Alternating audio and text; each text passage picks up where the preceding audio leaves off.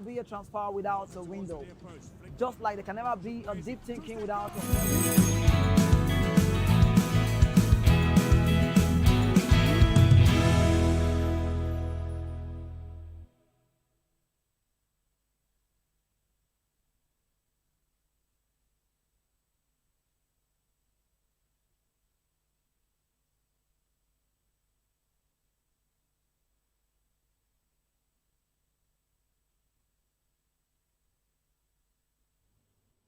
It's a beautiful Tuesday morning, and we welcome you to today's edition of VOP This Morning. I am Moses Humphrey. Now, a quick look at the topics that we have for you today.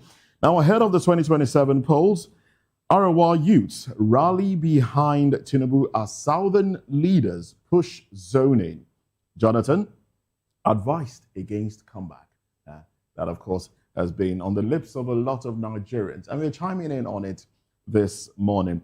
Governor Uzodinma defends Tinubu's reforms, says economy showing signs of recovery. And also, education reforms. ASU threatens action over alleged breach of 2027 deal. Now, these are our major conversations this morning. But, of course, there are other things that we would also chime in on that Nigerians are talking about. I am Moses Humphrey. Welcome on board. Welcome on board. Indeed. Indeed. How did you echo at the same time? I mean, it's echo, you said. Well, if I were the governor of my state, I would probably defend the president's policies and as well defend my own policies. That is the way it goes. Good morning and thanks for joining us on VOP this morning. I am Chukwuma Okoro. Thank you for joining us this morning. I'm Jane Ogoye. We are going to be starting on a rather solemn note because of an accident that claimed over 11 lives yesterday at the Abeokuta-Lagos Expressway after a commercial vehicle reportedly lost control, somersaulted multiple times and crashed into a bridge. According to eyewitnesses and emergency responders, the ill-fated vehicle was speeding when the driver attempted to overtake, leading to a fatal crash that left several others critically injured. The FRSC confirms the incident, noting that reckless driving, overloading, and poor road discipline remain persistent causes of carnage on Nigerian highways. The tragedy has reignited public concerns over the country's worsening road safety record, with critics pointing to inadequate enforcement of traffic laws, poorly maintained vehicles, and dangerous road conditions as recurring factors. Families of victims are demanding accountability, while advocacy groups insist that unless Nigeria tackles the root causes, from driver training to stricter regulation of commercial transport operators, such disasters will continue to rob innocent lives. Our condolences go to the families and loved ones of the victims of this unfortunate incident which happened yesterday. It's really sad, and accountability in Nigeria just ends usually on the news or trends, social media trends, hashtag, so, and after a while we all go back to life as usual. But let's just hope that the owners of the traffic, some of the owners of the transport companies, let's hope that they do the right thing. Because in Nigeria, I feel that drivers of some of these vehicles, you need to see the way some of them drive. It's almost, sometimes I'm like, maybe they have 10 lives or 100 lives. Is this the same life I have that they have? And it always doesn't end well. And because in a country like ours, the operatives, the FRC operatives, the road people who are supposed to regulate traffic, do the right thing on the road, most times they end up collecting, here and there. And so these people get away. There are so many vehicles that you see on the roads. There was a day I was going to Yanopaja, and two vehicles away from the vehicle I was in was literally driving with three tires. And I was like, no, this country can't be a real place. And he was conveying, I think, market women. That's some ingenuity. Yeah, some market women with foodstuffs. That should be harnessed. Yes. That's physics. And I'm like, no, Nigeria can't be a real place. Nigeria can't be a real place, really. No, that's something that, you should applaud the creator of that. That's the harness I talked about. Yeah, it should be applauded.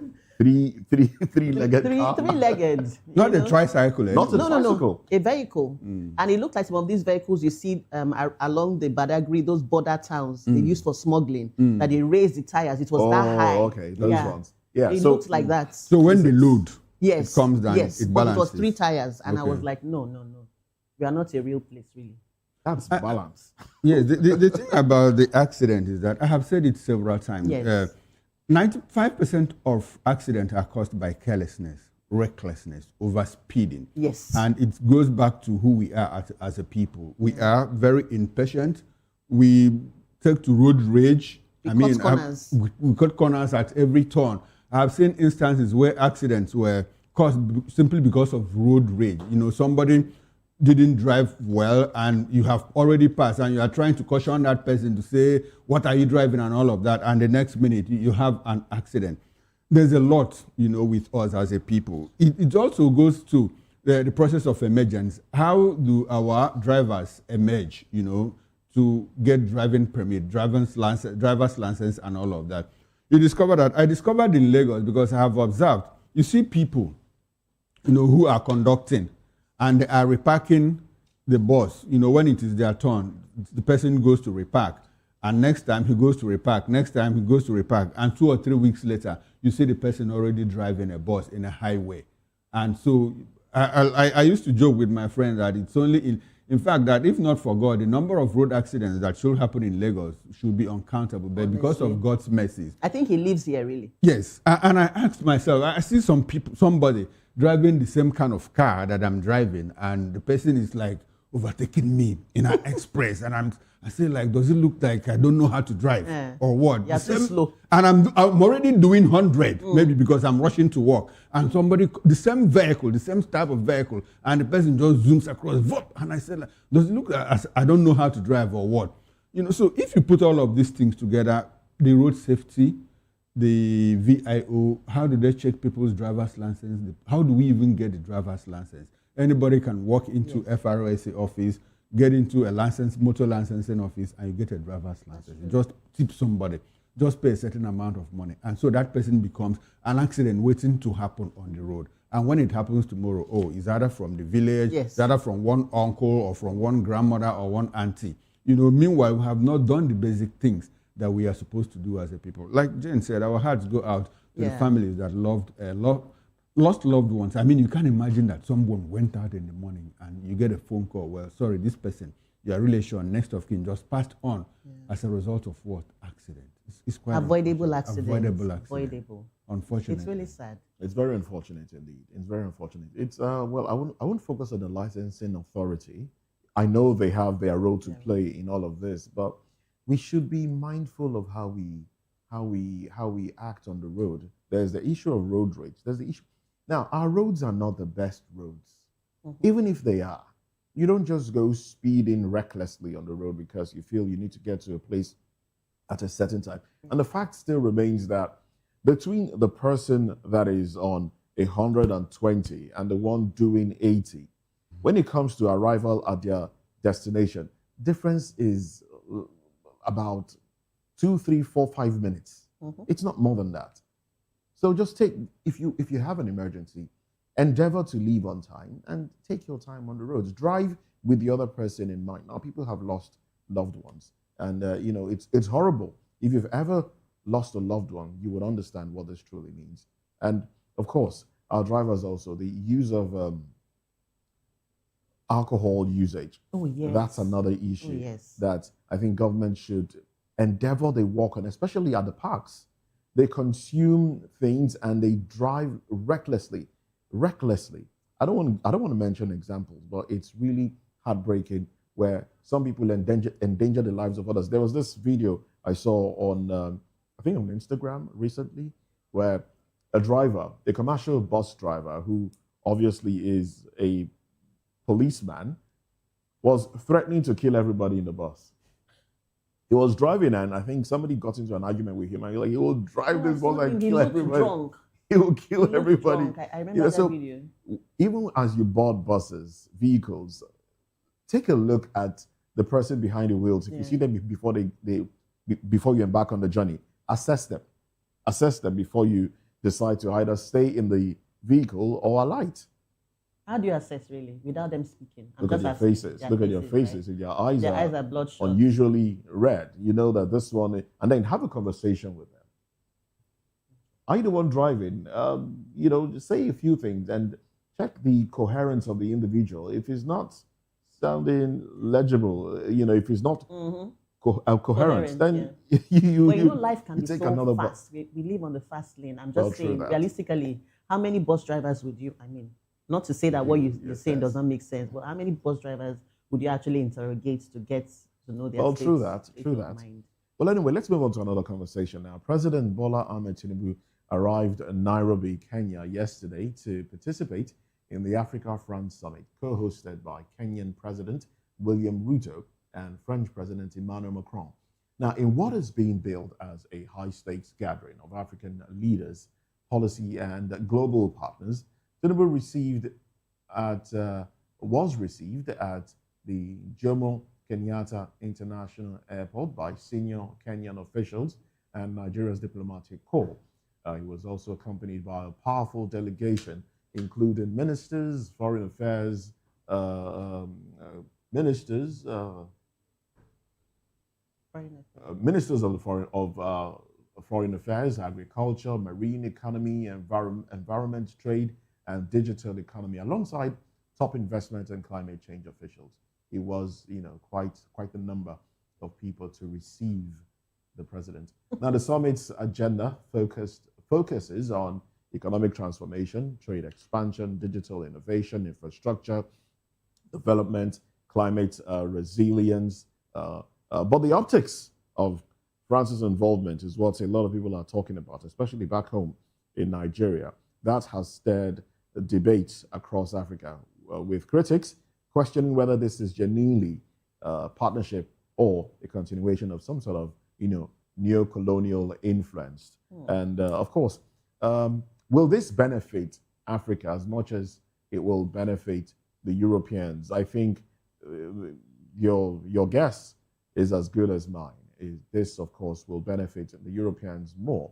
And you start to ask yourself, when will we, as Africans, do what we should do? When will we, take our future into our hands and start determining what we want? When will we put our cards on the table and say, yes, this is what it should be. This is what we want to achieve.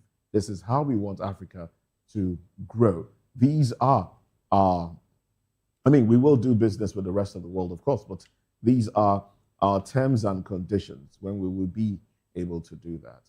Well, I don't know. It's difficult to say. It's difficult to say.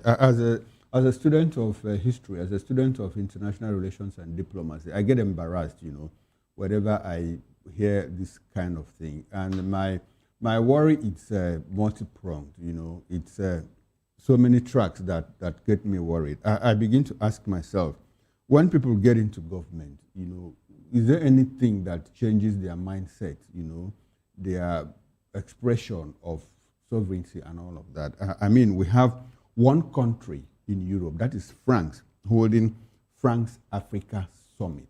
One country coming together to hold France-African Summit of 54 African countries.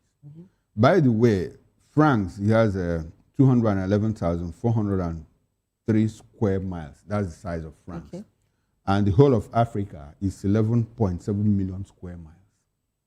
France is 211 square miles, and Africa is 11.7 million square miles. And north central of Nigeria, bordering 6 states, comprising 6 states, has 231,677 square kilometers. And bigger than France. Bigger than France. No, in terms of square kilometers, okay. Bigger than. So approximately the size of France, and France is slightly bigger. France is slightly bigger than the whole of north central Nigeria. And so they call our presidents together and say, look, this is how we want to fashion our relationship. By the way, France is a receding power. France is no longer, point, yes. France is not as strong as it used to be. As a matter of fact, again, France survives because of Africa. If we take away our natural resources, if France stops coming here to take our natural resources, France will turn to a third world country in the next 10 years. Interesting. But they gather our presidents and read out more like sometimes riot act, to us. This is the way we want our relationship to pan out and all of it. And it's not France alone. You have the African Union building. Oh, yes. Built by China. China came here before the Europeans in 14. As a matter of fact, in 1414, Zheng He was here with a ship bigger than what Christopher Columbus traveled to the Americas with. But the emperor then said, well, I don't want expansion, I don't want imperialism, and he stopped them. And so how many years? Of more than 500 years. China is coming to recolonize Africa away from what Europe and Americas did. And we sit by and watch them do all of this. 54 big heads put together cannot come up with something that can compete favorably with one head. Yeah. Emmanuel Macron, how old is he? Yeah, I don't. But it's not about the person, it's about the institutions of government. Yes. So when we have our own president, go to Kenya, in the midst of economic decline here, or even economic development, Nigerians are being killed in all parts of the world, and he stays there, makes one appointment. With more than half of his cabinets. With more than half of his cabinet, makes one appointment, and people are scrambling. Oh, it's my people, it's my person, and what are we going to do? What's the next track and all of that? I feel ashamed, honestly. And so, but what do we have as a people? That is the government we have. We will continue like this until we get to a point where we elect leaders that can say, well, this is the Africa that we want. We need a renaissance, as a matter of fact, yes. Because we cannot continue in this direction. Africa is still a wasteland after how many years, of. Meanwhile, Africa is the cradle of civilization. I know how you look at it. Let's move away from there, Jane. Let's move away from there. President Bola Tinubu has appointed retired Major General Adeyinka Famadewa as a special advisor on Homeland Security. Interesting. A move hailed by the presidency as a step towards strengthening intelligence-driven operations and interagency collaboration. Famadewa, a decorated officer with over 3 decades of military and intelligence service, previously played a pivotal role in establishing Nigeria's Intelligence Fusion Center under the Office of the National Security Advisor, and his expertise in counter-terrorism and civil security cooperation is widely respected. However, the appointment has ignited sharp debate among analysts and citizens who warn that Nigeria already has a crowded security architecture with the Ministry of Interior, DSS, ONSA, NCTC, Immigration, Customs, NCDC, and NEMA all handling overlapping responsibilities. Security experts argue that creating another advisory office risks institutional duplication, bureaucratic rivalry, and broad accountability, rather than solving Nigeria's chronic coordination problems. Comparisons have been drawn with the U.S. Department of Homeland Security, which was created after 9/11 to consolidate fragmented agencies. But experts stress that Nigeria's case is different, since most Homeland Security functions already exist within established institutions. Pretty much said it's more like a duplication. I don't know what his role would be. However, the president said is advisory, but I think it's a duplication. We have the DSS on one side, we have the police, we have the military, we have the army, we have the NEMA. It's overlapping. I don't know what new thing he's bringing on board, and even copying the Homeland Security. It's the US's strategy. Yes. But if you read the Homeland Security, the mandate and all of that, they collapsed. The US collapsed 28 agencies. Yes. To form the Homeland Security. So why do we have a Homeland Advisory when we already have different agencies that are even yet to, pull their weight? Yeah. So I don't know what he's going to do. Is he going to have all the police, the army, and all of them in one WhatsApp group and they speak with one voice? Because I don't know what he's going to do. I mean, this appointment just feels like, okay. I'm happy. I'm happy you mentioned 25 agencies in the United States. 28 actually. 28. At some point, I think in 2001, 2001, prior to 9/11, they had 17 of them. Yes. But at that time, there was nothing like interagency cooperation. And so that was why CIA was getting information. They were not telling FBI, the information they were getting. And so that's why it was easy for the terrorists to coordinate an attack. That said, now they have 28. But what even got me amused in this is that he's an expert in counter-terrorism strategy. And we have him here. And we are passing through what we are passing. So where has he been all this while? No, the expertise, is he here in Nigeria or elsewhere? He's here. So that's why he's here in Nigeria. And then we have gone back to where we started from. I mean, how can you say that somebody is an expert in counter-terrorism, counter-insurgency, and so what? Where has he been all this while? That's my question. They are blowing his trumpet. He's an expert with more than 3 decades of experience in counter-terrorism. So why were we not using him at that time? Oh, well, he's just... Well, there's a conspiracy. I mean, I was in a pub yesterday and we're talking about this. were in a pub yesterday and we were talking about this, and someone said, well, I don't know, conspiracy that, well, this that the president, as a matter of fact, is no longer happy with Nuhu Ribadu, and that this man is going to understudy Nuhu Ribadu. And if the president wins, Yes, you know, in the fight. In second term, now this man will simply become the national security advisor. I don't know where he got that information from. Conspiracy theories. But in all of this, I don't see it as a duplication. But my worry is overlapping, right? Not just overlapping.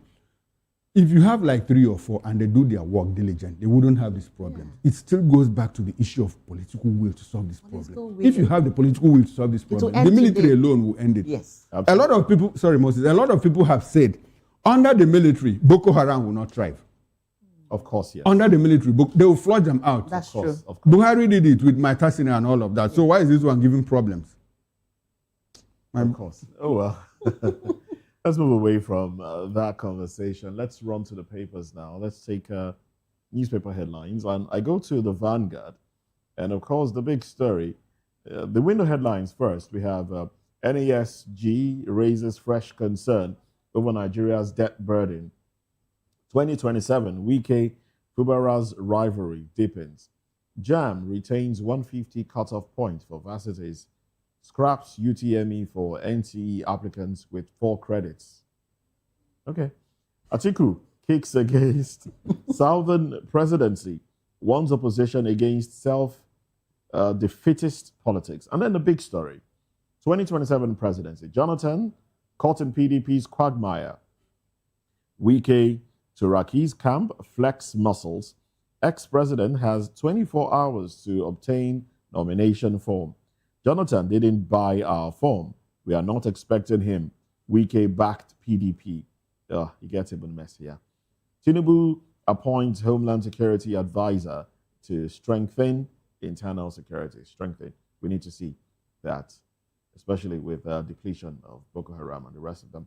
FNPP alerts Tinubu of plots to destabilize PGF ahead of 2027. With this issue of security, I think it's about the coup thing. The president wants to get some sort of protection around himself specifically. Yes. Regime protection. Specifically. That's what it is. Yes. That's what it is, really. And 42 killed in Zamfara, Benue attacks, many abducted. And yes, of course, those are the headlines there from the Vanguard newspaper. Punch newspaper, federal government, World Bank in talks over second largest $1.25 billion loan. Loan approval expected 6 months before 2027 presidential elections. World Bank flags high political risks ahead of 2027 polls. NESG warns Nigeria's debt outlook remains troubling. Tinubu governors eulogize Fasoroti at 100. Adeleke deposes Osun monarch after U.S. conviction. 2027 presidency, Atiku's northern ticket campaign faces resistance. 17 foreigners rescued in Lagos anti-trafficking operation. Oil hits $104 as U.S.-Iran peace deal fails. Rivers Assembly, Fubara loyalists reject APC screening reports. And quickly from the Daily Sun, beside the nameplate, Anambra begins crackdown on suspected fake pastors. Banks withdraw 1.7 trillion naira from CBN. Keep more cash ahead of elections. I'll take that again for emphasis. Banks withdraw 1.76 trillion naira from CBN. Keep more cash ahead of elections. Now the big story for the master himself. Rules for 11th Assembly. Senate sets 14-day deadline for senators-elect to be sworn in to declare seats vacant thereafter. You understand? You know where I'm coming from and where I'm going to. Now, malpractice. WAEC unveils tough measures for 1.9 million candidates. Promises to avert last year's error leading to review of results. PGF crisis. Forum demands Tinubu's intervention. I'll take that again for emphasis. PGF crisis, that's Progressive Governors Forum crisis. Forum demands Tinubu's intervention. FG OK's 150 minimum admission score for varsities, nursing colleges. Fixes 100 for polytechnics. Waives UTME for NCE applicants. ASU warns of industrial crisis over delay in agreement implementation. And FG reforms reason economy. FG reforms reason economy thriving despite US, Iran war, global crisis. That's Okay, FG reforms, reason economy thriving despite US-Iran war, global crisis. That's coming from Ozodema, the embattled chairman of the Progressive Governors Forum. And that's it from the Daily Sun newspaper. And that's pretty much how far we go. Newspaper headlines, we get deeper into it during newspaper review at 10 o'clock. But in the meantime, let's look at our very first conversation for today. Arewa youths back Tinubu's Southern leadership demand. Demand zoning, while Jonathan warned against returning. Well, let's look at this when we come back from this break. Stay with us.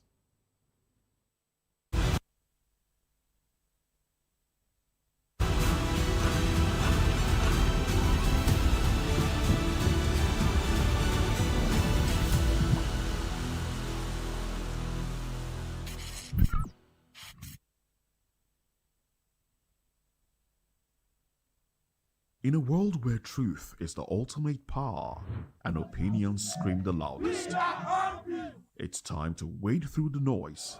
Hunger no get tribe! Hunger no get religion! And scan the human interest and trending topics that matter. Stay tuned to The Issues, your plug to the stories making the buzz, from politics to science and technology, social justice, and more.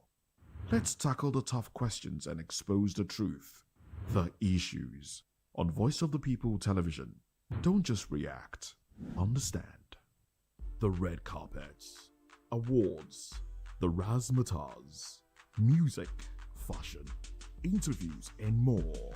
Spotlight on Voice of the People Television. Let's feed you with all the juicy stories in the global entertainment space, bringing you the glitz and glamour as it is hot. Stay tuned to Spotlight, 1 p.m. Monday to Friday. Spotlight on Voptv. Entertainment like never before.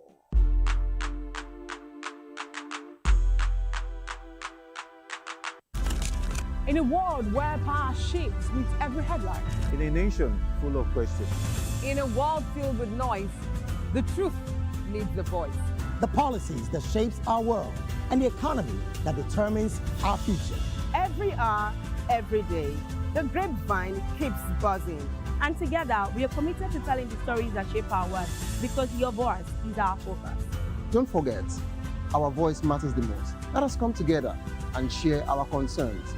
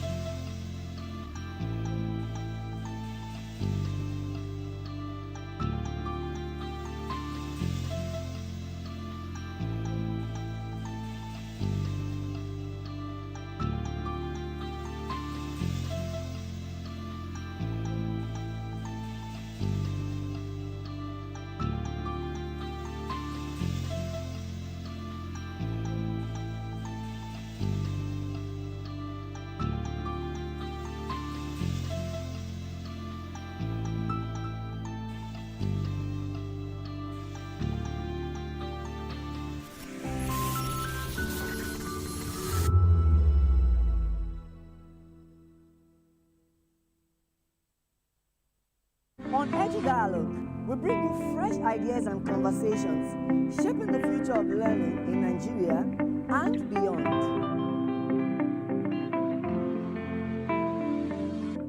From the views on the street We go to bed empty hunger. to the blaring horns of a hustling city, the loudest voices of the common man got a medium to be heard. This particular administration, they were coming unprepared. It's not a bad thing to renovate the president's law. Through top-notch programming, unbiased reportage of news, sports, business, entertainment, and cultural documentaries, Voice of the People 90.3 FM became a symbol for 21st century media. And now, a new baby is born. Voice of the People Television, Voptv, youthful, full of vigor and penchant for excellence in the continent's media space, exposing the wrongs, applauding the rights, Dissecting the news without fear or favor. Through factual and accurate stories and contents. Corruption kills three things that makes a society.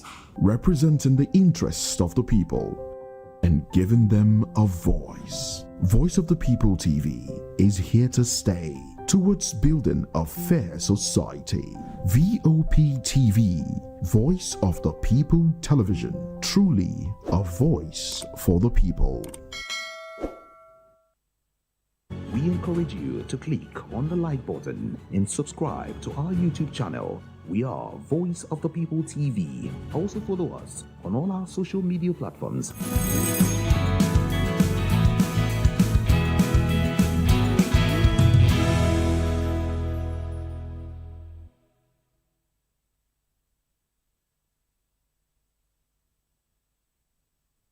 Welcome back. Nigeria's political landscape is already ablaze ahead of the 2027 general elections as Arewa Youth Consultative Forum publicly backed President Bola Tinubu for a second term, rejecting calls for power to shift back to the north. In a sharp contrast, the Southern and Middle Belt leaders have urged political parties to zone presidential tickets to their regions, insisting that equity and fairness demand a break from northern dominance. The debate has turned fiery, with Aviation Minister Festus Keyamo blasting the opposition's zoning stance as a political 419, while former presidential aide Bashir Ahmed warned ex-President Goodluck Jonathan that any attempts to return to politics would destroy his legacy. These tensions highlight the deepening regional and generational divides shaping Nigeria's political future as alliances fracture and ambitions collide. Meanwhile, the ruling APC is facing its own internal storm in Rivers State, where 65 aspirants linked to Governor Similayi Fubara were disqualified, leaving only 33 cleared to contest, a move that has sparked accusations of interference, with former Governor Nyesom Wike has strongly denied. On the national stage, INEC has announced plans to deploy 1.4 million core members to manage the 2027 polls, underscoring the scale of the electoral exercises. This morning, we are being joined by Prince Francis Chilaka, who is a political and public affairs analyst. Also in the studio with us this morning, we have Mr. Elvis Elimehele. He's also a public affairs analyst. We'll be joined later on from our Oka studio by Emeka Obani, a new media specialist. And also from our Benin studio later, we'll have Alhaji Ahmed Evabreke, a public affairs analyst. Prince Chilaka, good morning. Good to have you. Morning. Okay, so a lot of things are happening in the political scene. We have Jonathan's comeback bid. We also have Fubara's debacle. Let's start with Jonathan. Let's unpack all of that. When what you are say your Jonathan's views? comeback bid, I don't know who's bringing him back. I'm just hearing it from you because Jonathan himself has not come out to say he wants to come back. See, let me be honest with you. If Jonathan is a smart man, considering the fact that these same people who are asking you to come back are same people who carry the coffin for you.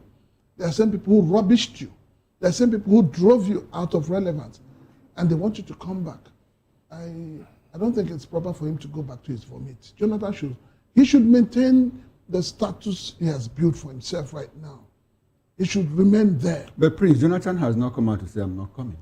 Well, he hasn't come out to say it's so coming. what was keeping him, what's holding him? I mean, at every turn, he tells people, I'm consulting. Who is he consulting? He's a politician. Okay. That's how they speak. Should he be a politician or a statesman? That's why we're saying for him to remain where he is as a statesman. Okay. If Jonathan makes that mistake of coming back, I'm telling you, everything he has built so far will be thrown to the gutters. Because you need to understand the way Nigeria is today. This is a man who told you that his ambition is not worth the blood of a Nigerian. Today, Nigeria is drinking blood. But don't you think he has the appearance of a rather ambitious person? Because presidents after him and some before and after him, when they leave office, they just retire to their country home. Yeah. When you say ambition, when you say ambition, now he's in Abuja. He's been resident in Abuja for quite some time now. He's had to work with this administration. He worked with the Buhari administration as well as some sort of diplomatic envoy and the rest of them. Isn't that some sort of ambition for Working as an envoy is different from coming back to contest an election. I'm talking about him being you heard Reno Mokri telling you that being appointed an ambassador was working for Nigeria, not working for Bola Tinubu. So for me, I know that. Don't forget, was it last year or so, his wife came out openly and endorsed Bola Tinubu. He told Nigerians how the family helped his own family. So for me, I think we just keep wasting so much energy and talking about Jonathan and all of that. Jonathan is not going to contest. Okay, so if he isn't going to contest, if Jonathan contests, let me tell you, if Jonathan contests and eventually wins, the courts will stop him. Because that means he's going to be sworn in 3 times. And that means he's going to, be a president more than the normal 2 terms, which is 8 years. Well, the court is still looking at his eligibility, and we'll get to find out. Well, you remember in 2023, his name came up. And what happened? I think he is enjoying that attention. Well, every politician enjoys it. They want to be in the limelight. You see, when politicians are not mentioned, they feel that they're dying. Okay. All right. All right. Let's bring Elvis into this conversation. Elvis, this Jonathan story of, it became bolder the moment NDC held a conference over the weekend in Abuja and said, well, we have decided to zone our presidential ticket to the south and the VP slot to the north. And in 2031, we'll make a reversal. The VP ticket will go to the presidential ticket will go to the north and the VP will return to the south.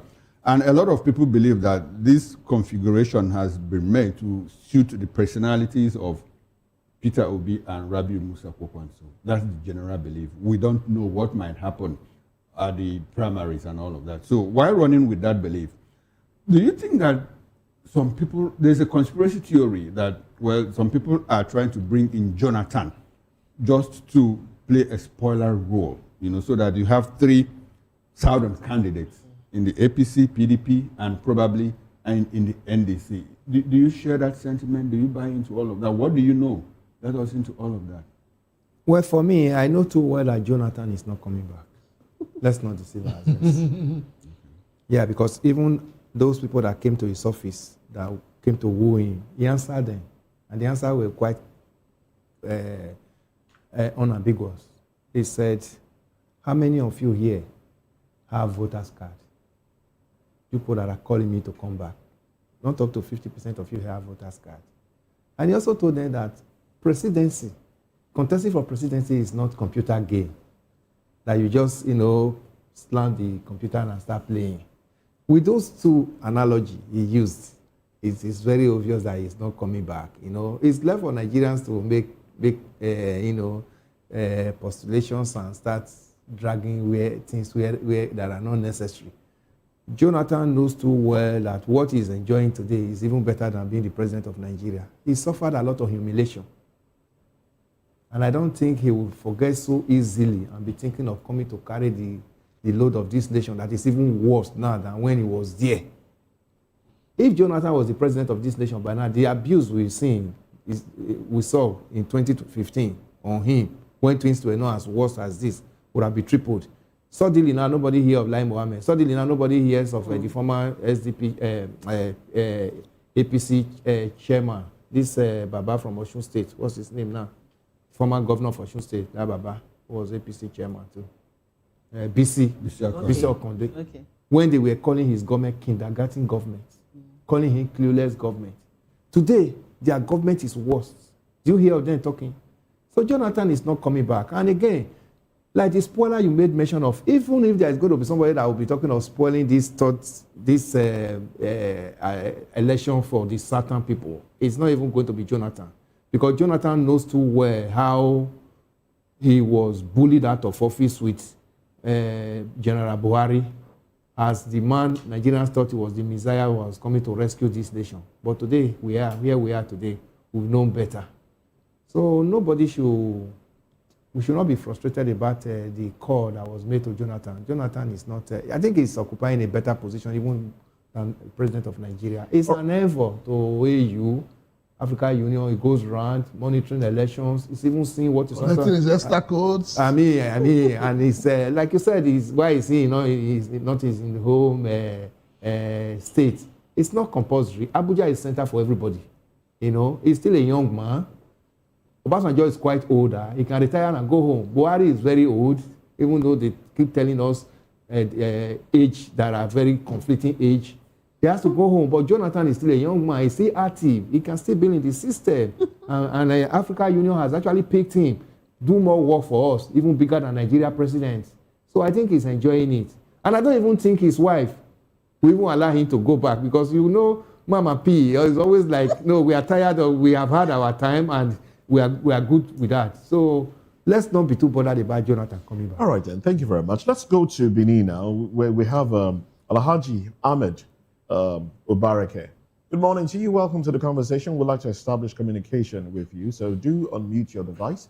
Okay, yes, you're in the studio, in our Benin studio. Well, good to have you. Now let's look at what some have seen as a friction or some sort of implosion within the APC.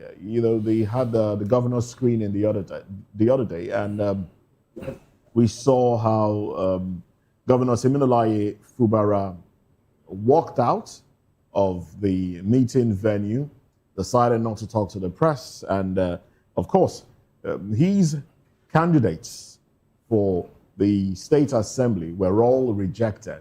And, that has also raised questions as to a possible implosion. If it's happening to Governor Siminalayi Fubara, who else would it be happening to?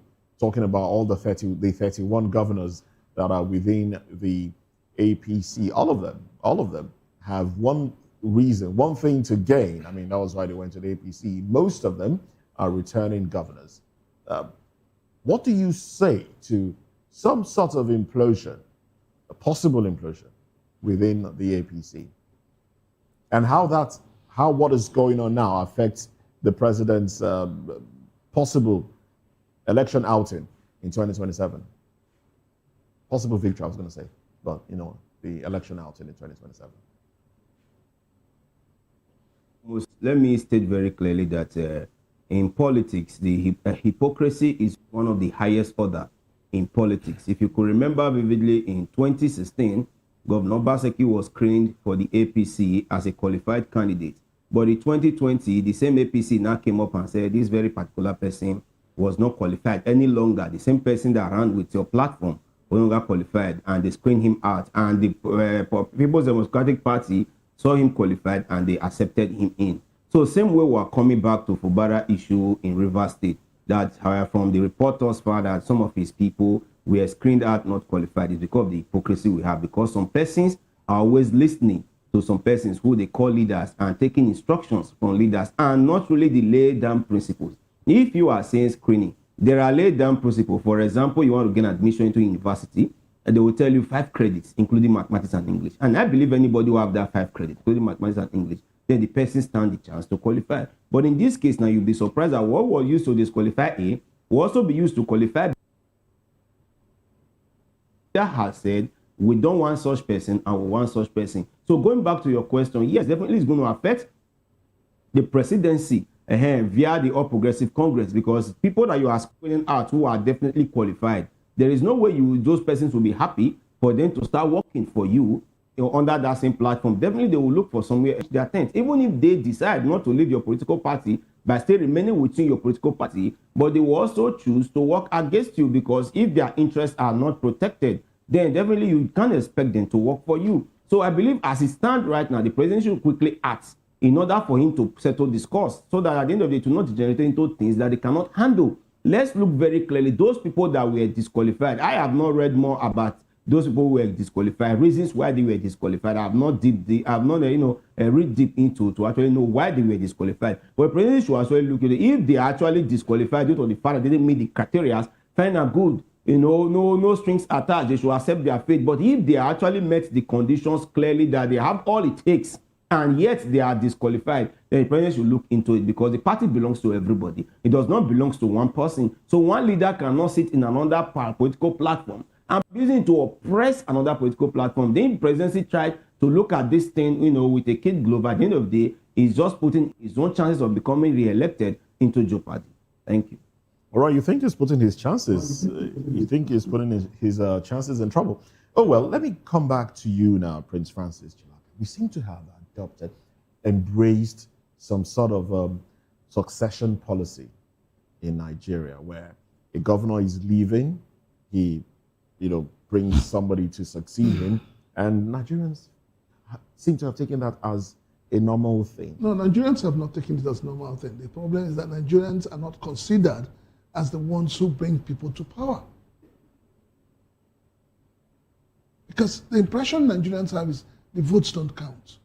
And the politicians will come out and tell you openly, I found my way in. I fought my way How is into that affecting, how is that influencing apathy? What is happening today with our political system is that the system is so corrupt that everybody leaving office is looking for who will protect them, who will clean their ass, who will protect whatever they have done. That's the truth. So it's not because we Nigerians don't know the right thing to do. We say sovereignty belongs to the people. Shouldn't there be some sort of pushback to this idea? When you say pushback, what are the criteria for appointing ministers? Do we have any? We're not talking about ministers. No. What are the criteria for appointment? For me, what is the minimum qualification to be a president? Let's start from there. The foundation is faulty. And because the foundation is faulty, everything that comes with it is faulty. So it's not about saying, everybody wants to be a godfather. Mm-hmm. And the reason why they want to be a godfather is to protect. Now, who should push back? What can the people do differently? Because ultimately, like it or hate it, it is the people that determine who governs them. So if the people are accepting the candidates of those in power already, one is tempted to ask that what then should the people do to ensure that they determine who gets to what position, especially as it comes to the governorship. First and foremost, we sat down and we're crying and shouting that we needed to rejig the Electoral Act. At the end of the day, those you have in the Senate and House of Rep came up with a document that favors them. It's not about the people. They didn't take the people into consideration. So you're saying, okay. So when they didn't take the people into consideration, in other words, what they are doing is just for their own grandstanding. How can you now say you are having consensus candidacy in a democratic setting? Prince, the question Moses is asking, how do the people push back in all of this? The people will push back when they stop collecting money from politicians, when they stop patronizing them, when they realize that whatever they give to you before the election is nothing to what they in the midst stand of to this gain. cruciating poverty? The poverty has always been there. Okay. Nothing has changed from the 8 years of wasted Buhari's administration to now. Has the poverty reduced? Rather, the poverty is getting to crescendo. So the people must think out of the box. The people must say, look, I don't need your money. I don't need your largesse. I want to have good governance. I want to vote in somebody that I can hold accountable. Okay. That is where the people need to come out. That's where the people need to come out. All right, let's, Elvis, before we talk about, I would like for us to return to the issue of the North-South divide, the zoning by the NDC. But before that, I'd like for us to interrogate the personality of Sim Fubara. Now, you understand what happened on Sunday. He went for his own screening. Other governors went on Saturday. Yeah. But he went on Sunday for reasons best known to him. And the window, for porting, for migration from one party to the other, closed on that Sunday by 11:59 p.m. He didn't attend his own on Saturday. Now, if you understand all that has happened between Sib and Wike in the past 3 years, what kind of politician do you think that he is? And what do you think would be his fate in 2027, he wants to return as governor. Apparently, most likely, they are going to disqualify him. If they disqualify his men, they will also disqualify him because, I mean, there's still a struggle between him and his political godfather, Nyesom Wike. What kind of person is his political personality, and what is his fate in 2027? First of all, he is not even a politician, to start with. If he was a politician, he would have played it doggedly along with his political godfather. We've seen it in my state before now. And we've also seen it in Anambra State. I'll come there. Look at it. He was chief accountant to his political godfather for 8 years. He knows where the fund of River State goes throughout that 8 years of Wike. And because he was a noble servant, he decided that, okay, let me reward you with this. It was just something that like given to him in a platter of gold. And when he got it, he never stood his ground firmly to say, okay, this is not my own time. That was why you see Wike coming in. Then he will want to actually talk like a man, like a politician. Then he will retrieve again. They'll go to Abuja. Then Abuja will not settle. Then will come back. All those back and forth, we're actually whittling down his political stance. Okay. Because the people were ready to be with Fubara. But Fubara was not ready to actually stand his ground along with the kind of trust and acceptance the people of Rivers has for him. Okay. Right. So fast forward to 2027. To 2027, he has lost it. We had this kind of situation in Anambra State in 2003. In 2003, Dr. Chiwenko Badinuju was the governor that was elected in Anambra for 1999 to 2003. In 2003, he had issue with PDP. There was so much insecurity in Anambra, and they said he didn't perform. To cap it all, the death of the Igwes, the NBA chairman in Onitsha, that was killed, and his wife nailed his coffin. When that controversy was on air, PDP refused to give him ticket to come back for 2003 to 2007. What did he do? He ported to AD. And that killed his political career. Exactly what we are going to see in Fubara. The next thing he's going to port. He can't even port. He cannot even port. So what the next we heard about Dr. Chiwenko Badinuju was that he's dead. So how does this affect delivering Rivers State for the president? This is where no. This is where the Rivers people come in. If the Rivers people actually, I never knew Rivers people can be this. I mean, docile and laid back. Because Oshomole wanted to do this type of thing in my state. And my people said no. Edo State, yeah. Edo State said no. Togba. There was Togba in 2020 that Obaseki must have his own 4 years. You brought Obaseki in 2016 and told Edo people that this is the Messiah. By 2020, you said no, you made mistake. You started kneeling down. I was saying, I'm sorry for my mistake. That you are not bringing the person you campaigned against, Pastor Izeyamu, in 2016, and I said he's not the best person. And those people hold it. You are not the one that will tell us the best person. We know the person that we are going to get in there. They said 4+4 must complete for Obaseki. Obaseki ported immediately to PDP, and he won the election. This is where I was looking for the Rivers people to actually play a role. One person must not dictate the future of Rivers people. About 6 million people. One person has been dictating. No. He should stop somewhere. He has to stop somewhere. He has to stop somewhere, Moses. If Rivers people actually believe that the state belongs to them, this is the right time for them to show it. About Lagos. No, forget it. No, I'm not bringing the politics. Did you hear I mentioned Lagos politics? I made mention of my state. I made mention of my state because I know what we can do in Edo State. Okay. Forget about what they do in Lagos. That one person is spitting into their mouth, everybody is swallowing it. We can't do that. We don't do that. Now, the Rivers people should think of their political future and their state, if they love their state. Okay. Because if we continue like this, grandchildren will come, grandchildren will come, great-grand will come. And this is not going to be too good. All right, then. Thank you very much, Elvis. Let's quickly run back to Benin City, where we still have Alhaji Ahmed. Alhaji, are you still with us? Can you hear me? Yeah, I am with you, sir. Yeah, beautiful. Now, about 2 or 3 weeks ago, I can't be very exact, but over the month of April, the coalition members, the big figures gathered somewhere in Ibadan and declared what they called the Ibadan Declaration, that they were going to support one sole candidate, as the opposition candidate. And there you had Rotimi Amechi, Atiku Abubakar, Peter Obi, Rabiu Musa Kwankwaso, and all of that. And they said one candidate. Over the weekend, Peter Obi left from the ADC, citing internal crisis and all of that, and now moved over to the NDC with Rabiu Kwankwaso.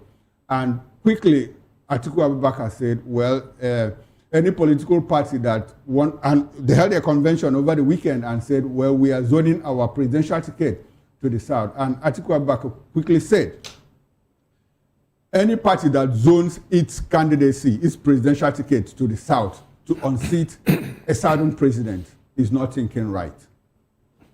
Apparently saying that the ticket should have gone back to the north, where he is.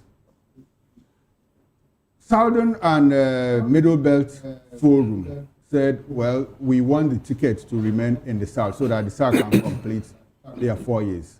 In all of this, does it look like the ranks of the opposition has been broken? Because Atiku is saying, no, it can't happen that way.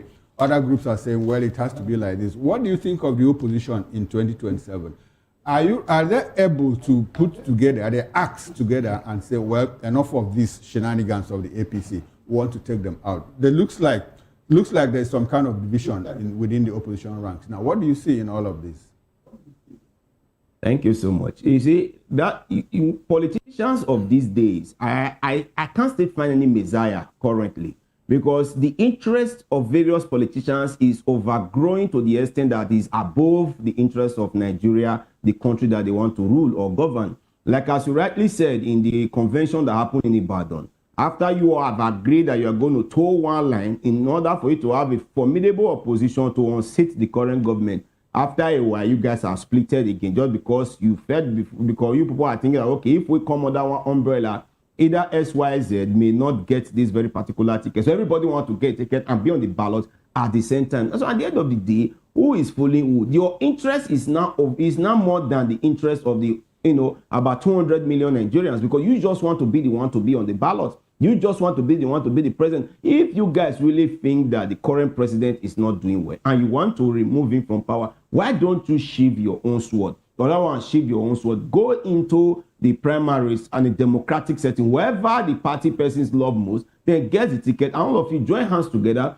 to support this person and give the party ticket, like what happened in 2020, in 2013 through 2014 in the All Progressive Congress. So if they were really serious, they would have told that line. But as it is right now, from your own question, yes, the opposition is very, very divided as it is right now, because when Peter Obi went to NDC, and I laughed, and the ADC, they also fight down. I just concluded and said congratulations to President Bola Ahmed Tinubu for his going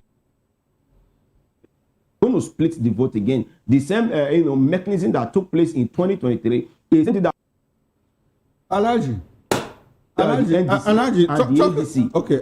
talking about splitting the vote. Okay, let's do the small arithmetic now.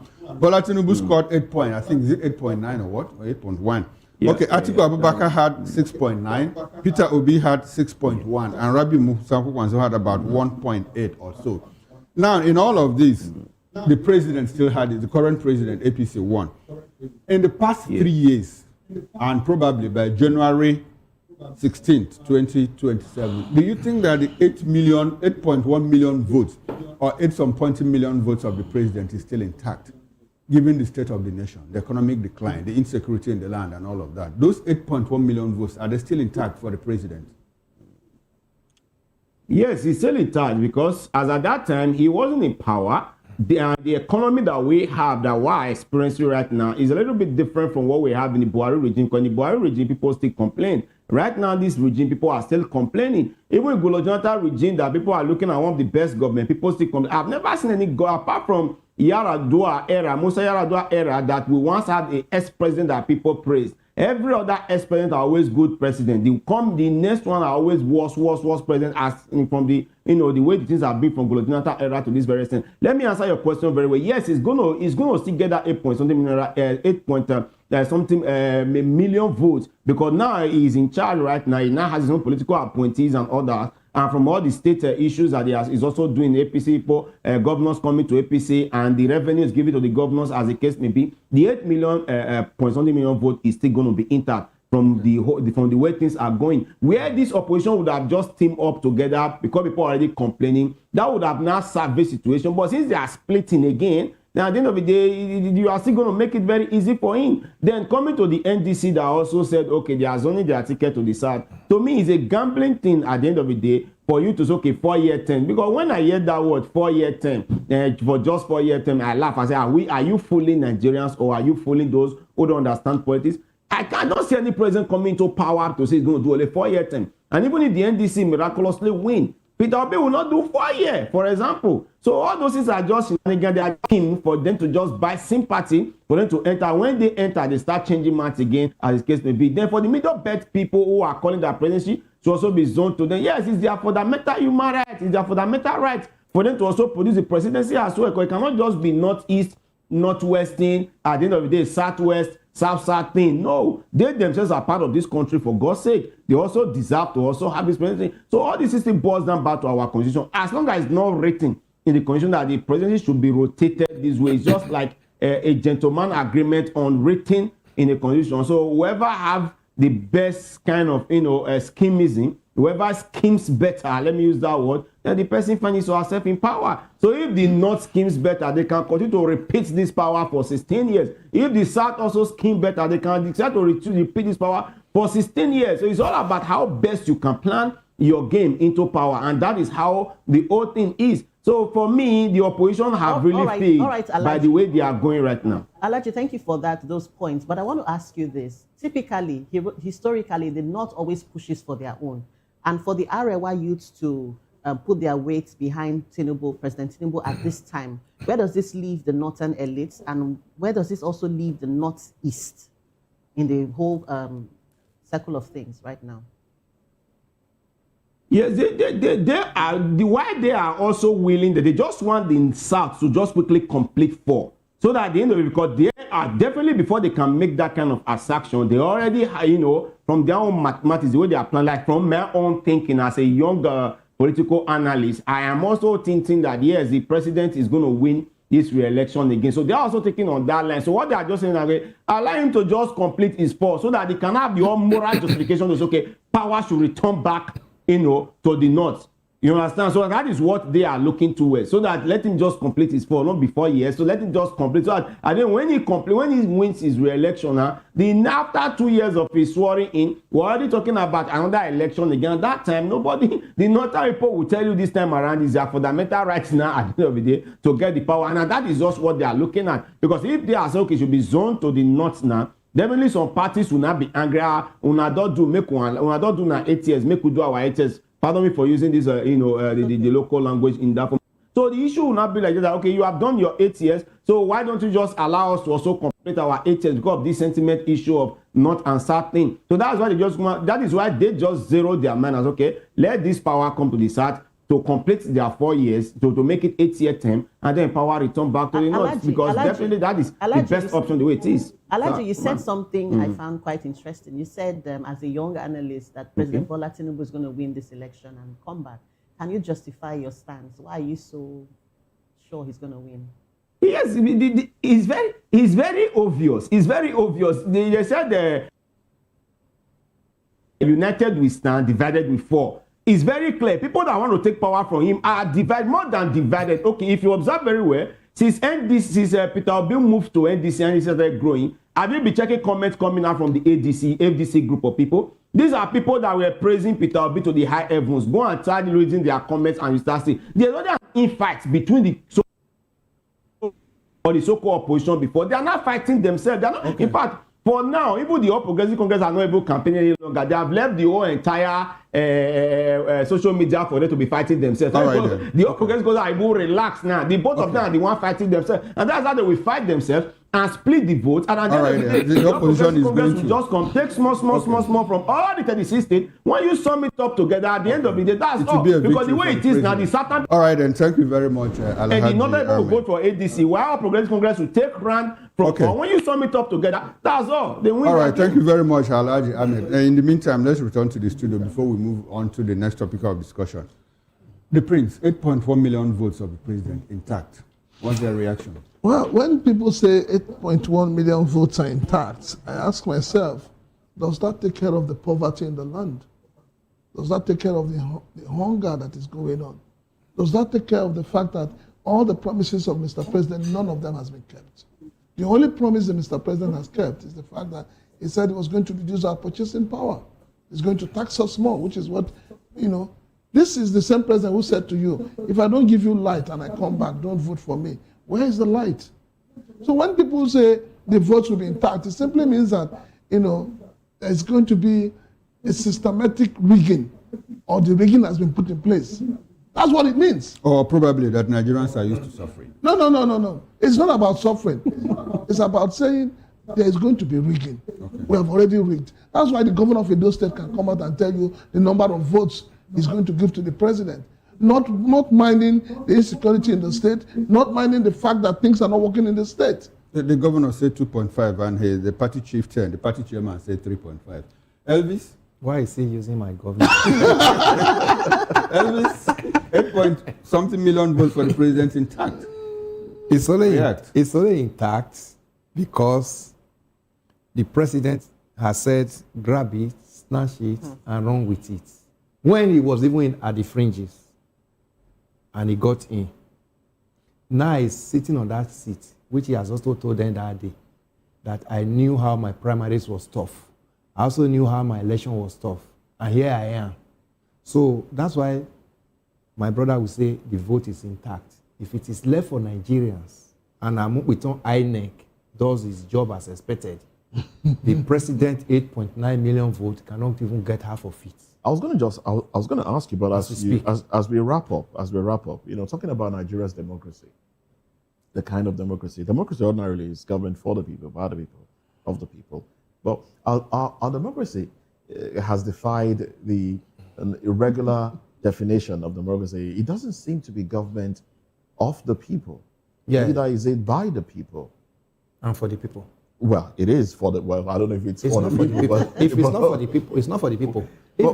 So what optics does that put out there to the international community, international observers, where we have people appointing people to take over from them, and then people are, your governor is saying 2.5 million votes, and the registered voters currently is not even up to 2.5 million. If you say the international community, you've always been reading the report of the international community observers in our elections. The report has never been favorable. There have always been flaws. It shows that we have not gotten it. The biggest problem we have is that the electoral umpire in Nigeria has disappointed Nigeria and have betrayed that definition of democracy. If the election is actually the umpire actually played their role so well as expected, we can be talking about that the definition of democracy will be at play. A situation where INEC, headed by Mahmoud Yakub, came out around 3 a.m. and 4 a.m. in the midnight to announce the president. 2:30 a.m. to 3 a.m. Announce the president. Then a situation where after the announcement, he say, go to court. And at the end of the day, look at what came out from the court. So these are still the area that we need to be talking about. How can we get transparent umpire that will be people-oriented, that people can vote and be and go to sleep and say, yes, my vote we can't. Until we have that kind of electoral umpire, electoral body, that before we begin to talk of the definition of democracy, whether it's favoring Nigeria or not, we've not had it. We complained about Morisigu during Obasanjo's time. We complained about Jega, especially the second election that brought Buhari. Then here we are, it became worse with Mahmoud Yakub. Where are we? So we have not even tested Amukbitona, but we have already started seeing the handwriting on the wall and the body language as we speak in Nigeria. We know we interpret body language. So we're already now taking aback that, is it going to be worse? But we are good at prayer and fasting, but Nigerians are already doing that. But let me tell you, it will not solve it, except we are able to, take the bull by the horn and deliver our our future by ourselves. All right, thank you. Thank you so much. Mr. Chilaka, you have any words to add to that? No,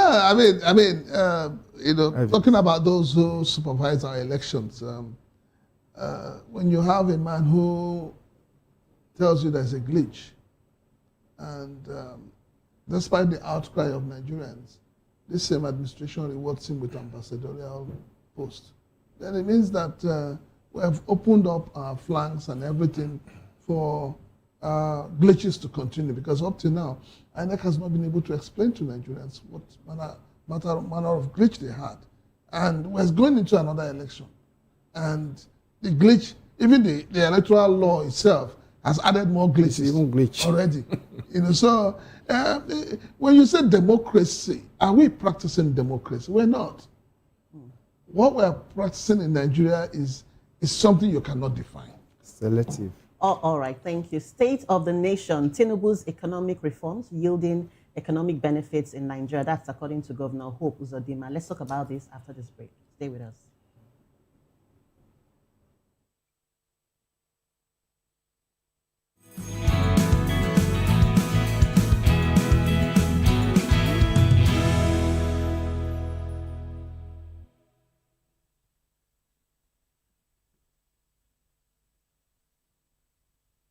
In a world where truth is the ultimate power and opinions scream the loudest, it's time to wade through the noise.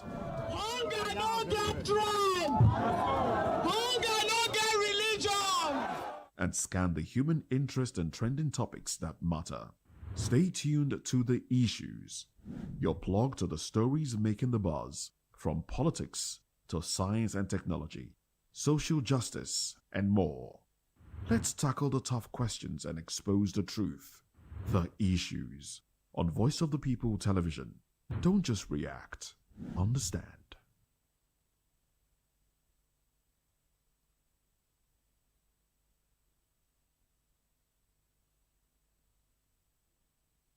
L 2564 is coming up on Barney. 2564 Atlantic Tower.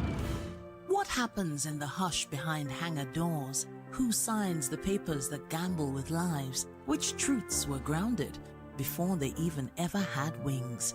If you've ever buckled a seatbelt at 30,000 feet, if you've ever stared out of that tiny window and wondered who's really in control of the skies, it isn't just flight, it's power, it's politics, it's pressure sealed in steel.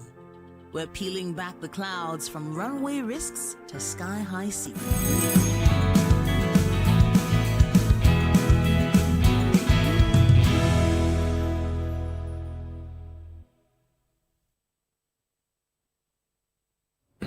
Nigeria's foreign reserves have surged to $49.4 billion, while monthly allocations from the Federation Account Allocation Committee hit 2.6 trillion naira. Figures Governor Hope Uzodinma credits to President Bola Tinubu's sweeping economic reforms. That's interesting. Well, the administration touts these gains as proof that tough fiscal measures, including subsidy removal, exchange rate unification, and tighter monetary controls, are stabilizing the economy and strengthening Nigeria's financial standing. Yet, alongside these headline numbers, the federal government has urged Nigerian youth to stop relying on the national budget and political handouts, stressing that sustainable prosperity lies in entrepreneurship, innovation, and private sector-driven growth. This message, however, has sparked mixed reactions, with many young Nigerians pointing to high unemployment, inflation, and limited access to credit as barriers to self-reliance, raising doubts about whether the reforms are trickling down to ordinary households. Well, at the same time, the Nigerian Employers Consultative Association, NECA, has demanded transparency from the Nigerian National Petroleum Company Limited, NNPCL, over its refinery repair deal with Chinese firms, insisting that details of the multi-billion-dollar arrangement must be disclosed to reassure citizens that public funds are being prudently managed.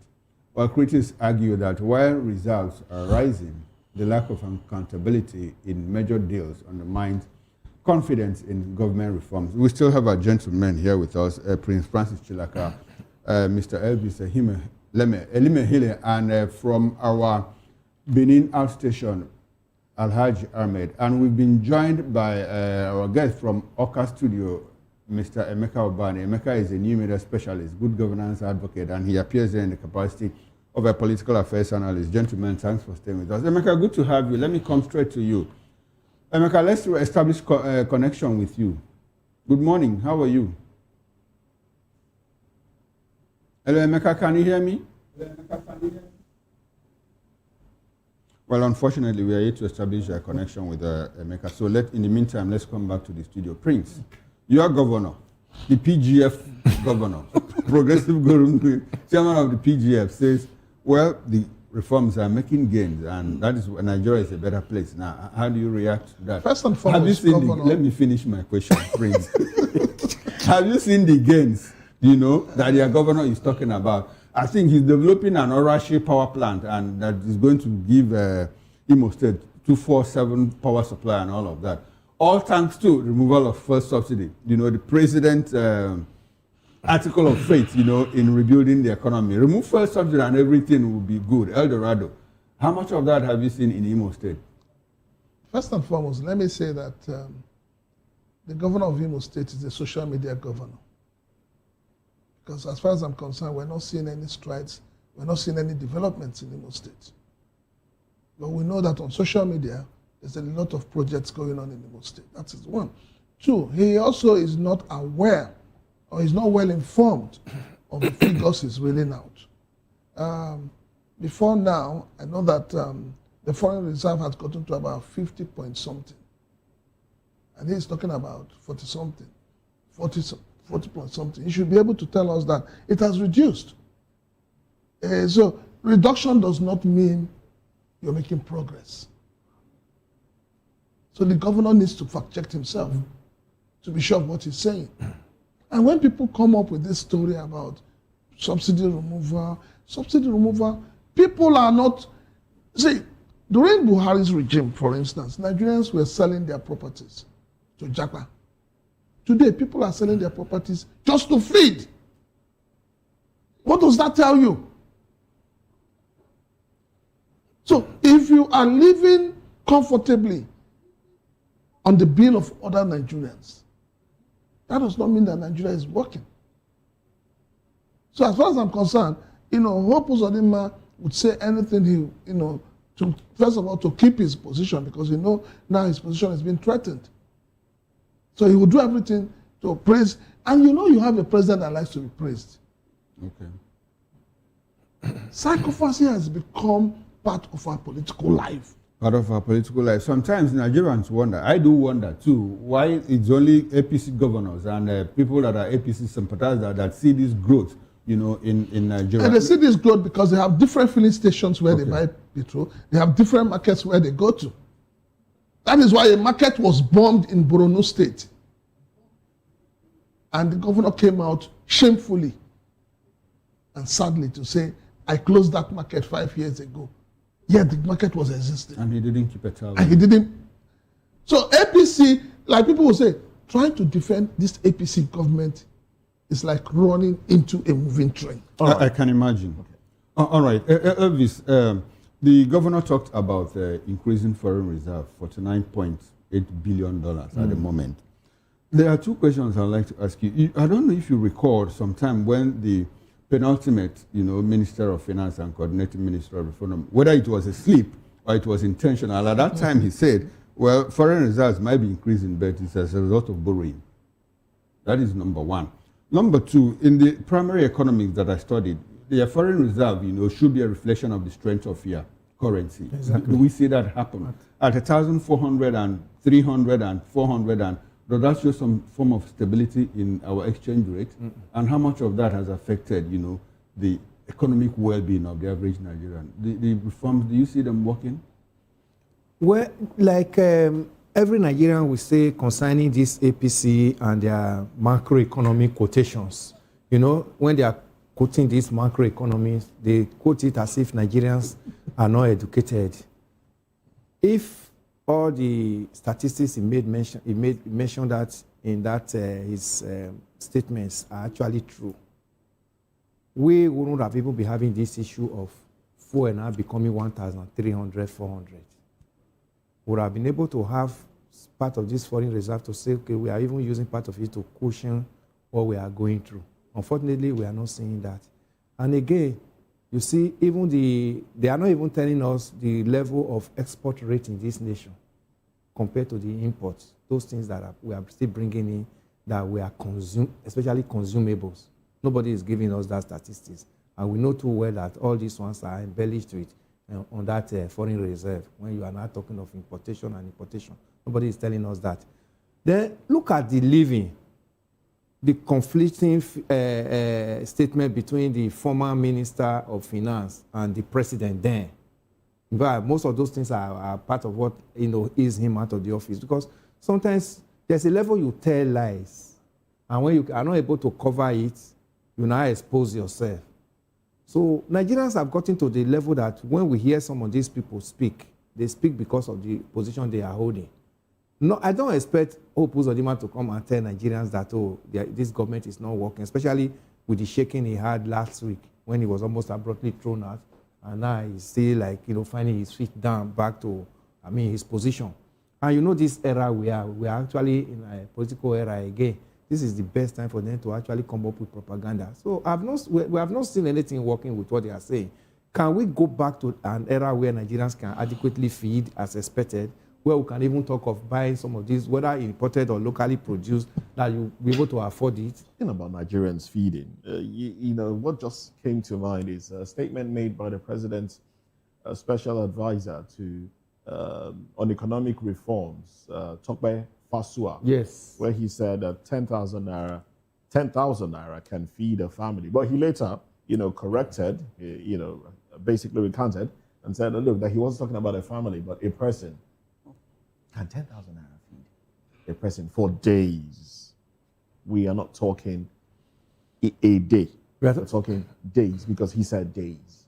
Is that something that the rest of us are missing in this economy that we are not seeing, that people like Tokwe is seeing? Are we in a different economy? You see, before now, Moses, I used to respect Tokwe's figure, but for some time now, I doubt where, as an economist, where his postulations are actually coming from. I know over the weekend, I did a little bit of shopping for my son that is going back to school. Moses. I went with the mindset that with 60K, I'll be able to get in some few things to take to school. Okay, in this country. I ended up spending 110K. And most of the things are still not complete now, as we speak. But we need to get into... So I want to know the kind of... That is just one person, though. I want to know the kind of market Tokwe Fashoa goes to, so that he can also introduce us to some kind of market where 10,000 naira can feed somebody for some days in this. Tokwe is somebody I know personally. Okay. We used to belong to the same political party, which he started, and he was the national chairman. I was the Lagos State. And what party is that, please? I'll remember the name. Okay. But here I was the Lagos State secretary of the party. We were very close. Tokwe and I are very close. You see, when you have people who have hidden agenda coming out, and along the line, they just, use that hidden agenda to gather people to support. And at the end of the day, the mask is let out. You find them just behaving anyhow. Why I'm saying this is that, Tokwe as the chairman of the party, when he got to the 2023 election, he became the presidential candidate. And that was where the real problem of the party started. Immediately after the election, the party fizzled out and he became an SA. And since then, he's been growing big stomach, he's been living large, and so he doesn't understand what the real Nigerians are going through. I put it to Tokwe that before the advent of President Bola Ahmed Tinubu, Tokwe criticized all the policies of the late Buhari. He criticized APC But today, he has forgotten that President Buhari is also still riding on the APC ladder. So when people come out and tell you they're activists, I ask myself, what kind of activists are they? Who are they really representing? So you have people who are representing themselves and claiming they're representing the people. Well, some would say activism is all about stomach infrastructure. Well, let's take this to, let's go back to our Orca studio where we have Emeka Ubani. But just to establish contact with you, I do hope that the glitches we had has been rectified. Emeka, good morning to you. Welcome to the conversation. Good to have you. Good to have you. Let's have your reaction. Good morning. Let's have your broad reaction to the conversation we're having. Okay, obviously, I would like to say to my friend there who just explained about his relationship with Tope. My father used to tell me that a friend in government is a friend lost. So if you have a friend who you used to know as a friend and the person gets into government, automatically you lose that friend. Because some people get into government, fortunately they don't feel the same thing they used to feel when they were out of government. And a lot of activism that we have is just people trying to find a ladder to get into government. And to the main issue, those economic reforms, the statement of Hope Uzodimma, of course, we don't expect anything less from the chairman of the Progressive. The All Progressive Congress and the ruling party is simply taking the Nigerians for a ride, if you ask me. When you say economic reform, really economic instead of statistics of employment, instead of statistics of interest, I mean about poverty in the last 3 years that this government have been in power. If you critique that statement, you will find out that it's just someone called it a propaganda in that studio. That's what it is. A statement that has no backing it is simply a propaganda. So unfortunately, you can't expect anything less from Hope Uzodimma, who has to make a statement that aligns with his political ambition and his party remaining in power, the desire for his party to remain in power. Obviously, you're going to hear more. You're going to hear more of that from not just Hope Uzodimma, but a lot of people that are working there. Of course, there's a lot of issues with respect to areas that this government needs to sit up. And one of their big major challenges is the economy. The economy has gone so bad. Fuel have gone up, prices of everything have tripled or quadrupled. Well, FAC allocation has increased. That way. So, and there's no cushion. That's the issue. That's the issue. FAC allocation continues to go high. So should we judge the economy based on FAC allocation increasing, governors getting more money, or the fact that unemployment rate is low and people are not having jobs? So let's find a balance here. Where would you say the problem is coming from? If governors are getting more money to administer states and the foreign reserve is increasing, yet the ordinary Nigerian is having it difficult putting food on the table, having it difficult purchasing fuel, where then is the problem? How can we find a balance? The increase of factors, like in Anambra, the governor hasn't done anything. Governor of Anambra State, if I can use him as an example, Professor Chukwuma Soludo, haven't done anything, haven't made any move that shows that, there's an increase in FAC allocation, because the salaries of civil servants are still where it was. I think he added 10,000 naira at one time, still where it was when FAC was where it was. So the governors are not even showing that body language that FAC allocation has increased. So they are still probably they are saving money for election or re-election or to be able to further their political ambitions, because when election come by and you come to the police, you should see that the ruling party is sharing a lot of money. The last election,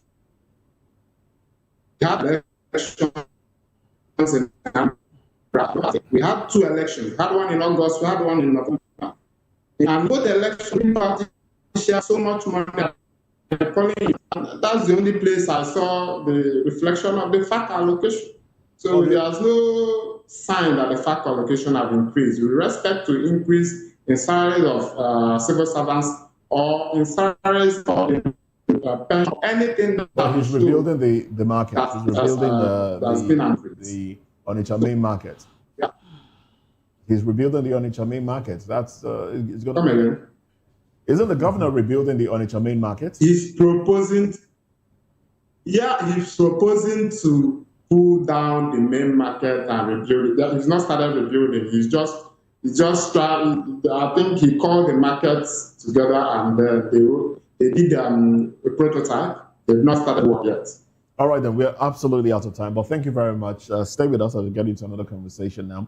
Let's go back to Alhaji Ahmed. Alhaji Ahmed, let's take your concluding thoughts on this one before we move on to another conversation now. Yes, let's have you conclude on this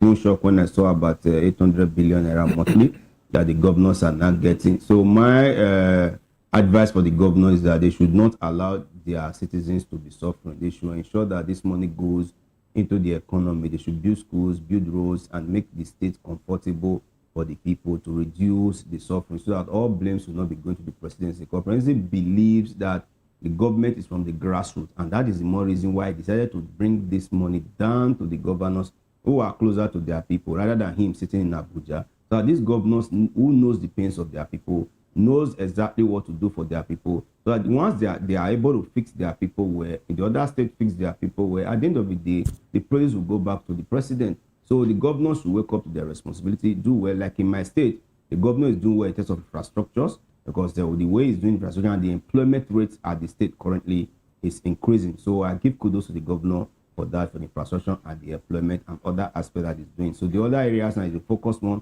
on insecurity so that at the end of the day, we have a peaceful state and a good environment to live in. Thank you.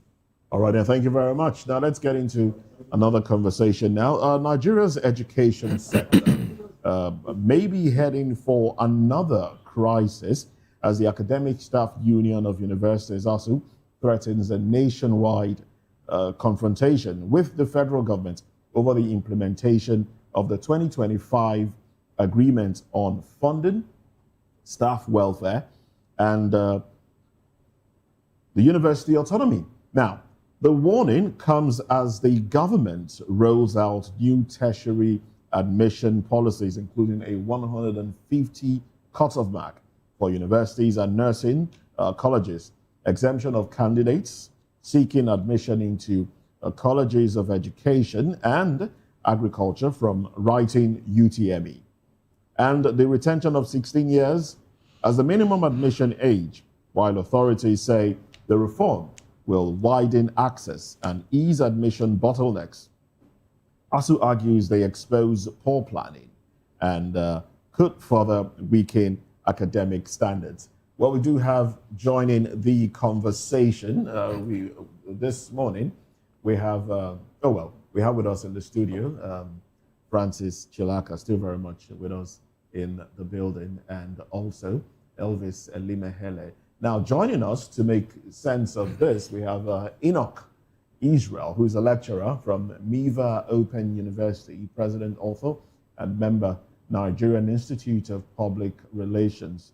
Welcome to the conversation this morning. Now, tell us, a lot of Nigerians are concerned with the cutoff mark thing and the exemption of some people. Is this making education accessible to everybody, or basically creating a problem without facing the issue of poor education, the issue within the sector itself? MIVA is a private institution. Some public institutions, government institutions, are having issues, especially with welfare. How do you react to this? Thank you so much for this opportunity to be part of the program.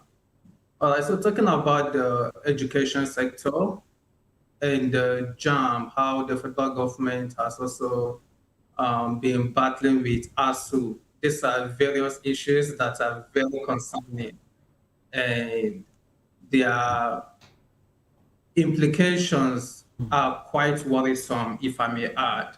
First, starting with the JAM, I totally understand why JAM and the federal government had to make the cutoff point to be 150 for universities. I understand that they are trying to get as many students as possible to be admitted to university to acquire tertiary education.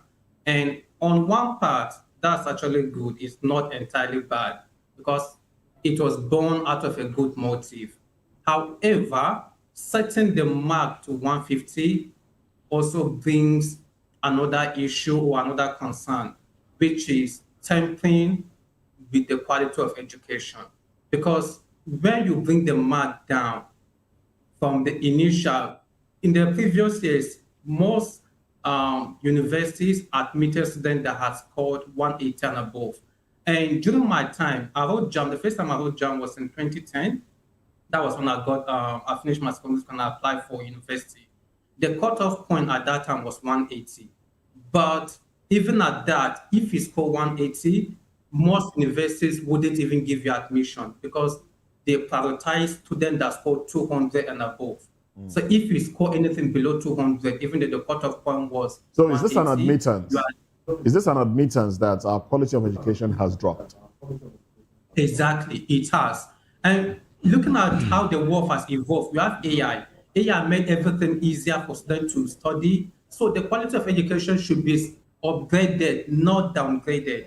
If I were the one, I would even suggest the cutoff point should be increased or upgraded to 200 rather than being brought down to 150. Even though the federal government, the JAM, did that with good motive, but then they're also compromising the quality of education. Because with AI now, there are many things you can study, you can do, unlike before that if they give a textbook, you have to study this textbook page by page to understand everything inside so that you can pass the JAM exam. But with AI, you can just check ChatGPT or your cloud AI, tell them to summarize this textbook for you. Then you have the full information and you can go and pass the exam with it. So AI makes education easier, and as such, the quality should be upgraded, not to be reduced, not should be to be downgraded at all. So I think they are compromising the standard of education in Nigeria. Okay, all right. And that's I have a question for you. So, I mean, from your experiences as an academic, what's the cutoff mark you see mostly from young undergraduates, graduate hopefuls? What's the cutoff mark you see? And because I'm wondering, I'm still trying to understand the rationale behind the federal government bringing down the cutoff mark to 150. So on the average, what is the cutoff mark we see these days? Okay, so most cutoff marks I see mostly about 1, 2, 10. It's mostly the average, I would say 200 to 220. That's the average cutoff mark I see. So it's actually quite concerning that the federal government is reducing the cutoff mark rather than increasing it, because most of them score the range of 200 to 220 so far, what I've seen. So if I were to advise, I would have actually suggested 200 as a cutoff mark rather than 150, because the quality of education has invariably been compromised. All right, thank you very much. Let's bring the conversation back to the studio. Prince Chilak, I see you chuckling. What are your views on this? Let's have your thoughts. Well, basically, before you react, this is to get people into institutions, because we have the number of people writing JAM, is in their millions yearly, but not all of them get admitted. So shouldn't this be something that should be embraced? And what impact will this have in the future, really? Do we talk about the number of people entering, or do we talk about the availability? The quality of graduates coming out. No, I'm talking about the availability of space to start with. Okay. And then what is the quality of education today? See, we in Nigeria, we keep jumping rather than working when we should work. Government is aware that public schools have been killed. government is aware that free education has been thrown away. So when parents starve themselves and save a lot of money to send their children through secondary school, because secondary school is in some places is more expensive than the universities right now. And then when they now finish secondary school, you now organize an examination called JAM. And at the end of the day, because of the poor quality of standards within secondary schools, these children do not do well in JAM. Education means there must be competition. Do we have competition in Nigeria today? We don't. Okay. I grew up, I attended a public school. And we were competing with private schools, which were not many.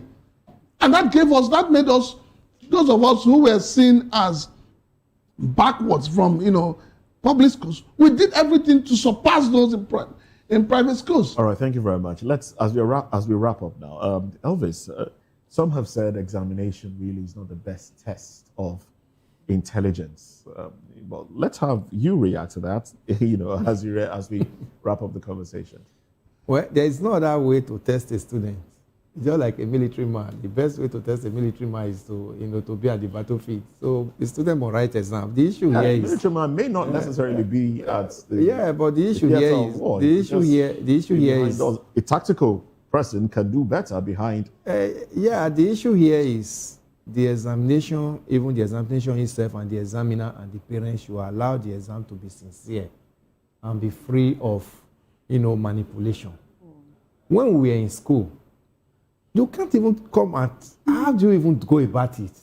Even some of these countries with jackpot to now, do you know that a graduate from America those days, Nigerians don't recognize them because of the kind of education system we have here. If you hear somebody have a scholarship from Nigeria to study abroad, it's either in UK or the defunct USSR. But today, we now go all manner of countries, all in the name of education. These are countries that we don't even recognize the level of their education that is. So what I'm trying to say in essence is, whether exam is, is a good means of testing the student or not, let us try and infuse in that credibility that exam desires. Parents now go to start looking for miracle centers for their children. Then they now begin to manipulate JAM results for their children to go into school. You can't do that. When my children were at that level, I don't buy handset for them until I see your WAEC result. You made it as expected. That's when I'll buy a phone for you. They use my phone to enroll their WAEC and use my phone to enroll their JAM. So their JAM result gets to me first because it's my details that are there. So now, how can I now be part of those that want to use to now bring the future of my children down? I think the parent must be one. By the time you are now taking your child out to a miracle center to go on, you see what they do now. They put them in a private school, but when it gets to the time of enrolling, they know one private school where they do miracle. They go and enroll that child there. That is an aberration to parents. Parents must have a rating if you actually want to move your children forward. Charity, they say, begins at home. Thank you very much. Now, Enoch, let's have you in 1 minute, please. In 1 minute, what advice would you give to both parents, the children, especially those new intakes and those that will be graduating as well? What advice would you give them in 1 minute? Okay, thank you. What I will advise is for students to be very serious with their education. There are many available tools now. Of artificial intelligence, the emergence of new media has brought many tools that could aid and support education. And studying is now very, very easier compared to what we had back then. So students should take advantage of these tools to study, not just to be using them as platforms for interacting or wasting time, but they should make use of these tools to support their education. As we are seeing in the advanced or Western world, I believe we can also. So my advice is for education to be promoted. It should be standardized, and we should never compromise it for anything. All right, then there you have it. Well, that's it on the show today. Thank you very much, Enoch Idra, who is a lecturer at Beaver Open University, president, author, and member, Nigerian Institute of Public Relations. Thank you very much for coming on the program. We must appreciate Prince Francis Chilaka, Elvis Salime Hele, Emeka Ubani, and Alhaji Ahmed Ubarake. Thank you very much, gentlemen, for being part of the conversation this morning. This is where we draw the curtains on VOP this morning. Newspaper review comes up next in a few minutes at 10 o'clock on the DOT. We'll be diving into the papers, x-raying the stories. I am Moses Humphrey. I'll see you at 10. I'm Jane Ogoye. Thank you for watching. See you at 10. I'm Chukuma Okoro. Bye for now.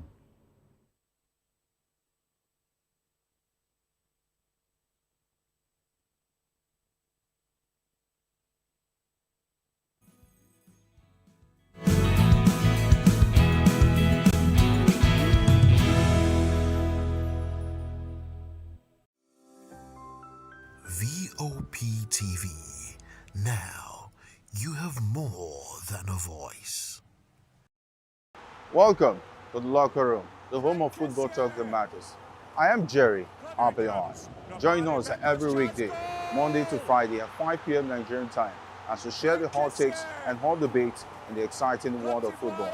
And joining me are the usual suspects, Ikechukwu and Mayowa, as we break down all the hot takes and everything that's happening in the football. Don't just watch football, live it with us. Catch us on the locker room and Voice of the People television at 5 p.m. Nigerian time. And like I always say, if not 20 minutes off, with the sport.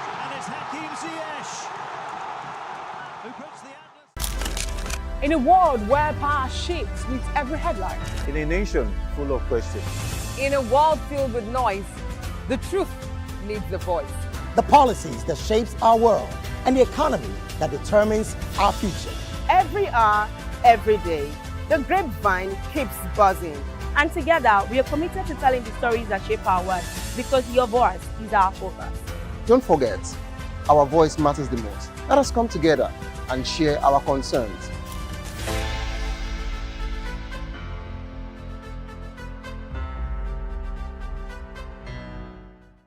In a world where truth is the ultimate power and opinions scream the loudest, it's time to wade through the noise. Hunger no get tribe! Hunger no get religion! And scan the human interest and trending topics that matter. Stay tuned to The Issues, your plug to the stories making the buzz, from politics to science and technology, social justice, and more. Let's tackle the tough questions and expose the truth. The Issues on Voice of the People television, Mondays to Fridays, 8 to 9 p.m. The Issues. Don't just react, understand. The red carpets, awards, the razzmatazz, music, fashion, interviews, and more. Spotlight on Voice of the People television. Let's feed you with all the juicy stories in the global entertainment space, bringing you the glitz and glamour as they hot. Stay tuned to Spotlight, 1 p.m. Monday to Friday. Spotlight on Voptv. Entertainment like never before.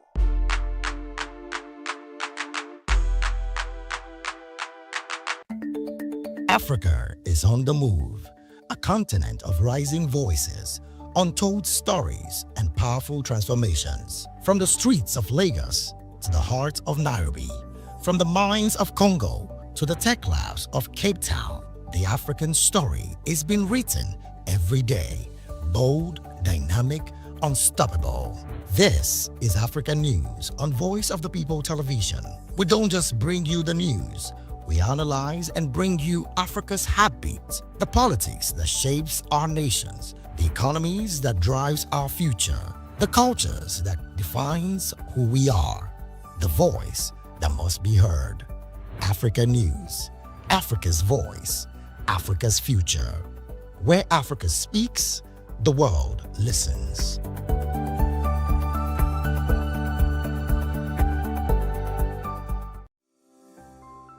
Voptv. Now, you have more than a voice. We encourage you to click on the like button and subscribe to our YouTube channel. We are Voice of the People TV. Also follow us on all our social media platforms. We are at Voptv Live. Visit our website www.vop.ng for fresh and trending news. Also watch us live on SLTV channel 264, Voptv, Voice of the People Television. Join us as we drive into the world of politics through insightful interviews with prominent political figures, both serving and former governors, ministers, senators, legislators, party chieftains, activists, and analysts. Get first-hand information into the decision-making processes that affect our daily lives. Highly engaging one-hour program that brings political discourse into focus. I am Chukwuma Okoro. Political Lens, Monday through Friday, 6 to 7 p.m. Join us.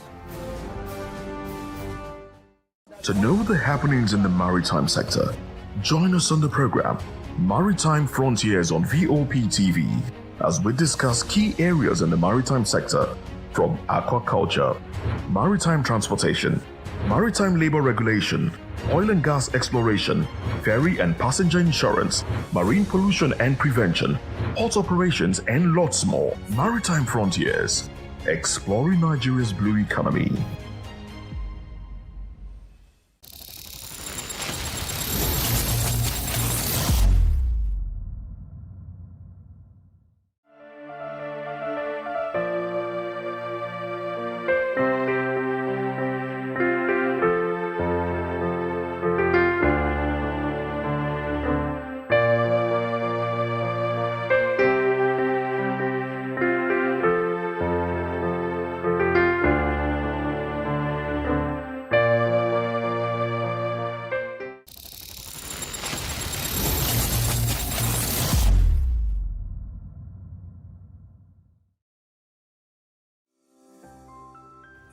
Voptv. Now, you have more than a voice. This is Health Check, your weekly guide to better living, smarter choices, and trusted answers. From everyday wellness to urgent health issues, we've got you covered. Health Check, only on Voice of the People Television, where your health has a voice.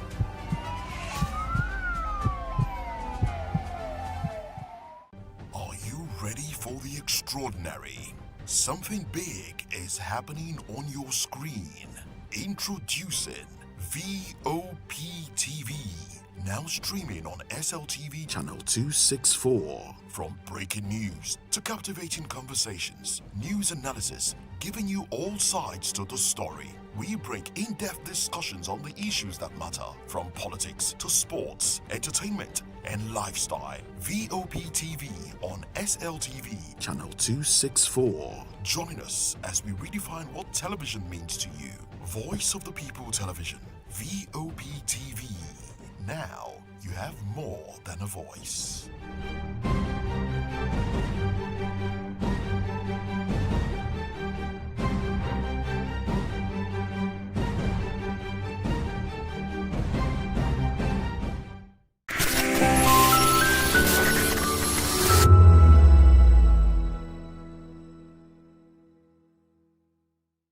Quality and original studio and musical equipment in Nigeria. Welcome to Iruka Online, Nigeria's biggest musical and sound equipment warehouse. Your trusted home for top global brands, reliable low-priced alternatives, and 100% original musical accessories. With over 60 locations nationwide and open 7 days a week, we deliver unbeatable service and customer support you can count on. Shop online at iruka.com in partnership with world-renowned brands like Wolfdale Pro, Prisoners, Twile Keyboards, Fender and Jackson Guitars, Marshall Amplification, Mapex Acoustic Drum Set, Tech Electronic Drums and Accessories, Evans Drumheads, Ashdown Engineering, and many more. Iruka Online, powering your sound with quality you can trust.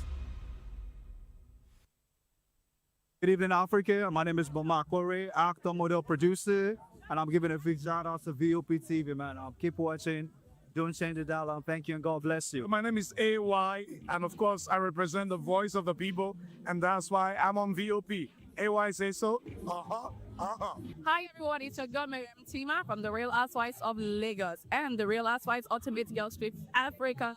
Shout out to VOP, the voice of the people. You already know. Stay tuned, keep watching.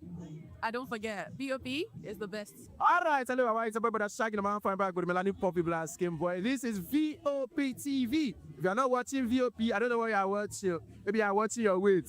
Bye. Hello.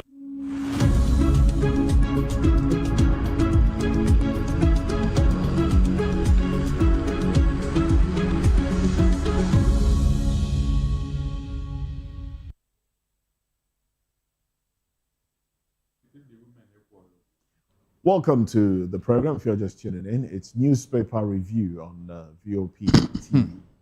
Moses Humphrey, and of course, Chukuma Okoro with me. And we have Elvis Elimehele, the analyst. Let's introduce the analyst, Elvis Elimehele, Dele Fanimo, and Darlington Agumo, who's a lawyer. Gentlemen, welcome to the program. Chukuma also doubles as an analyst here. So yes, let's add him to the introduction.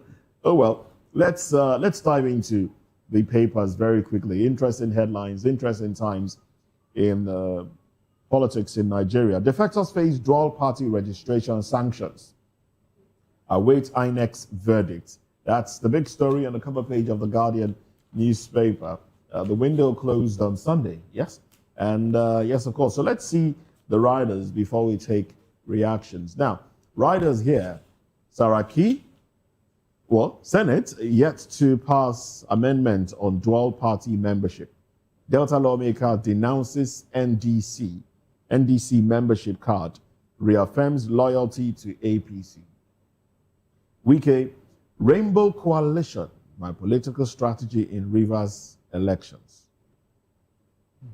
MCE, Yoruba Runu, call for extension of INEC timetable. Presidency uses INEC courts to subdue opposition. Malaolu alleges. APM chieftain clears air on Makinde, Bala Muhammad's defection. There you have it, gentlemen. I'd like us to tie that headline to another one here that says APC battles widening cracks over candidate selection ahead of 2027. And the riders to that one, lawmakers faults biased consensus process in Katsina. Ogun protesters reject alleged imposition ahead of primaries. Miko warns APC against repeating Ambode scenario with Fubara. Oyo chapter signals shift from consensus to direct primaries. Aliyu says no aspirant will be excluded from contests. APC chairman warns against violence ahead of primaries. Now, two very, very important headlines there. And, well, all headlines are important, of course, but let's have the reaction. Let me start off with you. It's a mixed bag. Which one are we really concentrating on? We have the NDC, we have the APC, we have APM, APP. In fact, I don't even know the one that we'll discuss about, but let's start with the defection of Makinde and Bala Mohammed to APM, right? Yes. Well, for me, it's just a funny way of resolving some of these issues. I knew that Makinde was not going to remain in PDP. I knew. But where he was headed was what I couldn't say at that time. Because it's just like standing on a quicksand if you remain in PDP as it is today. But of what significance is his halting to APM? You see, the APM thing is just a precursor to coalition. APM cannot stand alone. They are also eyeing those they will follow. And the beautiful bride here is NDC. Because Makinde has crossed the Rubicon. He cannot align with APC anymore, even in coalition. Bala Mohammed cannot align with APC in coalition because APC told him clearly when he wanted to defect that we are not going to hand over the party structure in your state to you. And what that means is you are just a sitting duck. If, with the current barometer in politics now, if you are not having the reins of your political party as a governor in your state, then you are as good as not even being a member of that political party. Because decisions will be taken without your contribution. People will be picked without your contribution. That is what that is saying. So there is no way Bala Mohammed will not look for. He needed to beat the time for movement to APM, which was on Sunday. The closing date was Sunday evening. So he needed it. And Makinde also, Makinde is like a sitting duck in Oyo State today. He has not shown any interest in Senate. And the party is already crumbling. Up till today, as we speak, no single candidate of note has signified intention of running in PDP. And APM is non-existent in Oyo State. So these gentlemen, they are only holding on to weak straw. And they are hoping to form alliance with a strong political party. If everything goes right for which one is Atiku's party now? ADC. It might align with Atiku. But if nothing goes and there is this court threat that can destabilize ADC, then it will move to possibly NDC. All right. So that is the permutation. All right then. Mr. Darlington, please. Yes, I think Bala Mohammed Abi, the man from Bauchi. Yes. He has been, remember he wanted to join ADC, but because of the pressure, he couldn't. And now he's a lone ranger. From the look of things, he is neither here nor there. Besides, the court cases in almost all the parties is what is keeping some people behind. Makinde will suffer a disastrous political end if he shifts from Oyo State or from PDP in Oyo State, because who is going to hold forth in Oyo for him? Nobody. Nobody. That means the minister of power that is coming may be projected by APC to take over Oyo. If Makinde mistakenly shift to any other party, because he claimed to be the big masquerade, I can't see him going to a small party like APM, where I can literally say that there's nobody there. Nobody. What will he do with the APM? Nothing. And so this permutation, I'm being very cautious because the people concerned have not spoken. Maybe some people are flying a kite on their behalf.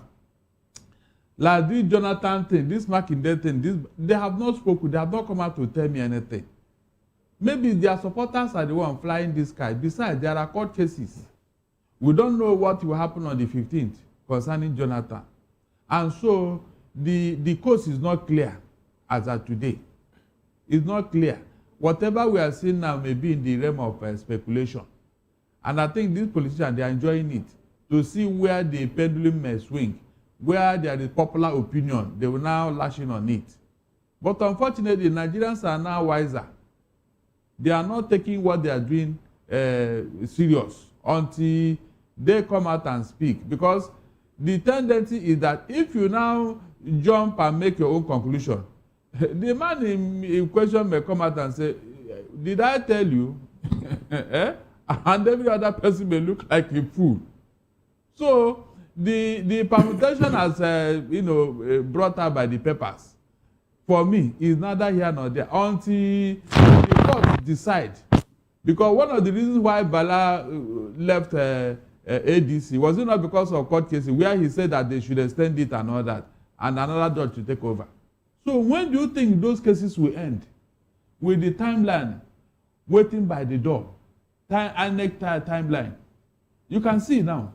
All right. Those things are very important it will truncate the ambition of any politician, even Atiku, that is now raising hell about zoning to the south. Where would they zone it before?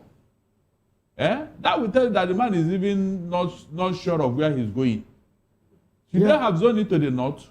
Yeah, Moses, like your rider said in Ambode and Similaye. Oh yes, Nico. So like Ambode, like Similaye Fubara.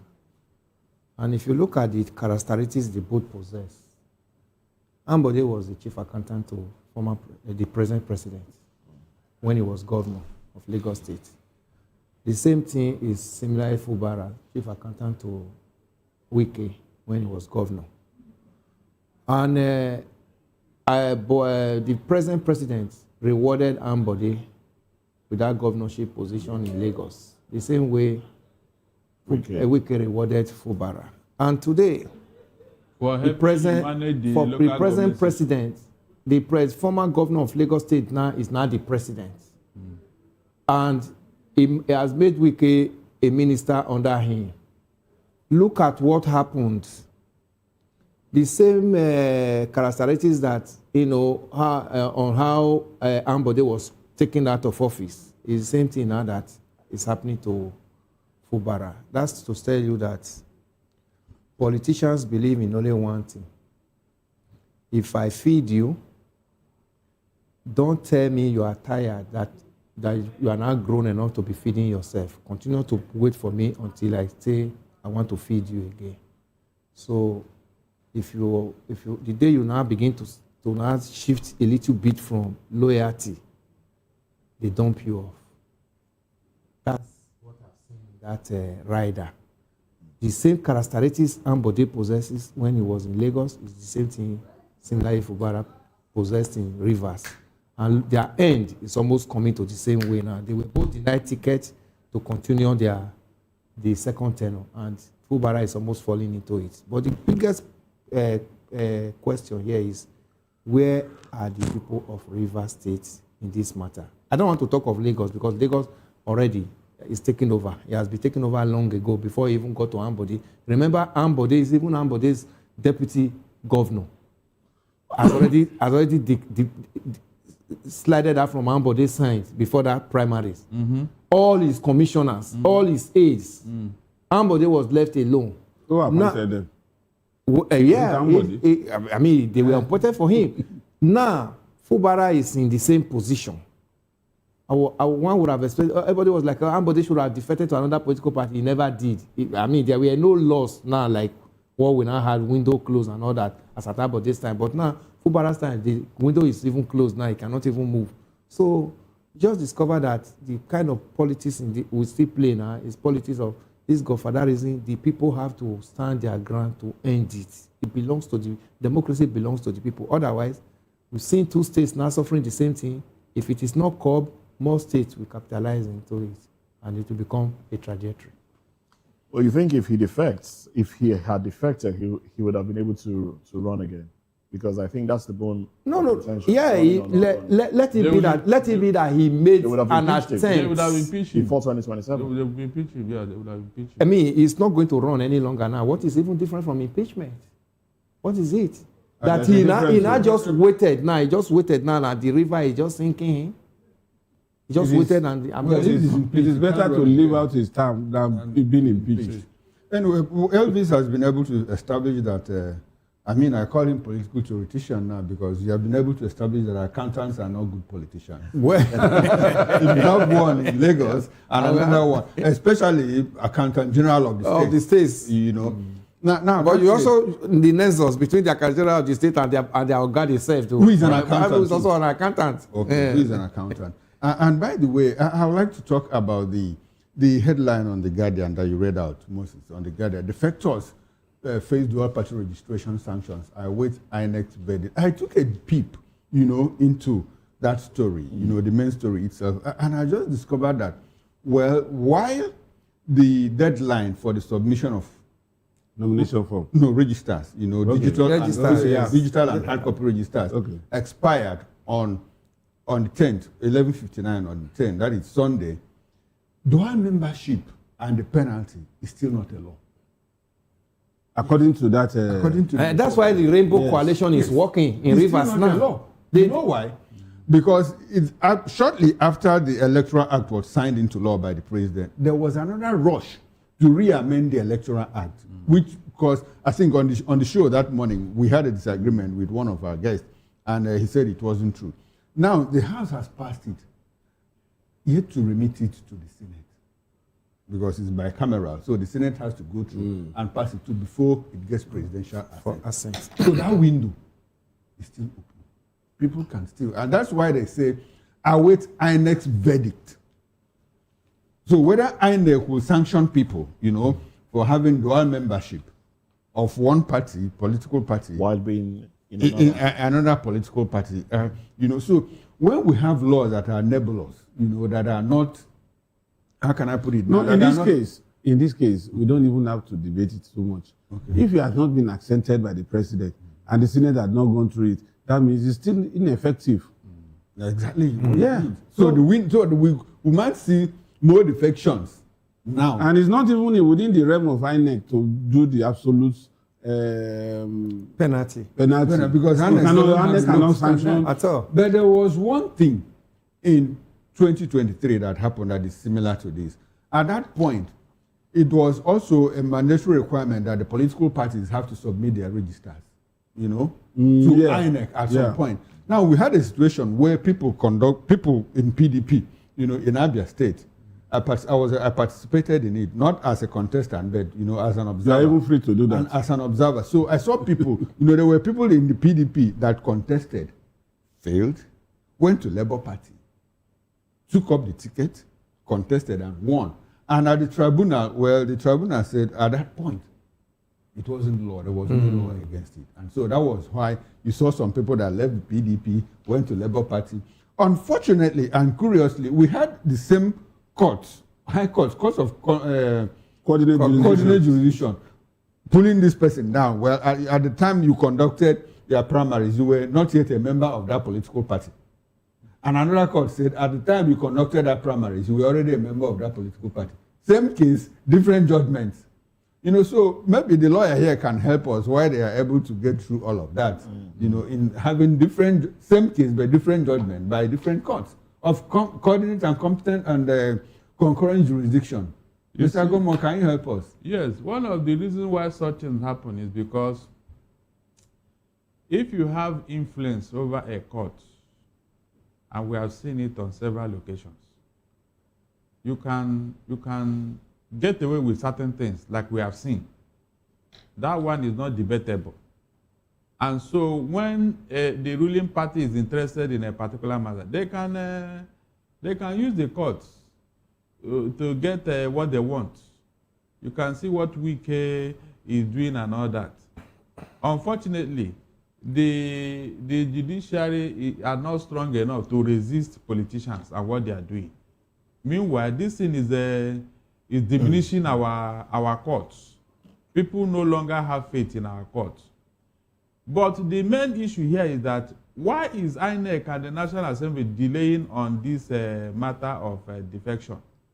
Are you not sure it's deliberate? Because that's what I'm telling you. That's what I'm telling you. I'm coming to that place because one, it will affect the ruling party. Whether we like it or not, it will affect them.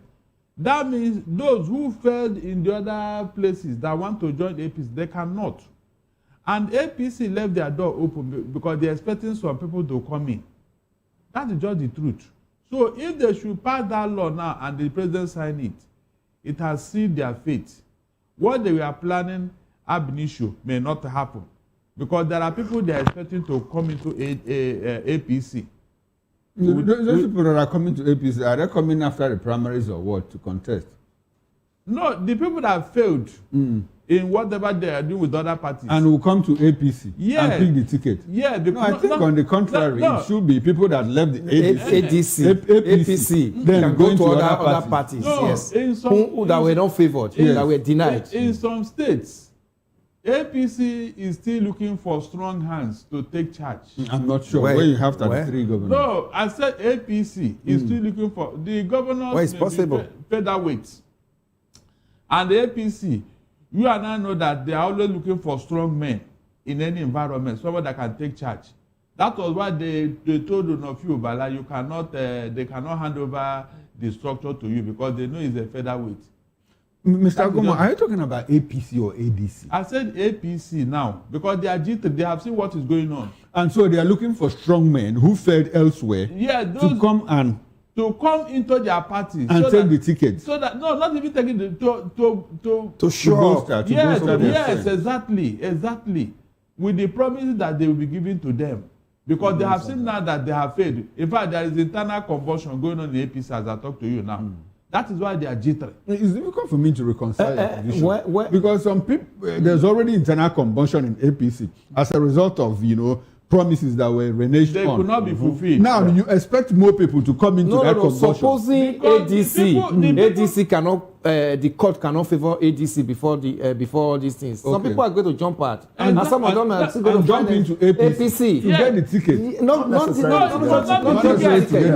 ticket. To come and help to pop up the campaign and win the election for them. Appointment. And to what end? Some people want to appointment. There are so many appointments. Some people want to set up appointment in APC. So many. And they know that is the surest way to getting nearer to the seat of power. I was thinking that the movement would be on the reverse side. No, it will also be. People leaving APC probably both sides. ADC if ADC stands and to NDC. It's going to be on both sides. You see, the biggest expectation Nigerians are looking on to now is what will happen to ADC. What is going to happen in the next maybe 2 weeks from now? If that comes up and it didn't favor ADC, do you think everybody in ADC will remain? They're going to jump out.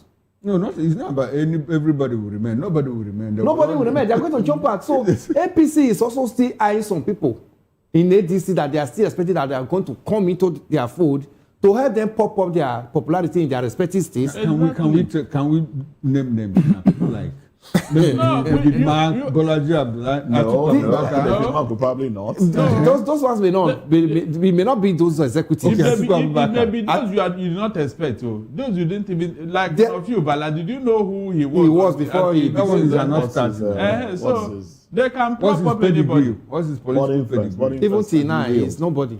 It's just that he has backers. People like Makinde, he has been having meeting with Tinubu, remember, before they fell out. He can still come back. I just discovered that. In fact, since 1999 up until this moment, I can't recall an election cycle that has been as turbocharged as this one. Yes. The complications are too many. Yes, so many. The intersection, the overlapping, the electoral act, the interface and all of that. The 2026 electoral act also foiled it. Don't be surprised that so many things came up with that 2026 electoral act. Don't be surprised that after talking today, by tomorrow, something big will happen that will rubbish what you are saying here today. Is it not possible? It's possible. Especially with this kind of situation we have now. APC will always cook up something. Okay. Let's move on to another story now. Federal government, World Bank in talks over second largest $1.25 billion loan.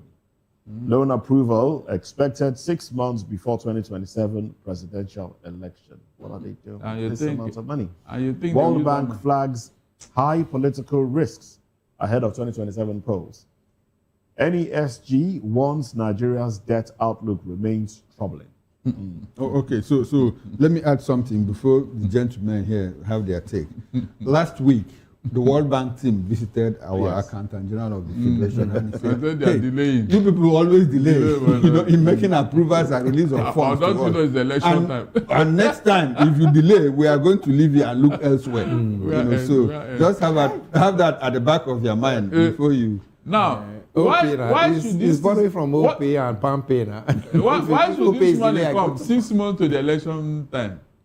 Is that not what you said there, bosses? Yes. And you think that money they will use it for any project? Well, it's what the paper says. No, tell me, will they use that money for any project? Just clarify me. I don't know. Well, they could use it for projects to show up, their to show that they are doing something.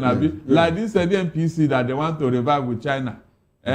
Do you think that thing will ever take off? And so if it takes off and we start buying fuel probably at 400. Which miracle? Some people, if we start buying fuel at 400 or 300, some people can even go to about 2 times when will that happen? and come you back. mean within this timeline it will happen?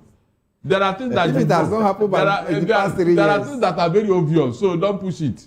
They just want to use it to fly a kite to deceive Nigerians. When will they revive the place and the people, they will start producing the product there? What is the specific reasons for this? It wasn't. No, it's not stated. It's not stated, but they are even talking about six months Maybe time. if you take a peep, look. No, it's not stated. It's not stated.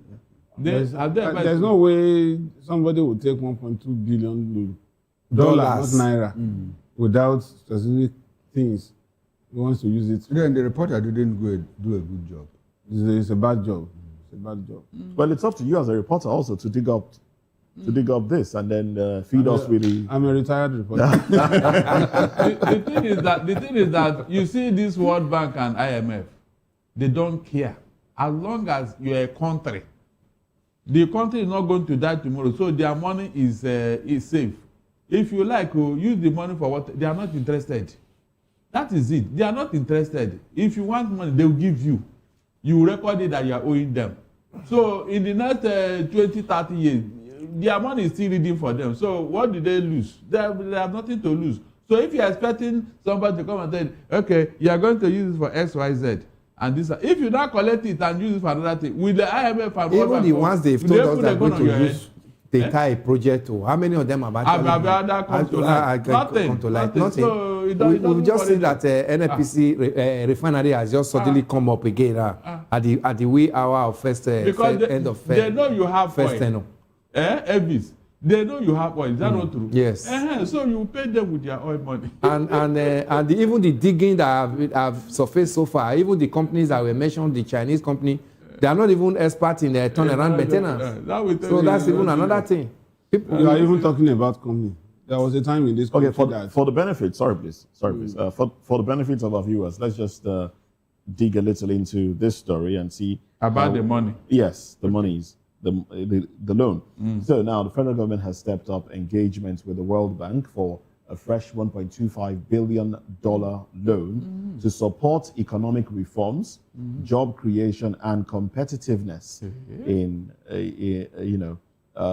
and then the proposed loan titled Nigeria Actions for Investment and Jobs Acceleration is expected to be presented for approval on June 26, 2026.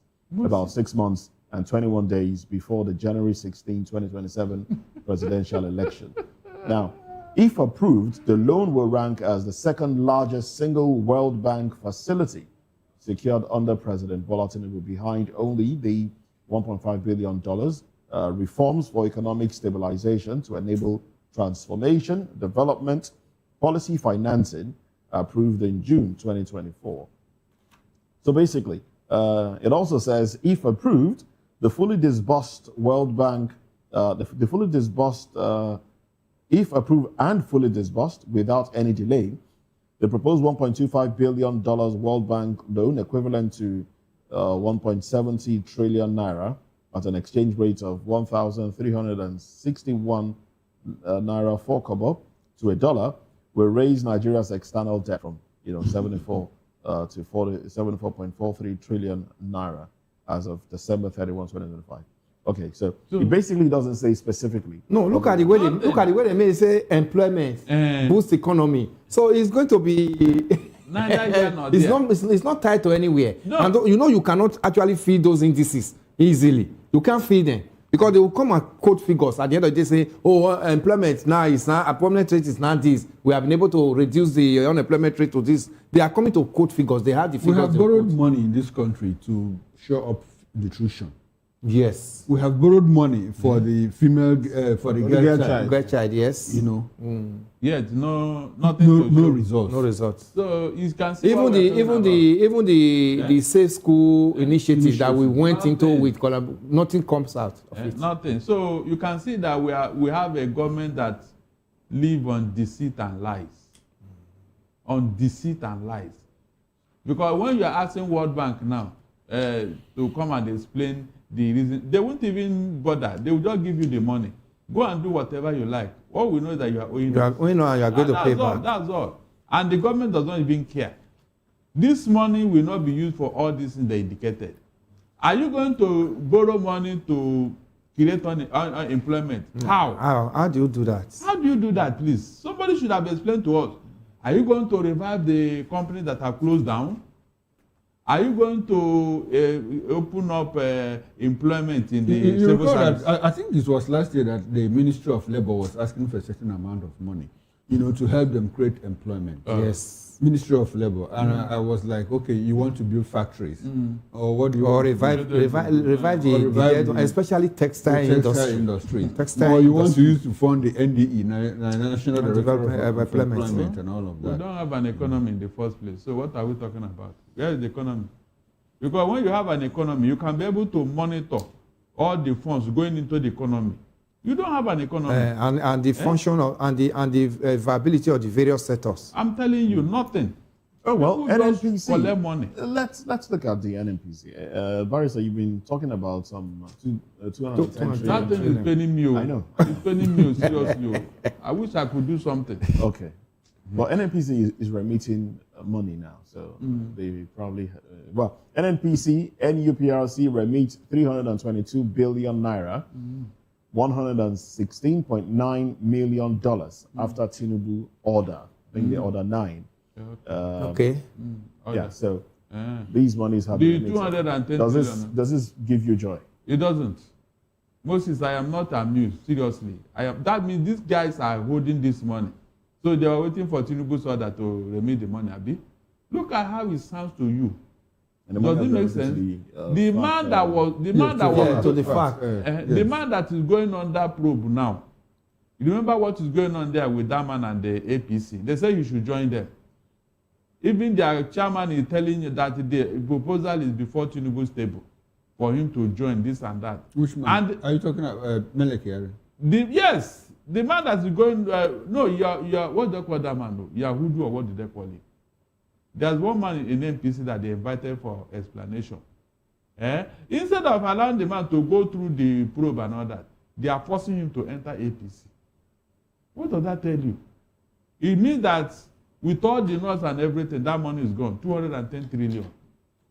210 trillion. But let's welcome this one. This is more monies for states, isn't it? 322 billion naira, $116.9 million into FAC. Yeah. I think, sorry, before we go on this NNPC thing, I think we need to clarify some things so that we don't mislead the entire public.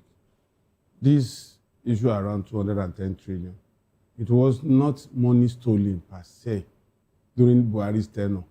It was the accumulation of funds realized that were not audited. During this period, salaries were paid, jobs were done. So already they are looking into the books. KPMG is involved, Deloitte is involved. So let's not just throw things around like as if we are informing. Here on this table, we have that responsibility to tell the entire world the truth. So we're looking for that money, the money, was it that, sorry, Mr. Agomo, the money that the 210, was it not audited or was it not accounted for? It was not audited. Not unaccounted for. It is the audit that will reveal if it was properly accounted for. I'm not saying money is not missing, no. Okay. You understand? I'm not saying there is no corruption embedded in it. But what I'm trying to clarify is this money accrued.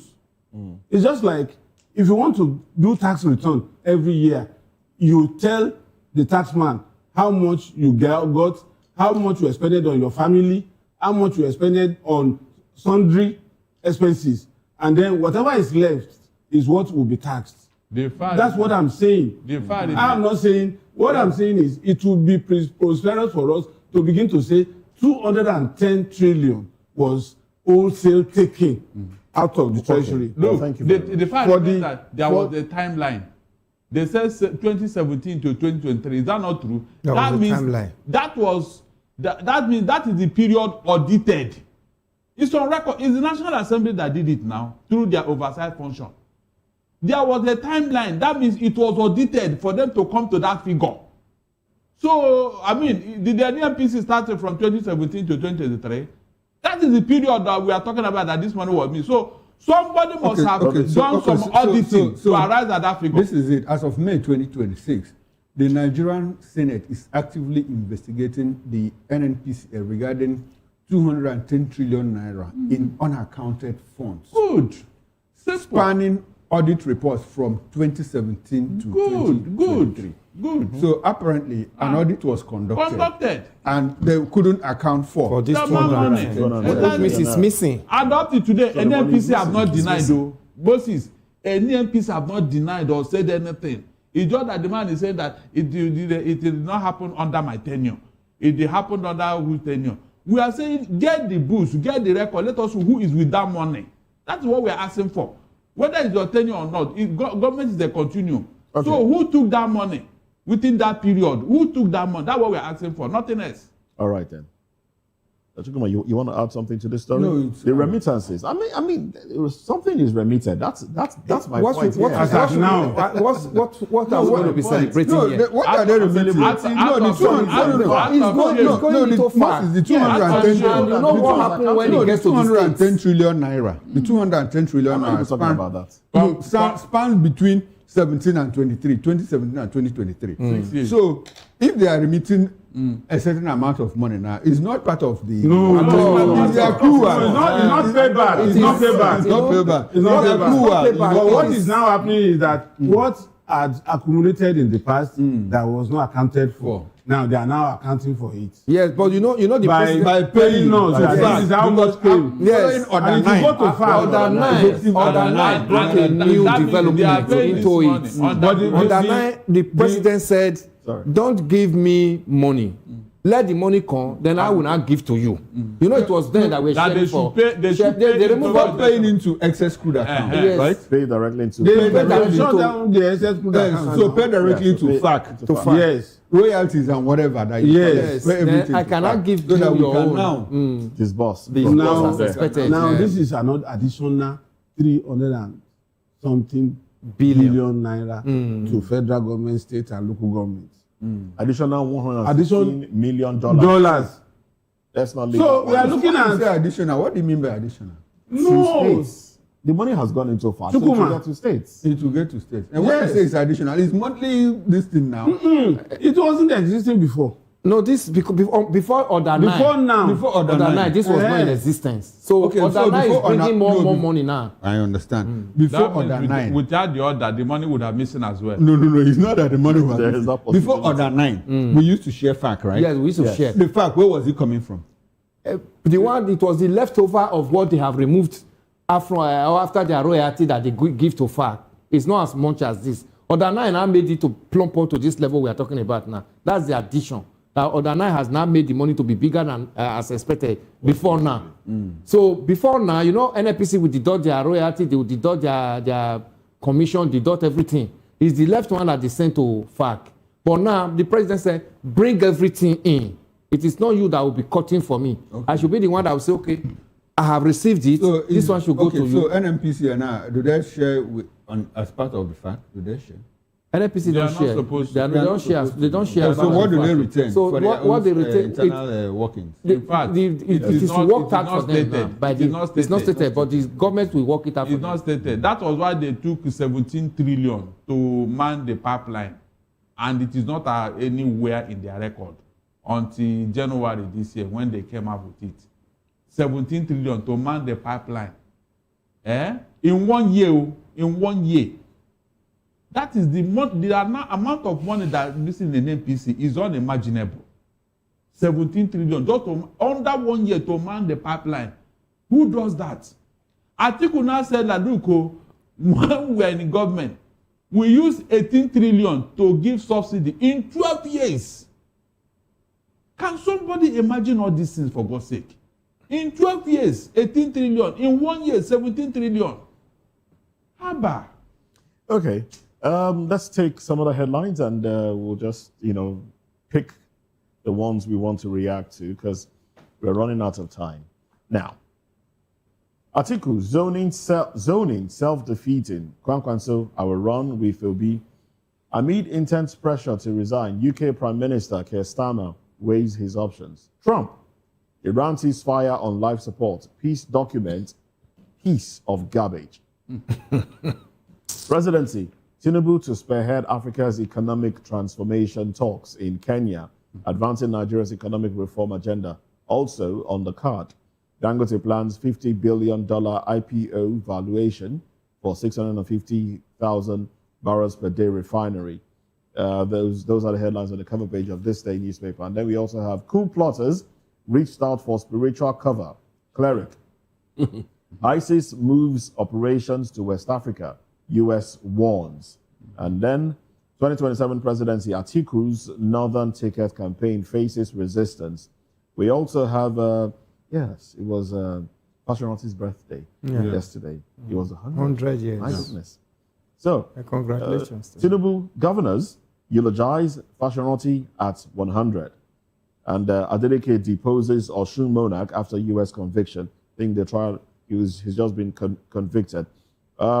Oil hits $104 as U.S.-Iran peace deal fails.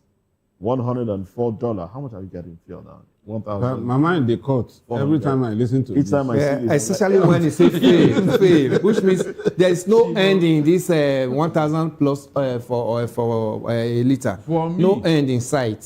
For me, what is happening in Kenya is an insult of the highest. 17 foreigners rescued in Lagos anti-trafficking operation. 17 foreigners. That one is a minor issue. It hasn't happened. It continues to happen. As long as there's economic inequality, such things are a given. You can't run away from it. But let us talk of what Macron is doing in Kenya. They said he came with 23 billion for Africa, this and that. And I asked myself, is that what Tinubu left Abuja for? When are we going to have a pride as the giant of Africa? Moses, somebody came from somewhere. And this is a man that his economy is struggling. No? He came there and was treating them like a headmaster before his pupils, telling them everybody should shut up, everybody should keep quiet. And they were all the African leaders because they brought $20 billion that you are going to share. The conditions have not been spelled out. It's like we have not been becoming independent in Africa. We are still under colonial rule. So what concerns Macron with the Anglophone states, for him to come into Kenya and be throwing his weight he's around. He's losing a francophone states, exactly. So he's making it into the anglophone. And yes, exactly. And so because my own worry is that why should the Tinubu go there? Because of that money. But you know, APC government is looking for money anywhere now. Please, my brother, don't we have more than that? We have more than that, but they are looking for more. Moses, there is one article says something about zoning. That's why I'm interested in that. Yes. So let's get to it. Will not be considered as an interloper. Northern Ticket face. What concerns? Is he in NDC? He said zoning so self-defeating. Can you imagine? Zoning self-defeating. So he's speaking as an opposition figure. Okay. When they started in the PDP, it was not this zoning left to right, north and south. It was an initiative of PDP that is still we are still talking about today. And he was in government. He was in government. Since the at that time, he never saw it as self-defeating. Did you but see now, what I've been shouting here, that people create problems that will haunt them in future? Some of the things that is happening today, I am telling you, few years down the line. No, to become an issue, to boomerang. Somebody will come here. How did we get here? And when did this one happen? You are creating all these problems. You have forgotten. I have always said that this is not answer permutation. It's a no for me. Look at the problem in our course so far. That means you can't get the best now from anywhere, except you can get the best. There are best in there are best in the south. You can get the best. But for the level of this our democracy now, we have to have an understanding. We just have to have an understanding. I don't have a problem. I don't have a problem with the rotation. Rotation because there are best in the north, there are best in the south. Kind of balance. It is not rotation. Yes. At least for keeping the peace in the meantime. Keep the peace in the meantime. When we develop more than this, we cannot begin to talk of. Is there peace now? It is the greediness of the PDP that led to this. There's no peace. It's PDP greed. Even after the altercations and all of that, there seems to be some level of peace. Yes. Especially with the understanding. Even the understanding. Some elements in the north that power should remain in the south, for the next 4 years. Now, that said, I've been more measured, in trying to talk about the personality of Atiku Abubakar all this while, since the new opposition, the third force more like came up again to regroup. And I've been like, well, Atiku Abubakar is entitled to his opinion as an individual. He's entitled to his franchise, to contest the presidency even at the age of 100. I don't take that away from him. But his recent utterances showed me that it's more like a selfish politician, which is not wrong anyway, because politicians... The more selfish you are, the more astute you are as a politician. The more successful you are. Because at some point, that was in 1990-something, Aton Zeribe was asked on a Radio Nigeria program, morning show, and he said, why do you want to be president? He said, well, first of all, I want to be president because of what the office of the presidency offers me. And so if I'm telling you that I'm coming to rebuild Nigeria and all of that, I'm just secondary. That is secondary. I want to be president because of what that office offers, And so it runs in the blood of politicians. They want to take care of themselves. First. So, like Dele has said, Atiku seems to be an interloper. And if it is APC that did this, we'll be blaming them. So what is Atiku's concern with NDC? You are not in NDC. NDC said we are taking our ticket to the south. The transfer window is already closed. It's already closed. So, and you are in NDC. Yes. You're complaining about the NDC zoning their presidential ticket to the south. Why? Because he thought Anobi. You see, the point is, I've always said it, but people will assume that I don't like Atiku. Atiku forever has always been this pro-North irredentist. Forget about his powder and the makeup out there. I have attended meetings in the North, when I was in the North, that they were speaking in Hausa, but somebody interpreted it to me. I don't understand Hausa. That whatever it is, that power should reside in the North, coming from Atiku's mouth, in one of Arewa's thing. You see, these people, they come to us as if they are saviors. They are not. They want that power at all costs. They can't wait till 2031. At all. They can't wait. And how would it sound that somebody of Atiku's stature, who is supposed to continue to build his ADC for whatever is left there, now jumping over to another man's fence? This is somebody that was crying that APC was the one causing problem in ADC. Now, has he not started causing problem in NDC now? And the election is still about 7 months away. And these are people that we always clap for. When they were together, everybody felt that Atiku is the best thing that will happen to Nigeria. Suddenly the music has suddenly changed. Now, look at what is left of him. That is to show you the kind of person these people are. They are only for themselves. When I was rooting for Atiku and Obi, that was last year.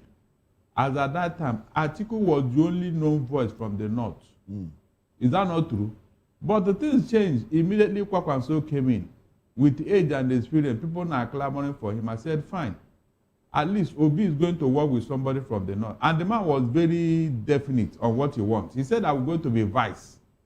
Kwakwanso. He was very clear on what he wants. He knows that he cannot vie for presidency. And I said, fine. This is a better option. And then I flowed with it. So, when you are analyzing politics, it's not fixated. You analyze based on trending issues, based on what is happening on ground. Of course. So why would I come out and say now that Atiku must be the one based on what is going on today? Well, this would be a good place to anchor the conversation. Thank you very much, gentlemen. Darlington Agumo, thank you for your time, a lawyer, public affairs commentator. Dele Fanimo as well.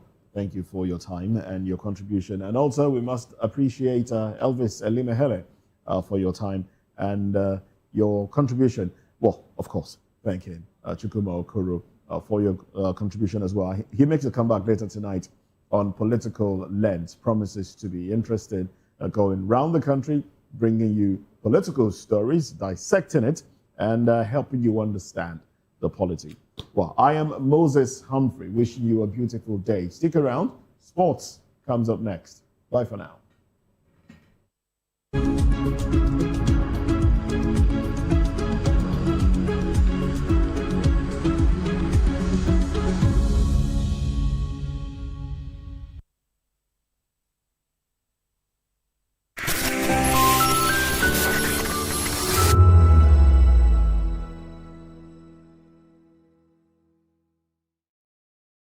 Hey guys, what's up? How you all doing? They call me Lovisha Nelson One, your number one celebrity host, and you are watching Voice of the People Television, VOP. Stay tuned. Uyi Osarate is my name. I am a friend of the microphone, Voice of the People TV. That name is unique, and the brand is very sweet. I like the packaging, picture qualities, camera qualities, and then of course, the quality of human beings that I see sometimes on your channel. I talk and get paid, and I look forward to being in your studios. Oh yes, you are on to Voice of the People TV. Live here in Benin City, the cradle of black civilization. What are you waiting for? Tune in, bro. VOP TV. Now, you have more than a voice. Behind every broken desk lies a broken promise. Education shapes the nations. But who is asking the right questions? Introducing Edu Dialogue, the show that goes beyond the surface, exposes the cracks, the corruption, and the silence in Nigeria's education system. Edu Dialogue, Saturdays, 3 p.m., only on VOP TV. We break the biggest stories, from missing funds to policy failures. We ask the tough questions and demand real answers. Edu Dialogue, this Saturday, 3 p.m. on Voice of the People Television. Join us as we drive into the world of politics through insightful interviews with prominent political figures, both serving and former governors, ministers, senators, legislators, party chieftains, activists, and analysts. Get first-hand information into the decision-making processes that affect our daily lives. Highly engaging 1-hour program that brings political discourse into focus. I am Chukwuma Okoro. Political Lens, Monday through Friday, 6 to 7 p.m. Join us.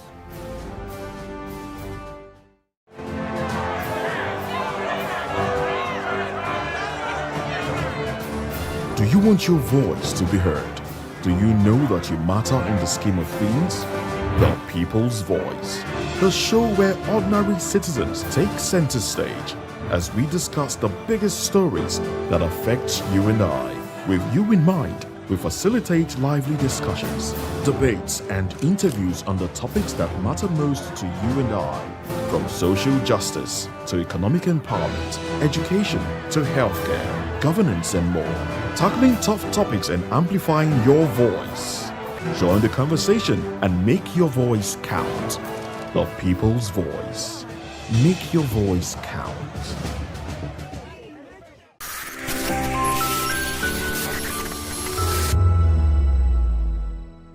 Hello there, my name is Damilola Ogunsi, also known as the Goldfish. Hi, my name is Chiki Bright Emmanuel. I'm an actor and a filmmaker. Hello peeps, my name is Yomi E. Adejumo. Hi everyone, I'm Paul Utomi. Hi everyone, my name is Stacey Benjamin and this is Voice of the People TV. I need you to keep it locked to VOP TV. See, are you looking for good entertainment? You want to get good movies, good music, politics, talk shows, sports and entertainment. You really want a channel that gives you everything you need without you having to run around. VOP is where you are. That's Voice of the People. If you're not listening to this, you're not one of us. And you deserve to be killed. Scrap chat. Don't be killed, but watch it. Or I'll find you. And I want you. And you are locked on VOP TV. Don't go nowhere. This is where the juice is. This is where all you need for entertainment, politics, movies, and whatnot. And keep watching VOP TV. So keep it locked because I'm locked already, man, and it's money back guarantee. So you're gonna have a good time because I do. And please keep watching VOP TV. I won't want to actually, I beg you, subscribe, watch it. If not, whatever you see. You better not touch that die because VOP is the plot.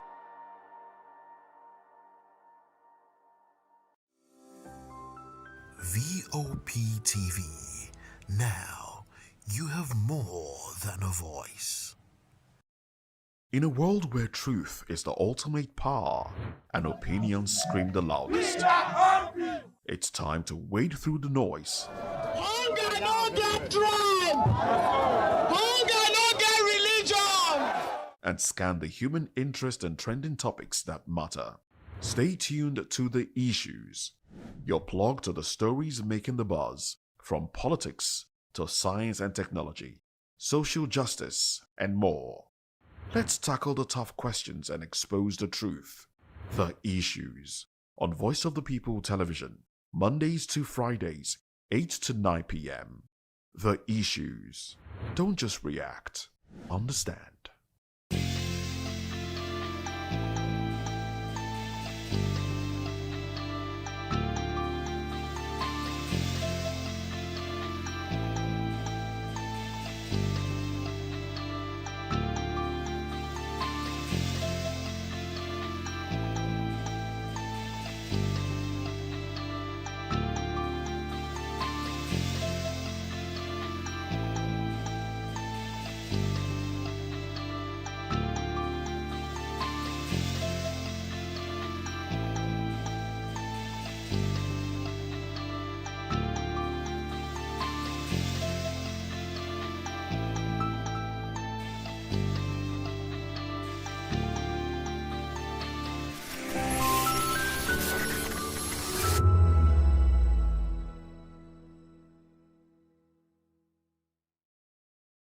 This is African News on Voice of the People Television, where we don't just bring you the news, we bring you Africa's heartbeat, the policies that shapes our world, and the economy that determines our future. African News on Voice of the People Television. Stay with us.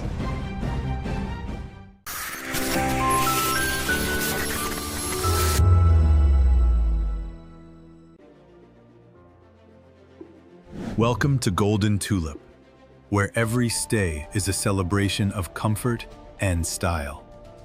Discover beautifully designed rooms crafted for your relaxation and peace of mind. Savor delicious, expertly prepared meals at our exceptional restaurants. Relax and socialize at our elegant lounge bar. Refresh yourself at the vibrant pool bar and enjoy a soothing swim in our sparkling pool.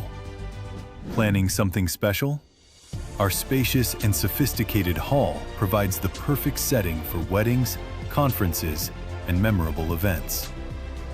Whether for business or leisure, we deliver excellence with unmatched hospitality.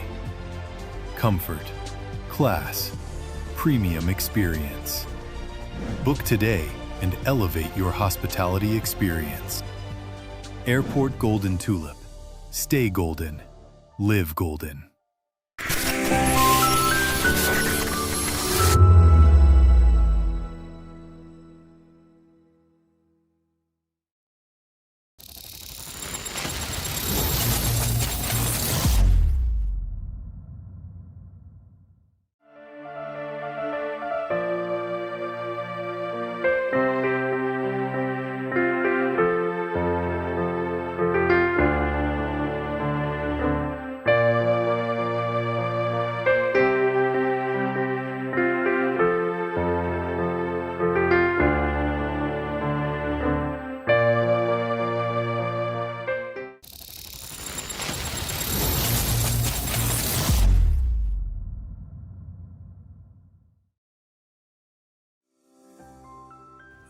Voptv.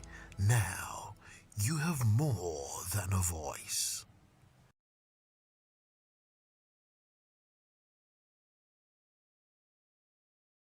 ABC Dajo, keep watching Voptv.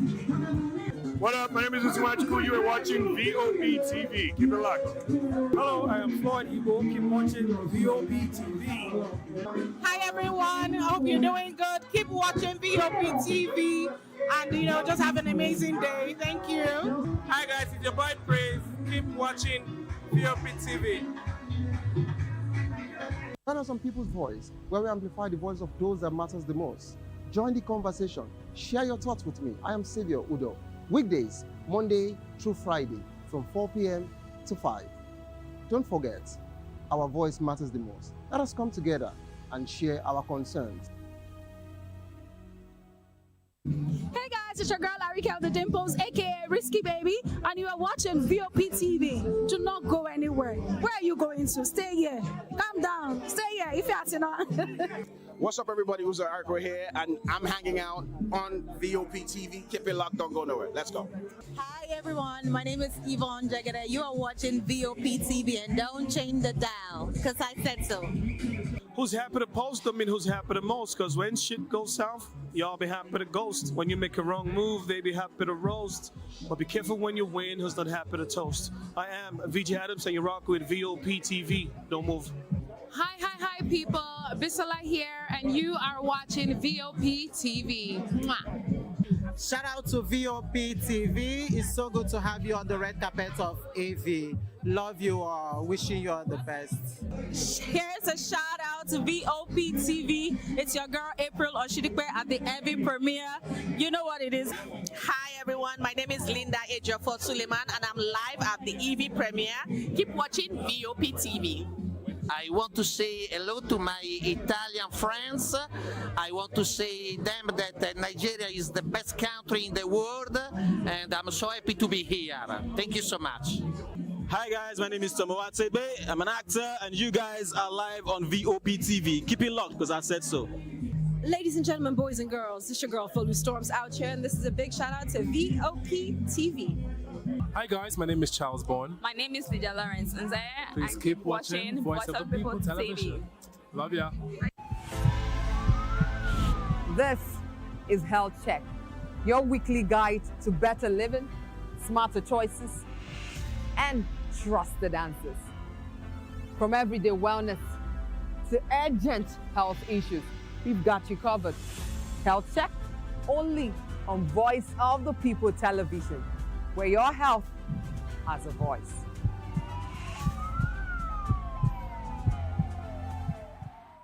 Are you ready for the extraordinary? Something big is happening on your screen.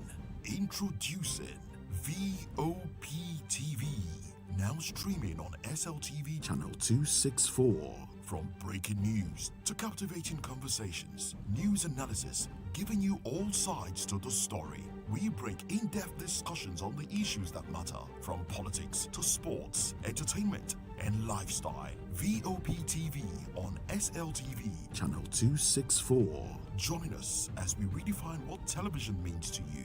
Voice of the People Television, VOP TV. Now you have more than a voice.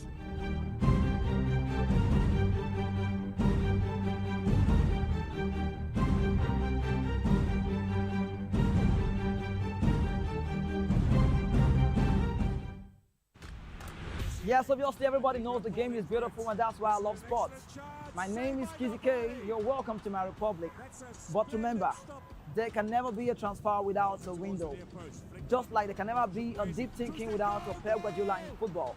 You can't say tennis without talking about Djokovic. So why not give me attention on the show so I can run your race on the TV like Lewis Hamilton, Formula 1 star. Don't forget, when God have mercy on you, you can achieve your goals like Cristiano Ronaldo.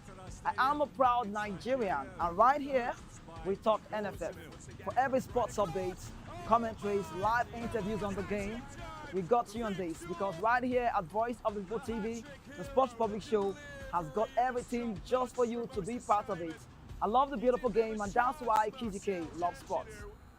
In a world where truth is the ultimate power and opinions scream the loudest, it's time to wade through the noise.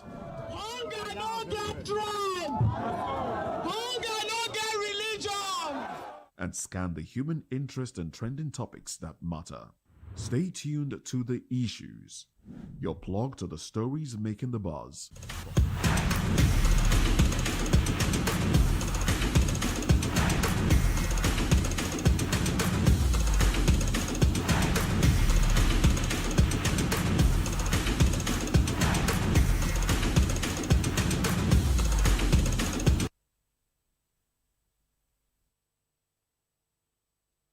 Lovely Sport Morning right here on Voice of the People TV. And this is Sport Republic, where you get every sporting news making rounds in the world. Today is another very special day to actually be here to talk sports to you and, of course, bring you the latest of news as it unfolds.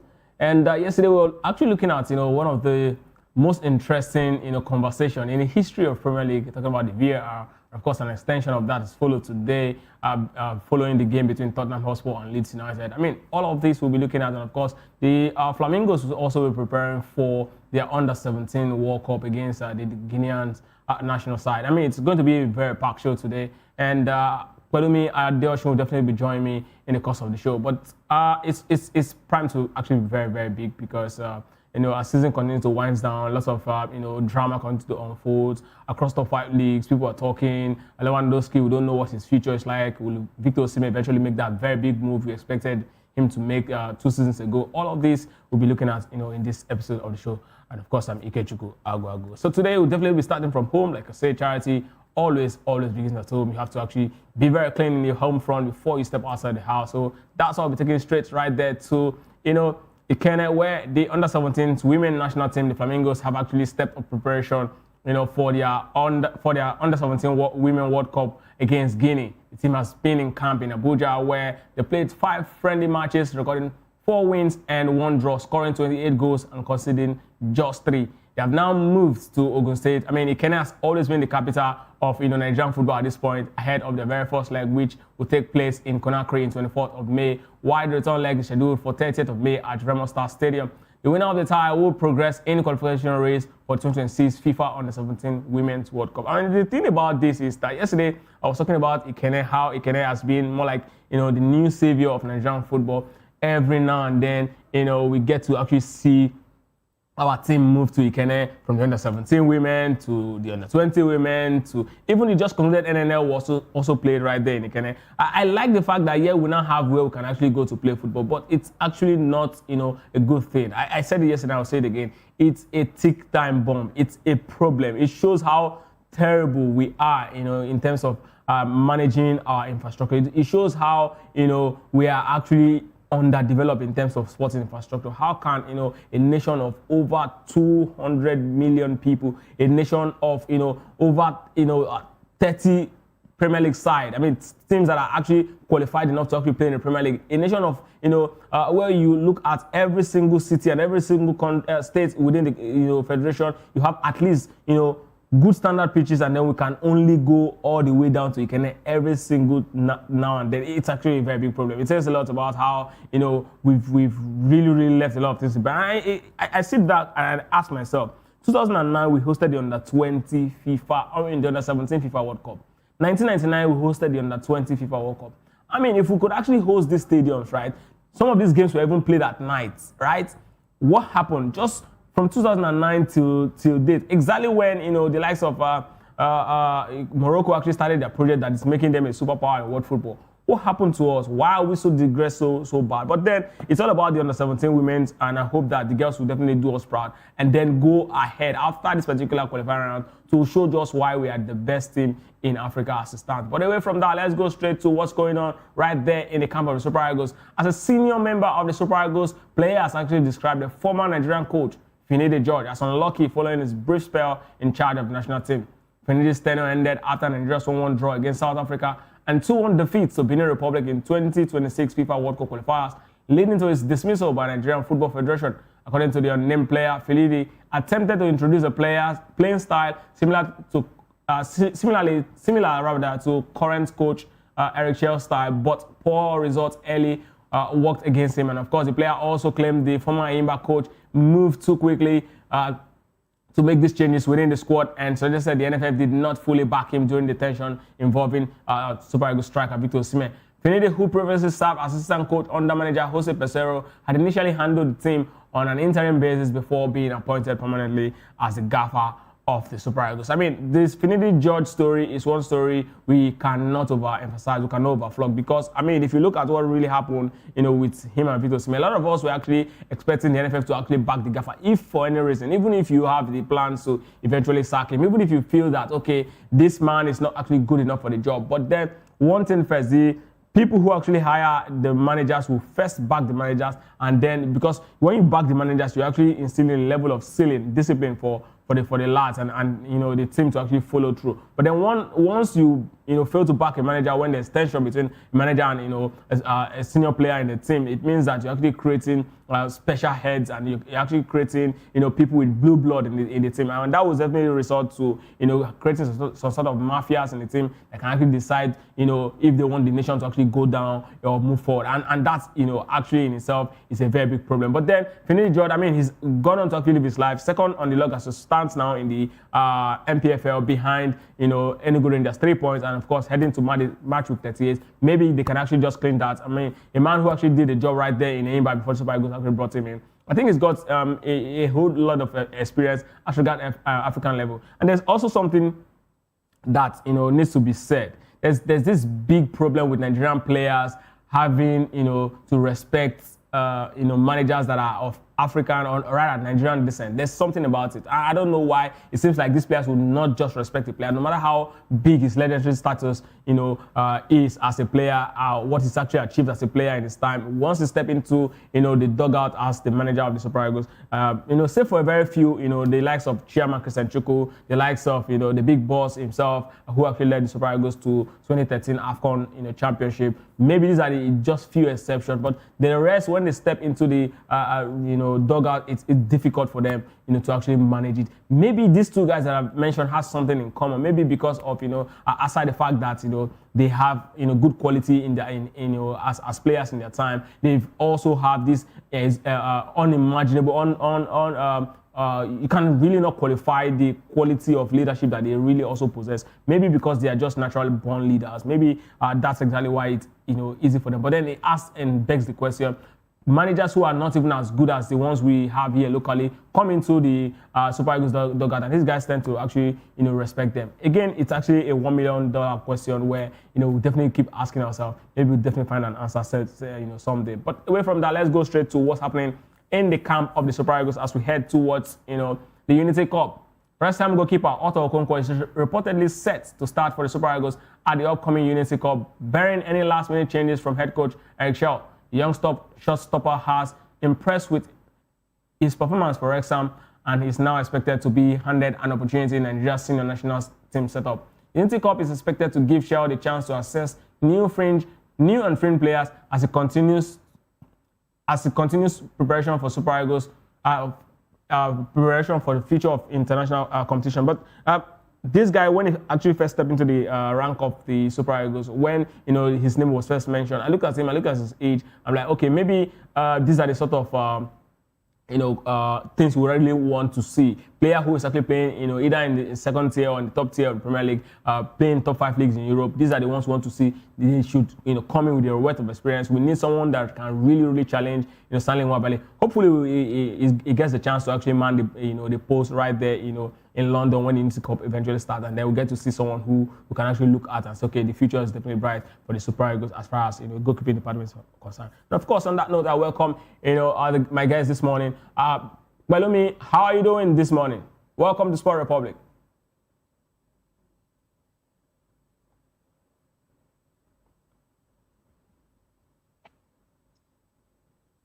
Hello, can you hear me?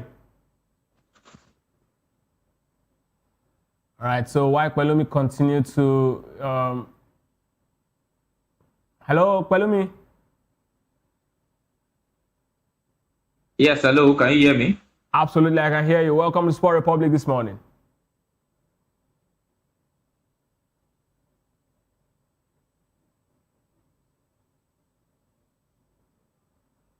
I think we're having issues with Pelumi's feedback. Yes. All right, Pelumi, can you hear me now? Yeah, Pelumi, turn on your mic.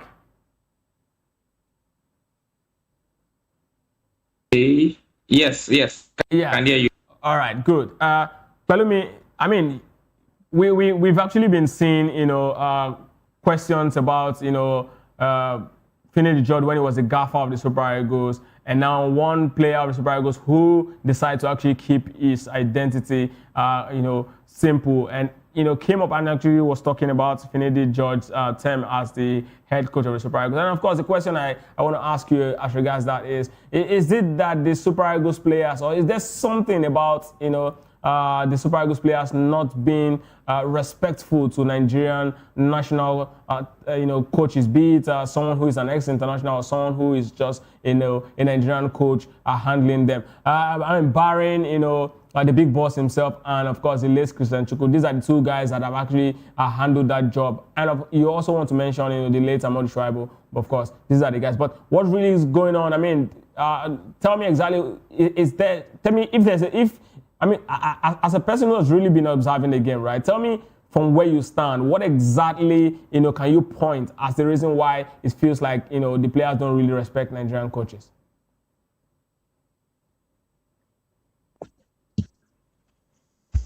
Okay, I don't know if you can hear me. Yeah. We're talking about Finidi George reign in charge of the Super Eagles of Nigeria.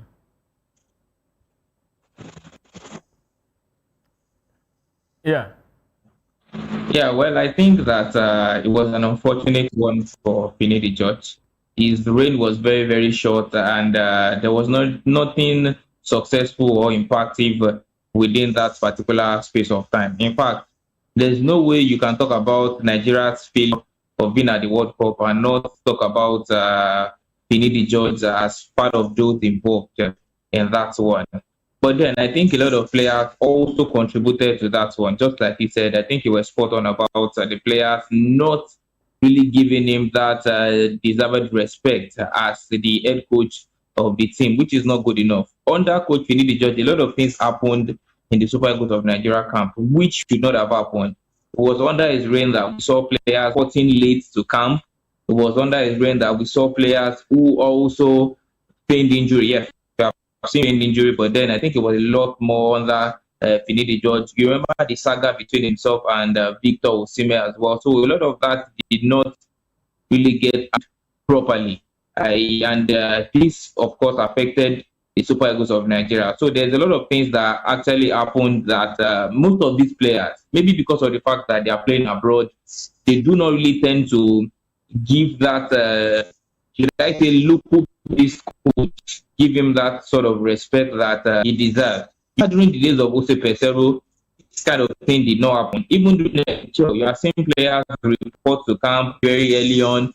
You are seeing players turn up, but even players that are injured would even come to the Super Eagles of Nigeria camp and they will get assessed by the. Unfortunately, it was not like so. I think it has just been like that for a very, very long time because even if you look at Finidi George, it doesn't really command that respect. You made mention of the big boss Stephen Keshi. He's been there, done that, and then you compare that to Finidi George. Stephen Keshi still has that imposing figure as a coach compared to Finidi George. So I think all of this might have contributed the players not really showing him that respect. And to be frank, it definitely affected the Super Eagles of Nigeria. It was under his reign that we have one of the worst results. Benin Republic that we have been beaten. Republic has never beaten Nigeria before in a qualifying series, in a competitive game. But under Finidi George, they did that for the very first time. So I think the players, it's definitely going to happen again. If you put a coach like that, even if it's a certain Emmanuel Amunde, it's definitely going to happen again. So maybe Finidi George has not gotten to level yet to be able to command the respect from some of these Super Eagles players.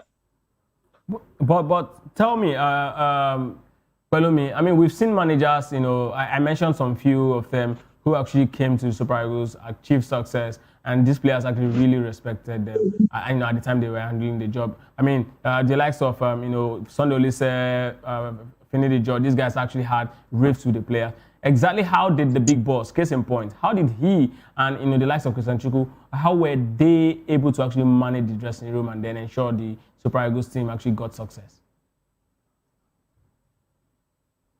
Well, I think if you look at the reign of Christian Chukwu and the big boss, then compared to now, I think it's a long time ago.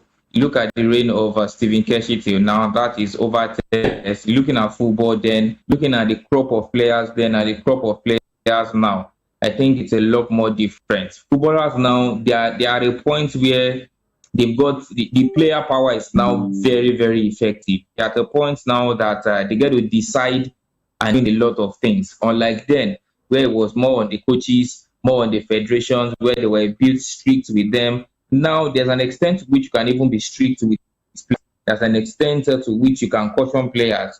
If you do that too much, you see it wouldn't go down well with the players, and then the coach will still be at fault to go. So that is the unfortunate situation that football has been into at this particular point in time. You look at the days of Stephen Keshi, where we had of Brown Ideye, we had Emmanuel Emenike. You look at those players, then we had Kenneth Omeruo. Then you compare them to the set of players now. You have seen Victor Osimhen playing in Galatasaray, one of the highest paid Africans in abroad. You look at Alex Iwobi also playing for Fulham, one of the biggest teams, one of the best teams right there in English football. So you see a couple of these players playing for top teams, earning good money. So it is not rocket science. It will be definitely difficult to control them. So I think the fact that some of these players then, under Stephen Keshi, we have players playing in front. We had a certain Sunday Umba. We had Godfrey Boabona as well. These are guys playing in the MPFL, and they've already had that exposure maybe to them. But you also not take it past, the big boss. I mean, we had the likes of John Obi Mikel playing for Chelsea at the time. We also had the likes of Victor Moses at Chelsea. We also had the likes of, Ahmed Musa at this time. I think he was playing for Shakhtar Donetsk. And also not forget that Ogenye Onati was with Lazio at the time. We have players playing, top flight football at the point. So I don't know, but I don't know why you actually just, streaming it down to these guys who are playing in the MPFL. I don't know.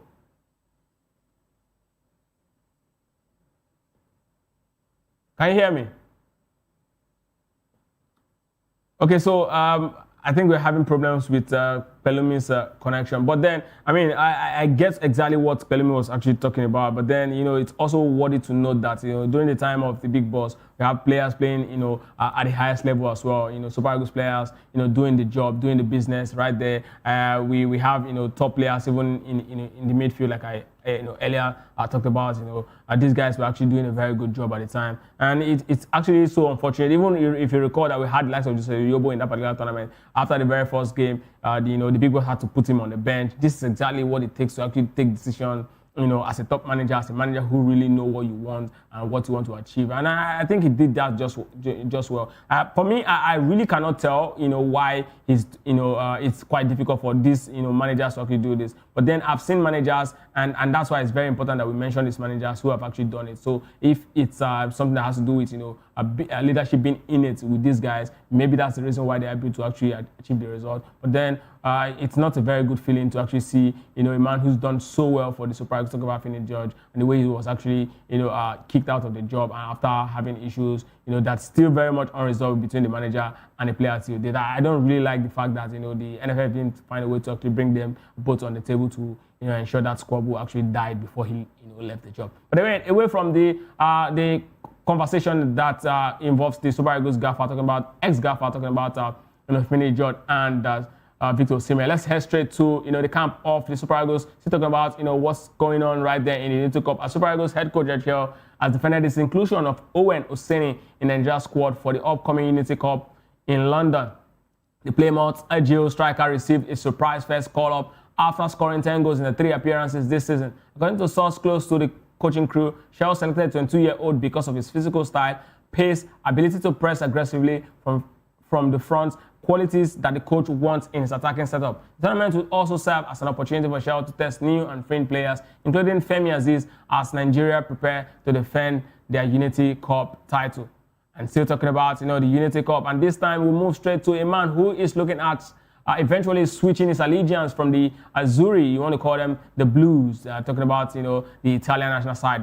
Michael Kayode, who is reportedly set to meet Super Eagles coach Eric Chow in London as Nigeria step up efforts to convince the defender to commit his international future to the Super Eagles. The Brentford right back, who currently represents Italy at under 21 level, remains eligible to play for Nigeria through his parents.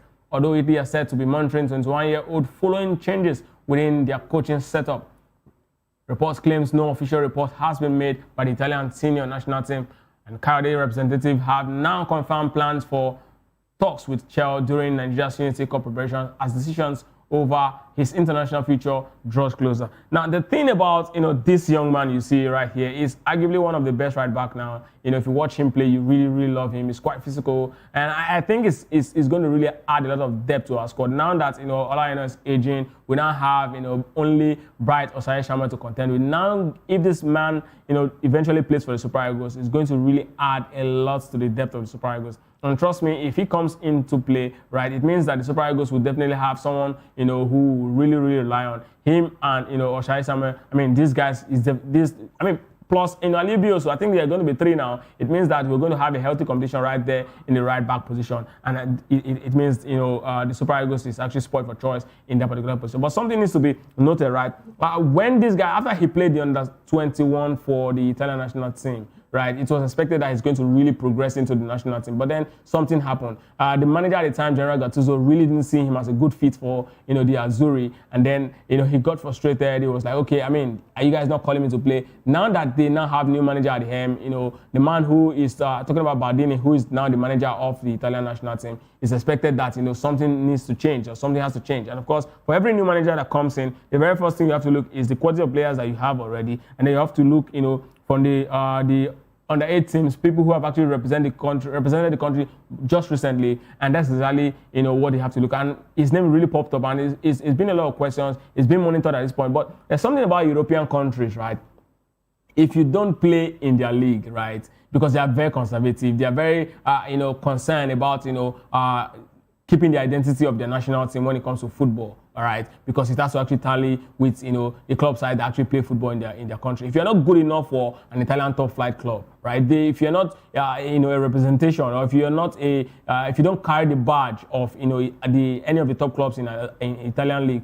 I'm talking when I talk about in top class, I mean the top 20 teams playing the Serie A. It means you are not actually good enough to actually put on the jersey. That's exactly how an average European country actually think when it comes to football. Yes, if you eventually now make your name in Italy and then decide to actually move out of Italy to actually play your football, that's actually a very different case. They will definitely call you because you're already part of the national team. Take for example, the case of Hurricane. Hurricane made his mark already in the Premier League, so moving to Bundesliga will not stop him from playing for the Three Lions. But if Hurricane had moved away earlier, it's going to be quite difficult for him to actually break into the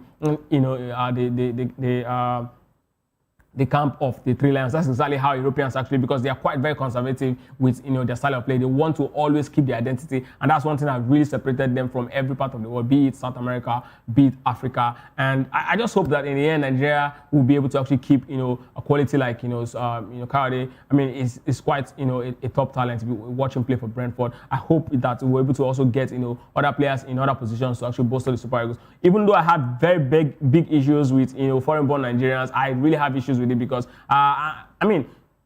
don't get me wrong, right? I'm not saying this because I think I'm more Nigerian than them. No, I'm saying this because I really want our local football to actually develop. As much as all of these countries that actually help develop these guys want their own country to develop. So that's why they always look to the grassroots, always look to players who are actually, within their own system before players outside their system. That's just the norm. So that's exactly why I'm actually saying, that's where I'm coming from when I say I have problem with it. But then, in the absence of, having top quality in Nigeria, we definitely can actually manage that. Again, this is a call to the NFF, and other people stakeholders in Nigerian football to ensure that top talents are actually kept and find a way to actually ensure that these guys are treated properly. Because when they don't treat these guys properly here, that's exactly one of the biggest incentives for them to actually want to live for greener pasture outside the shores of Nigeria and of course in Africa. And away from that, still talking about Nigerian football, and this time we're looking at a man who has actually cut his teeth with Nigeria at the age grade level, and he's actually doing so well for himself. Talking about the winger Sulaiman Sani,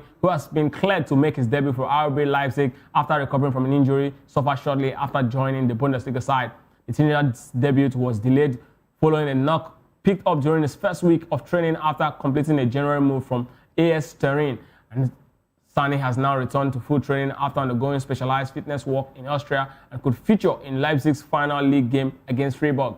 The RB Leipzig have already secured third place and, of course, the Champions League spots for next season, increasing the chance of the Nigerian winger being handed his very first appearance for the club. I'm so quite very happy for him. I mean, one of the major reasons why I'm so happy for him is the fact that he actually played through, the Nigerian youth ranks, and this for me is actually so big. I mean, we've had a lot of players who actually, come through the youth ranks of, the Super Eagles, from the likes of Celestin Babayaro to, the great Nwankwo Kanu, and not to also forget, we've also the likes of Wisin Oruma, and not to also forget, now the man who is actually making, or the biggest man in Super Eagles at this point, Victor Osimhen, also from the youth rank. Not to also forget the very ever impressive Benjamin Frederick. I hope to see him soon, coming back from injury. And now we also have another man who's done it. So it shows that we've got quality that can actually grow from here to become, top and global star. And if there's anything again that I love about this move is the fact that RB Leipzig is a club side that has a very beautiful project for young players. They tend to actually manage you and help you become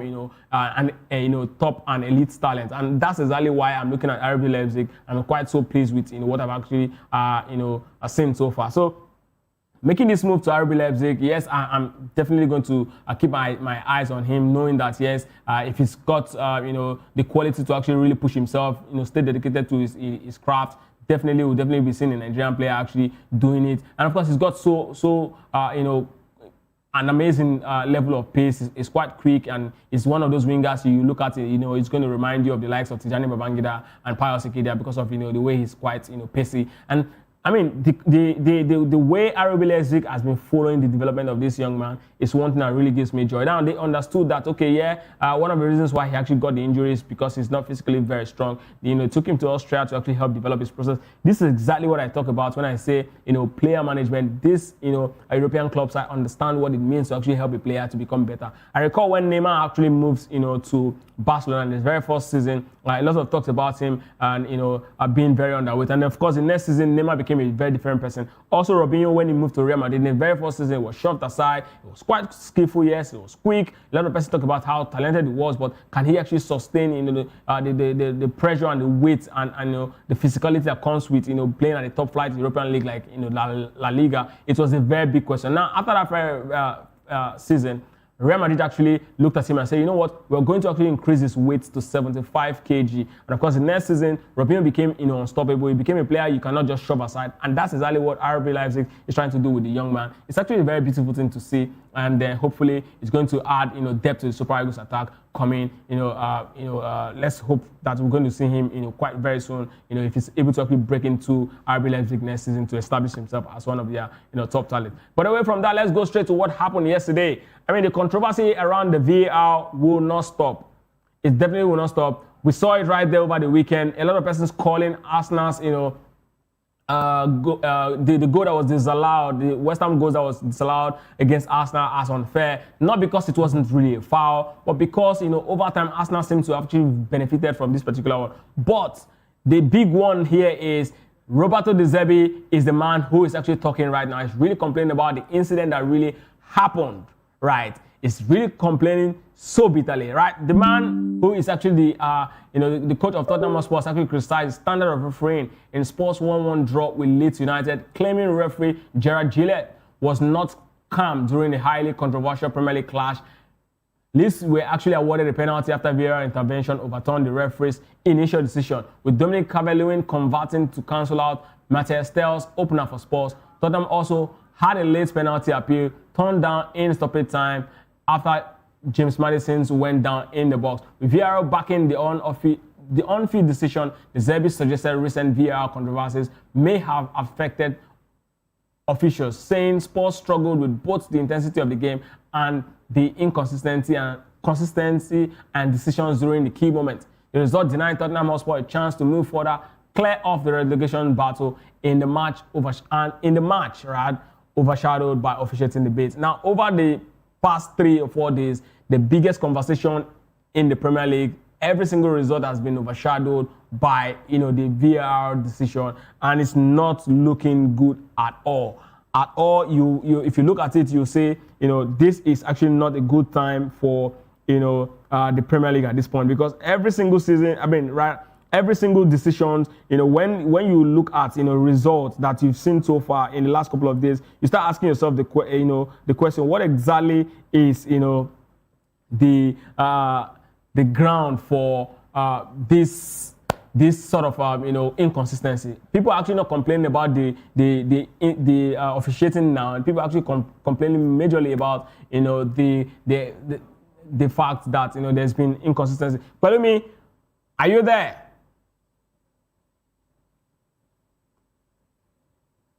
Pelumi, can you hear me? Yes, I am. I'm here. Okay, so Pelumi, we saw the game yesterday, Tottenham Hotspur against Leeds, highly contested. I mean, Tottenham Hotspur would have actually gotten 3 points, and of course, heaves a sigh of relief in that particular one, because knowing that they'll be about 4 points away from West Ham in the relegation battle. But for some reasons, James Maddison was not awarded that particular penalty kick, and now it's actually ended 1-1, and Roberto De Zerbi is actually complaining. Tell me exactly, is VAR doing more to ruin the game, or is VAR helping the game? Well, I think that's $1 million question. It is one that has generated a lot of controversy in the last couple of years. In fact, since VR was introduced, it looks like almost every season there's always going to be talking points. Not 1, not 2, not 3, several talking points right there. And then I think we should not forget the major importance, or the major reason why VR was brought on board. VR was brought on board to assist the referees. So directly or indirectly, the referees are still supposed to be in charge. You would agree with me that has been beneficial to teams, and in the same vein, they have also been inimical to some teams as well. And I don't think there's any team whatsoever that can say that they have never ever benefited from VAR decision, either in your favor or against you. So I don't think anyone surprised that at this point in time we are seeing almost every decision being questioned, because we are at that point in the season where every goal counts, every point matters. We are seeing teams try to win the league. We are seeing teams wanting to qualify for Europe, and we are seeing teams wanting to survive the drop, just like we saw yesterday in Tottenham's game against Leeds United. So I think Roberto De Zerbi, he deserves to be very, very angry, because he knows what that 3 points could have meant for his team in a bid for them to survive. But then I think a lot of times some of these people still take advantage of the fact that VAR have made some errors, and they still use that word to also give their case or make it look like they also have. In my opinion, yes, I think Tottenham had any case. I do not think they had. Matistel was very, very rash in that particular challenge. In few moments, he just went from hero to being villain. So I think he cost that one on himself. Nothing could have been done. And then the James Maddison injury, I think the Maddison penalty incident, I think that was also one that is very, very subjective. You have seen sometimes it could be given, and sometimes it could not be given. And that is my point about the VAR and refereeing in general. We need to see this consistency. If a situation is given as a goal today, let it be given next week, as a goal next month, as a goal in every other place as well. And that is one of the situations that happened with the West Ham Arsenal game. In fairness, it looked like it was a foul. But then a lot of people will say that Arsenal have also benefited from that one. Different cases where that foul has not been given. So why was it not given in those cases and then given now? So I think the major problem with VAR is in the application that will bring about the consistency. We should not also forget that they are humans. It is humans who are behind this VAR. So what a referee deems to be a penalty, another referee might not deem it to be a penalty. So I think it's still going to it's definitely going to keep being this way. We're going to see questionable decisions, because you see Jared Gillett give a penalty now, and then you see Michael Oliver not give a penalty for the same decision, maybe 2 weeks time or 3 weeks kind of situation that we have found ourselves. But trust me, I think that VAR in one way or the other has still done a lot of good for football. I still think that, especially in cases of offside. Pelumi, take a look at the screen and see for yourself, decisions, right? Look at the Manchester City event. Yeah. Look at the Manchester United Saliba holding Bayinda's hand. And look at how Ederson was actually shoved down by Saliba and Gabriel. Look at how they did it against United as well. Look at the elbow to the goalkeeper. All of these single decisions were actually awarded, right? Now, we're actually looking at, that Yes. was also clearly a foul, the one that West Ham actually committed. Why were these three not given? And the man yesterday who was actually talking about this particular decision, I'm talking about United legend, the person of Peter Schmeichel, was actually saying that, if all these decisions were actually all the infringement that Arsenal player actually committed against goalkeepers in this season and season beyond, particularly in this season, were actually ruled against them, Arsenal will not be at top of the log. Yeah, exactly. And that is the making. Looking at this particular image now, you see the foul being okay against United. It was okay against Aston Villa. It was okay against Chelsea. Then all of a sudden against West Ham, it wasn't okay. And trust me, anytime, any day, every of those situations should have been a foul.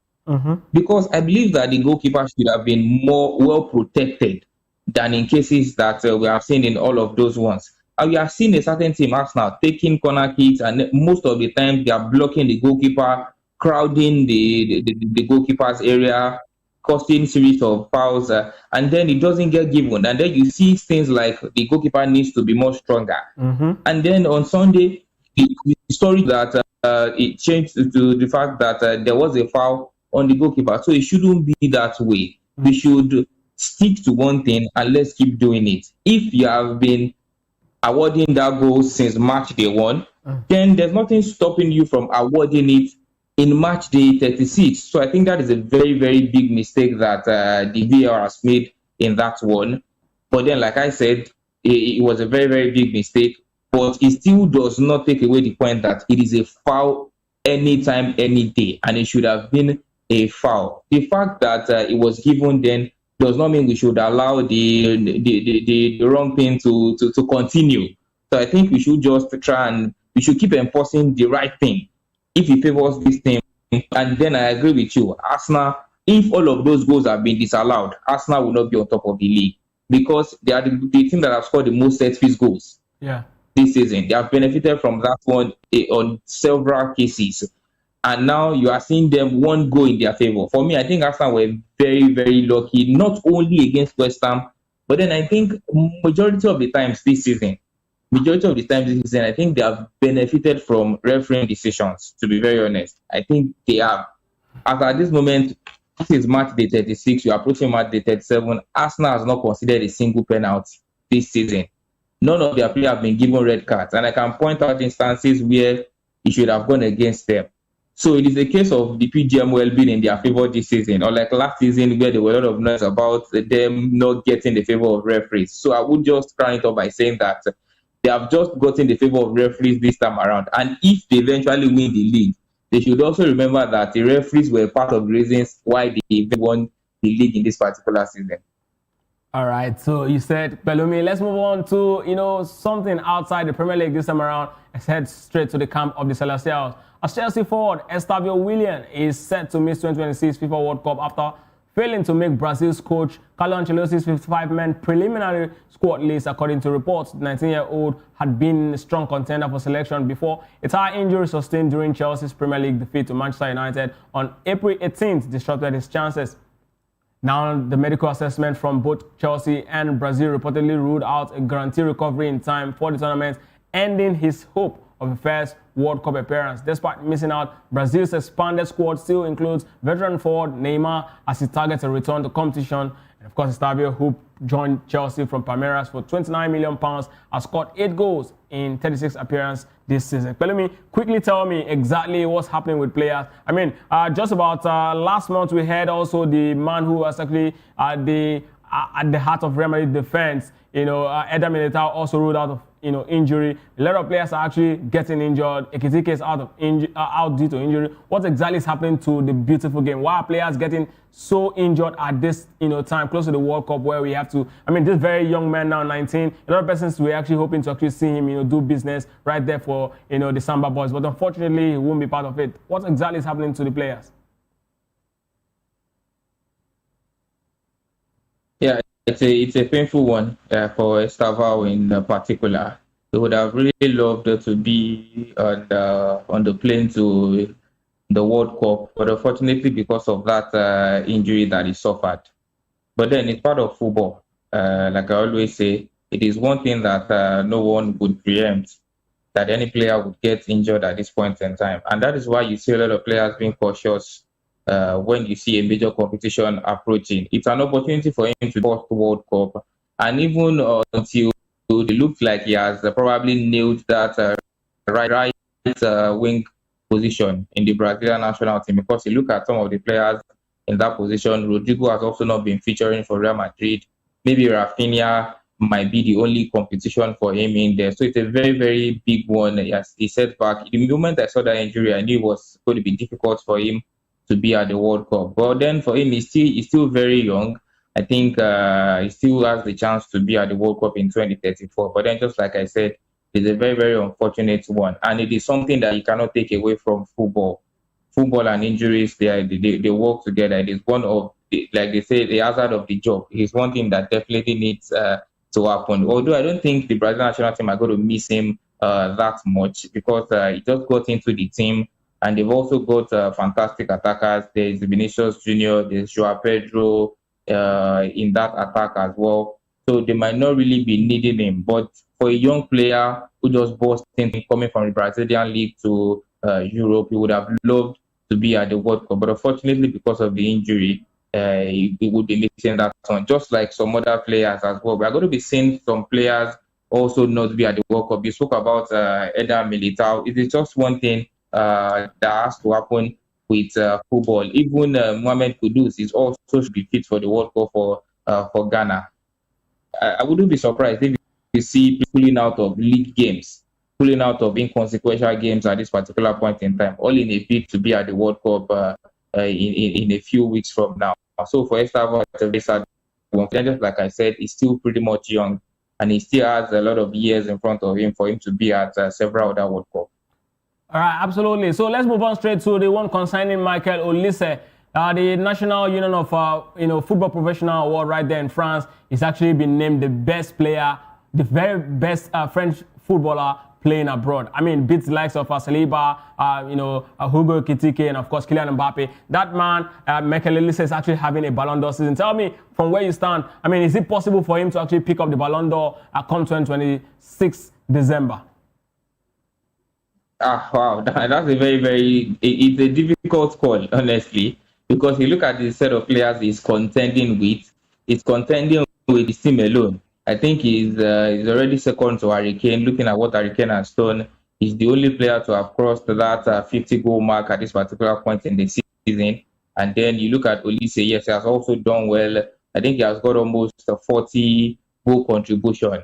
But then there's still a couple to consider before you talk about Michael Olise. And then you know that you're talking about the Ballon d'Or.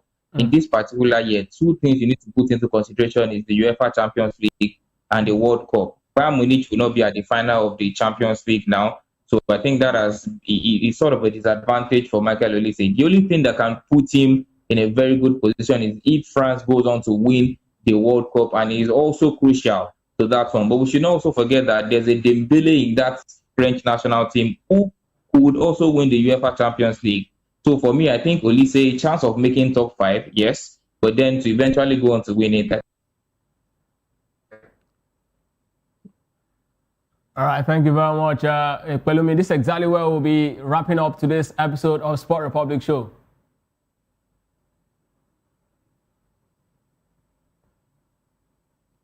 Can you hear me, Pelumi? Yes, thank you. Yeah. Thank you very much for having me. Absolutely. We'll do this again some other time. So definitely, guys, Sport Republic returns tomorrow, and Kizzy will be here to actually take us through the world to give us the latest sporting news breaking around. And of course, up next is David Edwin. He's going to be taking us through the world to know what's up, Ashagat, news stories. And do not also forget to join the guys, Jerry and Afis, later this evening as I break down all football stories right there in the locker room. I am Ikechukwu Aguago. Have a sporty day ahead.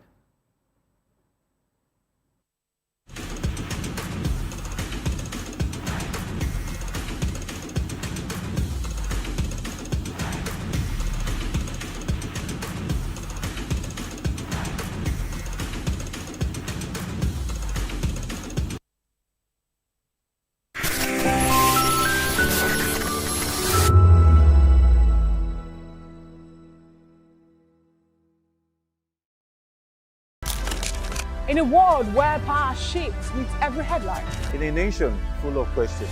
In a world filled with noise, the truth needs a voice.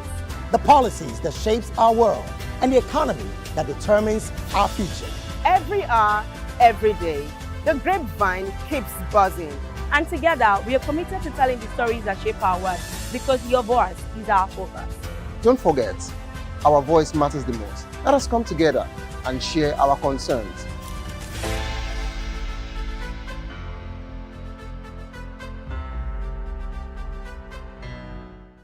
Hey guys, what's up? How you all doing? They call me Lovisha Nelson One, your number one celebrity host, and you are watching Voice of the People Television, VOP. Stay tuned. Uyi Osarite is my name. I am a friend of the microphone, Voice of the People TV. That name is unique, and the brand is very sweet. I like the packaging. Picture qualities, camera qualities, and then of course, the quality of human beings that I see sometimes on your channel. I talk and get paid, and I look forward to being in your studios. Oh yes, you are on to Voice of the People TV, live here in Benin City, the cradle of black civilization.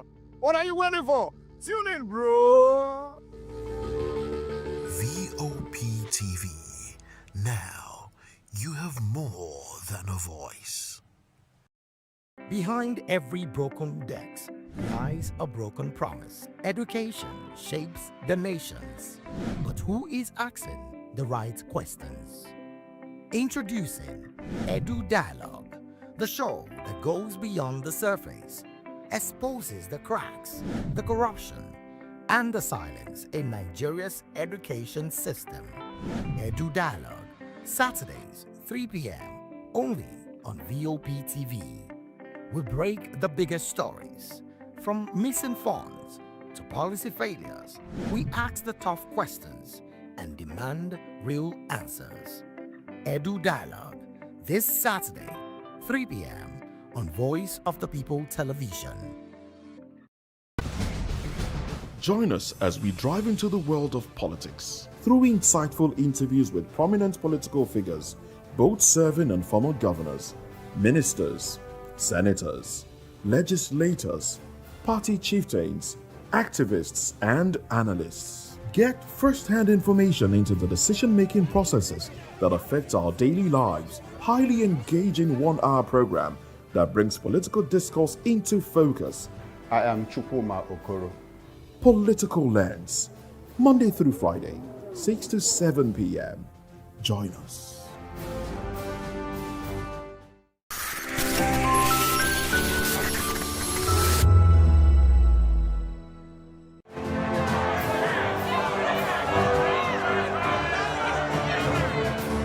Do you want your voice to be heard? Do you know that you matter in the scheme of things?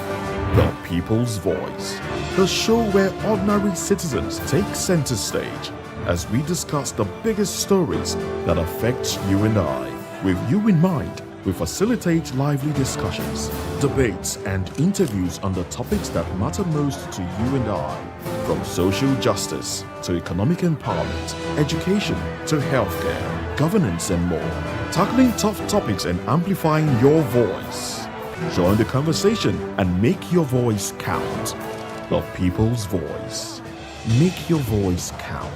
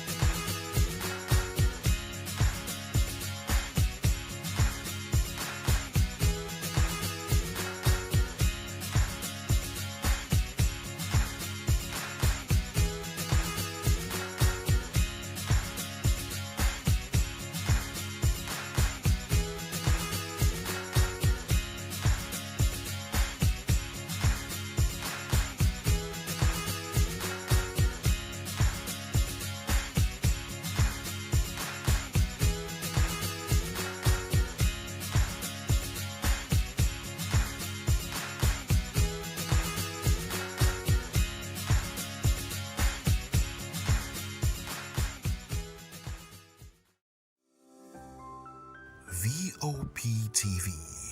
Now, you have more than a voice. In a world where truth is the ultimate power and opinions scream the loudest, it's time to wade through the noise. Hunger no get tribe. Hunger no get religion. And scan the human interest and trending topics that matter. Stay tuned to The Issues, your plug to the stories making the buzz, from politics to science and technology, social justice, and more. Let's tackle the tough questions and expose the truth. The Issues on Voice of the People Television, Mondays to Fridays, 8 to 9 p.m. The Issues. Don't just react, understand.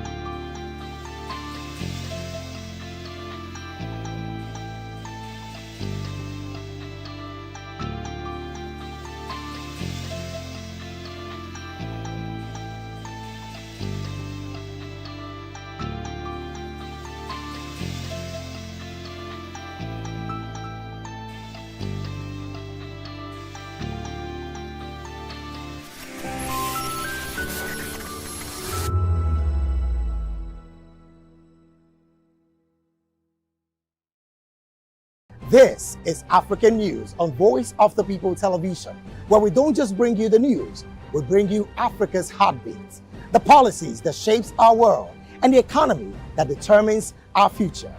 African News on Voice of the People Television. Stay with us.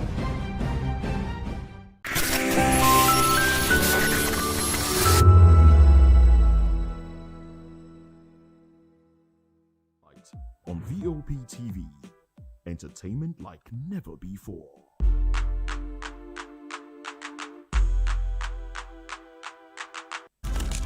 In a world where power shifts with every headline, In a nation full of questions, in a world filled with noise, the truth needs a voice.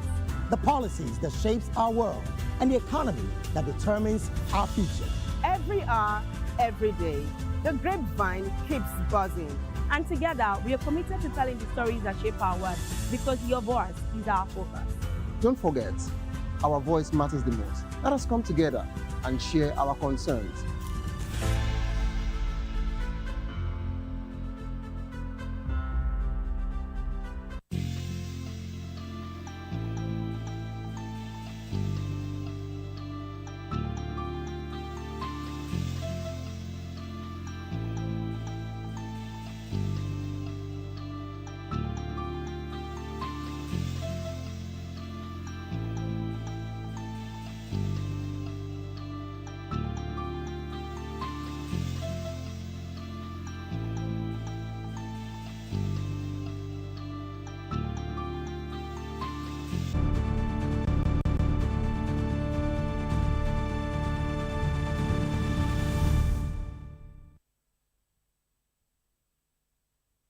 Well, hello and welcome to the Midday News on Voice of the People Television. I am David Edwin.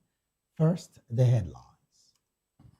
Jimo Ibrahim calls for UN action on insecurity. U.S. warns of ISIS resurgence in West Africa. Gunmen abduct businessman in Oyo State, injures child. AIG Jimo unveils policing reforms in Lagos and Ogun State. NESG raises alarm over debt burden. Serap appeals DSS 100 million naira judgment. In business, the naira drops to 1,375 naira per dollar. And in sports, National Sports Commission backs Amusa, Usoro, and others. In entertainment, creative practitioners divided over celebrity endorsements.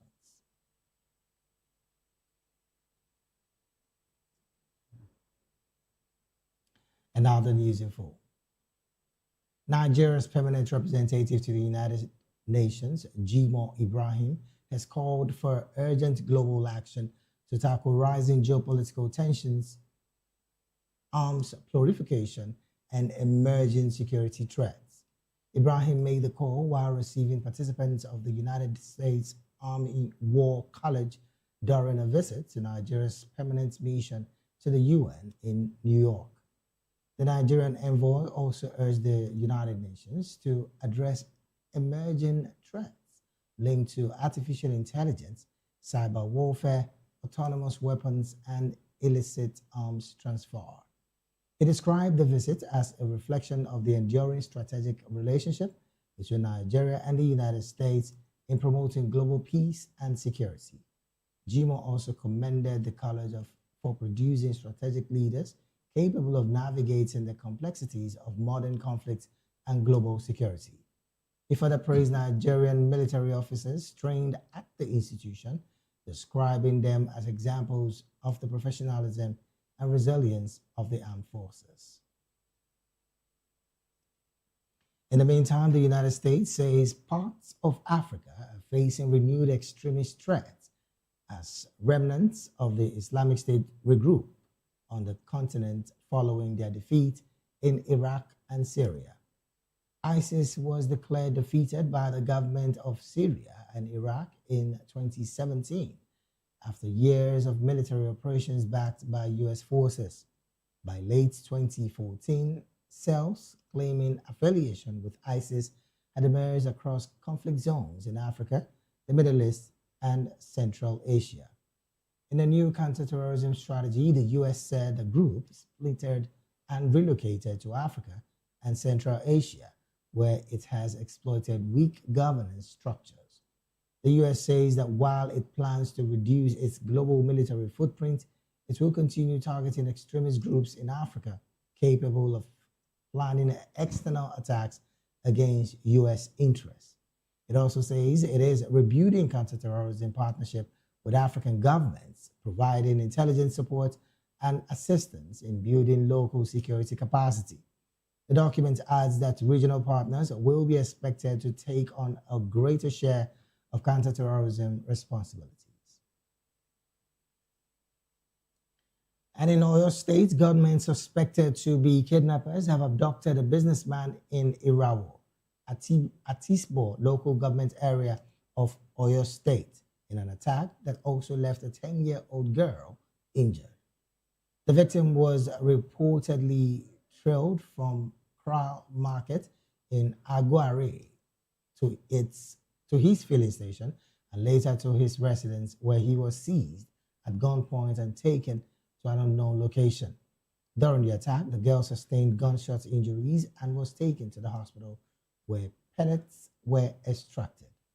Confirming the incident, the Oyo State Police Public Relations Officer Olayinka Anyolade said it was reported that at the Tede Division. He said detectives recovered 3 expended shells and 3 face caps, which are undergoing forensic analysis. Anyolade added that tactical and intelligence-led operations are ongoing to rescue the victim and arrest the attackers.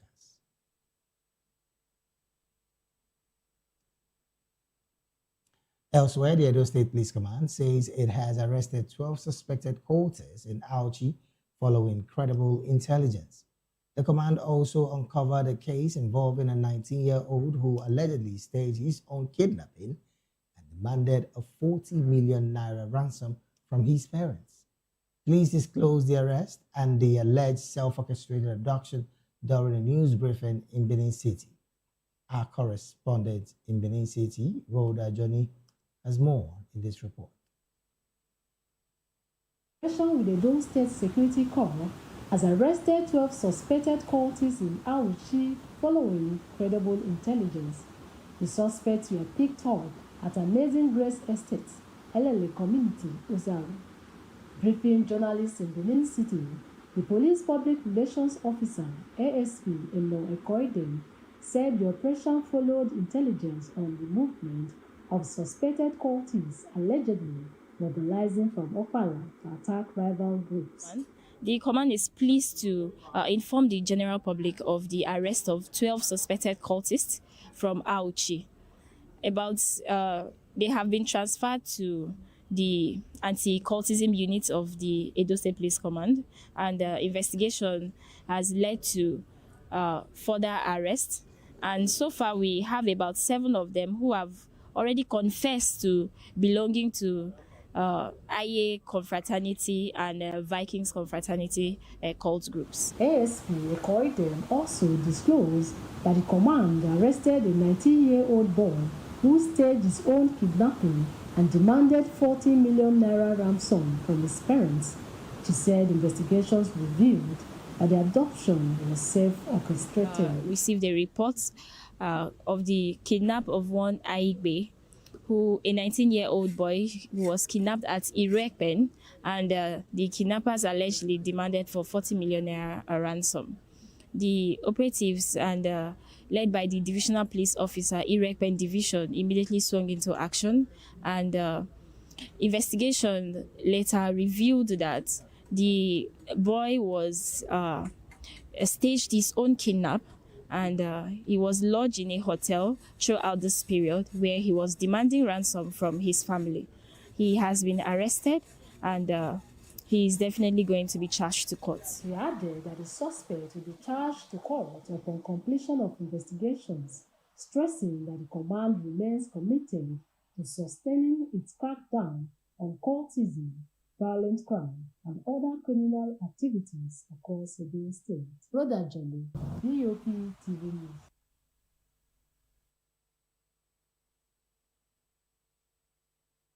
Well, thank you so very much, Rhoda, for that report. Meanwhile, panic and confusion swept through the University of Benin main gate area on Sunday after unknown gunmen shot dead a man believed to be a part-time student near the Ogbowo campus in Benin City. The media attack left students, residents, and motorists in shock, while security operatives launched an investigation into the killing. Our correspondent in Benin City, Rhoda Johnny, has this. University of Benin on Sunday, after panic erupted at the main gate of the University of Benin on Sunday after unidentified gunmen shot and killed a man believed to be a part-time student of the institution. The incident occurred at the Ogbowo campus houses in Benin City, causing fear among students, residents, and motorists. Eyewitnesses said the attackers intercepted the victim's gray messages Benz GLK and opened fire at close range. The victim reportedly died on the spot, while videos from the scene showed the bullet-riddled vehicle surrounded by chalked onlookers. Reacting to the incident, university management described the development as unfortunate and clarified that the shooting occurred around the main gate area, not inside the campus. The management appealed for calm as investigations continue. Confirming the incident, the Nigeria Police Force Edo State Command said investigations were ongoing to identify those responsible for the attack and urged residents to provide useful information to security agencies. The officers went there, and we saw a GLK vehicle having about 3 occupants, and they were rushed to the hospital. Unfortunately, one of them, by name Alexander, was confirmed dead by medical doctor. Preliminary investigation reveals that the vehicle was driving out, the occupants of this vehicle in this GLK were driving out from the school's gate, while another white GLK intercepted them, brought down their glass, and opened fire directly at the driver of the GLK who drove out from the school's gate and absconded.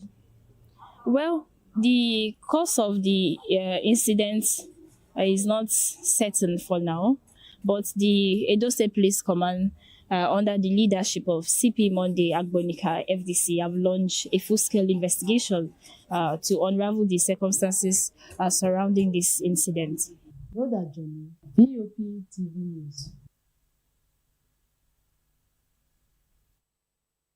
Well, thank you so very much, Rhoda, for that report. Moving on, Federal Ministry of Humanitarian Affairs and Poverty Reduction has donated relief materials to victims of recent attacks in Ngbazonko community, Kwal district of Basa local government area in Plateau State. The minister in charge of the ministry, Bernard Doro, alongside Governor Caleb Mufang, presented the items to affected residents in Basa. Gunmen had attacked the community on May the 8th, killing several people and injuring many others. Doro, who hails from the area, commiserated with families of the victims and said the federal government was putting measures in place to address the security situation in the state. Governor Mufwang also sympathized with the affected residents and condemned the renewed insecurity in Plateau State. He described the killing as act of terrorism aimed at denying residents their means of livelihood. The governor pledged continued collaboration with the federal government and security agencies to end the attacks.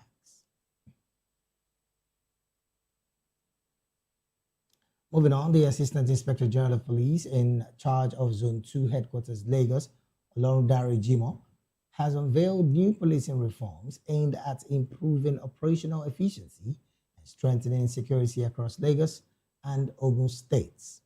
Jimoh disclosed the reforms during a courtesy visit to Lagos State Governor Babajide Sanwo-Olu at the Lagos House in Alausa, Ikeja.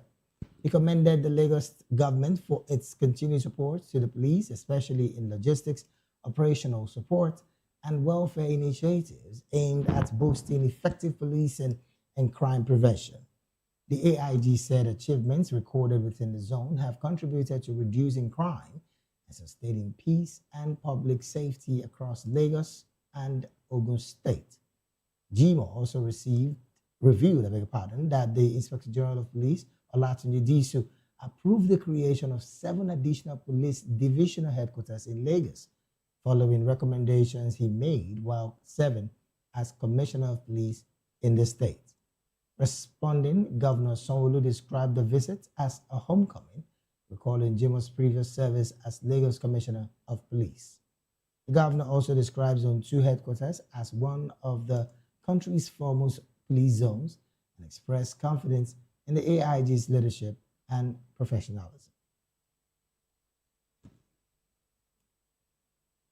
In another development, fresh concerns have emerged over Nigeria's debt burden, with projection for 2026 indicating new borrowings of about 29 trillion naira. The Nigerian Economic Summit Group, a leading economic think tank, raised the alarm in its May 2026 debt burden report, saying debt pressure is still persistent despite surface level stability. It added that its debt burden index is signaling alleviated fiscal strain. The group said Nigeria's debt profile showed a mixed but worrying picture as the economy moves from 2024 into 2025. It noted that in 2024, the debt burden index fell to 70.9 points from a peak of 83.6 in 2023, suggesting some easing in debt stress. However, it said the improvement was largely due to reduced debt service pressure rather than stronger fiscal performance. The NESG also warned that public debt to GDP rose to 40.6%, reflecting continued reliance on borrowing to finance deficits and weak revenue generation. And now to some legal matters. The Social Economic Rights and Accountability Project, SERAP, has appealed the 100 million naira defamation judgment delivered against it by the High Court of the Federal Capital Territory in Abuja in favor of officials of the Department of State Services. In a statement, SERAP Deputy Director Kolawole Oluwadari said the organization has also filed an application seeking a stay of execution of the judgment pending the outcome of the appeal. The appeal filed by lawyer Tayo Oyetibo challenges the May 5th, 2026 ruling delivered by Justice Yusuf Halilu which awarded 100 million naira in damages to DSS officials Sarah John and Gabriel Ogundele over alleged defamation. The court also ordered Sarah to publish public apology, pay 1 million naira in cost, and an additional 10% annual interest on the judgment sum until full payment. Sarah described the ruling as a travesty and miscarriage of justice, arguing that the organization said it will amend its notice of appeal after obtaining the certified true copy of the judgment to include further grounds of challenge, including alleged defects in the evidence relied upon by the court. Still talking legal matters, the National Agency for the Prohibition of Trafficking in Persons says the Supreme Court has affirmed the conviction and sentence of a human trafficking convict for trafficking, procurement of prostitution, and organizing foreign travel to promote prostitution.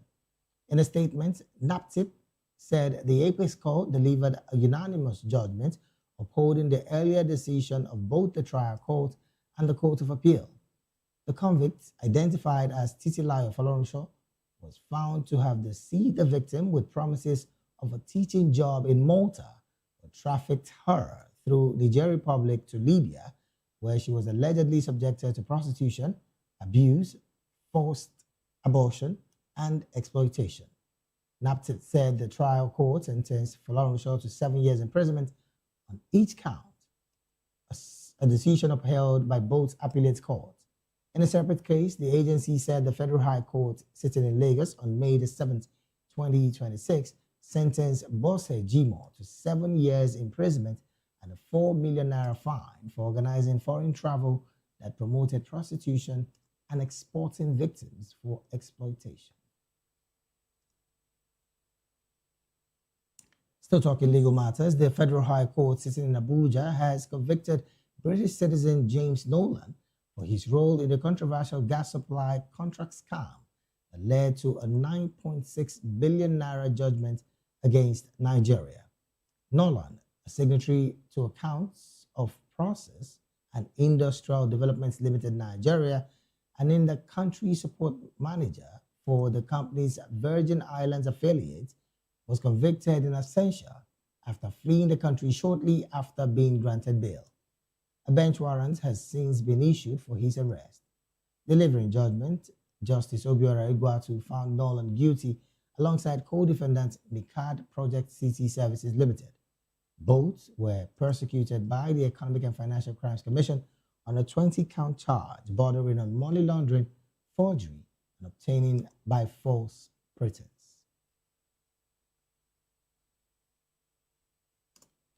You're still watching the Midday News right here on Voice of the People television. We'll go straight to the analysis segment of the news. And joining us now to make sense of these stories and more in the studio with us is Mr. Darlington Agumo. He is a lawyer and also a political and public affairs analyst and commentator. A very good afternoon to you, Barrister, and thank you for joining the conversation this afternoon. My pleasure. Also joined us virtually is Mr. Amobi Ihegboro. Mr. Ihegboro is a public and political affairs analyst and commentator. A very good afternoon to you, Mazi Amobi Ihegboro. Thank you for joining the conversation this afternoon. Yeah, thank you for having me. All right, then let's start from the studios here. And of course, Barrister, this seemed to be your forte because we're talking legal matters. A federal high court is in Abuja convicted the British citizen James Nolan for his role in the controversial gas supply contract scam that led to the 9.6 billion naira judgment against Nigeria. Now, looking at these developments, Barrister, though he was sentenced in or judged in absentia, how much of an impact would these judgments have on the level of these kind of contracts that are not clearly defined that some government officials get into, and of course forcing this kind of judgment to the tune of 9.6 billion naira judgment against Nigeria? How much of an impact will this judgment have on such people and, of course, the development as well. Yes, it is a victory for good judgment. It is a victory for fighting corruption. It is a victory for good governance. Because when things like this happen, you now have the hope that, yes, if this kind of judgment can be sustained, that means there is hope somewhere. The person concerned, I think others should learn from him. That's the truth. Imagine if this kind of judgment was not entered into against him. He may be thinking that, well, I have made it. They should go a step further to recover whatever he made from that corrupt transaction. That's the truth. Okay. It's not enough for him to be judged. They should recover what he gained from that transaction. Now, another conversation that is in all of this is the fact that the person in question have fled the country shortly after being granted bail. Looking at this development, Barrister, how much of cautiousness amongst the security operatives are we seeing here for a victim who still has a case in court but was granted bail and then is no more in the country? Is there some fish? Well, some would say I smell a fish. Is there some level of I want to call it maybe selective arrest here, so to say? Yes, most times high-profile cases of this nature, you don't allow the defendant to have his passport or the freedom to travel outside Nigeria. That is one thing people should be careful of. All the prosecuting agencies, you don't allow the defendant in court to have the freedom to do what this other person have done. Even when they were granted bail? Of course, you monitor them because they have a case in court. With this kind of thing, you cannot blame any agency that said, look, you should be coming to our office every day or every week to sign your presence so that we know that you are around, you do not jump bail. These are issues because that money is not a small money. It's not a small money. And so when you have cases like this, the prosecuting agency should be very wary, especially if the defendant have the tendency to jump bail. That is the truth. But it is not enough for you to jump bail. At least judgment has entered against you. And the whole world are aware of it. So no matter how long it takes, you are an ex-convict. And so your political future is in jeopardy. All right, your name is in jeopardy. Everything you hold dear to you has been rubbished. So running away is not enough. You have gotten a sentence on your head. Even in absentia? Of course. All right, then. Let's take this conversation to Mazi. Well, Mazi, what do you make of this story? A 9.6 billion naira judgment against Nigeria as a result of this contract scam. And again, the person in question, the British citizen, James Nolan, is no more in the country. Who are we to blame here? Should we even want to blame anybody? Because this judgment was given in absentia. But from your perspective, how much of a major intel should our security operative consistently have for defendants like this who, again, after being granted bail, are nowhere to be found afterwards? Yeah, thank you very much. This speaks to the fact that justice system is not very much understood. That is why when some court of law refuses someone bail, people will criticize, or when a counsel on the other side, refuses, tells the court that they do not, believe in the suspect, and they doubt the ability not to jump bail. People will also criticize because the rule of law, you will see some people arguing for, the rule of law and what have you. No system is perfect, but it is very, very disheartening that this has happened. I do not know where to apportion blame, because for every action there must be consequences, and I think the court has taken the right steps in the right direction in terms of the sentencing and what have you. It will go a long way to dissuade people in this category from committing this type of offense. I think the judgment is in order. All right, then. Still talking judgment, and I still want to stay with you, Mazi. Interestingly, as we speak, there also has been a judgment given earlier to a particular person, and I'm talking about one who has been very, very much into trafficking of persons. The National Agency for the Prohibition of Trafficking in Persons said, of course, the Supreme Court has affirmed the conviction and sentencing of a human trafficking convict for trafficking, procurement of prostitution, and organizing foreign travels, promote prostitution.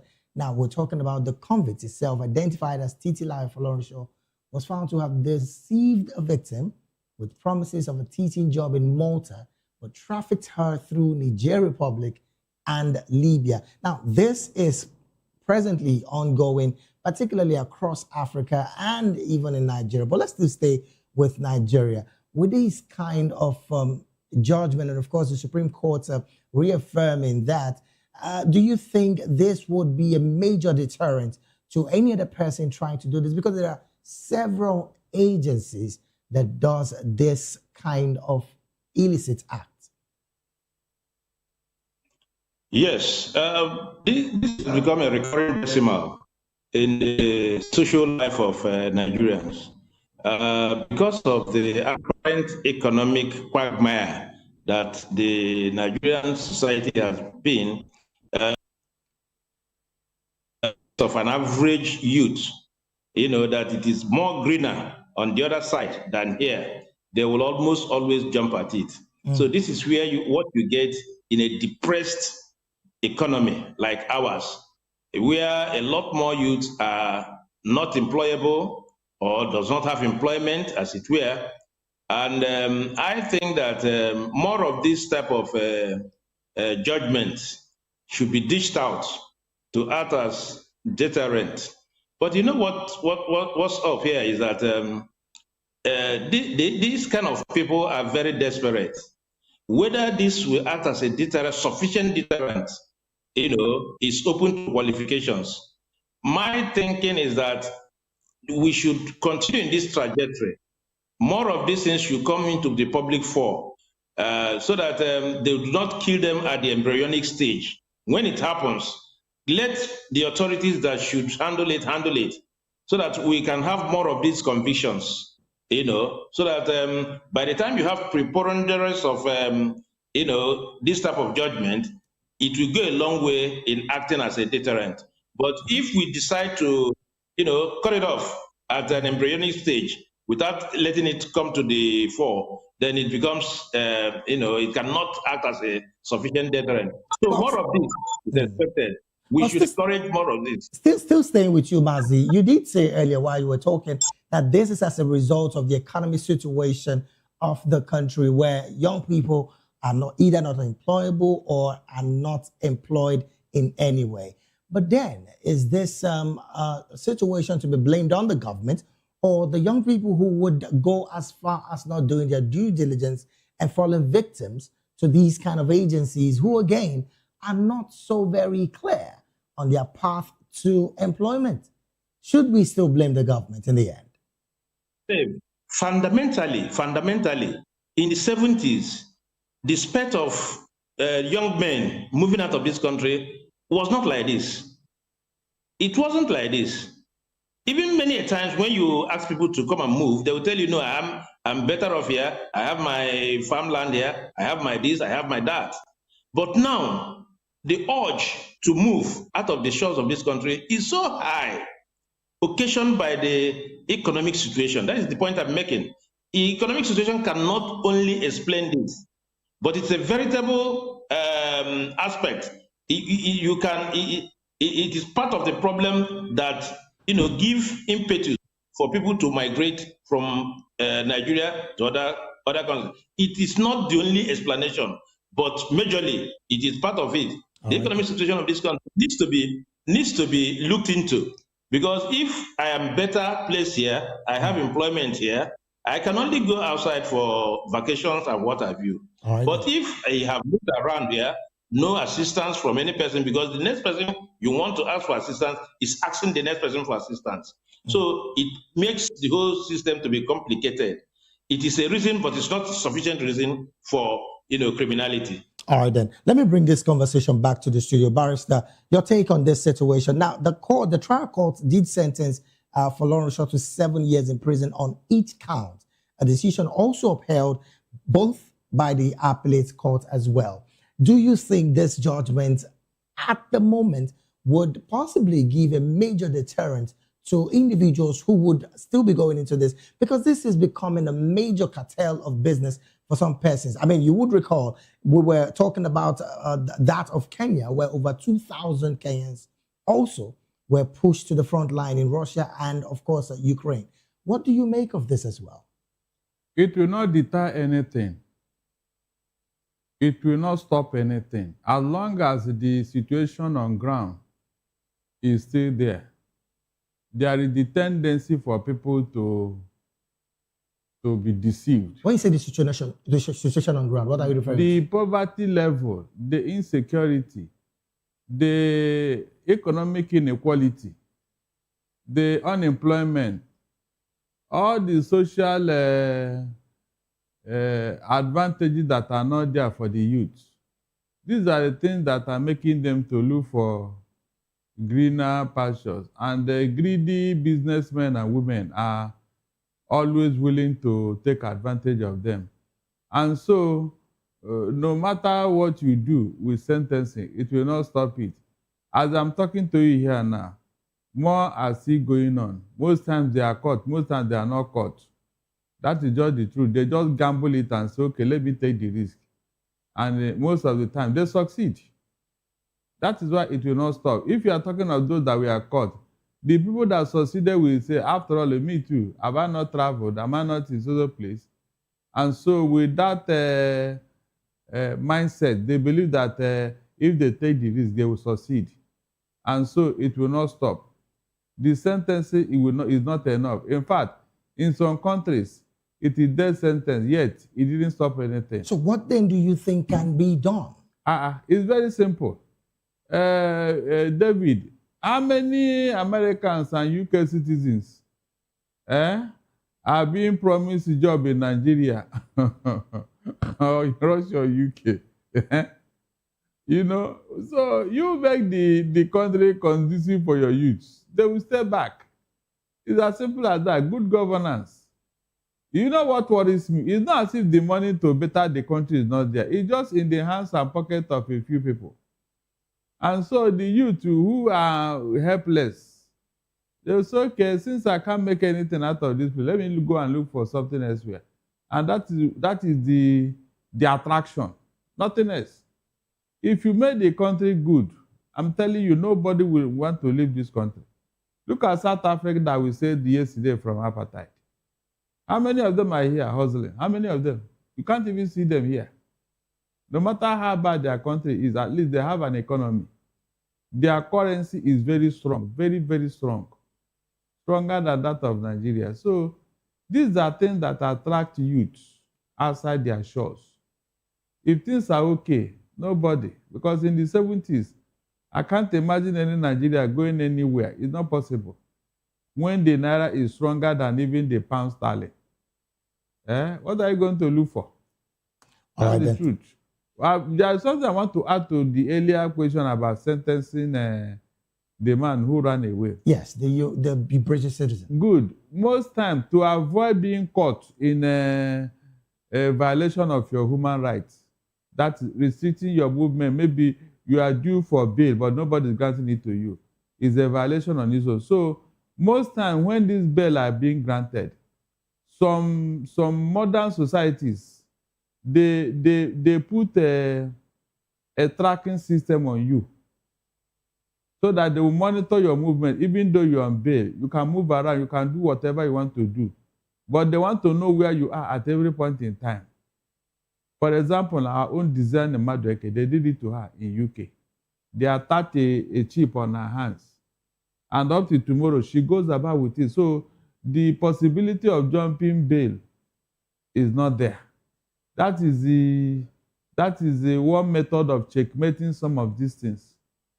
Instead of keeping inclusiveness of technology in all of it. Sorry? The inclusiveness of technology. Exactly. So with it, you can't even dare, because even if you answer the hole, they will get you. That's the truth. What the country can do now that a sentence has been passed, they should look for where this man ran to and ask for his repatriation to come and serve his term here. That's what they can do. All right, then. But Barrister, before I let you go, in one sentence, the Nigerian Economic Summit Group have said that the 2026 May debt burden report is saying that it is very visible that our debt might rise in just another percentage in this particular month. But looking at the fact that they said the debt to GDP rose to 40.6%, reflecting continued reliance on borrowing on deficit. What's your take about the fact that they have said that we could be going as far as adding much more debt in May 2026? It is all these economists and financial experts that are deceiving the government. New borrowings of about 29 trillion naira. They are the ones telling government nothing wrong is borrowing. I have always kicked against it. All right, then. If you ask the next analyst, you tell nothing wrong in borrowing. After all, America is owing. After all, even the heavens, they are owing. And with it, the government will say, okay, we are good to go. And they go on a borrowing spree without thinking of the situation at home. If America borrows, so you too, you should go and borrow. Do you have an economy? Do you have an industrial base to pay back the loan? Because of our time, really, Barrister. So that is the problem. Mazi, in one sentence, what do you make of this? New borrowings of about 29 trillion. Again, this is coming about from the Economic Summit Group, clearly talking about the fresh concerns emerging. What's your take? That is most unfortunate. Even Mr. President himself said, borrowing is not like leprosy, which means he can embrace borrowing. That is most unfortunate thing, for the president to say. You can't borrow this country into stupor. Enough of this borrowing. After all, enough of money from them. Enough of money is coming in from removal of petroleum subsidy and the parallel market thing. Well, so why are we negative into borrowing? There's so much to talk about, really.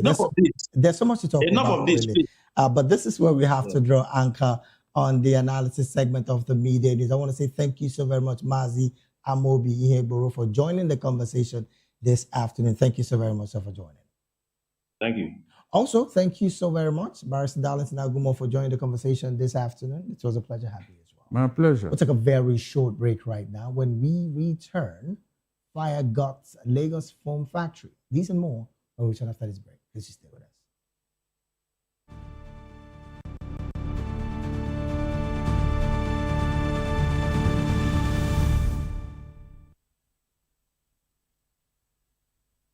Glad to have you back. It is still the media news right here on Voice of the People television. Now to other stories. A foam manufacturing company on Oyedele Street off Liazu Road in the Ikotu area of Lagos State was gutted by fire in the early hours of today. Residents said the cause of the fire is yet to be determined. The blaze completely destroyed the factory and also damaged the roof of a nearby story building before firefighters brought it under control and prevented it from spreading any further. No casualty was recorded. Officials of the Lagos State Emergency Management Agency, the Lagos State Fire and Rescue Service, the Lagos Neighborhood Safety Corps, and the Nigerian Police Force are at the scene. Still in Lagos, Lagos State is set to launch its own driver's license in partnership with the federal government. in a move aimed at improving road safety and streamlining the licensing process for motorists. The state government also says more than 737,000 traffic violations were recorded through its digital enforcement system within the review period. Our correspondent, Oyeka Ogolo, reports. The Lagos State Commissioner for Transportation, Oluwaseun Oshiyemi, announced the planned rollout during the 2026 annual ministerial press briefing held in Alausa, Ikeja. He said the new Lagos-issued driver's license would operate alongside the existing federal driver's license system. A Lagos driver's license will be launched sometime in a couple of weeks once we get a nod from Mr. Governor. We're going to be automating the agency itself, which is the NVA. For the LSMPPA, we have the EV plates that will be launching. We have the approval, the final approval from FRSC now. We will now, of course, give it out for those that will be driving EV cars. They would have specialized numbers. It's green, you would see. We'll share the sample if you want to see. For Lastry, we'll be moving with time, and of course, we'll be bringing AI simulators to train our drivers. We also know that it's important for this training to occur in order to reduce the accidents we see on our roads. There will be training and retraining, and there will be laws supporting that. Even for corporate bodies that have fleet of vehicles, they must retrain their drivers every six months. There will be a link between those trainings and our driver's license, because there would also be points that will be earned or put on your driver's license if there are infractions. Oshiyemi explained the initiative is part of efforts to modernize transportation administration, strengthen digital enforcement, and improve regulatory compliance on Lagos roads. According to the commissioner, the state issued over 1.1 million roadworthiness certificates during the review period, while the automated number plate recognition camera system captured more than 737,000 traffic violators. This administration, steered by Mr. Babajide Olusola Sanwo-Olu, has done a whole lot in transforming and promoting all modes in the entire transportation sector. The goal is to give all Lagosians accessibility to an integrated multimodal transportation system that is seamless, safe, affordable, sustainable, and very inclusive. Our promise to Lagosians as a government is to engage them through various channels and continue to provide and plan the very best for everyone, in such a way to boost the socio-economic development of all citizens and the state itself. Our expectation is that you all will own and protect this project, and more importantly, we ask for everyone's cooperation and support to move our dear state forward. The commissioner also disclosed that over 56,000 driver's license applications and renewal were processed in collaboration with the Federal Road Safety Corps, alongside more than 1,000 international driver's permits. The Lagos State government says the new license initiative is expected to improve service delivery and strengthen safety enforcement across the state. From Alausa, Ikeja, I am Oyeka Ogolo, reporting for Voice of the People TV.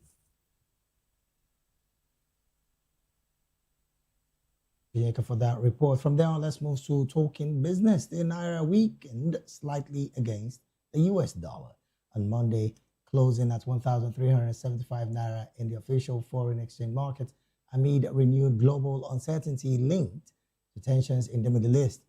Figures from the Central Bank of Nigeria show the local currency slipped from Friday's closing rate of 1,364 to the dollar.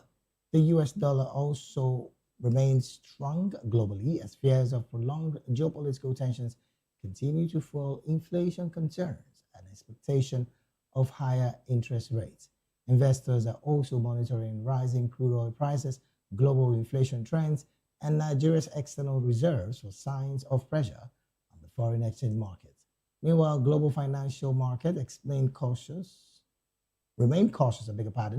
as diplomatic efforts to end the Middle East conflict recorded limited progress, raising concerns over the fragile ceasefire announced earlier in April.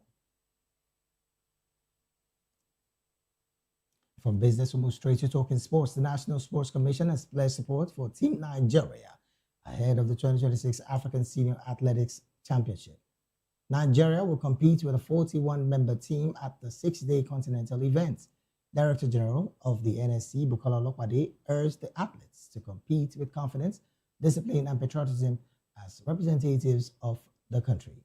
The contingent includes 17 male and 24 female athletes competing in 26 track and field events as Nigeria looks to sustain a strong showing in African athletics.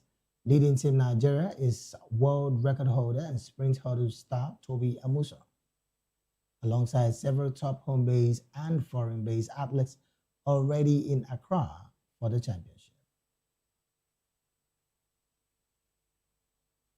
From that particular sports story, we move straight to talking entertainment. The role of celebrities in politics continue to spark debate, particularly over whether public figures should openly endorse political aspirants. While some argue it is a democratic right, others say such involvement should be approached with caution.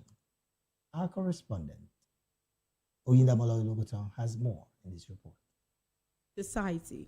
Freedom of expression allows individuals, including celebrities, to support candidates of their choice. However, within structured bodies like the associations of movie practitioners, perspective differs on how such support should be expressed. You're a celebrity doesn't mean that you don't have a right. I mean, it's democracy, right? Everybody has a right to endorse whoever they want to endorse. I will use myself, for example. The reason why I'm not going to be able to endorse anybody openly is because I am no longer Queen Blessing. I am now AMP. And if I endorse anybody, it means I'm using AMP to endorse that person. And it won't be right because in AMP, we have members. Our members are from different political parties. You don't want to hurt anybody because this one is supporting this one, that one is supporting. So as president, I must just stand and be looking. But that doesn't mean I don't have who I support in my mind. So it's secret ballots. I will go out there, cast my ballot. But raising placard and shouting for one person is not something I can do because my constitution does not allow it. Others argue that celebrities should not be restricted, especially when acting in their personal capacity. I'm not endorsing nobody, supporting nobody, because I feel it is a secret ballot. When you go in there, you do your voting. So I don't see why I should, but if I do listen to everybody's manifesto and I feel somebody's own sort of falls short of what should be, I'm not going to hesitate to say it out there that, this person, this person doesn't sound, or this person's manifesto don't sound very solid. So I will do that, but that's just going to be my own opinion. And also for a current sitting government, if any area of their leadership is kind of slacking, I'm definitely going to point it out. But I don't think, as a celebrity, I don't think you should actually come out and be all out to campaign for a person. But as a celebrity or as an artist, if you are actually a card carrier of such a party, because the fact that you are an artist does not mean you shouldn't be a card carrier. If you are a card carrier of such party, it's okay, no big deal. Stakeholders say the balance lies in distinguishing between personal opinions and professional responsibilities, particularly for those representing industry bodies. As political activities continue to build up, the conversation around celebrity influence and responsibility remains an evolving one. Oyindamola Olugutan, Voice of the People TV. Well, thank you so very much, Oyindamola, for that report. And with that entertainment story, we've come to the end of the media news right here on Voice of the People television. Do well to subscribe to our YouTube channel. On YouTube, we're at Voice of the People TV, and on all other social media platforms, we are at Voptv Live. Thank you so very much for being a part of this broadcast. I am David Edwin. You have a good afternoon.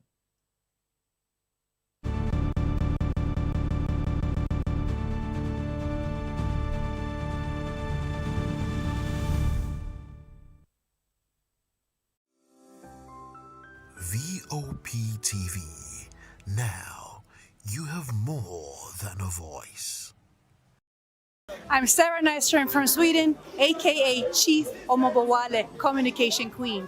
Keep watching VOP TV. Hi, I'm Samantha Jacobs, representing the States. Miami's in the house, and I want to make a shout out to VOP TV. I'm a humanitarian, and I'm also a rep in the film industry and the art industry. I help dreams come true, and I help you keep on that path. Shout out to VOP TV because you're helping people stay on their path too. Cheers.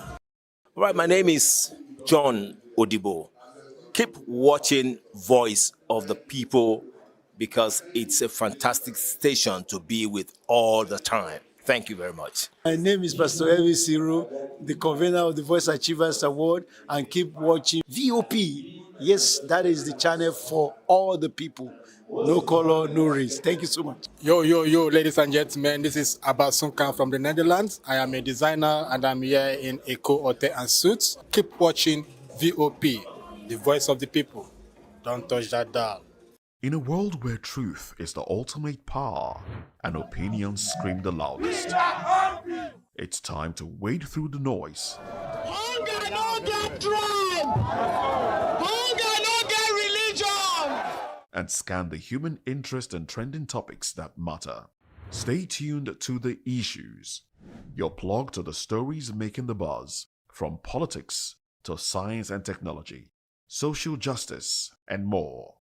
Let's tackle the tough questions and expose the truth. The Issues, on Voice of the People Television, Mondays to Fridays, 8 to 9 p.m. The Issues. Don't just react, understand. In a world where power shifts with every headline. In a nation full of questions.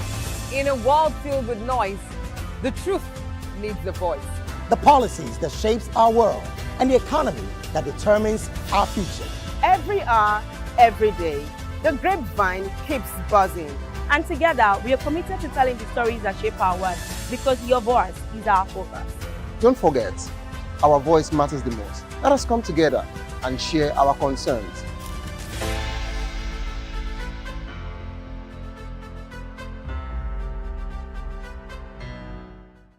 The red carpets, awards, the razzmatazz, music, fashion, interviews, and more. Spotlight on Voice of the People Television. Let's feed you with all the juicy stories in the global entertainment space, bringing you the glitz and glamour as it is hot.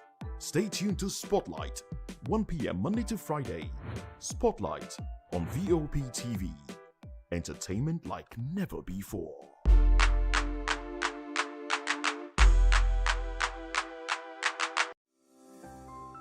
VOP TV. Now, you have more than a voice. Join us as we drive into the world of politics through insightful interviews with prominent political figures, both serving and former governors, ministers, senators, legislators, party chieftains, activists, and analysts. Get first-hand information into the decision-making processes that affect our daily lives. Highly engaging 1-hour program that brings political discourse into focus. I am Chukwuma Okoro. Political Lens, Monday through Friday, 6 to 7 p.m. Join us. Welcome to the locker room, the home of football talk that matters. I am Jerry Apelon. Join us every weekday, Monday to Friday at 5 p.m. Nigerian time, as we share the hot takes and hot debates in the exciting world of football. And joining me are the usual suspects, Ikechukwu and Mayowa, as we break down all the hot takes and everything that's happening in the football. Don't just watch football, live it with us. Catch us on the locker room and Voice of the People Television at 5 p.m. Nigerian time. And like I always say, if not 20 minutes off, please the sport. We encourage you to click on the like button and subscribe to our YouTube channel. We are Voice of the People TV. Also follow us on all our social media platforms. We are at VOPTV Live. Visit our website www.vop.ng for fresh and trending news. Also watch us live on SLTV channel 264. VOPTV, Voice of the People Television. VOP TV. Now, you have more than a voice. This is Health Check, your weekly guide to better living, smarter choices, and trusted answers. From everyday wellness to urgent health issues, we've got you covered. Health Check, only on Voice of the People television, where your health has a voice.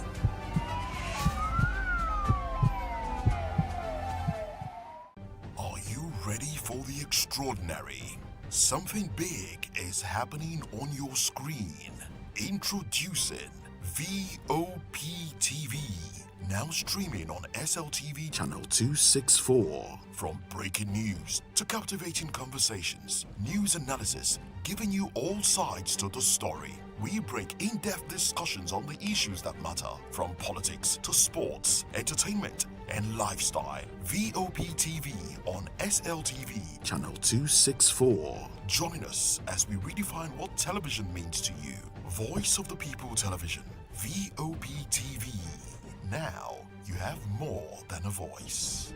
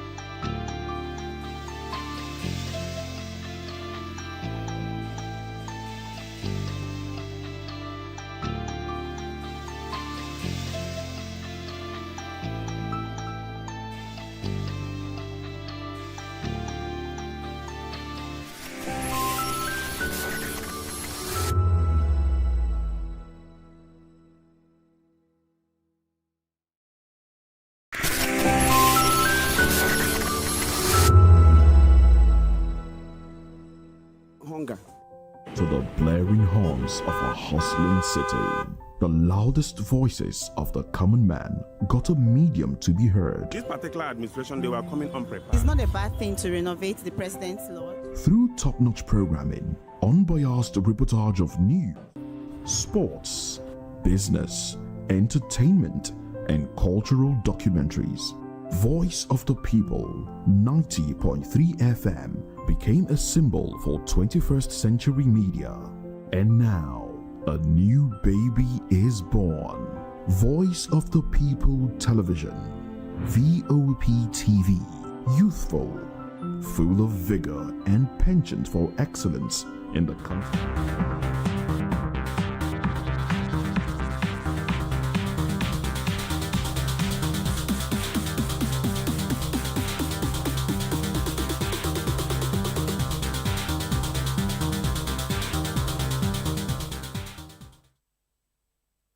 Hello, everyone. Welcome to Spotlight on Voptv, the place where stories come alive and voices matter. This is the show where we shine the light on creativity, culture, style, music, and purpose-driven people. And remember, people we're talking about are people who are shaping the world around us. And yes, it's another day to stay inspired and grounded. And guess what? I hope you've not forgotten that I'm your special baby girl, Precious Agumanu, aka call me Prezi, as E for the what? Energy. And guess what? Today, I am not alone. As usual, my darling is here with me. And we're giving the vibes. You need to see what I'm talking about. I don't understand. I'm lost. Which fine vibe? Girl. Which vibe? Which vibe? Hope you're not holding me anything. I don't understand. No, please. Let's actually holding me. But come to think of it, why did you even put on blue today? Like, well, one thing I'm very certain is that I got to the office before her. Oh wow! So and she has, she has spies around. You must have called and be like, A low pressure. Why you want to tell me like that? Why you want to tell me? Why you want to tell me? Because I came to the office with this. And, oh my God. And she then suddenly showed up. Like, I wonder, are we twins? So actually, we want to blew some people away. Are they breeze? But we blew them away because what's going on? Actually, I think I just decided to wear blue today. And maybe God touched her heart. No. God touched her heart to wear blue. Let me not tell the story behind this dress. I'm fine. How you doing? I'm good. What about you? I'm very much fine. So you look so dull. Nigeria sometimes. Wait happen. You know my birthday starts approaching. So a lot of things just in my mind. I beg. People when they give birthday vibes, they are supposed to be energetic. You get? It's money that can make you energetic. And when there is no money, energy where? You know, like I think they send you like 30 million now. Bam. You went to. You don't raise. You went too far. What is going on? 30 million. No, don't lose your standards. I'm not losing standards, but you went too far. But I say a fraction of what you just mentioned. Fraction, okay? My smile got reach here. But seriously, this has to be the vibe for me. You have to get this energetic my dear, vibe. You can be my sponsor. All the gifts you are owing me. Are you trying to say something? All the gifts I'm owing. Yes, now. Why you go bring that in come here now? Now here you owe me. Now here you do tongue twisting. How many times? You don't count them. They don't give me answer. Actually, what I was trying to say is that don't worry, we're going to look into that. But happy birthday in advance. I feel like yawning and sleeping. Please, can somebody bring a duvet for me? They said make you no grill. Me go green for pressure, so I know. I'm trying to conserve my energy. Please. Please. Jesus. Me will be your sweetheart. Sweet? No. You don't change mouth. No, the complete name. Some letters are missing. We are looking for it. Wow. I'm lost. All right, guys, please stay with us because we're about to dive into matters. We are about to dive into some gossips we have been hearing. Gist, where don't they go on? But trust me, these ones, just ready your mind. But first off on our list today, we're talking about these our sweethearts, our content sweethearts, Pella and Jarvis. So guess what? I think which one be sweethearts? Why you have sweethearts? I don't understand. Please, it's not our. Please, it's an individual thing. Wow. Now your own sweetheart, I agree. You don't like them, like their love. Which love?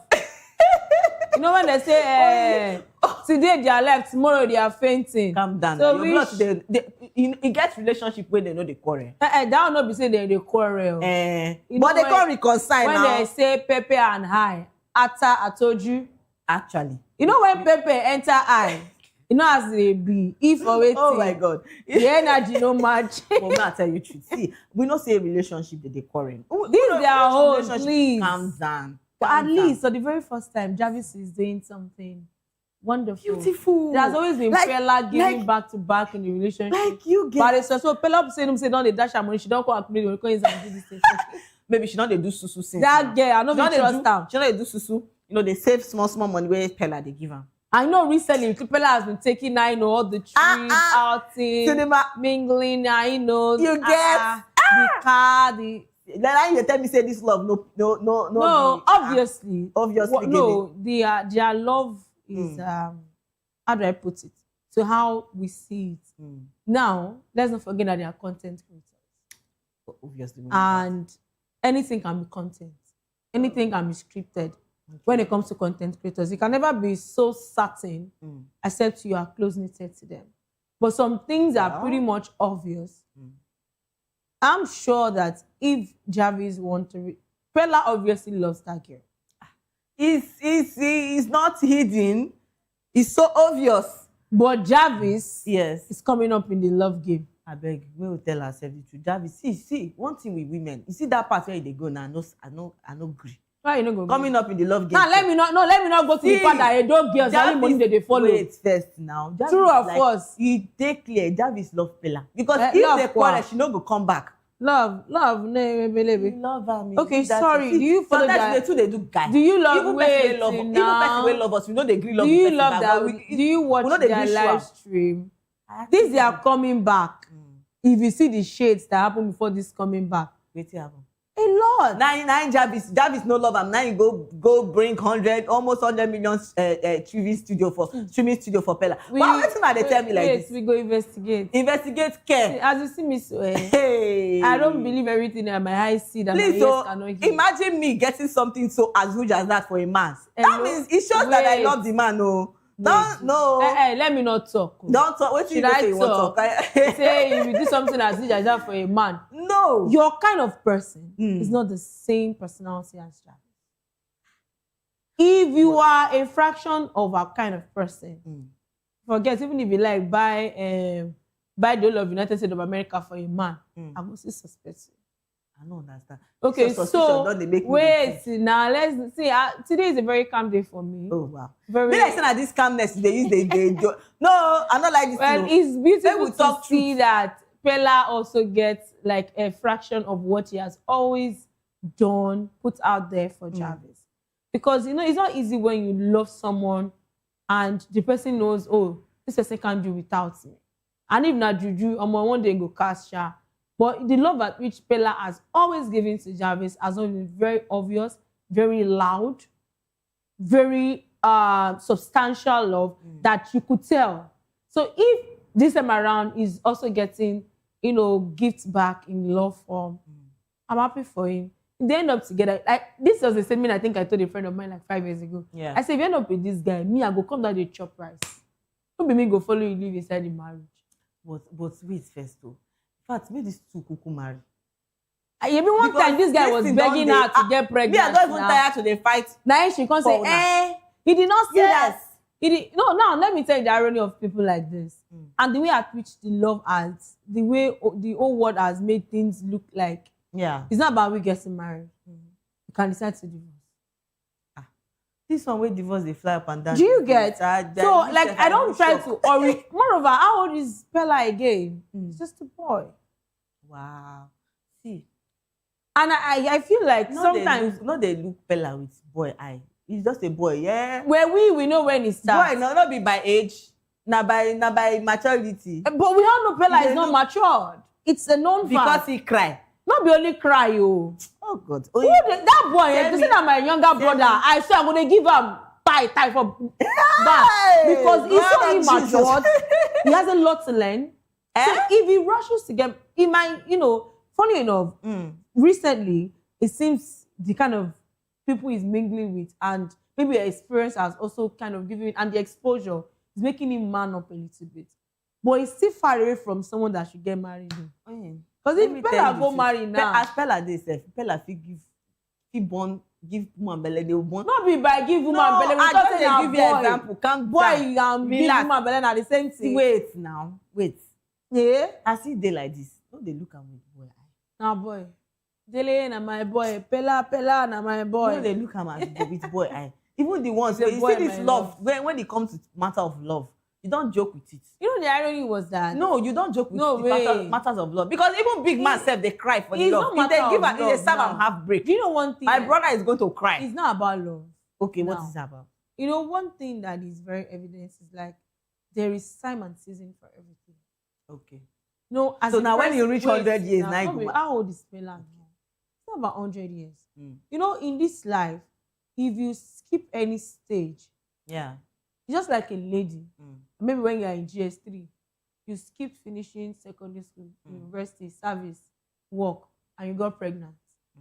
You might look like, say, I don't get man. You see those stages you skip to come back to haunt you. Yeah. Now it takes the grace of God for you to level up, for you to be able, because the whole thing you are supposed to learn at that period of that leveling up, you missed out on it. And upbringing goes a very deeper way. Pella was just a boy who was fortunate and had the grace to eat it big. If you watch some of his videos a few years back, he is at the point, and I think that's one thing Jarvis tread on with him. Because he knew, Jarvis could see, it's evident that Pella had this vacuum of love and acceptance. And it was the fact that after he made his money, his parents made him a man immediately without allowing him to grow. You witness these two people have this, their first, or their first viral issue that actually went viral that people were Which one talking no go about. viral? Calm Everything they down. go viral now. The particular one will shake everybody. A lot shake though. The one where shake everybody, where Pella been go jam himself, now they talk about. No, be and only waiting that cause one. the It problem. never happened before then. Wait. Now calm because down. you know jam himself that time. But calm down. See, when it comes to the matter of love, where Pella. I beg you, ball and bed. When you're exercising love for a boy that's supposed to go and be stable at 200 level and be learning about his future and make something out of his life. He said he don't really learn now. With even the English when they speak. When they do one advert, when he's speaking, I say, I shock, I say, eh. But that's the selling point. No, that's not a selling point. Actually, that's not his a selling point. People like him that way. Actually. See, you're mixing a lot of things up. Now, you know, some people like him that way. There's a sense of acceptance to your kind of person. Doesn't assume that they like you that way. Okay, so what's Pella really doing? When Jarvis leave Pella for how many days? How did she feel? Was she able to cope? Yes, cope. I just asked you the simple question. Was she able to cope? People are making me laugh. What is the truth? This that one. She not make up when she go back. What makes you think so? What makes me think so? I know so, and I feel so. Pele Jarvis. But seriously, wait, I know I love gossip, but this was looking like bedroom gossip. It's not bedroom gossip. It's the truth. It's the truth. We don't not just tell you people. Congratulations to Pella on the new studio. Actually, it's a that's massive. Now your baby shows you love. Yes, love is a beautiful thing. At least when they say women, we they do. Because it don't too much. When I they turn left, they say keep my straight face. I don't do like this a man. I can't hear. They go bring I don't hear waiting precious stuff. On this matter. Oh my God. But seriously. I don't want to hear you again. I don't know which of women do. Pele. No. It's always the men there that does. No, men are very loud if in you nature when they do things. When they want to do something, they shake.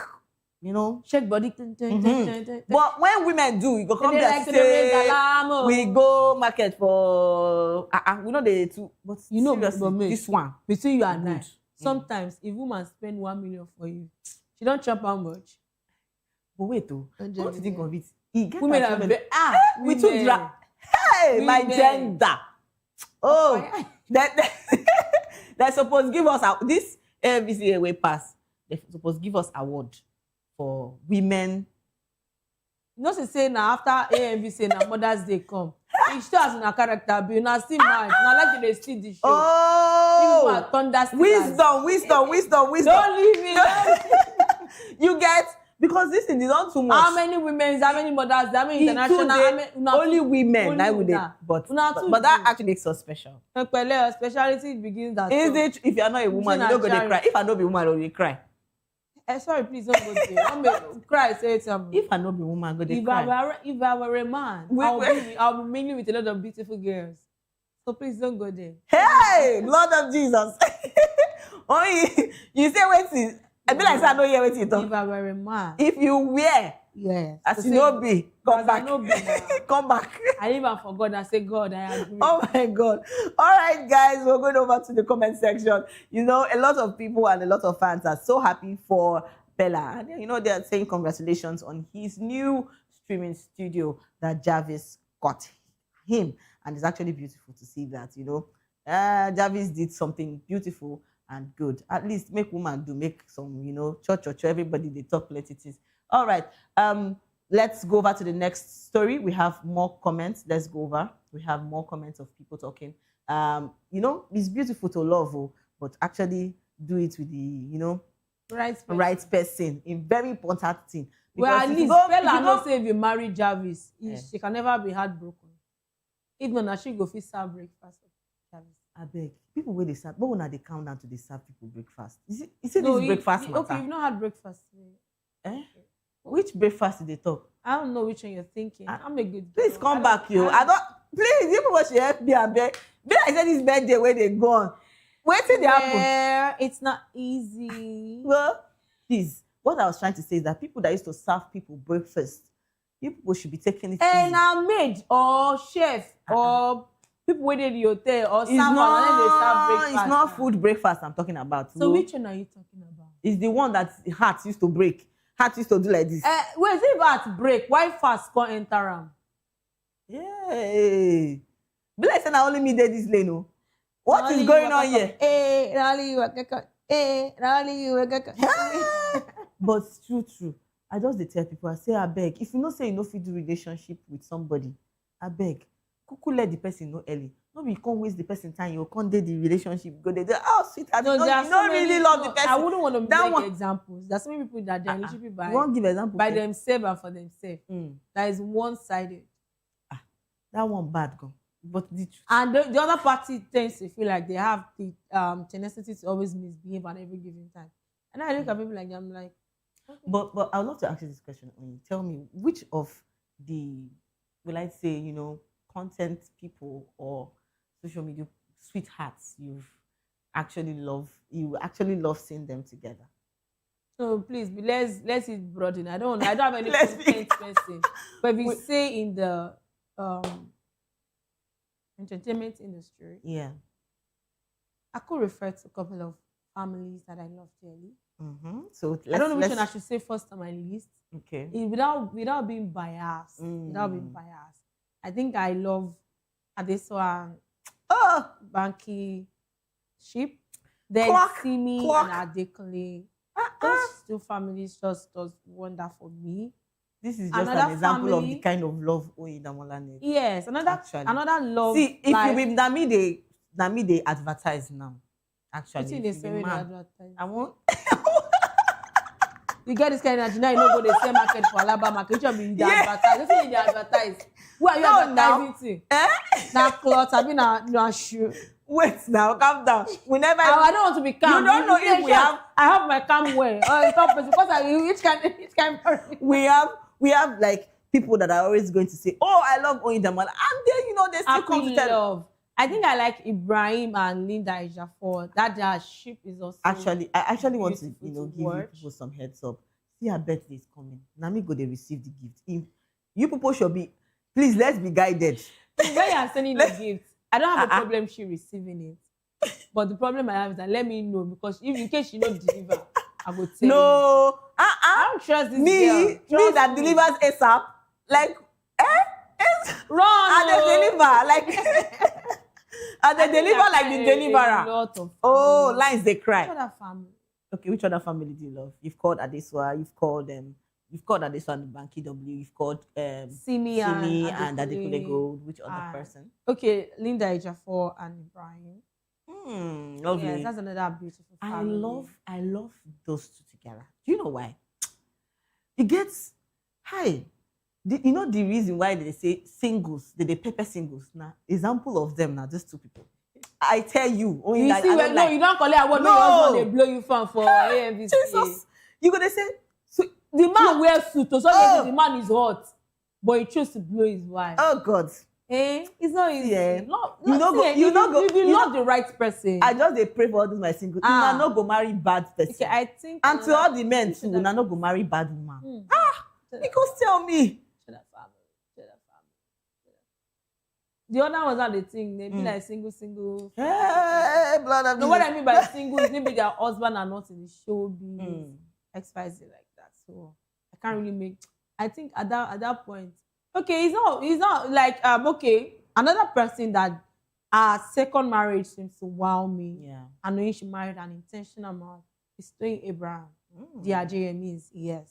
Because knowing fully well that first marriage, God forgive me, I never liked that ship. Yeah. So when the ship crashed, people like us, they're like, I bet God will do better one for her. And God actually answered her prayer and gave her a new man. And now she's staying at JME. I think that's another family. And not that bad, although still very fresh of a marriage. I know the Pepe Body Gen Z kind of character is in her. Yeah. But at least she's really good. The address person stay call up. And her Pepe Body Gen Z now. And she's actually she's carrying the marriage thing so gracefully. And we are hoping for a better future for her. Yeah. And she becoming a better mother and training up her children in the ways of the Lord. And that's none other talking about Priscilla. Talking about sweethearts. Talking about sweethearts. What would you say about Laura Ikeji? When you first breathe, not breathing, they need Well, question now. 1 pound of blood to come out from my body. Okay, so without dwelling so much on their past of how the relationship started chaotically, Yes. the chaos was quite loud. Loud. When the whole marriage, the whole proposal after pregnancy, pretense, lies, and everything. But in the course of the marriage, the man to know to a certain extent proved that he loved her, always doing a lot of things. And he was a silent kind of a person, while Laura was the one, she carried the marriage on top of her head. Yeah. Now, this whole shenanigans regarding the man and all this thing, I don't think she should be so surprised. At least they are older. They can still, that's just a storm in their marriage. They can always reach through that.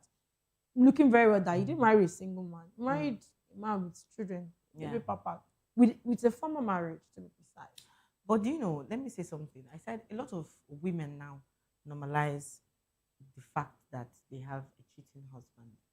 Well, I'm not saying anybody should normalize it. No, it has to do with your kind of person. I'm saying that because a lot of women have, have had this saying that, I don't think cheating can ever make me leave my husband. No lie. No, the man no cheat on you. The man no cheat on you with your younger sister or cheat on you with your mother. Then we'll have that conversation again. Oh my God. Or cheat on you with your maid. Actually. Just another maid don't worse pass. Because that maid can poison you. They say, poison your entire family just to have the man. They go still say to err is what?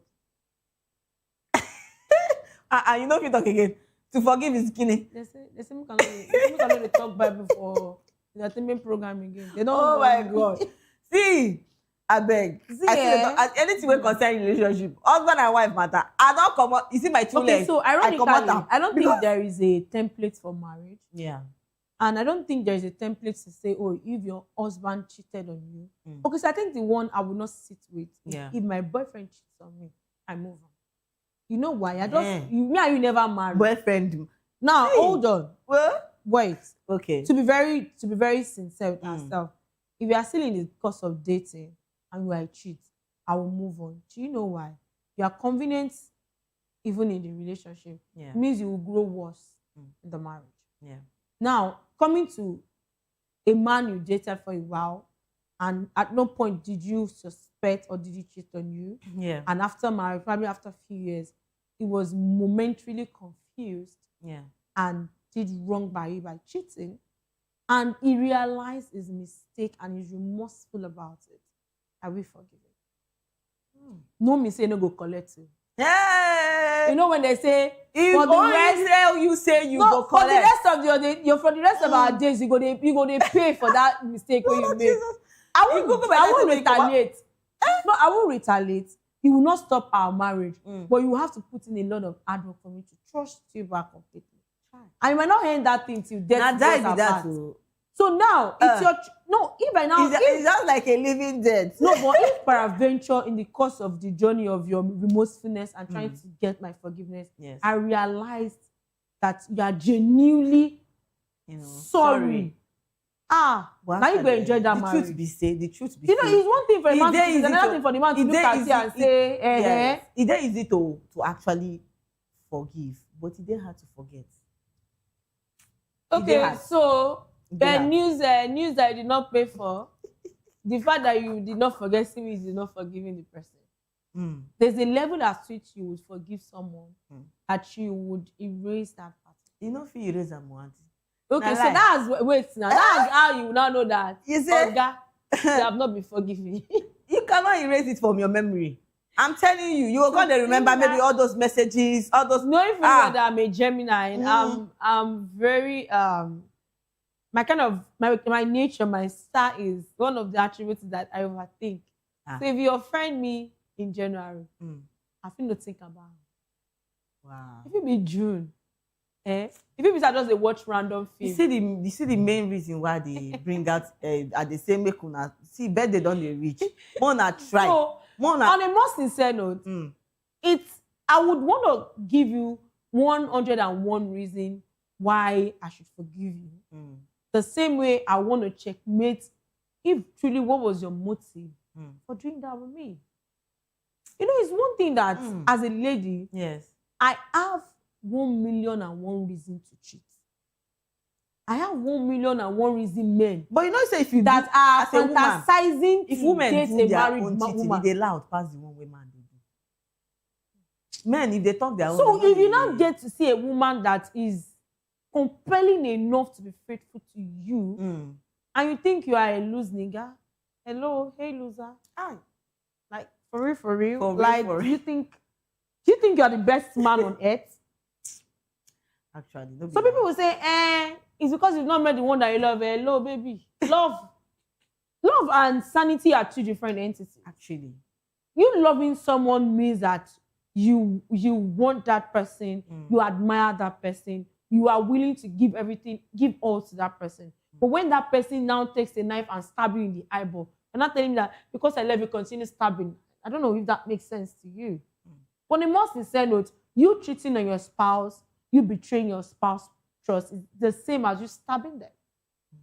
You are inflicting injury on me, an injury that you are constantly standing on and might never heal, and you feel like it's normal. If you are a good person to start with, why would you think less of me as your partner? Because I feel like on a normal day, I saw one story today saying, my husband came to my office and said I should tell my secretary that for 1:30 to 2:30, nobody should disturb me. Say a guy for waiting, say let's quickly do something. And the wife said no. And the guy went ahead and wanted to force himself on her. And the lady struggled and screamed for help. And people came into the office and met the husband naked, and the husband dressed up and left. She's now asking, he has not come. Once he comes, what should I tell him? Okay, so first of all, is it that? I mean, like he came to my office. Why you go come your first of all? Okay, so there are office fantasies. Be office, so wait, don't go there. I won't go there. There are fantasies. They are fantasies. Yes. But fantasies are meant to be discussed. But wait, nothing stops. No, there are people that you don't mix pleasure with your work. And which one be bole and bear? Don't come down from that us. They are fantasies. They are people that. So how do you want me to be functional if you go there? Okay, now every day you come. But if they had a pre-discussion about it, the wife could have been like, okay, babe, my lunch time is, let's say 1 to 2. Okay. And when you're coming, instead of me having to go out for lunch, you're coming with a food tray, and we feasted and feasted, and you left. At that point, he has not cost me anything. Or the company I'm working with. And if peradventure I feel like I could put it in between another time frame, still during my work hour, and still get my job done for the day. But you will not just come to my office, Oga, calm down. And your wife now still said no. Even if it's something you have. Somebody now said that men will conjure, they quickly get anger issue. Happy anger to you because anger go. I see the reason why you wanted to rape your wife. But that's weird. That's because really you have fantasies. Because you have fantasies. That means go date, isn't they call them? This is when they collect money. POS person, maybe we won't go sleep with them for wear umbrella under the sun now. God, I beg. No be work. Table no dey there. Not be the same office. Not the same one get coverage, another one open. I beg, me men rest. Okay, he was talking about Pella and Jarvis. Actually, this is a beautiful thing that Jarvis got Pella a good, sweet studio. And congratulations to Pella. And yes, this takes us to our next story. And we're talking about right now. So there has been a post, a viral post that has been online for a very long time. A lot of people have questioned Ilibaye, where she came out to cry for help. So in the video, she was seen with some bruises on her face while she cries for help, and while her father was seen also in the video behind her. So a lot of people have actually come out to question what has been going on. And people are saying, so she said that, that the father has been hitting her, and that's the same way they hit, that the father hits the mom too, that the mom left the marriage. And, a lot of people have actually come out to say, waiting caused this problem. Why you leave her and they cry? You understand? Say for the father to beat her like that, that's beating, no day normal. Say the bruises was so much that she had to, she had to cry for help. And now the father has come out to say a lot of things concerning this whole stuff. So the father is saying that, that Ilebaye actually went for a butt lift, that is a BBL, and she didn't tell her father that she was actually going for something like that. And during the surgery, that she didn't give him much money for the surgery. So it's a two-way thing. Ilebaye is saying that, she gave her father money for the surgery, and the father is saying, she didn't give me money for the surgery. Instead she used the money to go do a butt lift and do some other things. And now the father claims that she is teaching her younger ones how to take drugs. So this matter don't dey two hands. And my question be say, as a father, you get certain stage where you go reach. You get a particular certain age where you go reach, where your papa nobody beat you again. Because now the question I want to ask be that, if person come now, I don't want to use that. Okay, let me give for example. You do something bad, we understand.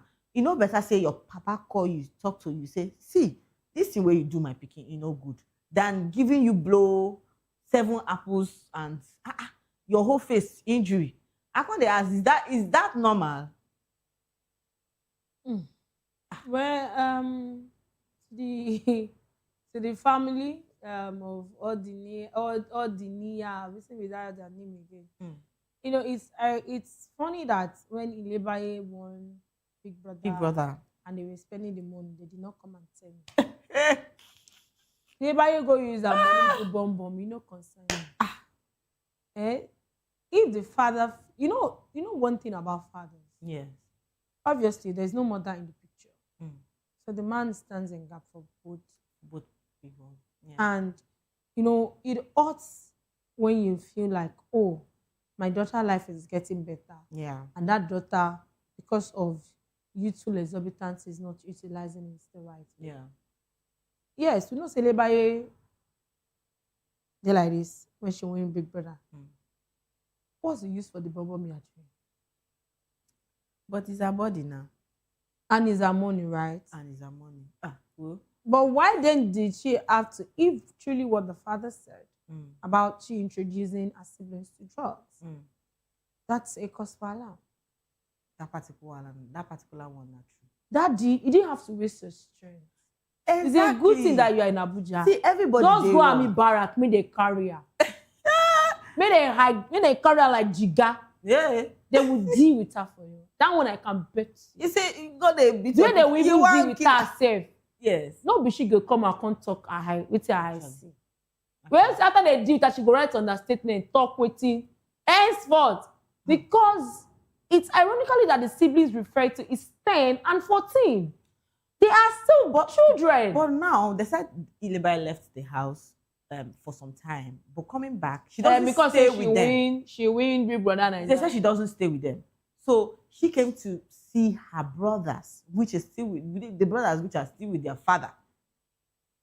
Probably the father doesn't even support her lifestyle. Is it true that she is teaching the brothers how to take? It's possible. No, it's possible and it's not possible.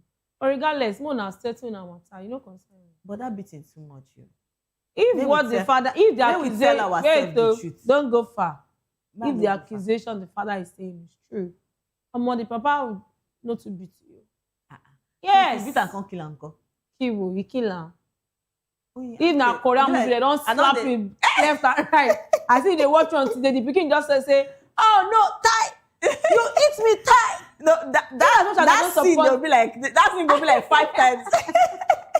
I don't support violence. No, on the most sincere. Yes. I feel like the father could have allowed authority to handle it. Knowing fully well that she's an adult. Yeah. Papa, if you know say truly your pikin, they tend towards criminal acts. She can go to jail, right? Yes. If your acts carry on, it's painful now. I just feel the right thing has to be done. The right thing should have been done. The right thing was, if truly Ilebaye was, Abuja, they go Sharia. If she actually did those things the father said she did, she was wrong. And the right thing the father would have done. The father too beating her was wrong. They are both in the wrong. The right thing father would have done just to report.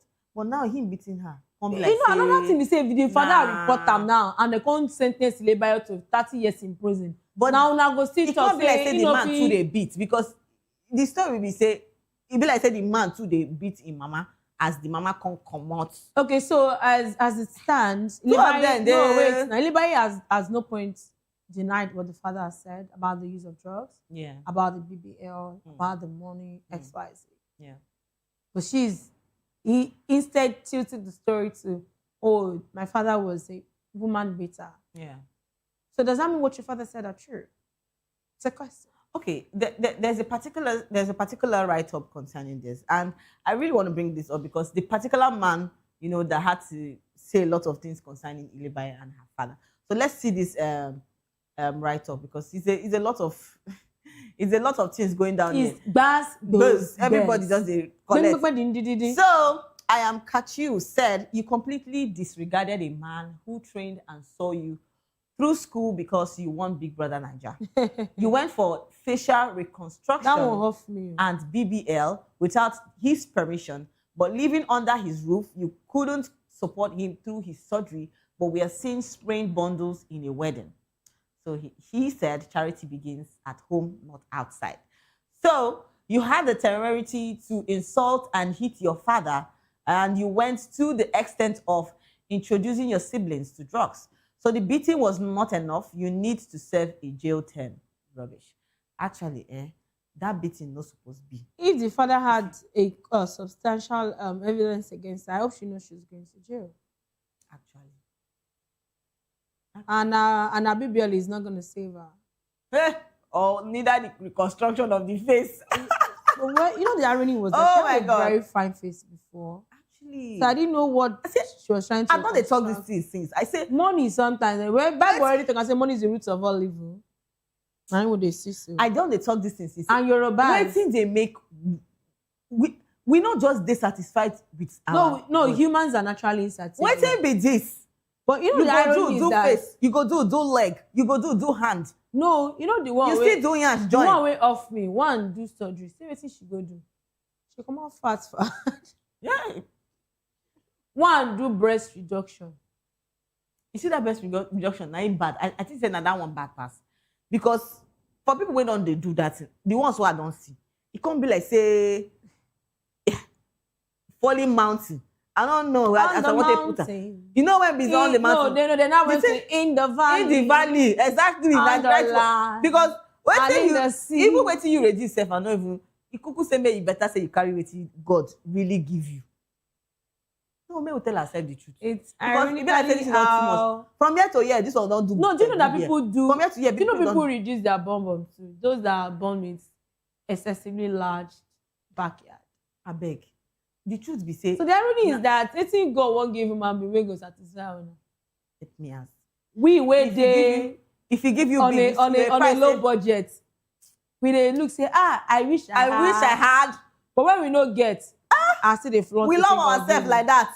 But when I say no, when I have you not seen the trending story about, I can't remember his name now, that preys on the wannabes girls on Instagram. When he chats them up, he tells them, he invites them out and tells them, okay, so we're gonna take you for body reconstruction. What? Like they're gonna reconstruct your body, BBL, yes, boobs and everything. Then give you a luxury apartment.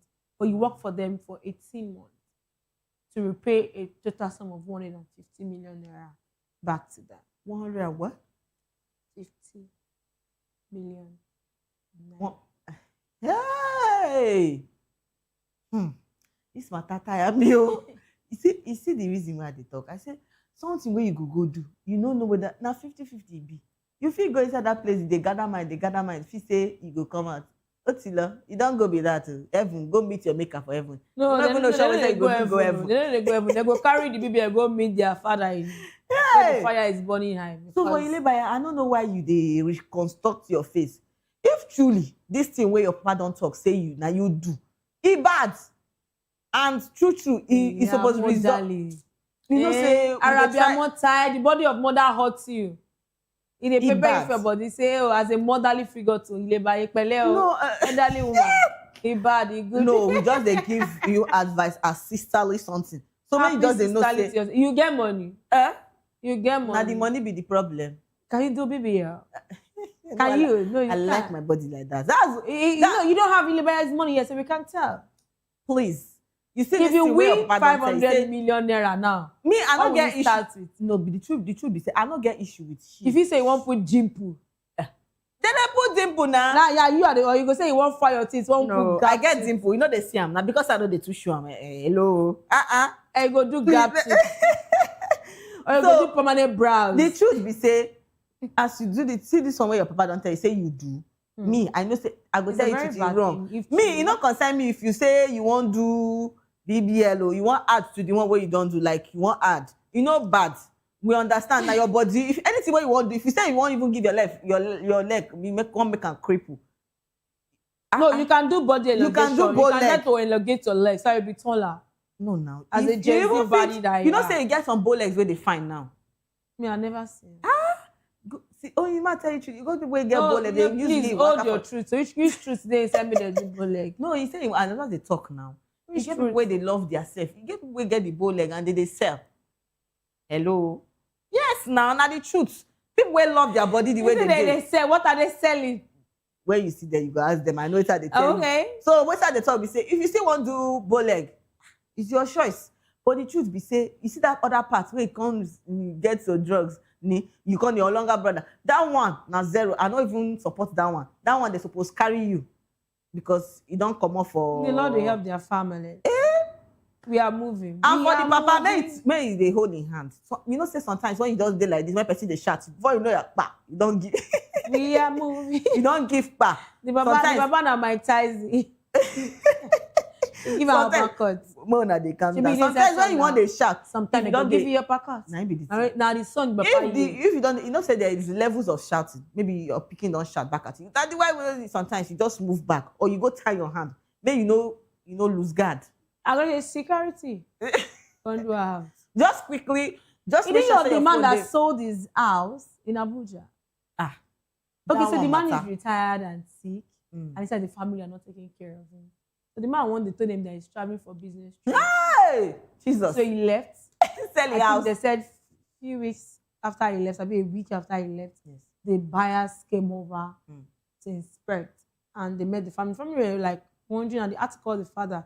And he confirmed, they say, yes, I've sold the house. Bam. And I've moved on. So you people should go and take care of yourself. And they're like, hey. That is, in fact, that is, you see, there are some ways you handle, situations. Because they said the wife and the children literally were not taking care of him, and he's retired. Not everybody, they carry their cross now. So he sold his house. So your tent, go buy a new house on another place. Thank you. They're enjoying life. So your tent, waiting.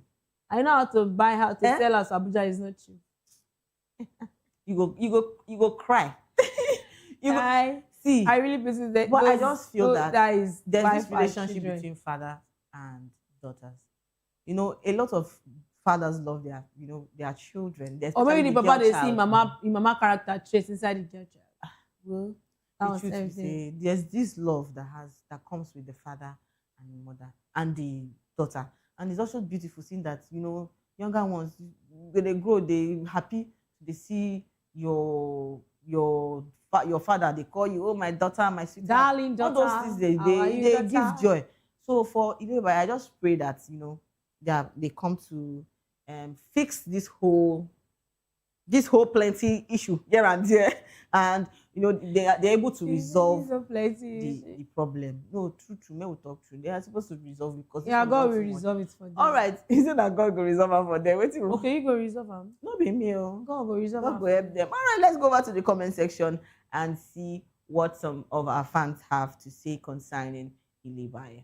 Because it's a lot. You don't say people don't talk. People will get back character. Don't they come and talk plenty? And yes, Boud said he definitely been hitting her from childhood. If she's like that to you, check yourself. Check your relationship with her from when she was a kid. You get what you give when it comes to parents and kids.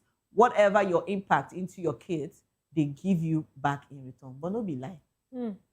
This person get wisdom. See, it don't matter. It depends on how you and your papa they relate. Because you cannot tell me that you be doing this kind of thing. She no go give this kind of character. No, not the truth now.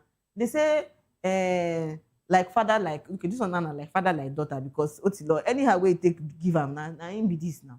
You don't know the one way the papa they do. Who knows? I'm just saying. She learned from the best in the game. Actually.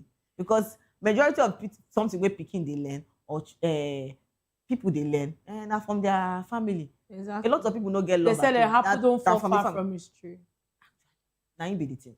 All right, let's take more comments. A lot of people are still talking about this. And somebody said, okay, enough social media for today. Rest in Jesus' Rest in Jesus' name. Richard said, so physical assault is normal now. Nobody said physical assault is normal. No one is saying that. That's why we said the father could have handed her over to the authorities. But if he had, people still have something to say. So the next person said she definitely wasn't treated well in her home. No child wants to see their parents that they love suffer. No good deal. You all didn't treat her well growing up. How you take no? They didn't treat her well. She grew up in the tree now, like a mango that she is. And Temilolu J said, now why you won't kill him? This is just funny. Okay. It's actually wrong. And the father had to, get physical with the daughter. Actually. Because hello, daddy, what are you doing? And so Dan said, I don't see una we love the girl past her papa. Now internet and social media give some of una the temerity to talk back at elders in the name of feminism. Do I blame you guys? No, I blame the mainstreams enabling this stupid behavior, making you guys feel you can stupidly insult your parents and get away with it. So now, I think Africa culture, it's a no for you to even raise your hand at your parent. She could have have run away. Say if you see your father back? If now mama where you do these things, please trust African mothers. You will not live to tell that story. He said you will not live. The moment where they hear. Why would think this thing true? So now there is the only way is I could have dodged and live. But getting physical with your father as a child, pray. You better pray. You better pray. Okay, so Ayomi said I come to a conclusion that Nigerian men deserve Nigerian police harassment. They deserve every form of assault from them, and we all deserve the government to have. Hello, are you sure you are Ayomi X? Okay, we were once Ayomi. Okay, so Grace said, what happened to disowning her? Hey! That one said they. Oh, I don't get joy. Someone said everyone has something to say, even this one. I never hear his name before. Okay, that's true. Because the guy will come to give advice. I say, are you related to the neighbor? You see, for the fact of disowning and no support, I beg. If you she don't do bad thing, make you no disown her. Make you just report. Make them they're supposed to treat them the way it's supposed to be treated. Arrest, teach her the right way. Don't be to deceive. The son and finish. Your picking and your blood. So if your blood is still running through her. I mean, the truth now. I hear you. Waiting you want to do to me. I know be labor here where Papa just beat you. If you beat me, I go beat you back. For where? I tell you now. You can see my talent, right? You see this by the way only they do. I know go hear word again. All right, guys, this is where. No, there's no sleep for the wicked. So who can be? Hey, blood of Jesus. All right, guys, this is where we draw the curtain. Thank you so much for staying with us on the Spotlight Show. And remember, if you're going viral or going global, please stay true to your stories. And don't forget to follow us on all our social media handles at Voptv Live and subscribe to our channels for more episodes and updates. Until next time, I am Precious Akumanu, aka Call Me Prezi. And you know that I didn't do this alone. My always sweetheart that joined me. Well, she had the baby girl on Saturday, and that's in person of Oidamala Olukuta. Enjoy the rest of your day, and it's bye from us. Next time. You have seen them alone.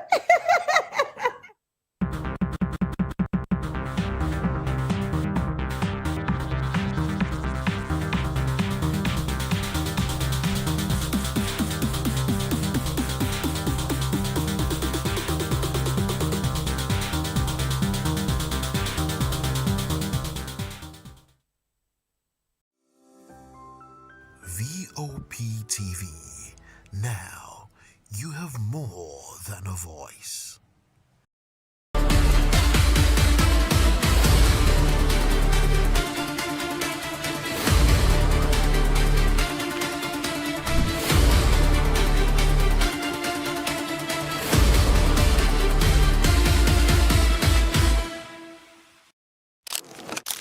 In an industry full of noise, one voice cuts through with clarity. Simi Sola Kosoko. Simi is a singer, songwriter, storyteller. From Tiff to Jeremy, she redefined modern Afropop from women. Her pen is sharp. Her tone is unmistakably. Love don't care. Do you care? Woman, she sings what we feel but can't say.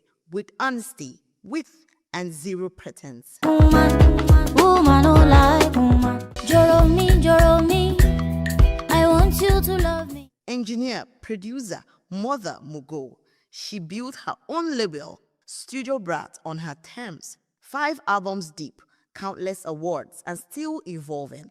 Not chasing trends, but setting them. From gospel roots to chart-topping pop, she stayed true to the music. Simi reminds us that softness is power, that vulnerability is strength, that you can be kind, brilliant, and still run the room. This is Simi, the sound of sincerity. Love don't care who you know, where do you get to? Love don't care.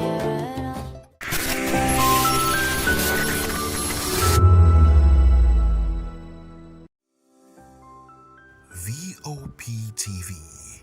Now you have more than a voice. In a world where truth is the ultimate power and opinions scream the loudest, it's time to wade through the noise. Hunger no get tribe. Hunger no get religion. And scan the human interest and trending topics that matter.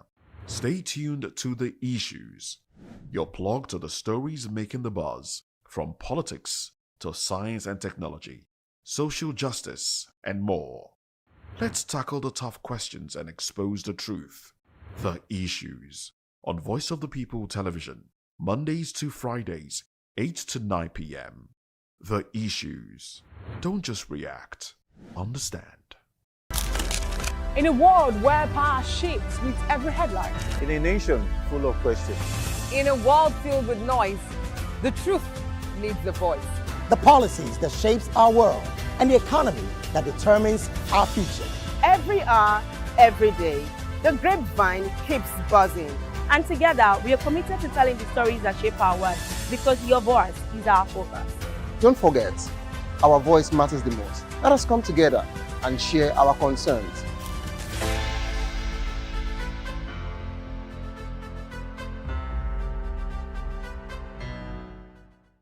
welcome to the locker room, the home of football talk that matters. I am Jerry Arpillon. Join us every weekday, Monday to Friday at 5 p.m. Nigerian time, as we share the hot takes and hot debates in the exciting world of football.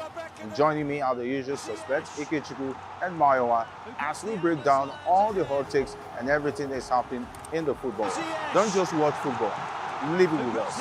Catch us on the locker room and Voice of the People Television at 5 p.m. Nigerian time. And like I always say, if not 20 minutes off, with the sport. And it's Hakim Ziyech who puts the Join us as we drive into the world of politics through insightful interviews with prominent political figures, both serving and former governors, ministers, senators, legislators, party chieftains, activists, and analysts. Get first-hand information into the decision-making processes that affect our daily lives. Highly engaging one-hour program that brings political discourse into focus. I am Chukwuma Okoro. Political Lens, Monday through Friday, 6 to 7 p.m.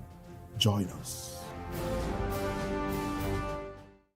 We encourage you to click on the like button and subscribe to our YouTube channel. We are Voice of the People TV. Also follow us on all our social media platforms. We are at Voptv Live. Visit our website www.vop.ng for fresh and trending news. Also watch us live on SLTV channel 264, Voptv, Voice of the People Television. Voptv. Now you have more than a voice. This is Health Check, your weekly guide to better living, smarter choices, and trusted answers. From everyday wellness to urgent health issues, we've got you covered. Health Check only on Voice of the People Television, where your health has a voice.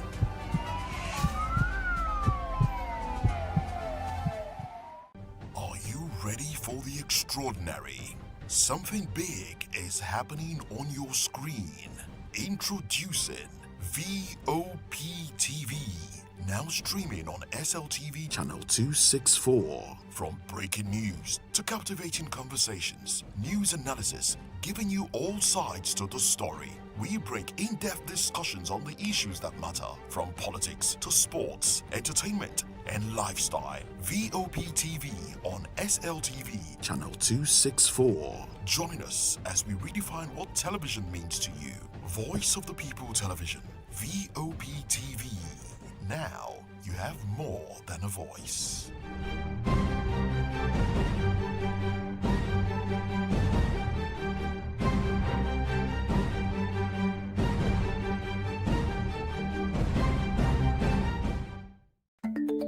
Africa is on the move, a continent of rising voices, untold stories, and powerful transformations. From the streets of Lagos to the heart of Nairobi, from the mines of Congo to the tech labs of Cape Town, the African story is being written every day.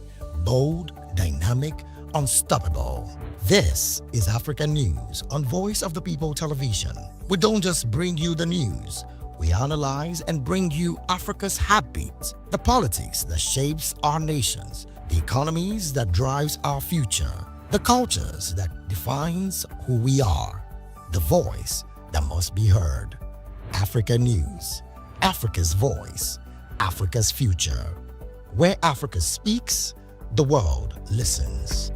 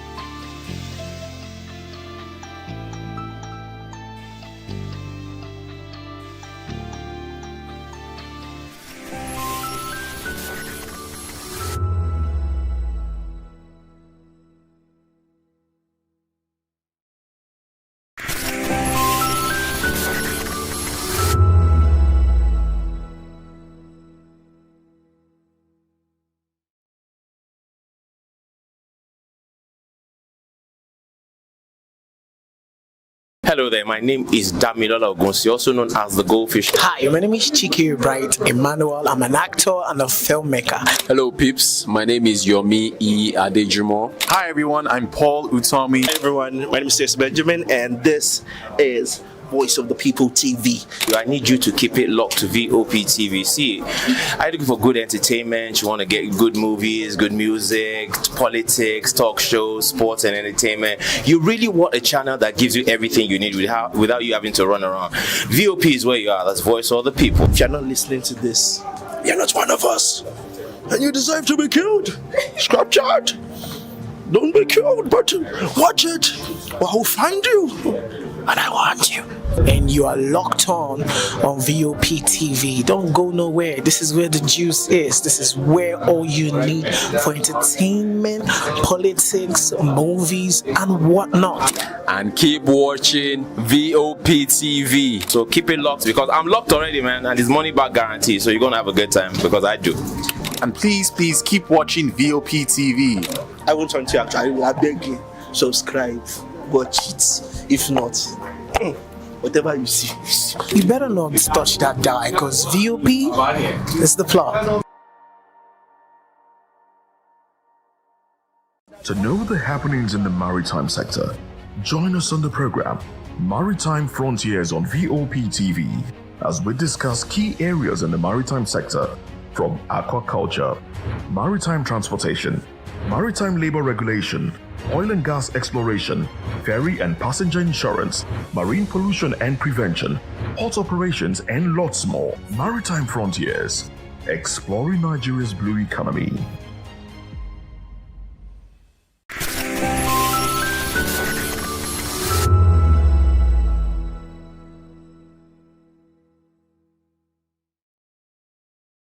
My name is Mamakore, actor, model, producer, and I'm giving a big shout out to Voptv, man. Keep watching, don't change the dial, thank you, and God bless you. My name is AY, and of course, I represent the voice of the people, and that's why I'm on VOP. AY say so.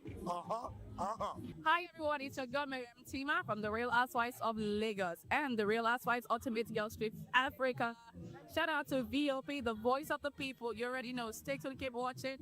And don't forget, VOP is the best. All right, hello, all right, it's about that shaking the man fine back with Melanie Poppy Blast Skin Boy. This is VOP TV. If you're not watching VOP, I don't know what you're watching. Maybe you're watching your weight.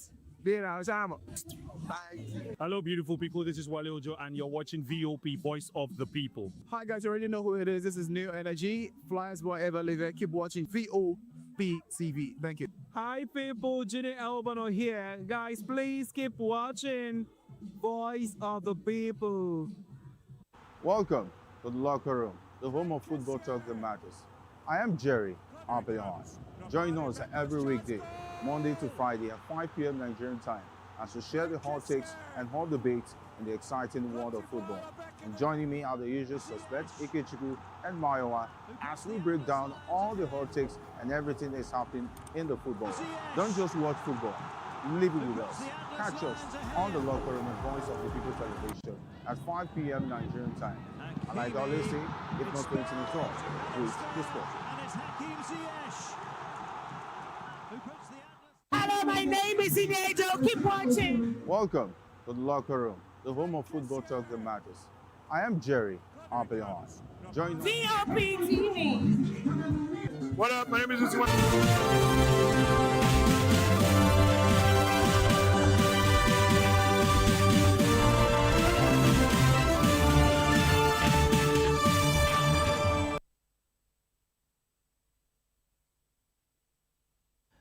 Well, hello and welcome to the African News and Voice of the People television. I am David Edwin. Before we begin the news, we would urge you to kindly visit our website. It is www.vop.ng for fresh and trending news stories. We begin the African news from Uganda, where President Yoweri Museveni has been sworn in for a new five-year term as Uganda's president in a ceremony at Kololo Ceremonial Grounds in Kampala. The 81-year-old took the oath of office on Tuesday before heads of states and other regional and foreign dignitaries. He received the instrument of power as thousands of supporters attended the event. Museveni's son, General Muhoozi Kainerugaba, Uganda's army chief, oversaw rehearsals for the military parade. Russian-made Sukhoi fighter jets flew over the grounds during the display. The ceremony marked the continuation of Museveni's decade-long leadership of the East African nation, where many have criticized his economic policies, including the Employment Amendments Act 2025, which President Museveni assented to weeks before his commencing another five-year term in office. Though analysts say it introduces sweeping reforms aimed at strengthening workers' protection, experts say the president has left the contentious issue of a national minimum wage unaddressed. The new law comes at a time when Uganda continues to operate without an enforceable minimum wage, despite years of debate and repeated calls from labor unions and civil society groups. In the meantime, Uganda and the Democratic Republic of Congo have signed 6 bilateral agreements covering trade, security, diplomatic relations, and tourism. Congolese President Felix Tshisekedi traveled to Kampala for the 9th session of the Joint Standing Committee ahead of President Yoweri Museveni's swearing-in ceremony on Tuesday. Uganda's State House said the agreement aimed to strengthen people-to-people ties, improve cross-border cooperation, enhance connectivity, and support peace and stability in the Great Lake region. Officials also said the deals signed on Monday were expected to boost trade between Kampala and Kinshasa. The DRC remains Uganda's largest trading partner and a major export destination, according to Irene Batebe, Permanent Secretary at Uganda's Ministry of Energy and Mineral Development. Moving on, the Republic of Congo has asked the International Monetary Fund, that's the IMF, for discussions on a new financing agreement with a technical mission expected to visit the Central African country in the coming weeks, the Finance Ministry has announced on Monday. In April, Congo had informed investors of a formal request for a fresh IMF program. Its previous loan agreement concluded in March 2025, during which the fund disbursed about 324 million special drawing rights, roughly $430 million at the time. The upcoming talks will focus on outlining terms for a program aligned with the oil-producing economy priority, according to the ministry statement. President Denis Sassou Nguesso secured more than 94% of the vote in a tightly controlled March election, extending his nearly 42-year rule. The government's development plans include strengthening stability and broadening the economy, according to the statement. In another development, the Rwandan-backed AFC M23 rebel group withdrew from several key positions in Congo's South Kivu province over the weekend. The Congolese army and a rebel official confirmed on Monday, marking the first significant frontline shift in months. The pullback followed pressure from Congolese forces and diplomatic efforts by Washington, an army spokesperson have said. It is the first notable movement since the rebels briefly captured Uvira in December before retreating under U.S. pressure. The group moved from Kabunambo, about 35 kilometers north of Uvira, to Luvugi, roughly 30 kilometers further north, towards the provincial capital Bukavu, where it was stationed before advancing on Uvira, according to the statement. The withdrawal comes 2 weeks after the U.S. imposed sanctions on former President Joseph Kabila over alleged links to AFC M23, which he denies. Elsewhere, a South Sudanese lawyer has defended recent amendments to the 2018 peace agreement, saying the process was legally valid despite a boycott by opposition lawmakers. Senior advocate Gabriel Court-Akok said on Monday that Parliament had received the proposed amendments after they were approved by the Council of Ministers. Speaking on Tamaj Zwe Radio, he stated that the procedures for amending the deal were set out in both the 2018 Revitalized Agreement on the resolution of the conflict in South Sudan and the transitional constitution. The amendments come amid rising political tensions in the unity government and disputes among signatories to the RARCSS. Moving on, South Africa's President Cyril Ramaphosa said he will seek a court review of a report that could lead Parliament to consider impeaching him over cash stolen from his private farm. Ramaphosa stated on Monday that he would not resign, ending days of speculations about his position. He said he would ask the courts to set aside the report, arguing it relied on hearsay evidence. The controversy relates to the Fala Fala case, in which thousands of dollars were taken from furniture at his game farm. Ramaphosa has denied wrongdoing, saying the money came from the sale of buffalo. With opposition parties calling for Ramaphosa's resignation last week, South Africa's Constitutional Court ruled that Parliament acted unconstitutionally in 2022 when it voted against establishing an impeachment inquiry into the matter. Still in South Africa, the African National Congress postponed a National Executive Committee meeting on President Cyril Ramaphosa's Farmgate scandal until Wednesday, according to a party spokesperson.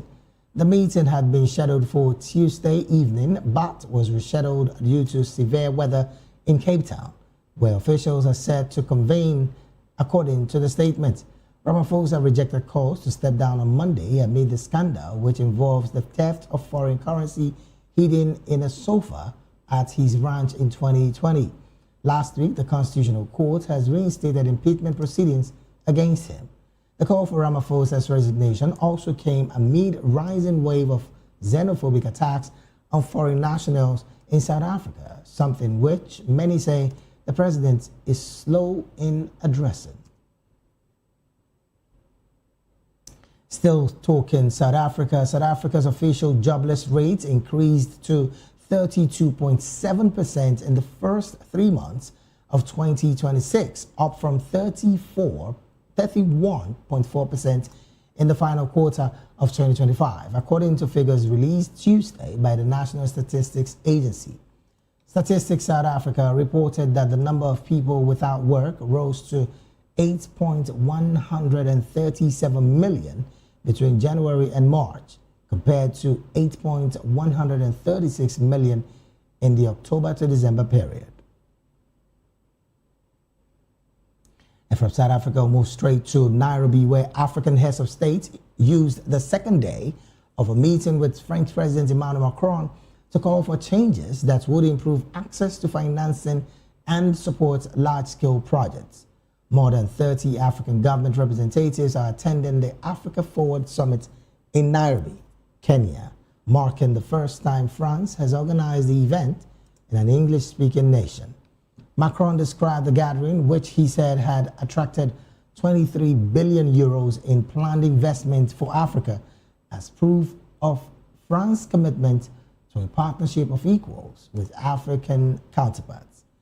At Macron's invitation, Kenyan President William Ruto will participate in next month's G7 summit in Evian-les-Bains in France, and said he intends to advance proposal from the Nairobi talks there. African leaders contend that lenders overestimate risk in their countries, leading to costly borrowing and slower economic expansion. You're still watching the African News right here on Voice of the People television. We'll go straight to the analysis segment of the news. And joining us now to make sense of these stories and more, in the studio with us is Mr. Darlington Agumo, who is a legal practitioner right here in Nigeria and also a public and political affairs analyst and commentator. Barrister, a very good afternoon to you, and thank you for joining the conversation this afternoon. Afternoon, David, and how are you? I'm fine, very well, thank you. How are you doing as well, Barrister? I'm okay. Also joined us virtually to make sense of this story, all the way from Uganda, is Mr. Edward Okwaro Opatakinye. He is a human rights activist and also a legal practitioner in Uganda and also business associate. Barrister Edward, a very good afternoon to you, and thank you for joining the conversation this afternoon. Very good afternoon, David and my senior counsel at the studio. Thank you so very much for joining. Also joined us virtually all the way from Uganda as well is Dr. Opul Joseph. Dr. Opul is the director of Opul Skilling Foundation Africa. He is also a doctoral fellow at the University of Dar es Salaam in Uganda. Okay, well, I also understand that Doctor is yet to join the conversation, but all the way from South Africa, we're also having joined us virtually Barrister Nwobi Smart. Barrister Nwobi is a human rights activist and also an immigration lawyer, and also the president of Nigerian Union in South Africa. Barrister Smart, thank you so very much for joining us, and a very good afternoon to you as well.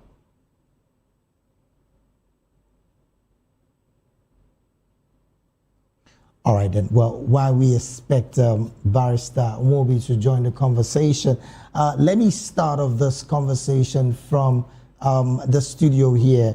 Barrister, looking at the accusation coming from several African leaders and, of course, opposition leaders now, clearly talking about the fact that the France-Africa summit happening in Nairobi is one that should be looked at on all fronts. What do you make of this summit? Because again, Emmanuel Macron has described the gathering, which he said had attracted about 23 billion euros in planned investments for Africa as proof of France's commitment to a partnership of equals with African counterparts. What do you make of this, Barrister? It is yet again another milestone in the insult of African leaders. In other words, Macron have taken it to the next level. Because I don't see why Macron, with all the baggages and all the problems in France, will leave his country and come to Africa, Kenya to be precise, to give us economic succor. And African leaders will gather there to listen to him while he is treating them like a headmaster, commanding his pupils. They didn't see anything wrong with that. In fact, it's an insult on his own. They came to give you a handout with the insult that follow it, and you are so happy about it. Why should you people gather in Kenya? Because somebody wants to give you a handout to develop your country, and you didn't see anything wrong with that. Are you saying that this is, just like some opposition figures have said, that this is just another neo-colonial investment trap dressed as partnership? Is that what you're also saying as well, Barrister? Of course. That's why I call it an insult. Because the way the man is putting it, see, it looks like he came to give us, don't dash us money. Meanwhile, you will pay for every kobo they are giving you. Every kobo. So what is the benefit of trapping Africans with debt? What is the benefit here? I didn't see anything. Now, Barrister, why should African nations beg for fair credit when Nigeria already proved debt release was possible in 2005? I mean, is today's leadership really weakened? Or what are we seeing across? I have told you, you don't have a thinking leaders. The leaders you have in Africa are plunderers. It's like God who selected them to ravage Africa. These guys, they have insulted me and most Africans, the way they behave, the way they talk, the way they relate with the Western world. They don't even behave as if we are independent. The way they differ to these people, you would think that slave trade and colonialism is still out there. So what is the essence of being independent? When you see be behaving as if you are at the whims and caprices of the Western colonial masters. You are not free. You are not free the way we are behaving. With all the mineral resources in Africa, David, is it not painful? You ask God to bless you with mineral resources, yet you don't know what to do with it.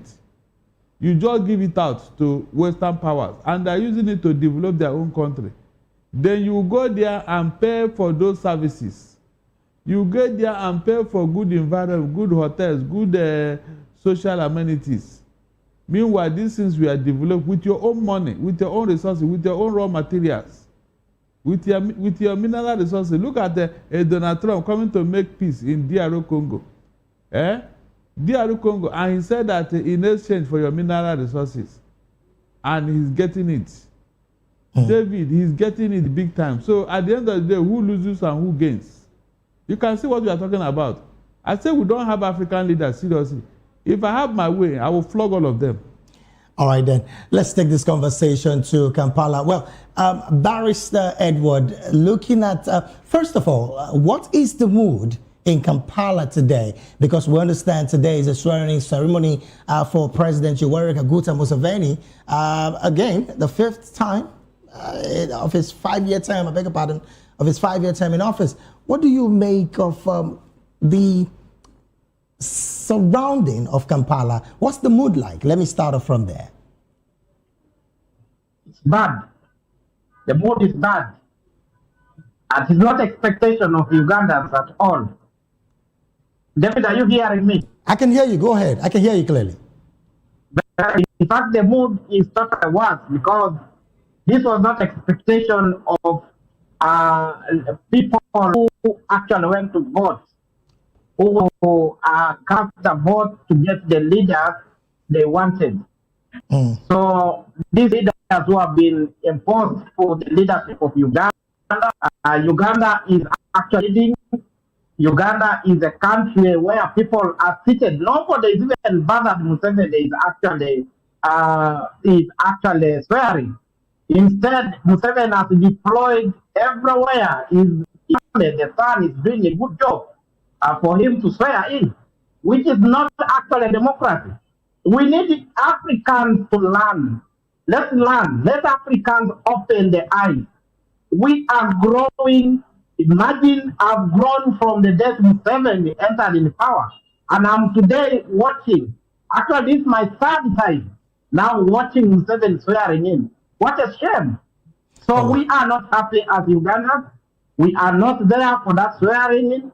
We don't respect him as a president. All right, then. Let me exactly. All right, then. Let's move this conversation back to the summit happening in Kenya.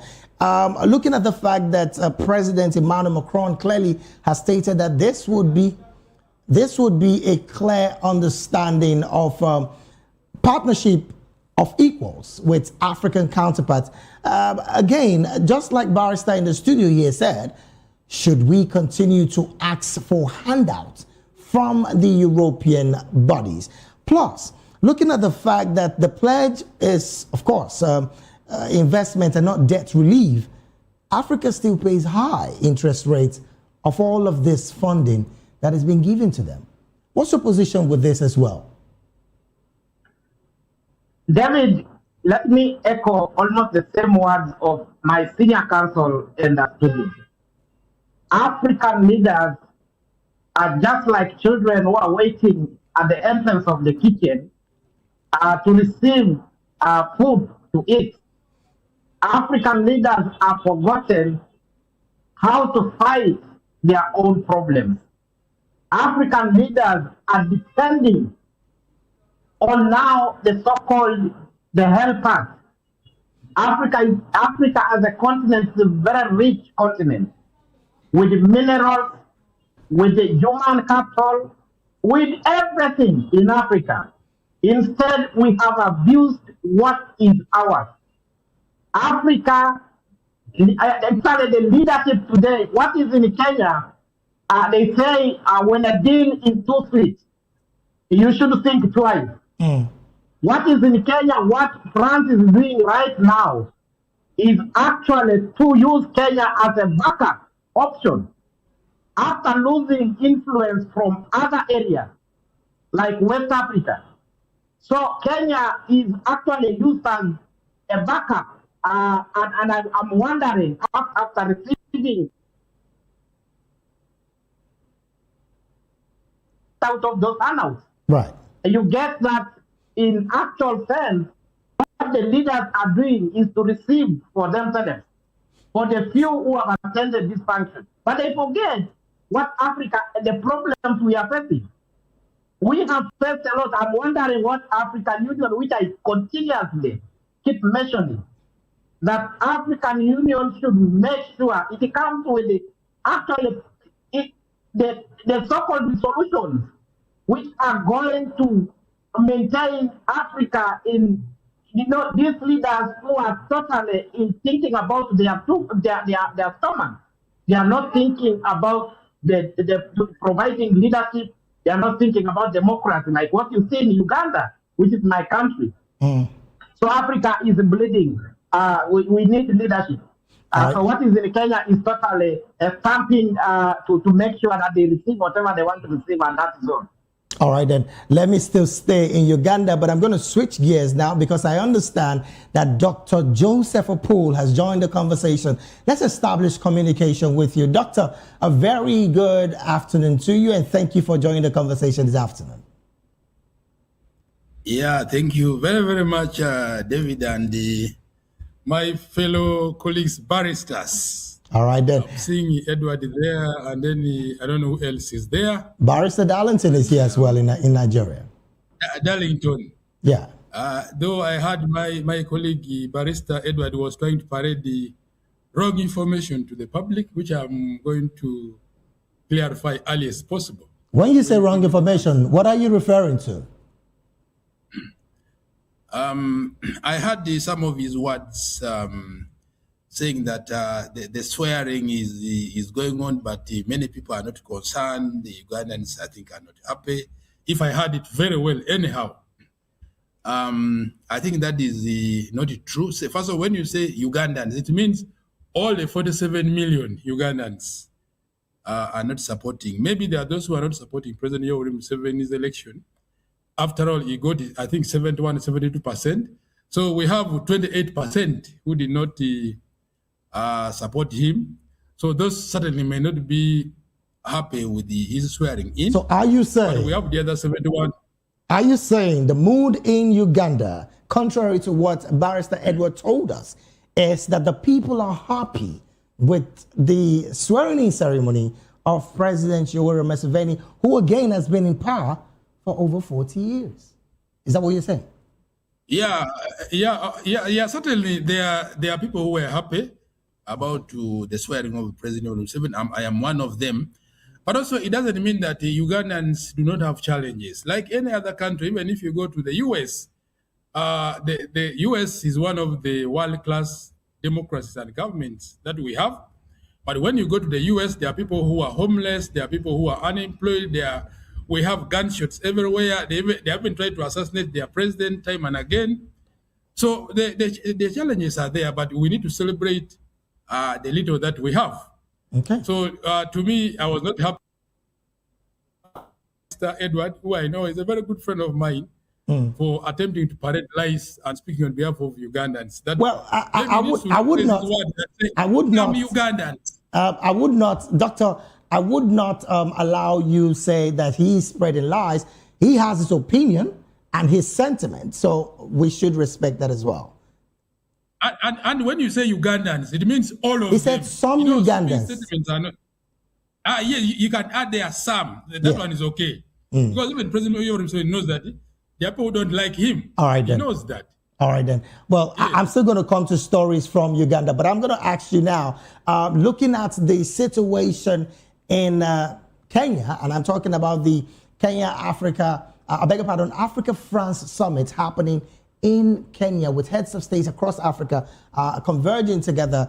Emmanuel Macron has said that, look, this particular convergence has attracted 23 billion euros in planned investment for Africa as proof of France's commitment to a partnership of equals with African counterparts. Now, some opposition have said that, look, this is not a giveaway. It's a loan, whether we like it or not. But what's your position about the fact that African leaders consistently keep asking for loans to this point of not even looking at debt relief?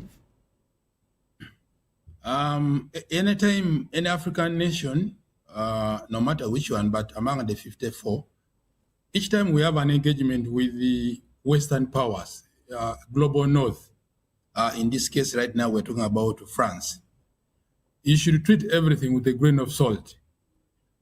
Why must France be interested in funding African affairs?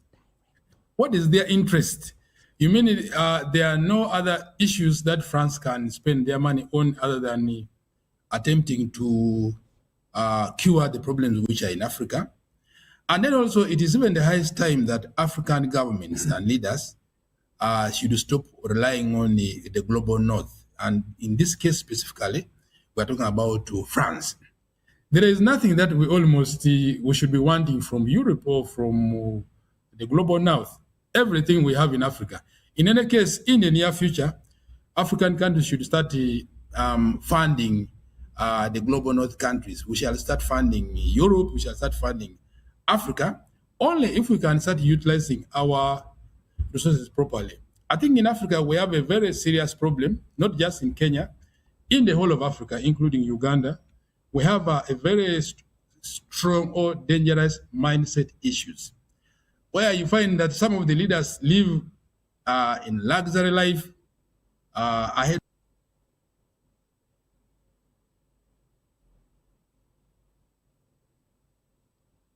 Oh dear. Well, I think we're having a bit of network situation there, but let me bring it back to the. Okay. Doctor, go ahead with your thoughts so we can. They have to fly head of state. Yeah. Why must.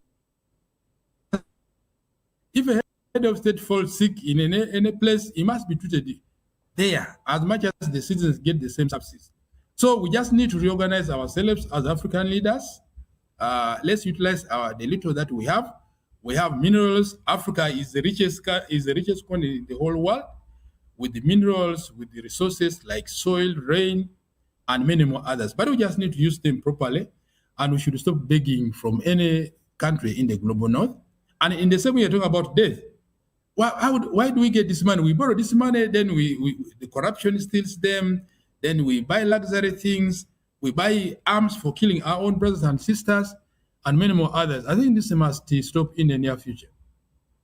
All right, then. Let me still stay with you, Doctor, because again, I really, really would want to get your view on the situation ongoing in your country. Now, particularly, I'm talking about, of course, today is the swearing-in ceremony, and a lot of persons have clearly said that as it stands, Uganda should be on the right path. I mean, one of such persons is Dr.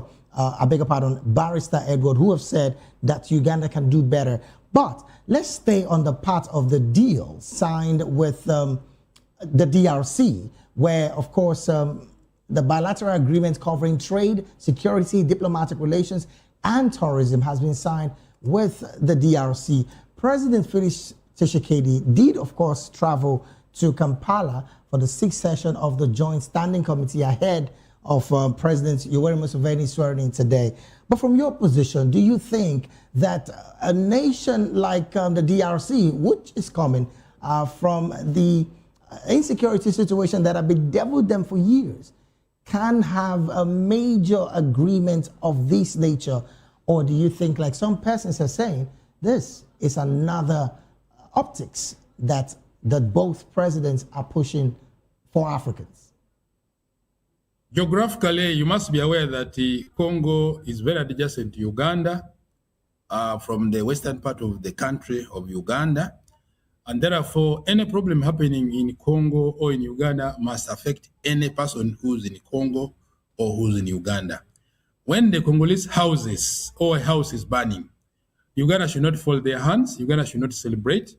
So as far as the engagement on trade, tourism, and security is concerned, it's right and fitting because these are very good neighboring countries. And remember that even without disagreement, there is trade ongoing between Uganda and DRC.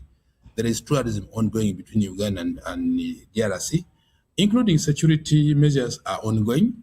So this is not even a start. The engagement is only to buttress whatever has already been going on. Okay, now and therefore to make it even much more. Now, Doctor, I would still want you to hold your thoughts. There are concerns raised about the fact that even as we speak in Uganda, there is no enforceable minimum wage signed into law.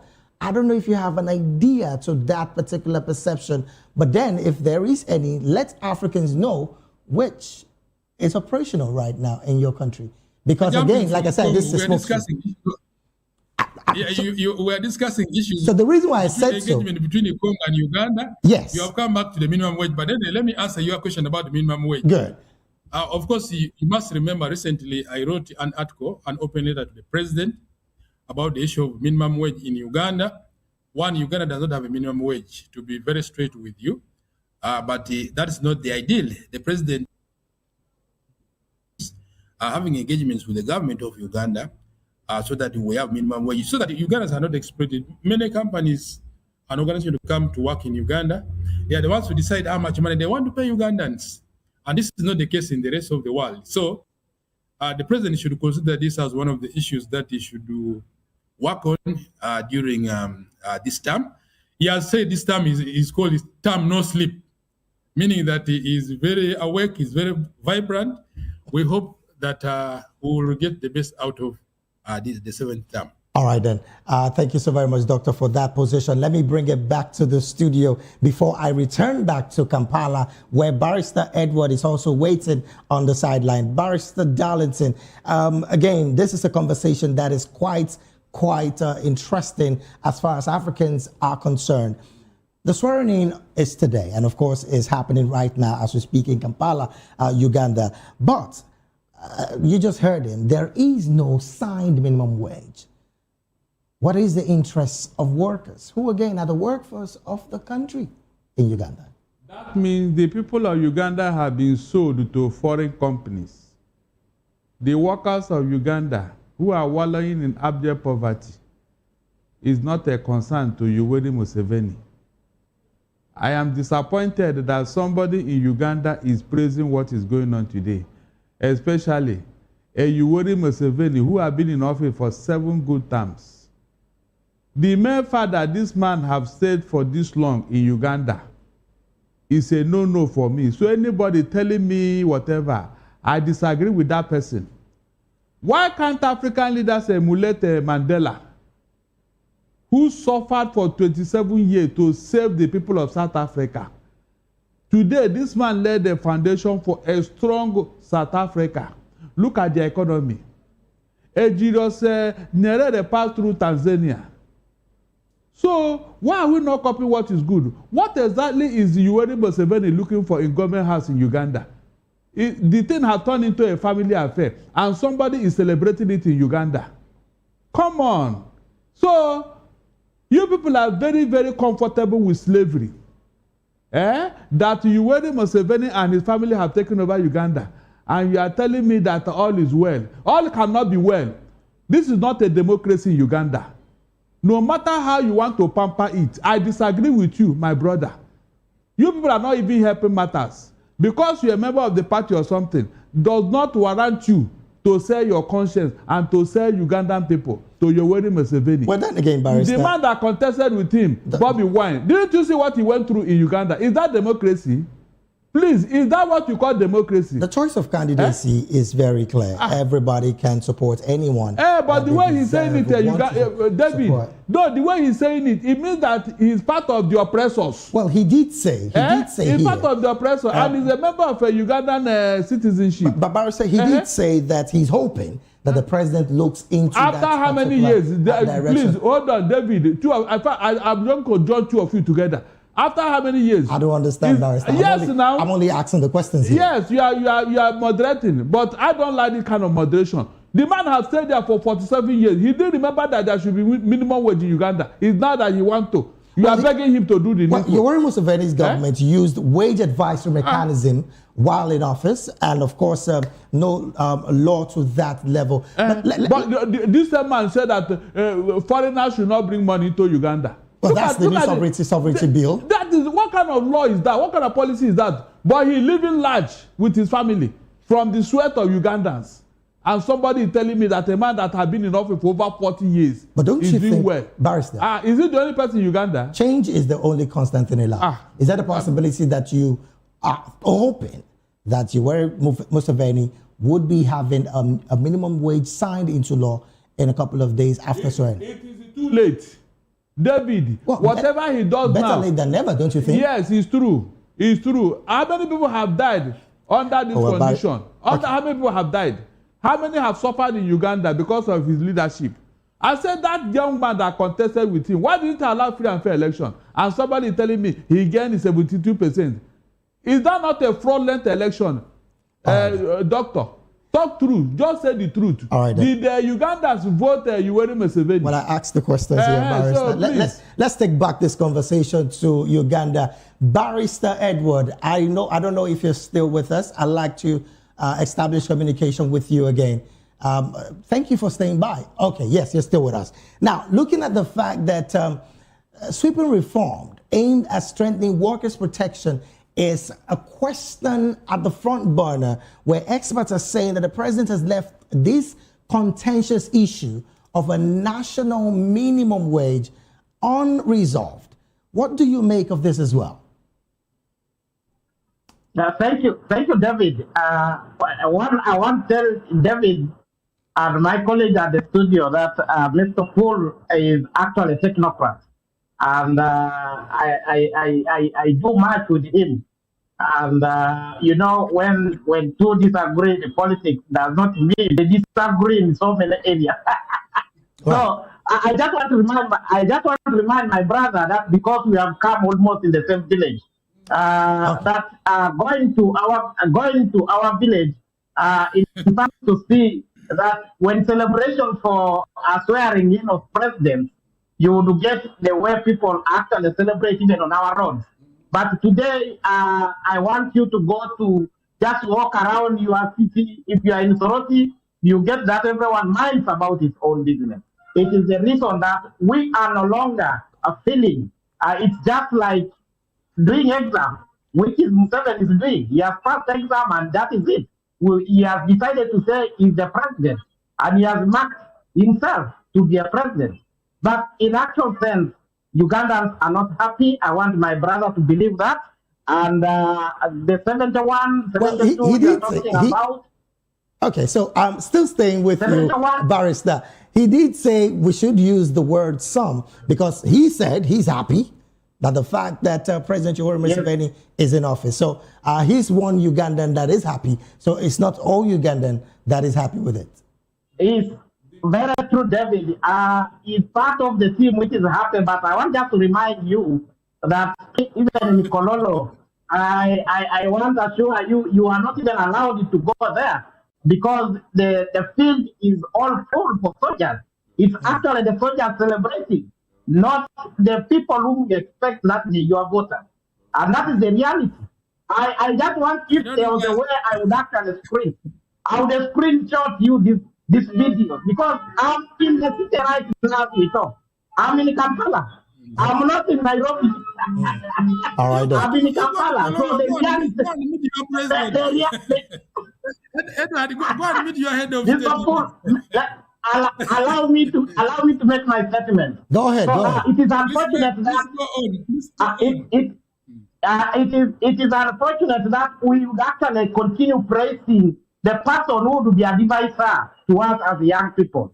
The person who would have actually decided to hand over power years ago to continue swearing in today. It is not actually something some of us as young people. We are fighting democracy.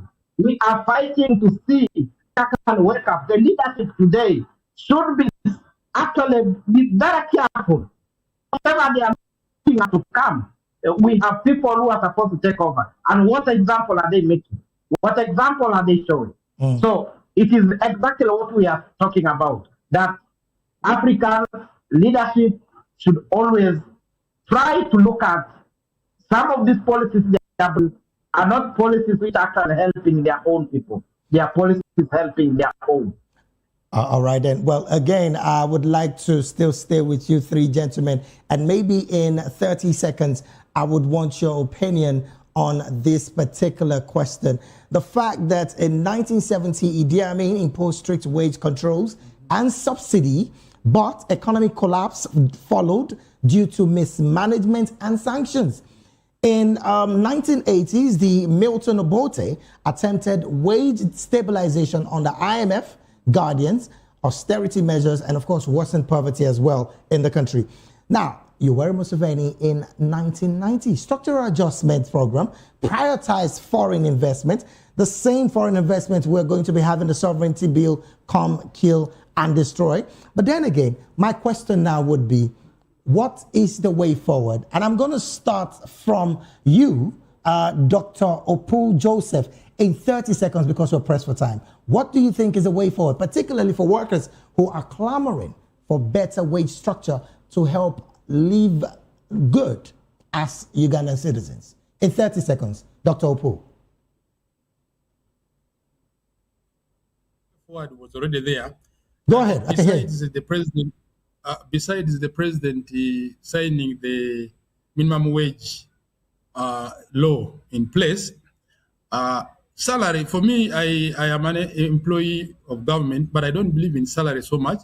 The workers, government should support workers with soft loans. All right, then. Government should support workers with the skills development. on top of the minimum wage law that the government is supposed to pass, and then life will be okay. What about after you have retired from government? How are you going to survive? All right, then. Thank you so very much, Dr. Joseph. All right, let me take it back to Barrister Edward. In 30 seconds, your opinion as well. What's the way forward? 30 seconds. David, you need to know that at that time of 1980s, our currency was doing better. Actually, I think it was the East African country. If we look at it, I'm not very sure, but if it was just a currency we are talking about today, the currency was better than today we are talking about. So you get that the old old woman who could actually have only 200 shillings in Kampala would survive. But today you have 150,000 notes, the Ugandan currency, one note. So I feel Museveni should first try to rectify some basics. The basics come first. That way, finding he has delayed. He cannot do it even now because we already gave him time. What is he going to do? He has delayed. So I feel the economy to grow, you should now start from the basics. We're already pressed for time. Thank you so very much, Barrister Edward, for your submission. Let me bring it back to Nigeria. Doctor, 30 seconds.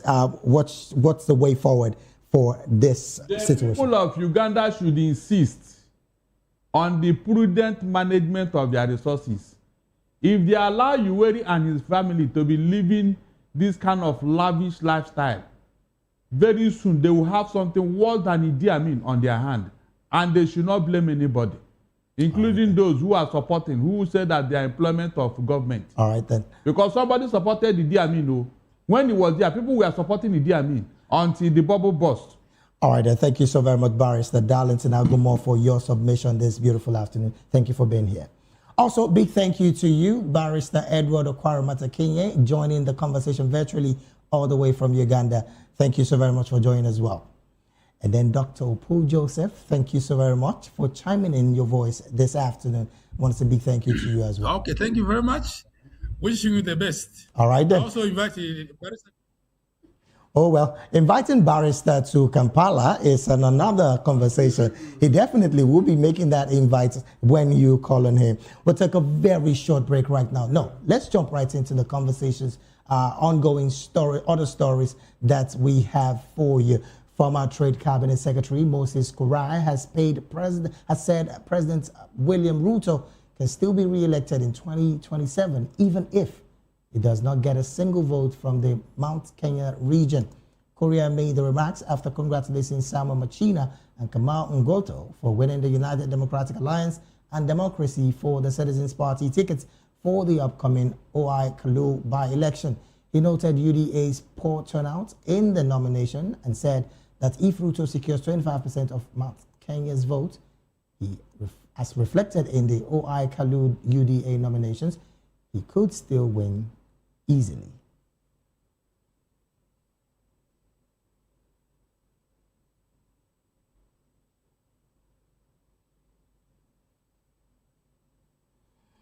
And from that story, we move straight to talking business. The South African rand weakened in early trade on Tuesday as traders awaited labor market data with expectation that the unemployment rate remained largely unchanged in the first quarter of 2026.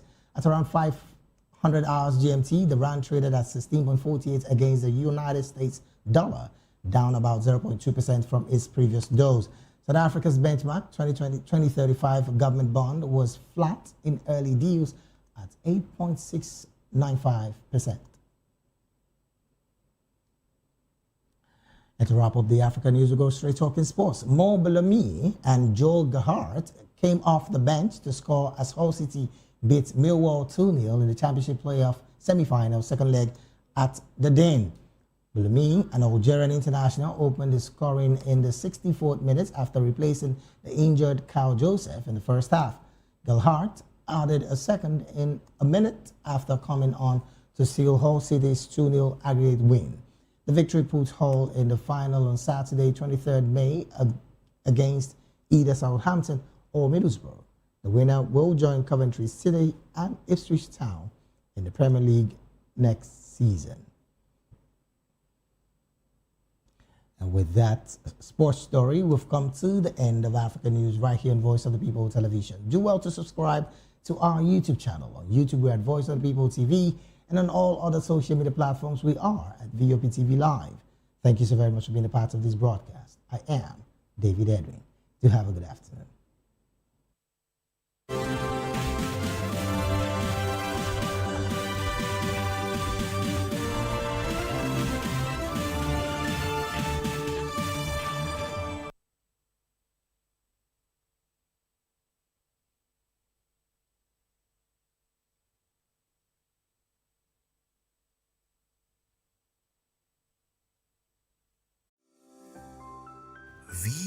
Voptv. Now, you have more than a voice. This is Health Check, your weekly guide to better living, smarter choices, and trusted answers. From everyday wellness to urgent health issues, we've got you covered. Health Check, only on Voice of the People television, where your health has a voice.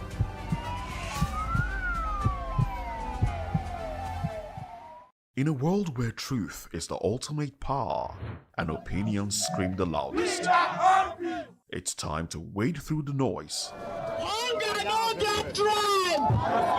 Hunger no get religion! and scan the human interest and trending topics that matter. Stay tuned to The Issues, your plug to the stories making the buzz, from politics to science and technology, social justice, and more. Let's tackle the tough questions and expose the truth. The Issues on Voice of the People television, Mondays to Fridays, 8 to 9 p.m. The Issues. Don't just react, understand. Welcome to the locker room, the home of football talk that matters. I am Jerry Arpillon. Join us every weekday, Monday to Friday at 5 p.m. Nigerian time, as we share the hot takes and hot debates in the exciting world of football. And joining me are the usual suspects, Ikechukwu and Mayowa, as we break down all the hot takes and everything that's happening in the football. Don't just watch football, live it with us. Catch us on the locker room and Voice of the People television at 5 p.m. Nigerian time.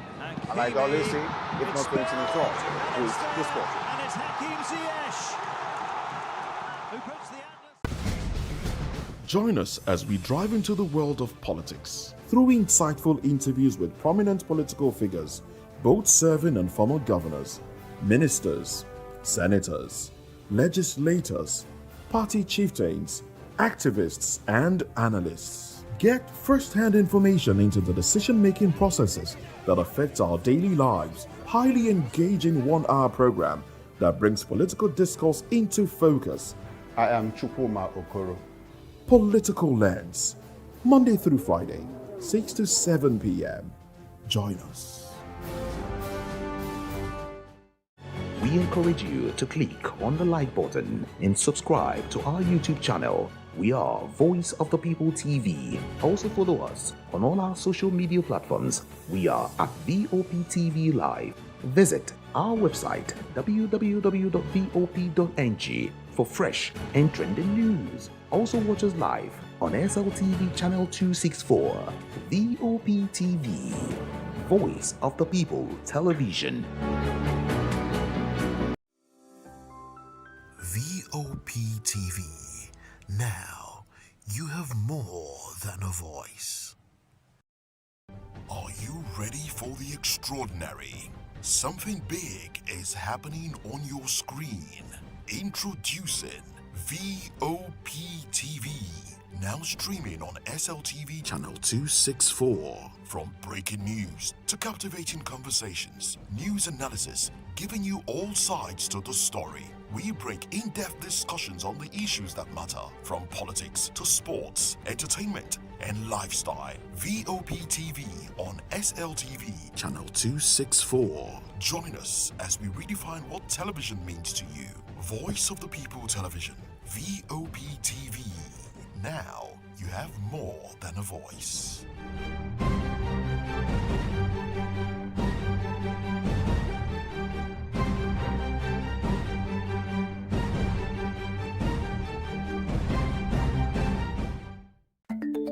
Africa is on the move, a continent of rising voices untold stories and powerful transformations. From the streets of Lagos to the heart of Nairobi, from the mines of Congo to the tech labs of Cape Town, the African story is being written every day. Bold, dynamic, unstoppable. This is African News on Voice of the People Television. We don't just bring you the news. We analyze and bring you Africa's heartbeat, the politics that shapes our nations, the economies that drives our future, the cultures that defines who we are, the voice that must be heard. Africa News, Africa's voice, Africa's future. Where Africa speaks, the world listens.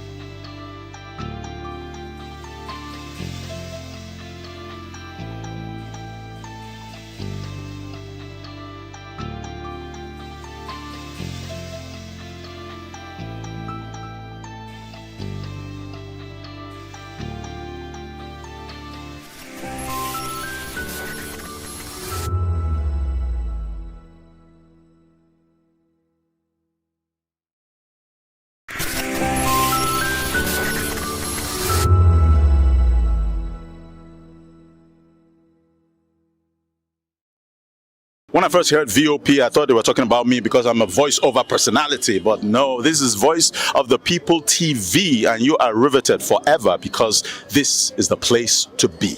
Yo guys, your boy Chella. Shout out to VOP TV.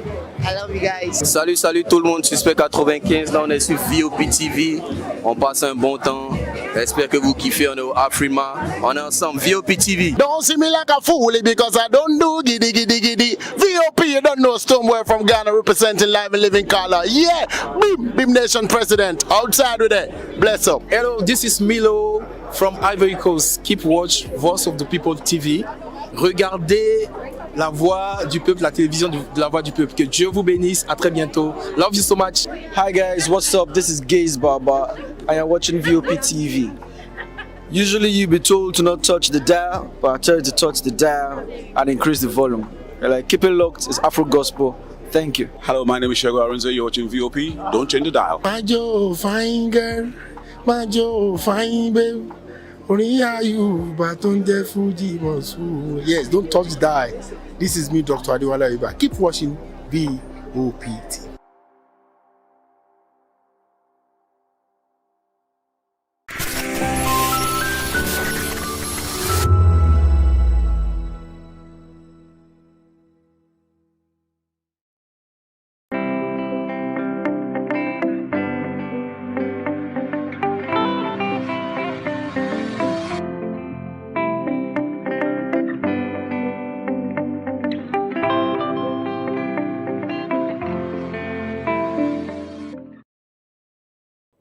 Education is not just preparation for life. Education is life itself. These powerful statements by Professor Wole Soyinka underscores the central role education plays in shaping individuals, building values, and transforming the societies. Good afternoon and welcome to another edition of Edu Dialogue on Voice of the People Television, the program where we examine developments in the education sector, analyze policies and reforms, as well as spotlight innovations shaping the future of learning in Nigeria and beyond. I'm Matthew Ogunswada. On today's program, we examine the debate trailing the Nigerian Education Loan Fund student loan scheme after Lautech's best graduating student credited it for supporting his academic journey. Also on the program, we review the federal government's introduction of a national textbook ranking system to improve quality and standardization in basic education. But first, let's begin with our opening conversation of the day. The student loan scheme by the Nigerian Education Loan Fund is stirring fresh debate after a top graduate publicly credited it for his success. at the Ladoke Akintola University of Technology, Oladepo Caleb Olugbenga, we emerged as the overall best graduating students with a CGPA of 4.89, says the loan made his academic journey possible. Meanwhile, the managing director of the Nigerian Education Loan Fund, Akitunde Soya, says over 1.3 million Nigerian students have so far benefited from the federal government student loan scheme, noting its growing impact on access to tertiary education across the country. However, this development is now raising questions about access, impact, and the future of student financing in Nigeria. Now, joining me to discuss this is Folaranmi Ajayi. Folaranmi is an educator, is a journalist and a communication specialist with over a decade of experience across radio, print, and digital media. He currently serves as a senior reporter at Edu Times Africa. Good afternoon, Fola, and thank you so much for coming on the program. Good afternoon, my friend. It's good to see you again. Thank you so much for coming. Yes. All right, joining us virtually, we have Enoch Israel. Enoch Israel is an author, a youth development advocate, and a lecturer at the Miva Open University. Good afternoon, Enoch, and thank you so much for joining me on the program. All right, we'll come back to... All right, thank you so much. Let me begin this conversation in the studio, Fola. Thank you so much for coming on the program once more. I know that you are a journalist, and of course, you reported the activities relating to this. I want you to tell us from a journalist perspective, how significant is this endorsement for the credibility of NELFund loan scheme? Okay, let me begin by saying that, before the commencement, you were talking about something, and I mentioned the word gratitude. Now, a post made by Caleb, just a post acknowledging the funds received by NELFund, how it changed its academic trajectory, went viral. It's significant because even those who are not aware of what NELFund has been doing, they have been able to hear from someone who have benefited from the loan scheme. And so that singular post has reinforced what NELFund has been doing that many people don't know. And so it is significant because someone benefited from that loan scheme and has acknowledged that the loan scheme transformed his academic trajectory, helping him to attain first class. And you know, as an academic, you know that to have first class is not a child's play. And then when you have funds make you relax. It helps you to study well. And then focus on... Focus, yes, that's the word, focus. So Caleb came out and made that post. And that post has drawn attention from all and sundry. So let's look at the realistic gap of this student loan scheme. Do you think that student loan can help bridge the gap between access to higher education in the country? There are so many views. But let's just speak specifically to NELFund. Yeah. NELFund has come at a time where we are experiencing economic hardship in the country. That's number one. Yeah. That's number one for students. But when it came as let's say, a balm of Gilead at a time that students cannot, not even, let us talk about students, parents cannot afford to send their wards to school, children to school. So when the fund came, it came as a relief. And then parents can be rest assured that their children can go to school. School fees is already cleared. Upkeep is already cleared. And that is saying kudos to the federal government. However, there are other arguments that why not give students bursary? Why loan? I believe each government has its own modus operandi. And this is what the government think is the best that they can do.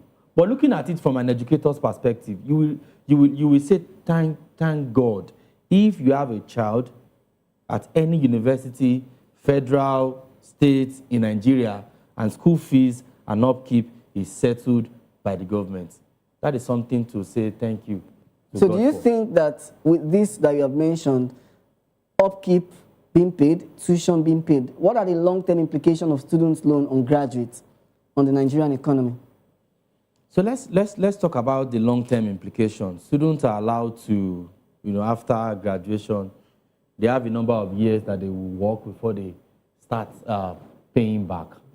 And so it is believed that with the time frame, I guess it's 2 years or more, that they have to work and then they start paying back. If you are benefited from something as such, and gratitude runs in your vein, you should know that going to school, graduating is not a bed of roses. But if you have been able to achieve that, you should be able to pay back as and when due. Now, so what are the implications?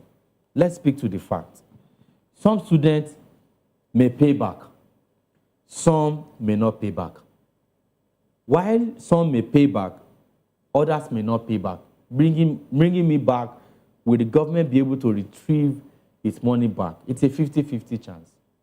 If we have a new government, will this continue? There have been some people who have said, instead of NEL fund, why not give students free education? But I'm saying that this is the best that the government can do for How now. sustainable is the free education that you're talking about? Nigeria has money, don't we? We have. If we copy what other countries are doing, and then okay, NEL fund, let's just stick to NEL fund. NEL fund is here because the government feels that it is the best thing that they can do. Previous governments, have they done that? No. But this government is already doing it. And this is sustainable. But let's now look at the future implication, which is, will it continue? That is, if we have a change of government, I cannot say if it will continue. Are the students happy now? They are happy. Are the future being impacted? Yes. Will they pay back? That is a 50-50 chance. But what we still have, let us apprise that the government have done well by giving students the opportunity to go to school at a very difficult time without worrying about school fees and stipends. Well, I will come back to you about the long-term implication, but let me just go back to Enoch. Thank you so much for joining the conversation once more. And I would just like to ask you, how sustainable is the loan scheme given Nigeria's current economic reality? Thank you so much, Matthew. So talking about NEL Fund, NEL Fund has its good advantage, has its positive side, though there are some limitations to it. And when we're talking about the sustainability of the NEL Fund, we need to consider the kind of country we're living, the kind of situation Nigeria is currently facing. We are always talking about having inadequate resources. The government is always talking about not having sufficient funds to do many other things. And when it comes to education, we all know, let's not deceive ourselves, everyone knows the perception and the attitude of government towards education in Nigeria. So is it sustainable? To be honest, I don't actually think so. You might be surprised that in the next couple of years, maybe 2 years, they might even stop doing this. As a matter of fact, let's even analyze the current situation. How many people are benefiting from this NEL fund? The government might come out and say 1 million have benefited. But can you actually pinpoint those 1 million people? That's a vital question that needs to be asked. All right. And my colleague, or perhaps the other guests in the studio, also highlighted the fact that we don't know if the next government, all right, because election is coming next year, and we don't know if Tinubu is going to be re-elected or a new government will come. So let's assume Tinubu comes in. We are not even certain if he's going to continue with the NEL fund after his first tenure. And let's assume a new government comes in. One thing peculiar and synonymous with Nigerian leaders is that once a leader comes into power, he always tends to neglect what his predecessor has started and then change the course and start doing something new. So if a new government happens to come into power, will they continue with this? That's something that is, okay, let me not say unlikely, but we are not sure. All right, but chances are they may not continue. We've seen many other initiatives that were started by the previous government, even though the previous government was in the same party, it's still the same party with the current government. But when the current government comes, they even had to neglect some of them. So what scenario, just imagine if entirely a new government comes in from a different party. Is this likely going to be continued? Most likely not. So what's the sustainability? To be honest, the government has actually tried by doing this, but I feel like they could have done something better than the Nel Fund. All right, something better could have done. But with this, I actually believe that the future of the Nel Fund is actually blurry. We cannot ascertain if it's going to be for a long-term period or short. But then something needs to be done to change all these things. Okay, let's talk about what should be done now regarding what you've mentioned. What safeguards should be put in place to prevent student deaths in the future? What safeguards should be put in place to prevent student death crisis in the future? Well, student debt crisis is something that can be avoided. It's unavoidable. Since we're in Nigeria, that's definitely going to happen. Even if all the beneficiaries of NEL Fund eventually get jobs after graduating, which is not possible, okay? But let's assume, all right, let's paint a picture where all of them eventually get the jobs. Are they all going to pay back? We all know the attitude of Nigerians. No, not all of them will pay back. All right, and then let's come back to the reality. Are they all getting jobs? No, we are already battling with unemployment in Nigeria. And every day the figures keep getting higher. Unemployment keeps increasing. So what are the chances that these graduates will eventually get jobs? We have a large number of graduates that are roaming the street without jobs. Those that want to even start their businesses, but no funding. There are no support for them to even initiate or establish their businesses or their companies. So if these graduates eventually come out, how are they going to pay? They won't have money to pay because they don't have jobs, they don't have finance or funding to start their businesses. So student debt is definitely going to happen. So I don't know, I'm not sure if the government took into cognizance this fact before starting the NEL Fund, but this is a reality that cannot be avoided. Student debt must occur. However, what the government can do possibly to reduce the number of the debt, all right, because it's definitely going to happen, but measures that they can possibly take or implement, all right, to reduce it could be by making Nigeria more suitable and convenient for businesses to thrive. All right, because if businesses thrive, most of these graduates, when they finish, they can get something doing, they eventually pay. I know some of them might not pay, but at least if most of them eventually get something to do and they're earning, they're likely going to pay.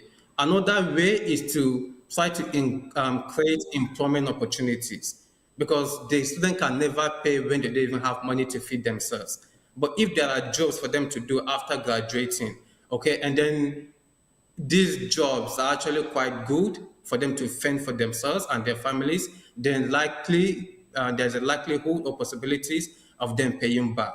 So these are some of the measures I believe that could be taken to avert the whole debt crisis that might occur in the long term. It's interesting that you've highlighted the role of the government and you've also highlighted the role of individuals. But I want you to talk to us. What should be the role of universities? What role should universities play in guiding students on loan opportunities and financial literacy?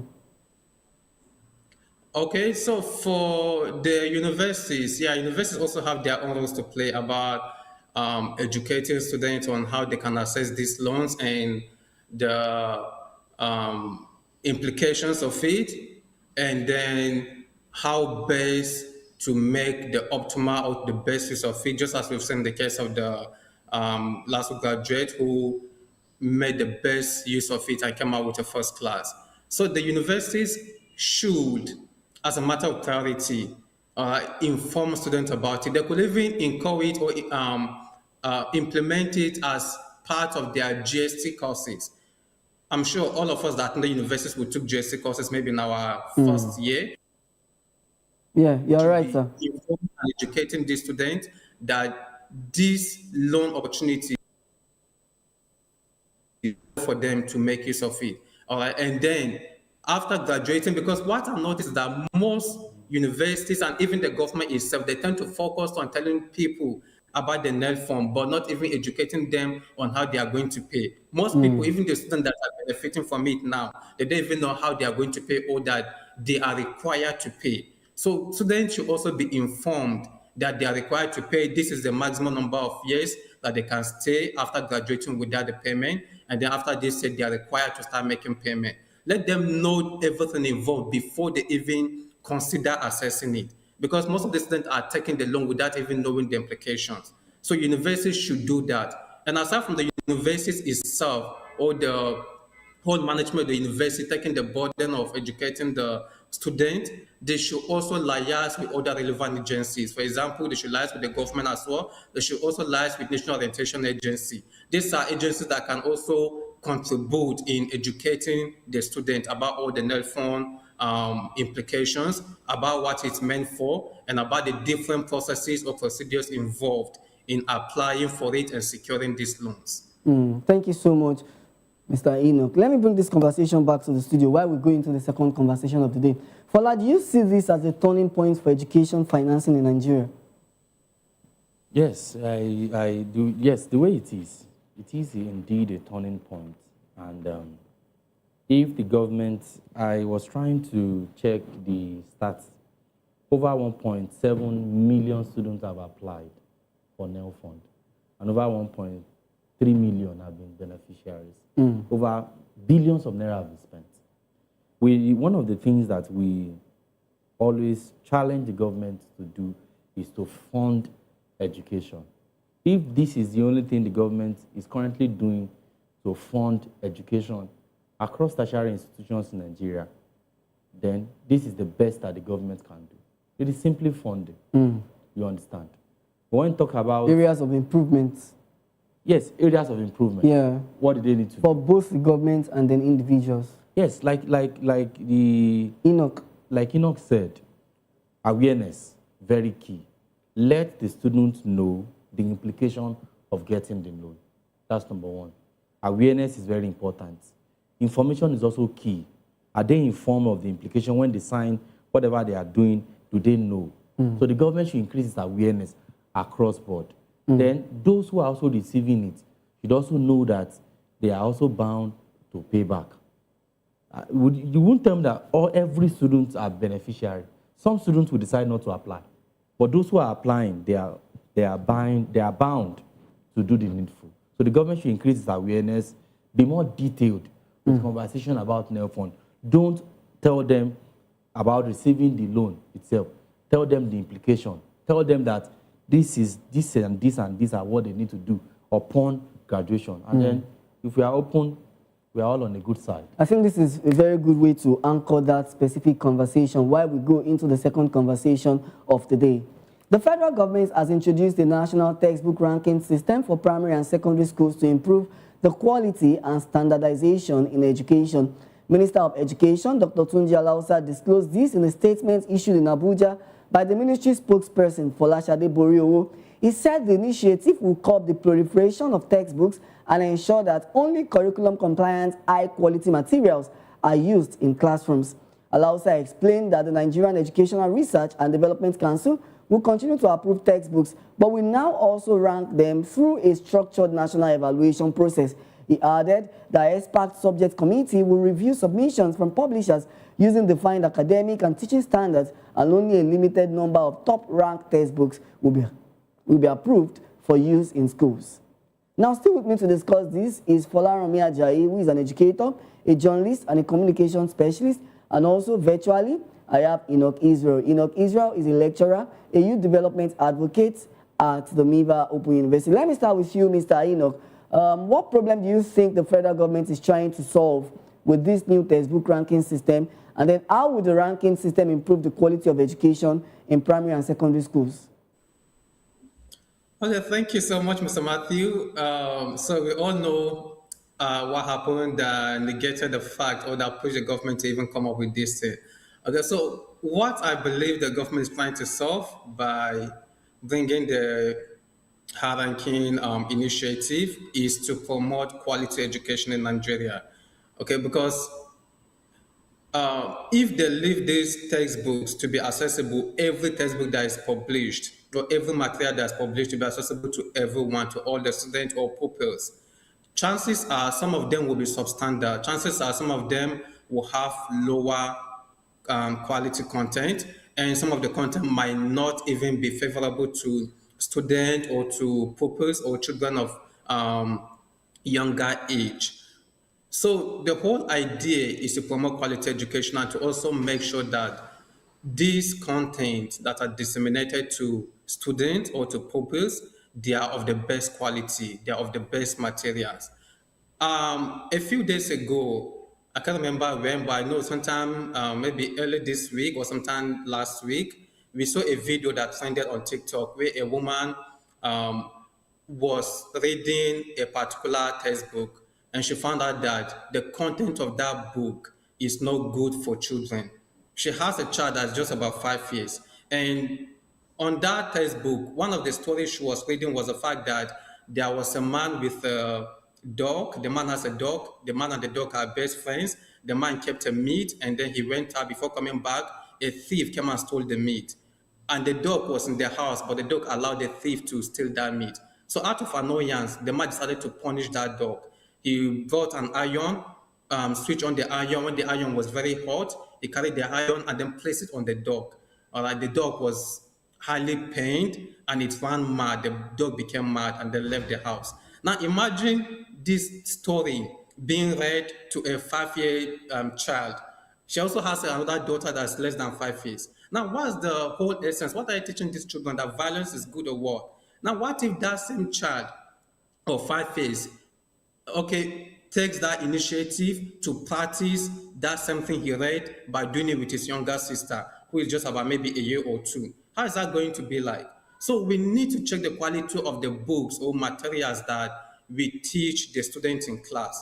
And I think this step taken by government is a very, very good and wonderful initiative, because by ranking the books, that means the government or any committee that is set up to handle this task will make sure that only the top and best quality are selected. And these contents are good and they are not going to be harmful to children. Whenever we are watching movies, I always see movies may be rated 18, which means those below 18 cannot watch it. So this is similar that's applicable here. So I think it's a wonderful situation. It's interesting that you mentioned research, and of course I know that you're a researcher, you are an author, you are a youth development advocate, and of course a lecturer. And I wanted to take it from that perspective. What criteria should be used to prioritize, or what criteria should be prioritized when ranking textbooks, content accuracy, teaching methodology, or accessibility? The first one is the content. The whole essence of a textbook is to teach, to impart knowledge. So how do you do that? What impart the knowledge is the content. So just like this story we saw that trended on TikTok, what was the problem with that book? It was the content. Now, it didn't matter if the methodology was good. It did not matter if the quality of the book, the material that was used to publish the book was good. It didn't matter at all. What mattered was the content. If the content is not good, everything else is useless. Because the whole essence is to teach, to impart knowledge. And students that should be prioritized is the content. And by doing this, I think that's exactly what the government is trying to do, to prioritize and to make sure that the content is of conducive for learning. Secondly, it could be the methodology, which is also good because it also supports, shows how this whole content is being produced, how it came about, and the best way that could be used to also impact it to the students who are going to be learning. So prioritize first content, the methodology, and other things could follow suit. And then what should be the role of teachers? What role should teachers play in selecting or recommending textbooks under this new system?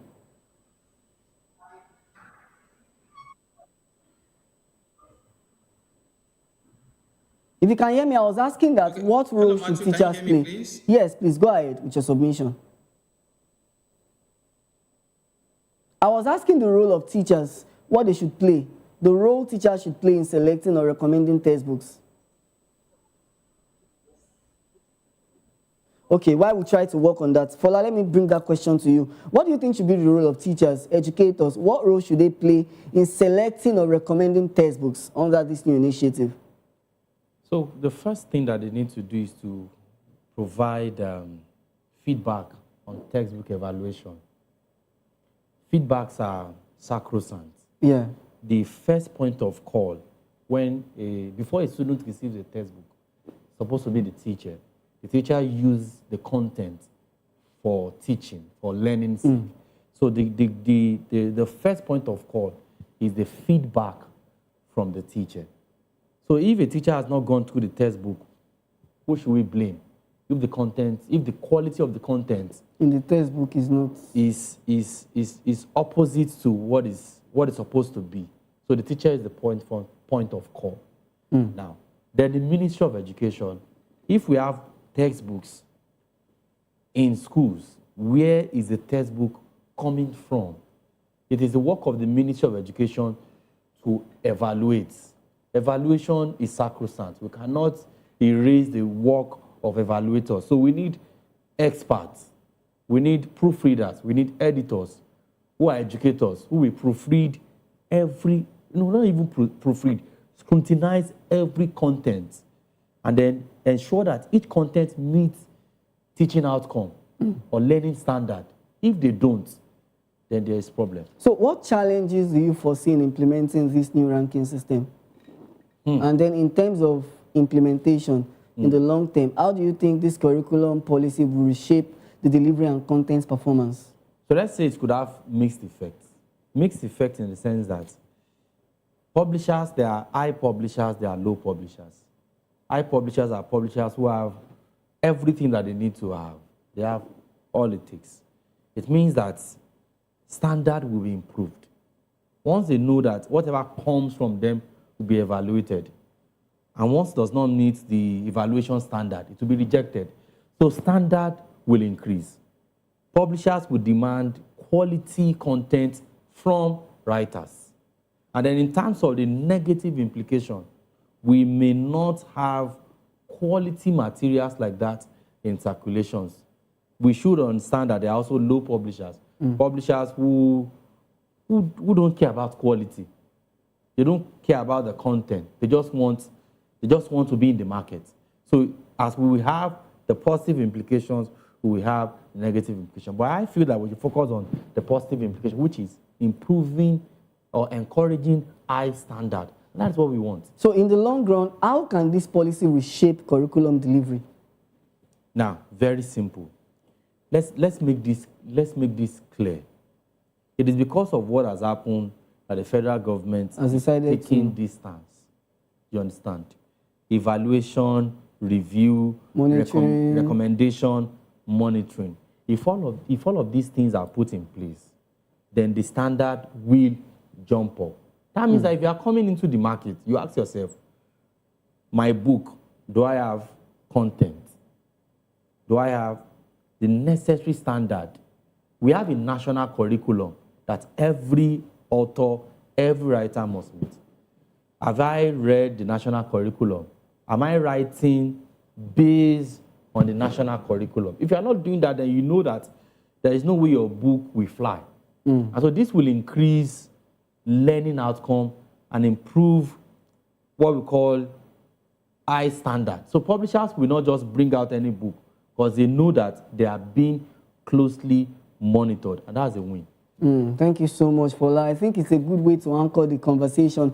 Folaranmi Ajayi, before I let you go, in light of this year's theme of World Press Freedom Day, shaping a future at peace, how can journalists actively contribute to shaping a more peaceful society? And then what are the major challenges facing press freedom in Nigeria? Our challenges. Challenges of press freedom, one is censorship. Censorship, and we all know that censorship, we cannot remove censorship in every political space. So one of our challenges is censorship. We have many of our media houses are being owned by politicians. And if we don't say the truth, they are indirectly being censored. And when they are censored, it limits objectivity. It limits fairness. It limits accuracy. It limits balance. It limits how journalists can discharge his or her duty without being, let me use the word, without being gagged, as if they're in court. You know, when you're in court, there's something called contempt of court. Something limits the things that you can do. So, apart from censorship, sensationalism is also important. Clickbaits, trends, views, they are some of the challenges that citizen journalism has brought into the field. Because many people don't care about accuracy. They don't care about authenticity. They only care about the clickbaits. They care about the views. They care about the monetization, what they receive. So in the long run, we should start considering the fact that some of these things will bring down the ethics of journalism if journalists are not careful. And so if we're talking about censorship, talking about sensationalism, we're talking about the threat of bloggers, we know that many bloggers are not journalists. And not all bloggers are journalists, and not all journalists are bloggers. So if we look at all of these things, we will understand that press freedom is a reoccurring topic that we must continue to discuss within this field. And to ensure that the press is free, media ownership of the media. Should ownership of the media be in the hands of politicians? Or should it be in the hands of individuals who buy into the media product? Or should it only be left for journalists who could afford to own the media? So these are very sensitive areas for us because our own job is also at stake. We work for media organizations. We know what we call certain things that we need to do. We know what we should say, what we should not say. So all of these things are also limitations to the freedom of the press. Thank you so much, Fola. Fola Remi Ajayi is an educator, is a journalist and a communication specialist with over a decade of experience across radio, print, and digital media. He currently serves as a senior reporter at Edu Times Africa. Thank you for coming to the program, Fola. Thank you. Thank you for having me. And joining us virtually, we had Enoch Israel. Enoch Israel is a youth development advocate and also and a lecturer at Miva Open University. Thank you so much for joining us on the program, sir. Yeah, thank you so much. And we look forward to having you some other time. Sure, definitely. I look forward to that. Thank you, sir. You're still watching Edu Dialogue on Voice of the People Television. We'll take a quick break and return with top stories in Nigeria's education sector. Do join us again.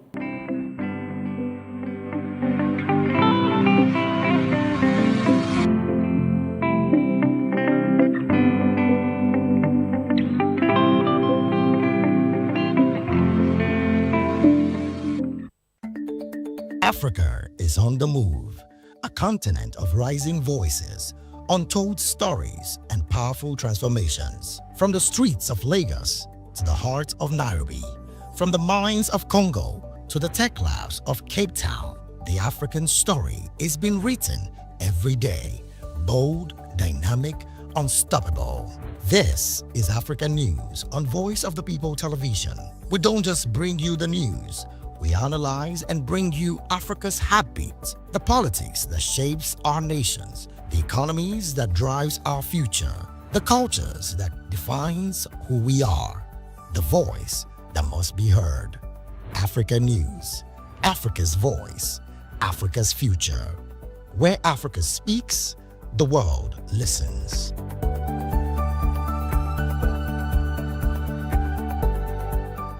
Behind every broken desk lies a broken promise. Education shapes the nations.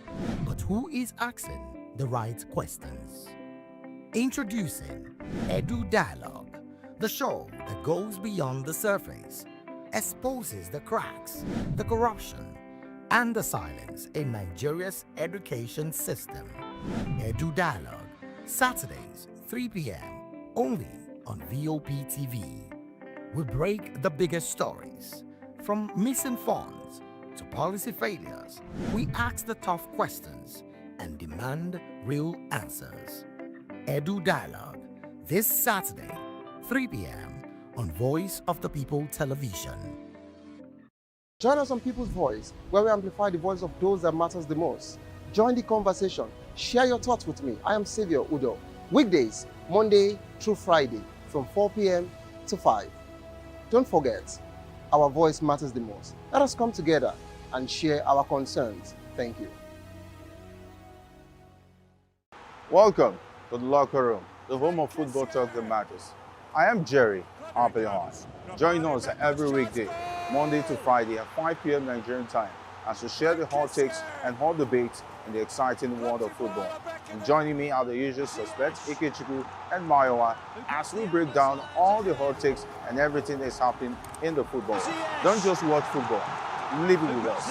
Catch us on the locker room and Voice of the People Television at 5 p.m. Nigerian time. And like I always say, if not 20 minutes off, please, the sport. And it's Hakim Ziyech who puts the Atlas. On Edu Dialogue, we bring you fresh ideas and conversations, shaping the future of learning in Nigeria and beyond.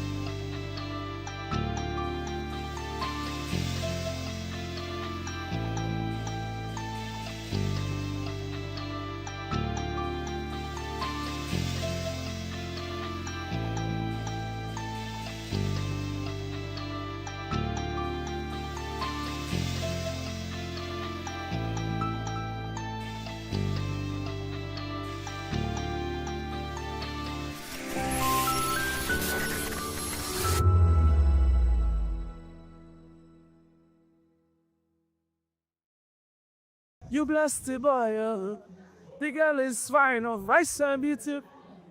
Hello everybody, my name is Mike Abdul. Keep watching VOP TV. God bless you real good. Hi guys, my name is Abiodun, also known as Minister Abe. I just want you to keep watching VOP TV. God bless you. Oretolu Amishe is a banger. My name is Yomi Olabisi Yomi Akpala. Keep watching VOP TV. Baba ti sọ̀rọ̀ mi dayọ̀, ẹ wá bá mi yọ̀, mo more. Thank you, Daddy. Mio. Hello guys, my name is Tosibi. Keep watching VOP TV. VOP TV. God bless you. Mo gbé ọ̀gá o, mo gbé ọ̀gá o. Olódodo lọ́nà gbogbo. Mo gbé ọ̀gá o. Hello, people of God. This is your favorite girl, Mosu Exalta. Keep watching VOP TV, and you will be blessed. Love you. Etobi gan, Etobi Olua. Hello everyone, my name is T Praise and I'm here telling you, keep watching VOP TV. Don't change that dial. We are here. Jesus is here. Glory. How glory. Iru you see Yakaways. Sure, don't mind my voice. I've gone so many places today. View. Okay, oh la la. Okay, wait. Hello, Lagos, Nigerians. My name is Minister K Wonder. Please keep watching VOP TV. Don't touch that out.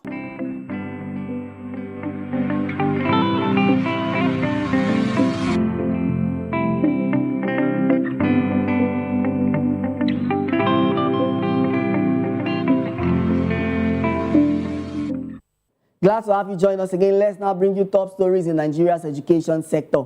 President Bola Ahmed Tinubu has approved a new set of appointments across key education agencies under the Federal Ministry of Education. According to a statement by his advisor on information and strategy, Bayo Ononuga, Professor Modupe Adiola Adilabu has been appointed the chairman of the governing board of the National Examination Council, while Professor Ibrahim Dantani Wushishi remains the registrar. The president also appointed Dr. Bungfa Bimfa as rector of the Federal Polytechnic in Plateau State and named Professor Babatunde Salako as the chairman of the National Board for Technical Education. In addition, Professor Chinwe Veronica Anunobi has been appointed as the chief executive of the National Library of Nigeria, a move expected to ensure continuity in ongoing reforms, completion of the National Library headquarters, and implementation of its 2025 to 2030 strategic plan. And to wrap up the news, let's tell you that the Deputy Speaker of the Lagos State House of Assembly, Mojisola Miranda, has called for the adoption of a leadership framework that will strengthen institutions and ensure sustainable governance. She made this call at the Lagos Leadership Summit organized by the Lagos State government in collaboration with the Lateef Jakonde Leadership Academy, where policymakers and young leaders converge to discuss long-term development strategies. The greatest contribution will not be in how loudly you are heard, but in how effectively you can design, sustain, and improve systems that work. Even in your absence. Because the true leadership is not proven by relevance in office, but by relevance after office. To all the young people in the room, you're often described as the future, but the truth is that is that more immediate than ever, you're already within the system. The question is whether you're engaging it with intention or simply reacting to it. And that's why you're here today, not to simply react to it, but to be part of that solution, to teach you what involvement looks like, what implementation looks like, and how to advocate for solutions look like in your various communities. During the panel session, speakers stressed the importance of leading with impact, while fellows of the Latif Jakonde Leadership Academy in the debate contest proposed practical policy solutions to Africa's development challenges. A mix of optimal decisions that often lead to suboptimal outcomes is because the burden of decision making is often left to one individual. How can we factor in corruption into policy design? How do you factor in mismanagement of funds by an individual into a policy design? How do you factor in transition in government into a policy design? You put so much premium on policy design instead of us to bury our hands and our foot to get the job done.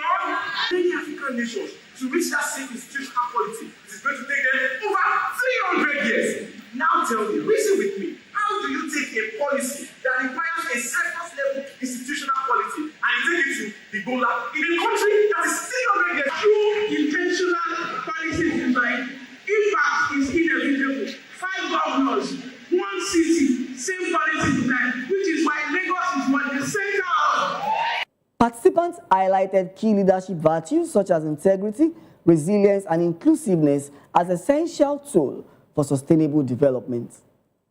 Believe that as a good leader, especially here in a nation like Nigeria, to thrive, you have to serve. To lead, you have to serve. You have to come down to the people. You have to know the needs of the people. A leader should be someone that listens. When you listen, you'll be able to progress easily. But if a leader doesn't listen, you tend to fail easily. A lot of leaders, apart from being leaders, they don't make themselves available to learn. Because once you learn, you're able to give back to the society. You're able to give back to your subordinates. Your character must speak much about you. Not what I say, but about what you do. You know, like I'm a teacher, one of the ways in which you can learn is through imitation. Don't be saying A and be doing B. So as a leader, lead so that others can follow you. So your footstep is what people watch. And that's a wrap on Edgy Dialogue on Voice of the People Television. Today, we've looked at the Nigerian Education Loan Fund debate and the federal government's new textbook ranking system. From student financing to curriculum quality, it's clear that the future of our nation depends not just on access to education, but on the quality of knowledge, skills, and opportunities available to learners. For more insights and in-depth discussion, please subscribe to our YouTube channel. On YouTube, we are Voice of the People TV, and across all social media platforms, we are at Voptv Live. If you witness news or events in your community, we'd love to hear from you. Please share your eyewitness report, events coverage requests, photos and videos with us via WhatsApp on 0814-606-4057. You can also reach our newsroom via email at news@vop.ng. I'm Matthew Ogunswada. Join us next week as we continue to spotlight the ideas, policies, and people shaping Nigeria's education sector. Until then, stay informed, stay engaged, and remember that education is not just preparation for life. Education is life itself. Thank you so much for watching, and bye for now.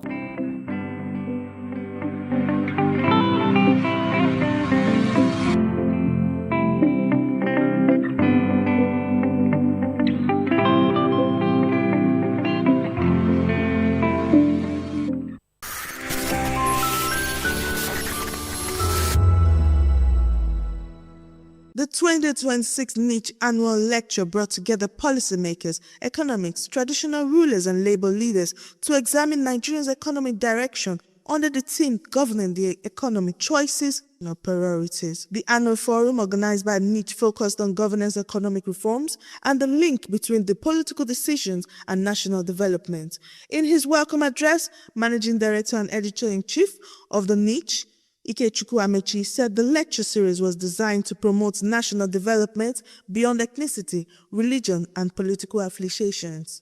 In the last 3 years, we have, unfailingly, every Monday, drawn the attention of Nigerians to the incredible stories of young Nigerian entrepreneurs who are making giant strides in all fields despite the odds. He said the platform also highlights young Nigerian entrepreneurs making impact despite economic challenges. Delivering the keynote lecture, Abia State Governor Dr. Alex Chioma Oti said Nigeria's economic challenges cannot be solved with quick fixes, stressing that long-standing structural issues require discipline and consistent reforms. He warned that unemployment, poverty, and weak institutions are outcome of years of poor governance and bad political choices. There is no silver bullet for solving Nigeria's myriads of economic challenges, because economics is about cold, hard facts, not vanities. Governor Oti linked economic decline to corruption, political optimism, and weak institutions, adding that leadership quality directly affects investment, job creation, and national stability. Abia, I can say with every sense of conviction, is proof that economics cannot be separated from politics. He cited Abia State as an example of how governance reforms can rebuild investors' confidence, improve infrastructure, delivery, and strengthen public institutions. Investors respond not on emotions, but on hard facts. So have you created the enabling environment? If you've not created the enabling environment, businesses will not come. Chairman of the occasion, His Royal Highness Muhammadu Sanusi, also weighed in on Nigeria's economic reforms, including subsidy removal and exchange rates. He said while the policies may be necessary, their timing and implementation remain critical. You had to, when you get to a point where 100% of your revenue goes into debt service, you cannot continue. Where is the money going to come from? Other discussants include Obi of Onitsha, His Royal Highness Igwe Inemeka Alfred Achebe, Nigerian Congress President Comrade Joe Ajeru, Dr. Jumoke Ogunleye of the University of Lagos, and banking expert Chief Anogwe Ayemu. They all stress inclusive governance, accountability, and economic policies that prioritize citizens' welfare. First question everybody must ask of a governor or the president or a government is, what is the character of the state? That is what defines everything. Is the state a developmental state that's focused on the people? Is the state a rentier state that is a site for extraction of money by political elite? Is the state a kleptocratic state that just there to serve those who steal? Speakers also urged Nigerians to take the 2027 election seriously. Economics does not respond to emotions or sentiments. It is guided by thoughtful decisions and the judgment of those who were the instruments of power. The forum ended with a shared call for stronger institutions, discipline, leadership, and more informed electorate as Nigerians navigate its economic future. From Victoria Island, I am Monica Ogola reporting for Voice of the People TV. Voptv. Now, you have more than a voice. To know the happenings in the maritime sector, join us on the program Maritime Frontiers on Voptv as we discuss key areas in the maritime sector from aquaculture, maritime transportation, maritime labor regulation, oil and gas exploration, ferry and passenger insurance, marine pollution and prevention, port operations, and lots more. Maritime Frontiers, exploring Nigeria's blue economy.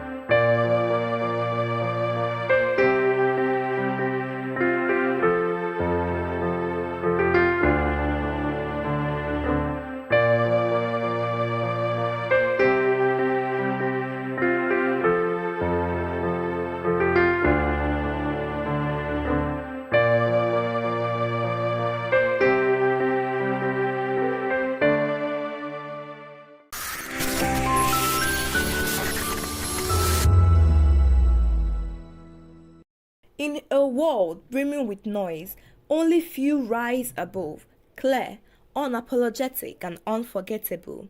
Chimamanda Ngozi Adichie is one of those voices, a storyteller who reshaped global narratives not just about Africa but about identity, power, and womanhood.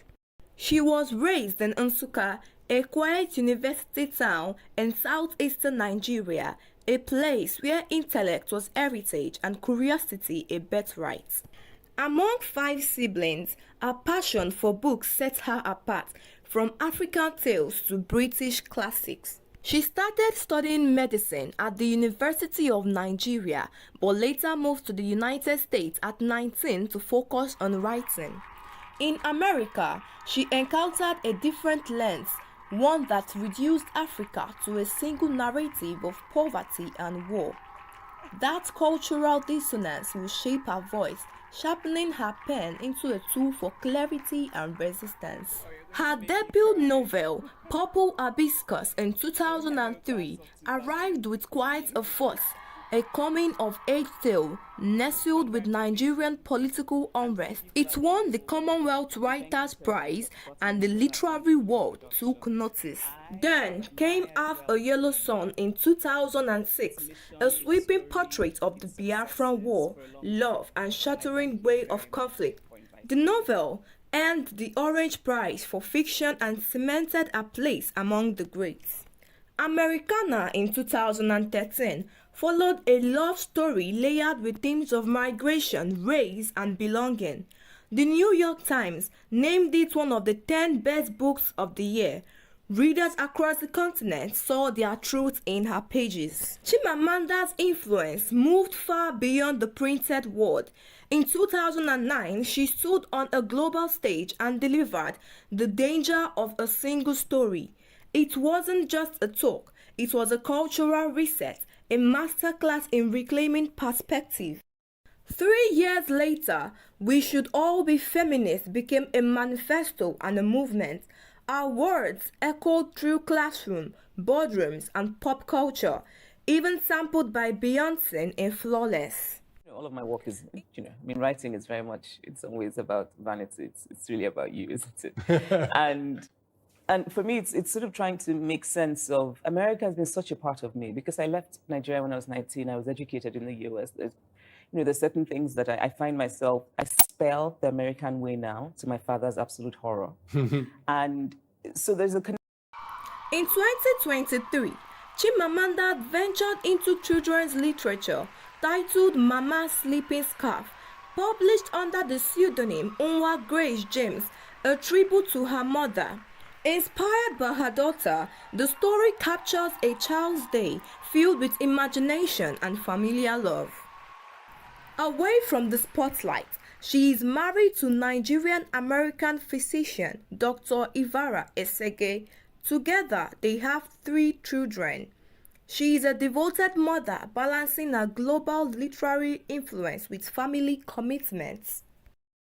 Through initiatives like the Farafina Trust Writing Workshop, she nurtures a new generation of African storytellers, ensuring their voices are not just heard but celebrated. Chimamanda reminds us that storytelling is not just art, it is resistance, healing, and hope. In every sentence she writes, there is courage. In every silence she breaks, there is freedom. And in every story she tells, there is truth. In the book, I did not have the title. And that often happens when I sort of have an idea of what I want to write about, but I don't know what the title will be. And so I actually had imagined that I would call it For Men Only. I'm serious.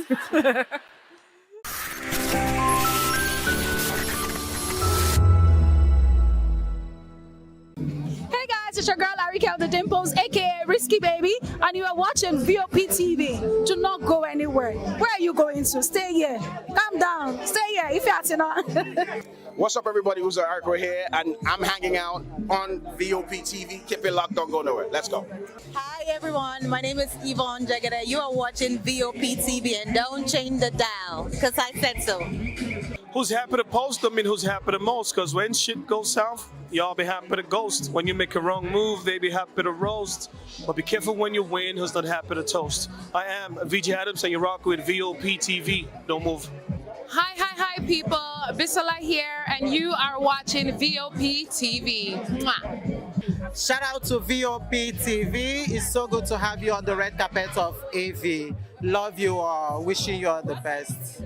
Here's a shout out to Voptv. It's your girl April Oshidikwe at the AV premiere. You know what it is. Hi everyone, my name is Linda Ejiofor Suleiman and I'm live at the EV premiere. Keep watching Voptv. I want to say hello to my Italian friends. I want to say them that Nigeria is the best country in the world, and I'm so happy to be here. Thank you so much. Hi guys, my name is Tomowatebe. I'm an actor, and you guys are live on Voptv. Keep it locked, because I said so. Ladies and gentlemen, boys and girls, this is your girl Folu Storms out here, and this is a big shout out to Voptv. Hi guys, my name is Charles Bond. My name is Lydia Lawrence Nzeye, Please and keep watching Voice of the People television. Love ya. We encourage you to click on the like button and subscribe to our YouTube channel. We are Voice of the People TV. Also follow us on all our social media platforms. We are at Voptv Live. Visit our website www.vop.ng for fresh and trending news. Also watch us live on SLTV channel 264, Voptv, Voice of the People Television.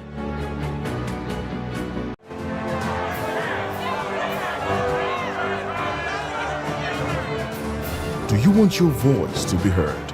Do you know that you matter in the scheme of things? The People's Voice, the show where ordinary citizens take center stage as we discuss the biggest stories that affect you and I.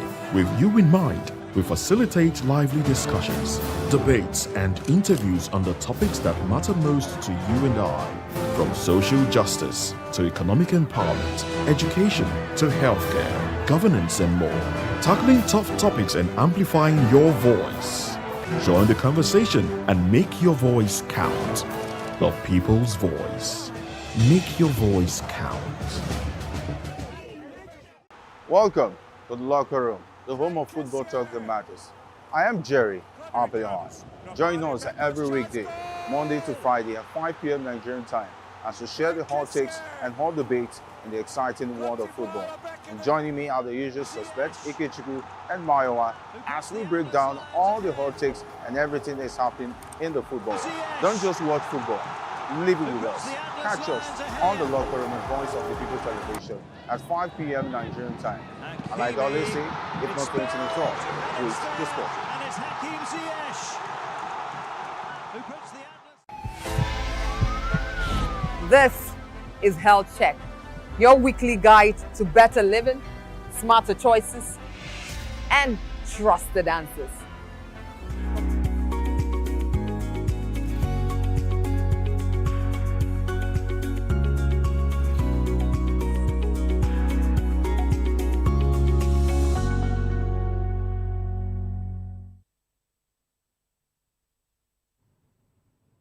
Hello there and welcome on board. It is People's Voice on Voice of People Television, where seeing stories shape the narrative. And of course, today we'll be dissecting a major story that is dominating the headline and sparking conversation across the nation. We're talking about opposition divides as Obi-Kwankwaso Alliance grow. And of course, we all understand the efficacy of that particular conversation. You would agree with me that a serious situation has been, going around in the dailies as regards to this particular, opposition situation, where some are actually saying that we want the parties or the opposition part to, come to, the south, where zoning, needs to be left for the south, and quite a few, and of course, chairing that particular quite a few is the former Vice President Atiku Abubakar, saying that you can't actually win, any election as regards to removing any incumbent if you are also from that particular region. That conversation has been ongoing, and of course, I would like you to take the ride with me this wonderful afternoon. Join the conversation with experts, inside and seasoned perspective, share your thoughts with us. I am Saviour Udo. Let's look into other news stories with details. ASU threatens strike over broken 2025 agreement. ASU says it may resume strike action over the federal government's flawed implementation of the December 2025 deal. President Prof. Christopher Piwuna cited unpaid salaries, promotion arrears, and unremitted deductions, warning growing frustration could force a shutdown if unresolved. And I'm surprised that we're back here again, but let's see what will happen in the coming days. And away from that particular one, Uzodimma targets a Senate, highs 11th Senate presidency. Imo State Governor Hope Uzodimma has picked up form for Imo West Senatorial District, aiming to resign as governor in June 2027 if he wins. His term runs to January 2028 due to Imo's office circle, or off-circle polls rather, I beg your pardon. And of course, analysts say the move position aimed to Imo State governor, yes, to contest against the Senate president, with the seat likely zoned to a Christian from the southeast/south. Now, the catch is we've been getting a lot of conversations, a lot of shades, and not only that, we've been getting some rumor that is ongoing in the 10th Assembly as regards to the Senate, and all of this has been brewing, and we understand that the president of the Senate, Godswill Akpabio, made some changes in the guideline, mentioning that you have to be in the Senate for at least 8 years stretch for you to, contest for the highest office in the red chambers. Now, Adams Oshomole actually, countered that particular one. And of course, Adams Oshomole also mentioned that if you're talking about someone, who needs to do stretch 8 years, you as well, you've not actually done, 8 years a stretch, so that is also another question. So Adams is actually saying you should also resign if you want to actually toe that particular line. And a lot of, guidelines which has, been rescinded as we speak, were made as at the time, but, it's been loggerheads in the Senate, and notwithstanding, I don't think Hope Uzodimma, is a fresher when it comes to the red chambers. He's been there, so he knows the terrain of that particular chambers, and we will see what will happen in the coming days as regards to that. If he's going to step down in June, who will take over? Of course, deputy governor will finish up the tenure for him. But let's just see what will happen, in the coming days. The politics, season, and of course the electioneering, season is really making Nigerian a power wave, more intense. And I would also say that I'm liking, how these men are actually, exposing themselves in a good way, rather, just to let us know that, they love power a lot. And someone actually raised the concern and a very serious question by saying that is Senate meant for, is Senate a retirement plan for governors in Nigeria? And not only that, he said, do we still have, that legislative arm of government, that can actually speak for, the Nigerians? Because when you look at our Senate today, you'd agree with me that about 45 to 50% of them have been governors, or they're intending to be, and it's either they go in to become governor, or they're just coming in, from being a governor, 8 years governor, to become senators. And most of them move from, most of the deputy governors move from there to reps. So when you look at the whole situation, and some deputy governors are also, pushing for that particular seat, but notwithstanding, when you look at, the National Assembly, it looks like a retirement plan for governors and deputy governors. But this is not what it was meant to be, but of course, you would always see them write that particular statement by saying, oh, the people of my, my senatorial district called, my people called, my constituents called, and I'm answering. You should show us, where they actually called you.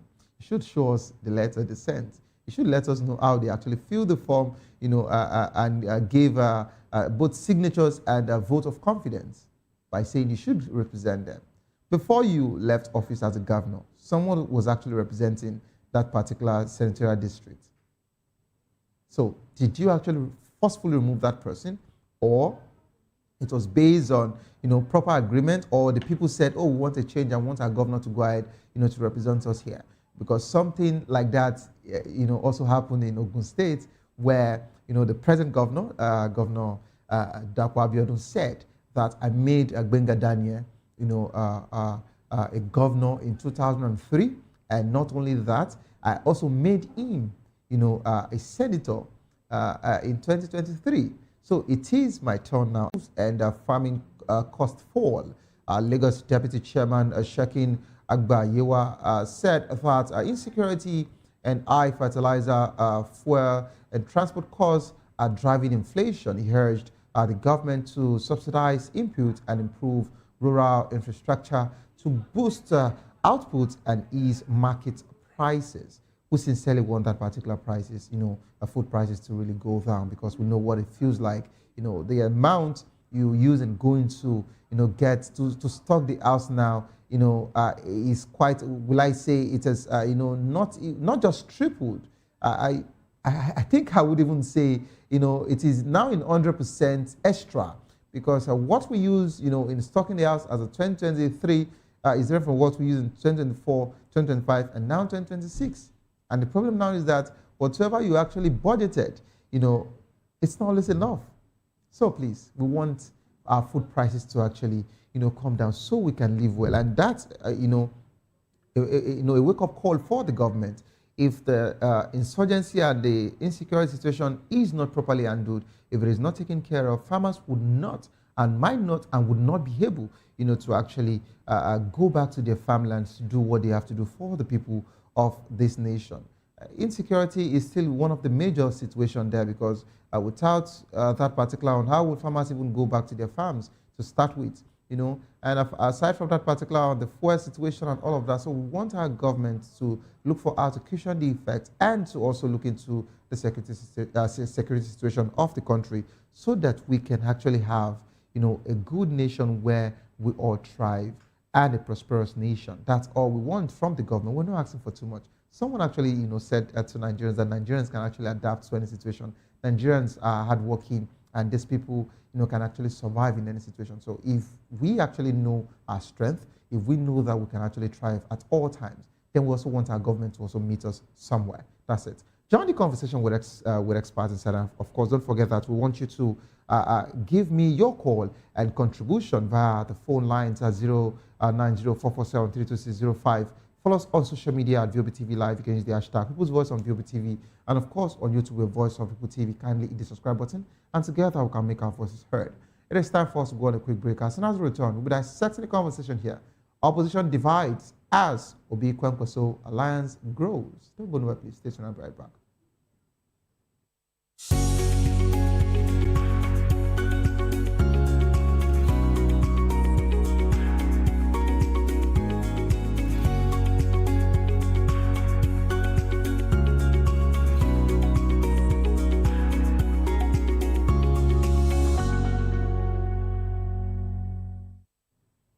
Hello and welcome back to the program. It is still People's Voice on Voice of Television. Nigeria's opposition coalition is showing cracks ahead of 2027 as Atiku Abubakar pushed for a northern presidential ticket. Of course, this particular one meets resistance from groups backing power rotation to the south. The tension comes as Peter Obi and Rabiu Kwankwaso consolidate the alliance under the National Democratic Coalition, NDC. Kwankwaso said that northern leaders chose Obi as most capable partner, citing competence and shared goals. The NDC also adopted zoning the 2027 tickets to the south at its Abuja convention. But public affairs analyst Buhari Yusuf called the reported one-term arrangement between Obi and Kwankwaso dangerous, arguing it lacks democratic credibility, signals desperation. He warned the APC could exploit voter appetite for new things to maintain advantage. We're now being joined by Dr. Kayode, a social political technocrat and, of course, aviation safety expert. Good afternoon, Doctor. Good afternoon. How are you today, Savior?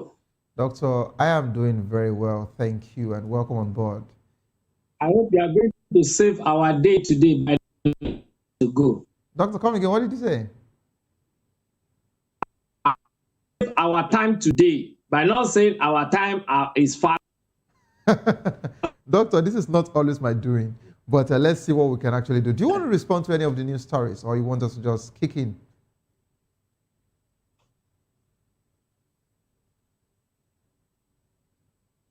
Hello, doctor, can you hear me, please? All right, so, doctor, I don't know if you can hear me. I want you to let me know if you would like to respond to any of the news stories, or do you want us to go straight into... doctor, can you hear me? Yes, I'm hearing you. All right, so I said I wanted to confirm if you would like to respond to any of the news stories, or you want us to just dive into the main conversation. Yes, I'd love us to dive straight into it. Let me just make one comment as so-called governors and all that are using our their retirement. Probably, we should also change our constitution regarding that, because it is becoming theatrical for some of these people. Especially, look at what happened the other one in Ogun State. Eleyi of Ogun State. What's his name again? Abiodun. Your brother, doctor. Eleyi of Ogun State. Your brother, doctor. you know, asking Gbega Daniel that the place now belongs to him, and he has that temerity of locking him out at a stakeholders meeting. It is appalling. Why should this be happening? Well, I'm so happy that both in my Lagos and in Ogun State, we have not seen any of the living governor going to the Senate. Even I know you want to talk about Lumbu, that was formerly a senator. He did not go to become the governor immediately. There was a stopgap. There was a stopgap between when he was a senator and when he became the governor. So let's leave that one aside and go straight to the discussion of today because of our time. Well, since you don't want me to actually dive into it, because I would have just said congratulations to Ogun State in advance, because Yayi will be coming in from the Senate, you know. I don't think so. I don't think so. I don't want to believe Yayi will be coming in that place. So Yayi will be coming in from, most of these APC guys are going to lose their seats. Okay, they are going to lose their governorship aspiration. I love the fact that I can assure you. I love the fact that you've actually started off with this energy. So let's just keep it on like this. So let me rest Yayi's conversation, because I would have said that Yayi, you know, hopefully I'm not saying, you know, but if Yayi becomes the governor, he's coming from Senate, and not only Senate, he happens to be the chairman of appropriation bill, and I know what that means. I know you know what that means. And not only that, after he leaves that particular office, he would go back to represent his people again, back to Senate. But let's leave that one and come back to the main conversation. Opposition, you know, divides, and of course, Obiko and Kwaso are actually getting, you know, their way out. Should I call it a way out? Or, of course, more alliance is growing on their own side. Now, what's the current, rift, and what is actually driving, you know, the opposition coalition over this whole zoning situation? And is it reconcilable before the 2027? Now, almost everyone is acting as if, you know, zoning is constitutional. We agree that we've been using that particular word and that pattern for a while, but this is a PDP thing. You know, PDP started the zoning thing, and PDP did it just because they wanted, you know, both or almost all the regions to actually enjoy, you know, leadership. But this is the situation now, and your man, your principal, Atiku Abubakar, is not in support of that particular zoning. I'd like to give me your take as regards to this, please. Yes. Let's talk about this emergence of zoning. This thing started 1999 with Abdul Salam government.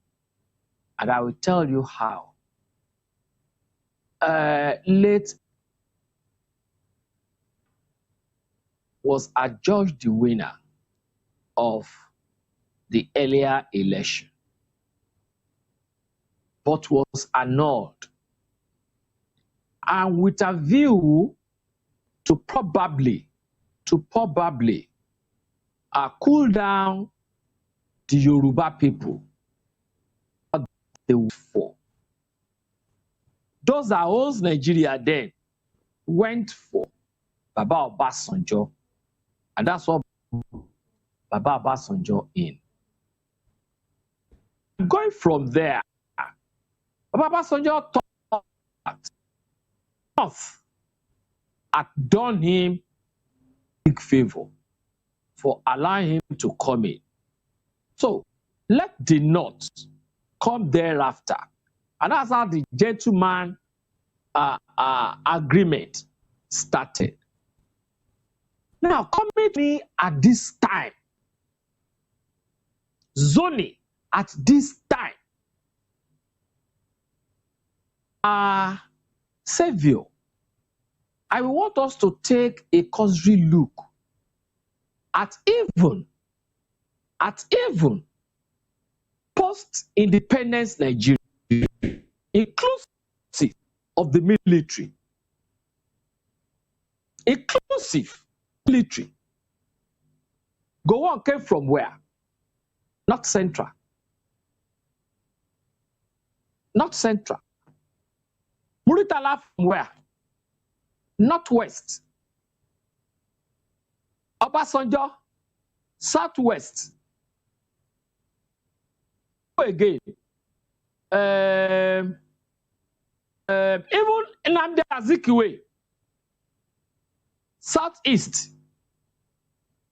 Now again, Obasanjo, southwest. Yaradua, northwest. Northwest.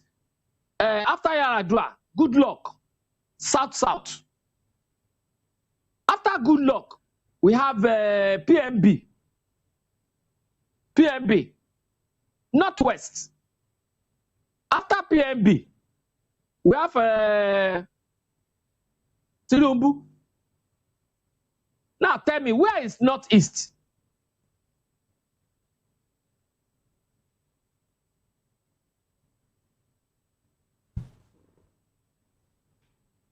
All right, I think we're having a glitch there, Doctor. I don't know, perhaps you can just reconnect. I'm actually enjoying the fact that Doctor is actually bringing us up to speed. Now, I love the fact that for almost everyone who is around Atiku, they usually make this particular case. And I wanted Doctor to land. That's why I didn't want to interrupt him, so that I would ask him, the next, question as a follow-up for him. Because I understand the fact that now everyone would be talking and they're mentioning, northeast. We have, so many, parts as well in this nation that have not even tasted that particular seat. But I think we won't delve into that particular one for now until later. Now, I don't know if communication has been established with a doctor. Hello, doctor, can you hear me? All right, so doctor, I'm told that they're trying to set you up again. I'd like us to just go on a quick break. As soon as we return, we'll be having the conversation on as well. Please don't go nowhere, just stay tuned. I'll be right back.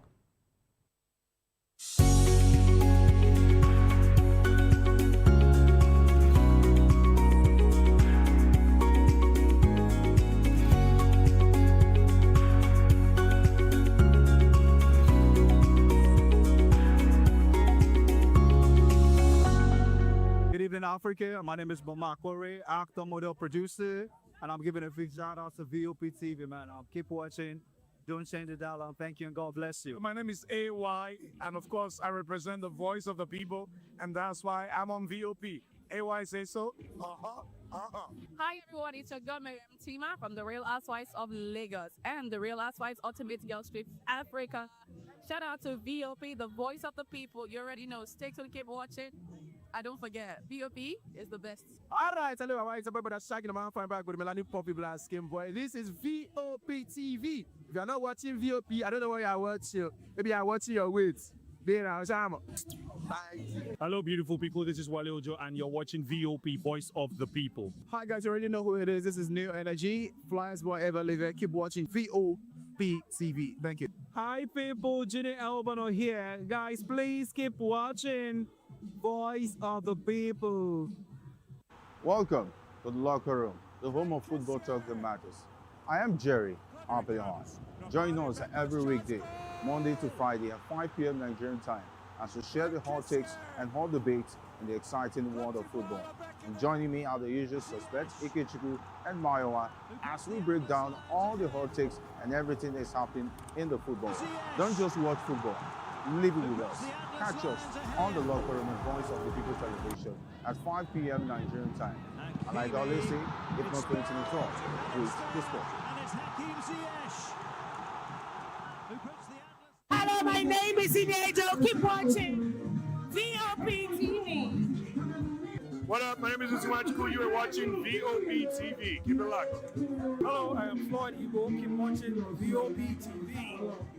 Hi everyone, I hope you're doing good. Keep watching VOP TV and just have an amazing day. Thank you. Hi guys, it's your boy Praise. Keep watching VOP TV.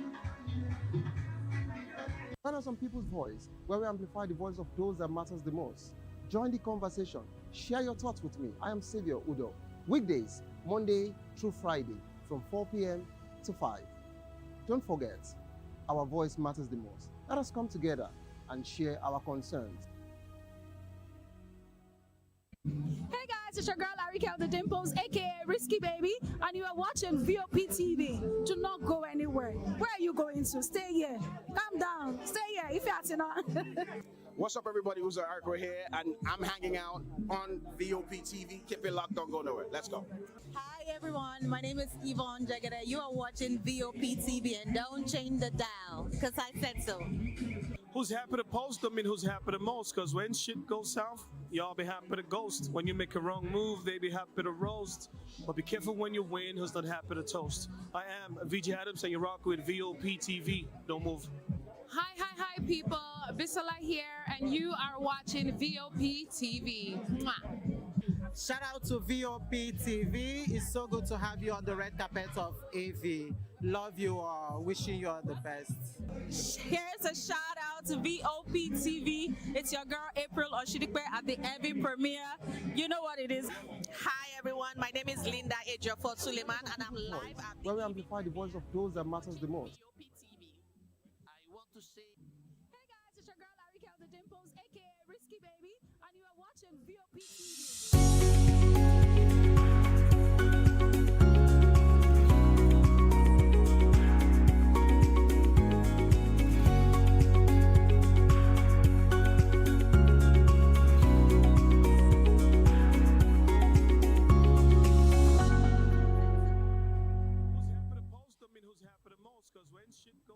All right, welcome back to the program. It is still People's Voice on Voice of Television. Thanks for staying with us. Yes, Doctor, are you here now? Yes, I want to. All right, I almost thought a rapture took place there, and I was like, oh, Doctor has gone, I'm still here. But it's okay, we're still here. All right. Yeah. Doctor. All right, so Doctor, now you were talking about, the Northeast and not, testing power. If you want to start with that particular, don't you think that there are other regions too that would actually say they've not actually tested power at all? But let's actually... Who say Southeast? Southeast has never. Where was Aguiyi Ironsi from?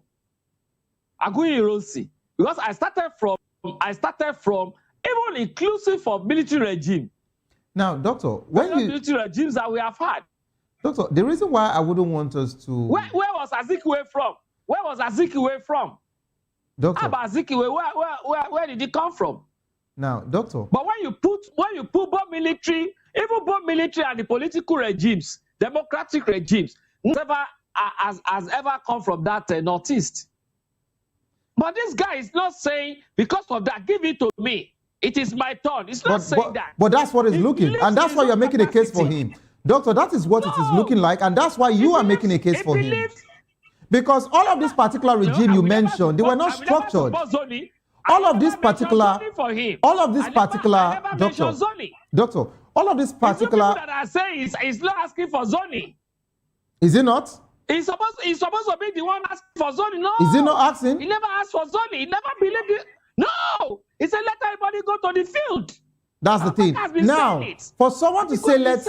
Now, doctor, that's the. If he had ever mentioned zoning, bring it out. Doctor, now I love the fact that you are saying he is not in support of zoning. Now, if he's not in support of zoning, then he's not also in support of that gentleman agreement, just as you mentioned. Why can't? Why can't agreement? Now, which gentleman agreement? Now, doctor. Now, okay, can I speak now, doctor? You mentioned this. You said, of course, we all know that zoning is not constitutional in Nigeria, but let's pick it up from the Fourth Republic. We've actually understand the fact that the PDP made it quite, official for their party that this is how we'll be doing this particular thing, which. Of course, Akwankwaso also mentioned, he said, if not for the death of Yaradua, we wouldn't have had the situation where it is looking like, oh, the North didn't finish, their term before, moving to the South. Now, I remembered when Atiku Abubakar also granted that media parley. He talked about it by saying that the South is already enjoying about 17, going to 18 years in power. But for every political party he joins, that he is. We are always hearing that initially they want to zone, and the next thing is the ticket has to be open. Let's go to direct primaries. Let us go to direct primaries. He did it in PDP. And when it was that of ADC, some people actually talked about this zoning situation. And I remember even Abdullahi mentioned that, oh no, that we are not there yet. We'll get to that point. And everyone were actually saying, for peace to reign, and not only that, it is just remaining 4 years. One more term for the South to finish their term. Why don't you just allow that? It is Doctor, please, hold on. Doctor, please hold on. Doctor, don't worry. Doctor, relax. Doctor, relax. Now, I'm giving clarity so that you can actually. Doctor, hold on. I'm giving you clarity so that you can actually have what you say next. Now, your people in your party. Your clarity is not clear. Okay, I think my team would work on that. Can you hear me better now? I'm saying your clarity is null and void. Okay, all right, doctor. It doesn't have water. Doctor. It doesn't hold water. Doctor. Let us keep my water with me, and you should keep your water with you. Now, doctor, I love the fact that you are following this particular in as much as you are not agreeing with my clarity. Now, doctor, your party, some chieftain from your party went to Atiku Abubakar and said, allow this man, Peter Obi, to just go. Let him run for just the one term. And Atiku replied them. He said, I created the coalition in my house. It is in the public domain. I created the coalition in my house, and it is my party. He mentioned that, which I don't think you've actually argued that particular one. And for that situation, he said he's not in support of people zoning to the South. And now they've actually left him to go to another party. Yet you are having issues with it. Doctor, why is it so difficult that your principal cannot just allow the South to finish their term, then the North to come in 2031? Please go ahead now.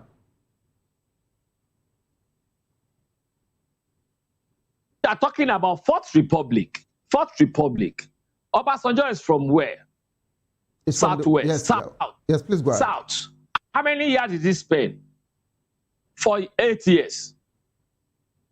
Isn't it? 8 years. Yaradua from the North is spent.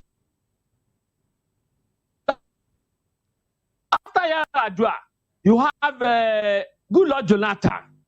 6 years. 6 plus 8. 14. Now, after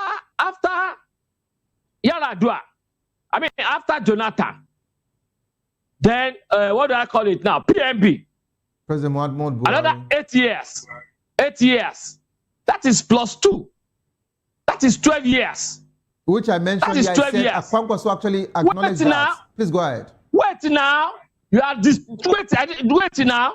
Now Tinubu is now there. 4 years. 4 plus 14, 18. Now 18 to 12. So who is supposed to be there? Is it not the North?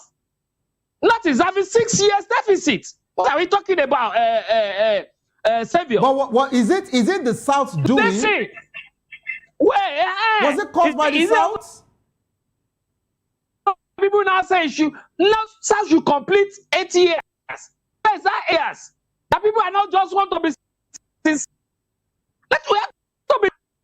What we need to do is let Tinubu go and sit down. Let the Southern go and sit down. Let not first of all complete and then meet them up.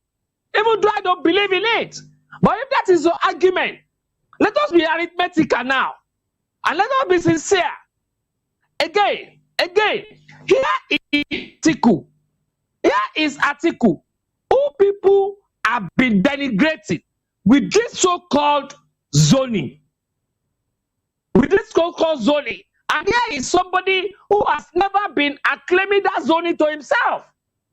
Here is somebody that his region, even persuaded for to have been allowed to rule the country since independence. I mean, so, and this is a guy who never attributed it to that. He's always saying, I am capacious enough to hold myself. I have the structure to win primaries. I have the structure to win elections. Look at what was done to him in 2019. Look at what he did in 1990 just convention. Just convention of 19 what again? When he stepped down for I mean, yeah, that needs to be compensated, but we never say that. It's always one lie upon lie upon lie that can never be substantiated by even the manufacturers. Aya is a person that he will even keep quiet. He doesn't even attend to all that. He always faces where because he sees most of these things as distractions. Savior, we need to be sincere with some of our submissions, with some of our beliefs, with some of the things that have been posted on the social media. Me, if you follow me very well, I don't respond to such. No, I don't. Because I know they are all blatant lies. All blatant lies. All right, doctor. Now, Obi Kwakwanzo. Are you sure? Are you sure? The step we are taking is the best? Doctor, you tell us. You tell us. Here is somebody who will never want to face primaries. When he became the governor of Anambra State, he was not the one that won. He was not the one that won that primaries. It was Nwosu that won that primaries. Before Ojukwu asked Nwosu to step down for Obi. Did he win primaries? No. Doctor. Nwosu was asked to step down. Doctor. Immediately he finished from there. Couldn't do primaries again. He ran to whereby the ticket will be given to him free of charge. Hello, doctor. Things. Yes. All right, doctor. I love the fact that you're actually making a case for your principal, which I'm not making a case. No, I'm you saying no. I am Basically, saying the obvious. Doctor, you started off from there. You started off from that particular point as regards to talking about the Northeast, and you picked your conversation from there. Now, I need to clear the air that the South didn't actually do this. Of course, this actually happens to be a tragic situation for the nation, losing the president, on seats. So it is not the South's doing that actually happened where Jonathan is the nation needed supposed to take do? over. Are you not supposed to So, now? Are you not also supposed to assuage such a region the way Doctor, the I'm West, surprised the that West was assuaged? I'm surprised, with doctor. Doctor, I'm surprised now that you are really... with Obasanjo. Doctor, I'm surprised now that you are really disenergetic as regards to obese... I'm always, obese, you know oh, me, no, you know regardless. me, I'm always like that. Now, when I am sure what now, I'm saying. Doctor, I'm surprised that you're actually coming for Peter Obi on that he's actually running away from primaries. But the case was not that way. He only said he left the party because of the, power tussle and, of course, the legal and litigations that is actually befalling your party. Is that not true? And, Doctor, he left your party because of litigations, not because he was not ready for primaries. And he also mentioned, he said that except the primaries to be free and fair and not bought with dollars. Who was he referring to in that particular one? You people were telling Obi to stay there. And I'm surprised that today you are actually mentioning how Obi got into power in Anambra. Meanwhile, as at the time that Obi was still in NDC, you were also praising him, thinking that he was going to be running mate for your principal. But I'm surprised today that you're actually saying all of this because Obi left your principal to the NDC. So are you saying that the NDC does not hold water or does not have structure and grassroots reach to challenge, the APC nationally without the ADC? You are the one. I'm asking you. You are the one saying it. I'm asking now, you know, when our Lord Jesus Christ was asked, is it true that you said, Doctor, don't take this to theology, please. Doctor, don't take this to theology. You are the Son of God. And I have to give you inference. You are the Son of God. He said, thou sayest, it was we. So also, you have now said the truly. Doctor, I'm asking you that whether question. NDC are you saying, whether they are having that structure. Are you saying they don't? Are you saying they can't win the election without your party or your principal? Is that what you're saying? Well, time will tell on this because I am not a true sayer. Time will tell. We all see what has been happening. Come to my local government in Ifakojayi and see whether there is anything like NDC there of Lagos, even in the whole of Lagos, and then see whether you will see anything like NDC. Okay. Say NDC doesn't. The NDC could be a miracle worker. Whereby you will just find it that it has turned to two-legged fowl. I don't know whether you've ever heard of that fable before, whereby Peter went to a village and he saw a fowl. You know, a fowl when you brought to a village, will be raising up one of his legs. And then when Peter saw it, they say, our pastor, look at this fellow, he's having one leg. How can you make it to be two legs? He now said, when you do, it just brought out the second leg. I start to be having. There could be a time among them that we turn one-legged fowl to a fowl. But as of today, even you yourself as a journalist, investigative journalist for that matter, you know what is on ground. I'm not giving to boasting. I am not giving to boasting. By 2027, I can tell you with my full chest that come 2 o'clock the election day, ADC will have won presidency. Doctor, I love, the fact that you believe so much in your party, and of course, everyone should my principal. Everyone should believe and the capability of my principal. So that is good. Now, Doctor. Yes. I don't know if you actually, watched the media parley of former governor, who's now, former governor of Kano State, Rabi Kwankwaso, who is now in the NDC now. Oh, okay. He said that hopefully before 2027, that there will be an alliance with the NDC and ADC, coming together. Do you see that working? Which one is ABC? You say ABC or ADC? He said that before 2027 that it's ADC, nothing like ABC now. He said the ADC would have an alliance with the NDC, and that's why I'm asking. Kwankwaso mentioned that. Well, in politics, in politics, 1 minute is like 1 year. Anything can happen. And in politics, we always say it. Kò sí bára ẹ̀dá sàn bára ẹ̀wá ló wà. There is nothing like Ogbeni, go away, go away. What we have in politics is come here. No matter who you are. Okay. Come here. We will get you your logist. Because NDC, as it is today, has no ideology. Unlike NDC. But we're also told that you know that we were also told that the ADC does not also have ideology. Well, so you can give me clarity. To you, if the ADC has ideology, please talk about it. Yes.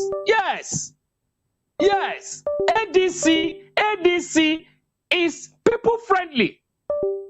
People friend is a party for the people, for the youth, for the women, for the widow, and a party that is out there to take Nigeria back to the days of yore, when Nigeria was the cynosure of all eyes in the whole world. For Britain, US can take policy decision. They want to first of all fill the area that Nigeria will tilt to. And that is where ADC wants to take Nigeria back to. And not until when people see this, that ADC is different from all these deceitful, civilian political leaders. When they see ADC different, then they'll be able to understand all that ADC stands for. Doctor. Yes. Doctor, I love the fact that, we've been, in communication for quite some time now, for some months. And I appreciate that too. Yes, I remember. Appreciate that. Except you like pulling my legs. Doctor, I remember you once said, on this particular show that people can actually change and situation changes. You've once, talked like just this. Just like NDC is planning to change. I remember you once talked like this, for the PDP in the past. And when you moved to NDC, you said, oh, whatsoever it is in the PDP is not working with you again.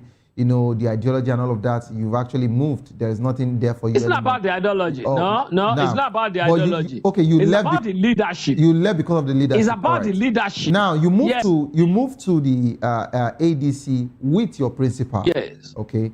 And, yes, and other members, and other members that were working together in PDP. Now, today, you are actually throwing shades at the NDC, saying that they don't have this, they don't have ideology, they're not strong enough, and all of that. I am just even surprised. It is you that said it, and I said you said it. No, that's it is you that said it. No, you've been mentioning that. Don't forget that the show can also, we can play back the recording so that you can actually get some of your conversations. Yes. So now you've mentioned, you've said so much, as regards to ideology, and you said the NDC does not have what the ADC has, and that was the reason why I asked you. I said, I'll show you that the ADC has, because some people actually say they don't. But you've actually given the clarity on that, which it doesn't mean that the NDC does not also have.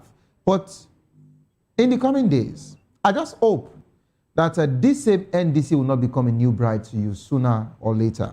But aside from that particular, you made a particular... No, I've also told you, in politics, nothing like go away. Okay. So that means... Come here. So that means tomorrow, you can just come back to the same show and tell me, oh, the NDC is the best party in Nigeria. No, listen, if you are coming to ADC, then you will bear that name ADC, not NDC. But what if you are moving from the ADC? What if you are moving from the ADC to the NDC? Perhaps you had issues with your party, you fell out. That one cannot be. It cannot be. I'll wait for that particular conversation. Maybe I have two things. I have two things. Doctor, I have two things for you. I have two things that I've actually kept on this show for today. First, you said you can never move from the ADC to the NDC one. Secondly, you said by 2 p.m., in 2027 that Atiku Abubakar will be announced, or the election day that Atiku Abubakar will be announced by 2 p.m. So I've actually kept that particular one. Now, Doctor, let me mention a particular, conversation that has been, on the lips of almost everyone in the country. And I also saw the governor of Anambra State, throw the shades. But of course, we can't actually, link it to this. But he just said it openly at a certain rally. How viable is a one-term agreement between Obi and Kwankwaso politically and constitutionally? We're told that the NDC announced that, we're just zoning the power to the south for just one term. After that, in 2031, the power goes back to the north. Do you think that agreement would work? Well, number one, I'm not a member of NDC. No, talk as a politician. You should respond as a politician. Please. Wait now. Just wait now. Just wait now. Number two, I wasn't part of the signatory to that. And then three, we are all human beings. We are all human beings. Obi might get there. Obi might get there. And then change the whole thing to favor him. For instance, look at what is happening between Tinubu and Akpabio now. They even made Remi Tinubu to say it out publicly. This Senate, 10th Senate, is a rubber stamp. So, if peradventure, maybe in the dreams, Obi could get there, who is saying it will not be more draconic than the kind of government we are having now. So I won't be able to predict for him based on all those three things I've just outlined. Okay, then I would like you to give me a clarity on this then. Since you can't predict for that of the NDC, because I think to an extent you do not like the name and of course the about to be presidential candidates of that party. So let me give you the one that you would enjoy to talk about. Atiku Abubakar is facing resistance as regards to the push for a northern, person to take over. What's your take as regards to that? Now, let me also add this to this conversation. Don't forget that Kwankwaso is from the north as well. And Kwankwaso said that the northerners have actually come together to agree that Obi should, go for the presidency, and mentioning that he should just, be his vice, that they are actually not in support of this northern push that Atiku is pushing for. In just 30 seconds, I'd like you to give me your take as we close, please. I will, even in 15 seconds. Okay. Number one, who are the against Atiku's intention to becoming the president of Nigeria? That's number one. Number two, if Kwankwaso is saying the northerners, he's just talking politics. Who are the northerners? Okay. Is Shakaru not a northerner? However, Shekarau already left. He left PDP for that of APC. So. Let me give you this statement to take away. The coming election. Okay. It's not about parties. Okay. Against the ruling party. No. Okay. It's about the people. All right. The massive people. All right. Thank you so much. The ruling party. All right. Thank you so much. Numbu. All right. Thank you so much, Dr. Adayo, for being part of the program today. Hopefully, would get to see more of you. I am always enjoying it whenever you're to talk about your principal. But of course, let's just rest this particular conversation. But of course, for clarity as well, the First Lady said that the 7th, 8th, and 9th Assembly was very, very, very good. You understand? But of course, it was Oshiomhole that mentioned that why is it looking like their Senate is that of a rubber stamp. So I wouldn't want us to actually mix, what was said and what wasn't said, two different parties. That being said, coming up next is a locker room. If you love the world of football, I'd like you to stay put to enjoy that particular one. This is how far we can actually go on the show. Don't give up, because it is not over. Tough time doesn't last, but tough will do last. Whatsoever you're facing will soon be over, and you will definitely smile again. My name remains Savior Udo. Have a good evening. rest. This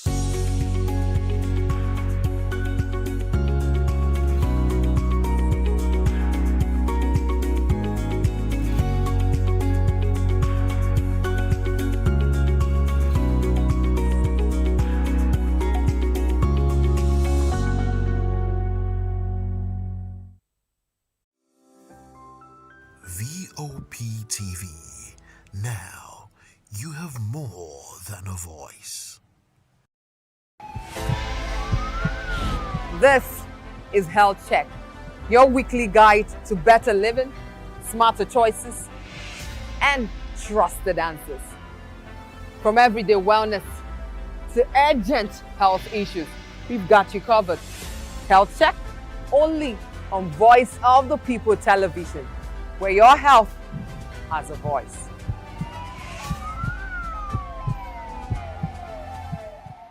In a world where truth is the ultimate power and opinions scream the loudest, it's time to wade through the noise.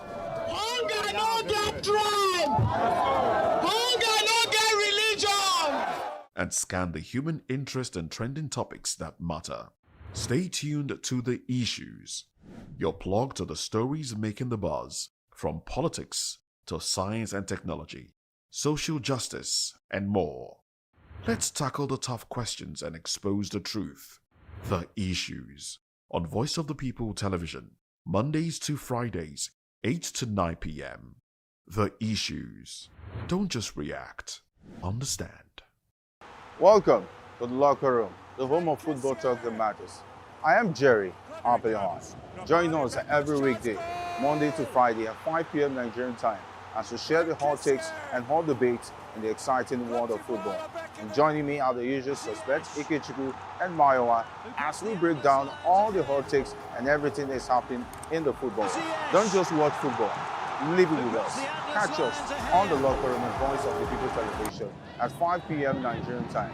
And like I always say, if not 20 minutes off, please discuss. And it's Hakim Ziyech who puts the Join us as we drive into the world of politics through insightful interviews with prominent political figures, both serving and former governors, ministers, senators, legislators, party chieftains, activists, and analysts. Get first-hand information into the decision-making processes that affect our daily lives. Highly engaging one-hour program that brings political discourse into focus.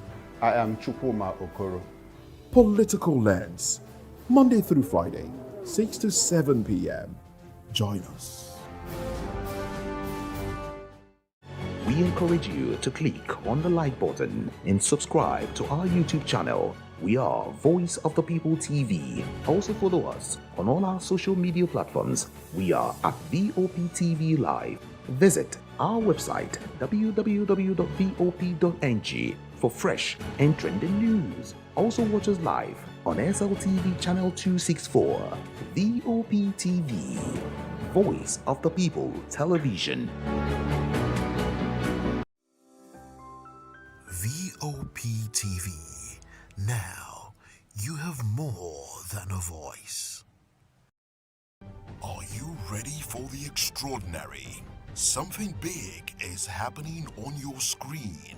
Introducing VOPTV, now streaming on SLTV channel 264. From breaking news to captivating conversations, news analysis, giving you all sides to the story. We bring in-depth discussions on the issues that matter, from politics to sports, entertainment, and lifestyle. VOPTV on SLTV channel 264. Join us as we redefine what television means to you.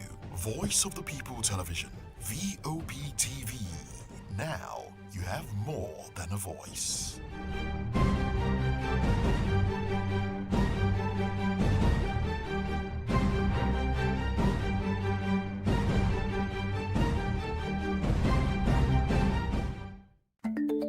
Africa is on the move, a continent of rising voices, untold stories, and powerful transformations. From the streets of Lagos to the heart of Nairobi, from the mines of Congo to the tech labs of Cape Town, the African story is being written every day.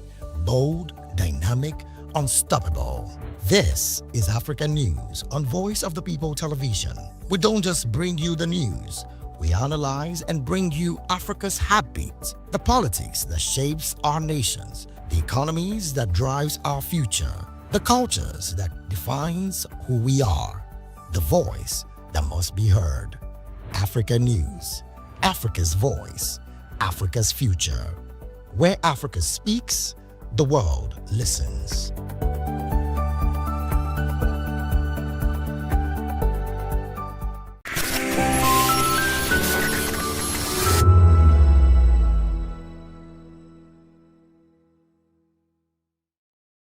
When I first heard VOP, I thought they were talking about me because I'm a voiceover personality. But no, this is Voice of the People TV, and you are riveted forever because this is the place to be.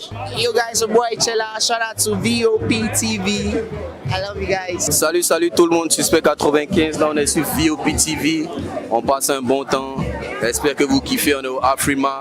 On est ensemble. VOP TV. Don't see me like a fool because I don't do giddy giddy giddy. VOP, you don't know Stoneware from Ghana representing live and living color. Yeah, Beam Nation President. Outside with it. Bless up. Hello, this is Milo from Ivory Coast. Keep watch Voice of the People TV.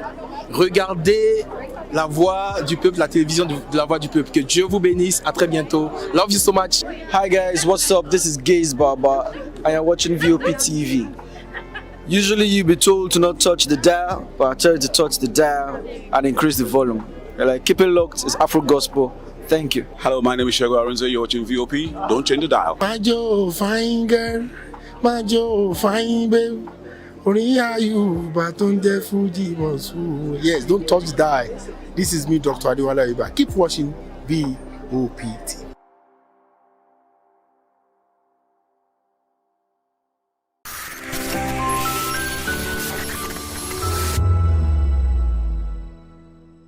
We encourage you to click on the like button and subscribe to our YouTube channel. We are Voice of the People TV. Also follow us on all our social media platforms. We are at VOP TV Live. Visit our website www.vop.ng for fresh and trending news. Also watch us live on SLTV channel 264.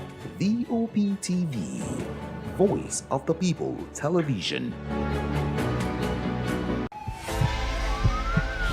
This is Health Check, your weekly guide to better living, smarter choices, and trusted answers. From everyday wellness to urgent health issues, we've got you covered. Health Check, only on Voice of the People Television, where your health has a voice.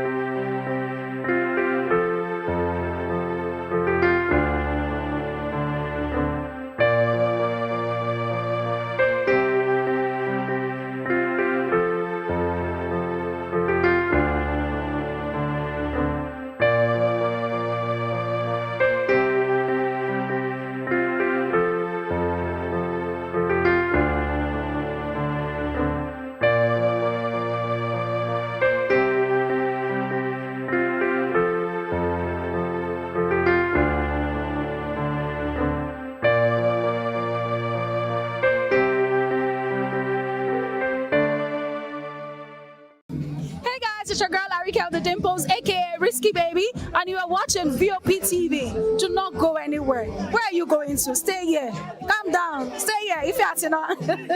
What's up, everybody? Who's Arco here, and I'm hanging out on VOP TV. Keep it locked, don't go nowhere. Let's go. Hi everyone, my name is Yvonne Jagade. You are watching VOP TV and don't change the dial, because I said so.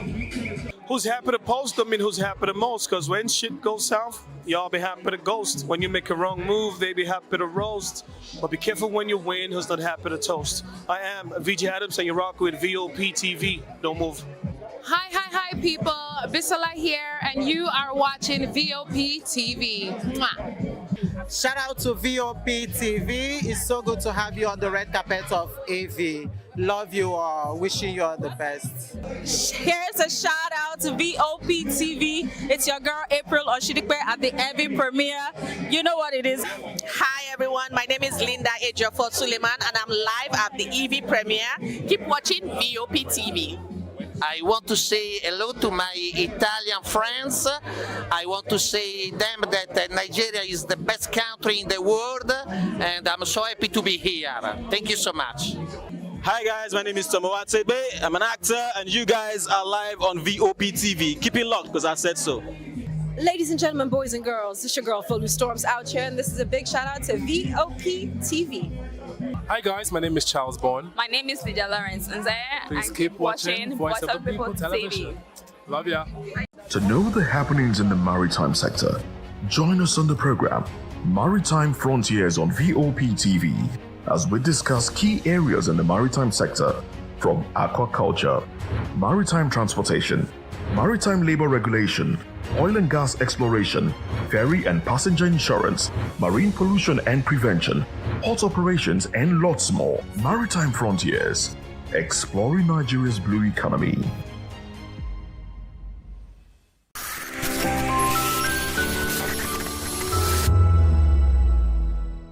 Interviews and more. Spotlight on Voice of the People Television. Let's feed you with all the juicy stories in the global entertainment space, bringing you the glitz and glamour as it is hot. Stay tuned to Spotlight, 1 p.m. Monday to Friday. Spotlight on Voptv. Entertainment like never before.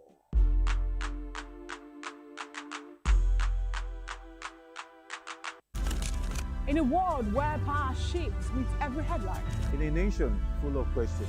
In a world filled with noise, the truth needs the voice. The policies that shapes our world and the economy that determines our future. Every hour, every day, the grapevine keeps buzzing. And together, we are committed to telling the stories that shape our world, because your voice is our focus. Don't forget, our voice matters the most. Let us come together and share our concerns.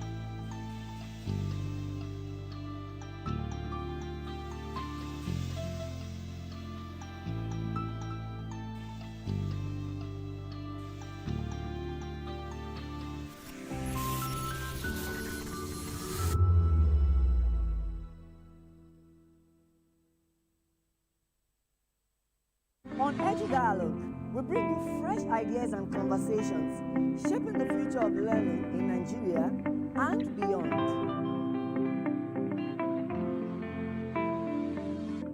From the views on the street, we go to bed empty hunger, to the blaring horns of a hustling city. The loudest voices of the common man got a medium to be heard. This particular administration, they were coming unprepared. It's not a bad thing to renovate the president's law. Through top-notch programming, unbiased reportage of news, sports, business, entertainment, and cultural documentaries, Voice of the People 90.3 FM became a symbol for 21st century media. And now, a new baby is born. Voice of the People Television, Voptv, youthful, full of vigor and penchant for excellence in the continent's media space. exposing the wrongs, applauding the rights, dissecting the news without fear or favor, through factual and accurate stories and contents. Corruption kills three things that makes a society. Representing the interests of the people and giving them a voice. Voice of the People TV is here to stay towards building a fair society. VOP TV, Voice of the People Television, truly a voice for the people. We encourage you to click on the like button and subscribe to our YouTube channel. We are Voice of the People TV. Also follow us on all our social media platforms. We are at VOP TV Live. Visit our website www.vop.ng for fresh and trending news. Also watch us live on SLTV channel 264. VOP TV, Voice of the People Television. 2564 is coming up on Burning 9, right? 2564 Atlantic Tower. What happens in the hush behind hangar doors? Who signs the papers that gamble with lives? Which truths were grounded before they even ever had wings? If you've ever buckled a seatbelt at 30,000 feet, if you've ever stared out of that tiny window and wondered who's really in control of the skies, it isn't just flight, it's power, it's politics, it's pressure sealed in steel. We're peeling back the clouds from runway risks to sky-high secrets. We're diving deep where most dare not to look. Aviation Scope, every Sunday at 7 p.m. only on Voice of the People TV. We don't just report, we reveal. We don't just ask, we uncover. Because when it comes to the skies, ignorance is turbulence. Aviation Scope, the sky isn't the limit, it's just the beginning. Are you looking for where to buy quality and original studio and musical equipment in Nigeria? Welcome to Iruka Online, Nigeria's biggest musical and sound equipment warehouse. Your trusted home for top global brands, reliable low-priced alternatives, and 100% original musical accessories. With over 16 locations nationwide and open 7 days a week, we deliver unbeatable service and customer support you can count on. Shop online at iruka.com in partnership with world-renowned brands like Wolfdale Pro, Prisoners, Twile Keyboards, Fender and Jackson Guitars, Marshall Amplification, Mapex Acoustic Drum Set, Tech Electronic Drums and Accessories, Evans Drumheads, Ashdown Engineering, and many more. Iruka Online, powering your sound with quality you can trust. Good evening, Africa. My name is Bomakore, actor, model, producer, and I'm giving a big shout out to VOP TV, man. Keep watching. Don't change the dial. Thank you and God bless you. My name is AY, and of course, I represent the voice of the people, and that's why I'm on VOP. AY say so.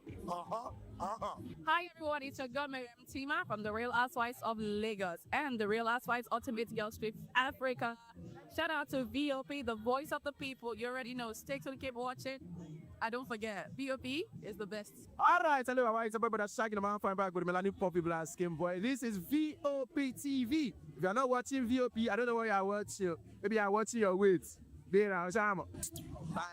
Hello, beautiful people. This is Wale Ojo, and you're watching VOP, Voice of the People. Hi, guys. You already know who it is. This is New Energy. Flyers boy ever live. Keep watching VOP TV. Thank you. Hi, people. Jenny Albano here. Guys, please keep watching Voice of the People. Welcome to the locker room, the home of football talk that matters. I am Jerry Arpillon.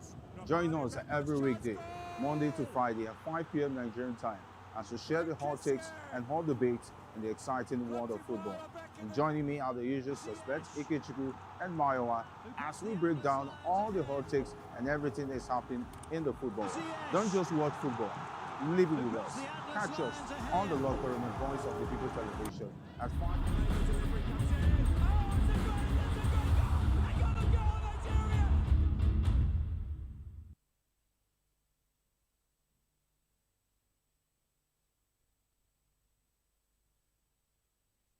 All right, it's another beautiful time to talk football on the locker room. So much to talk about in the exciting world of football.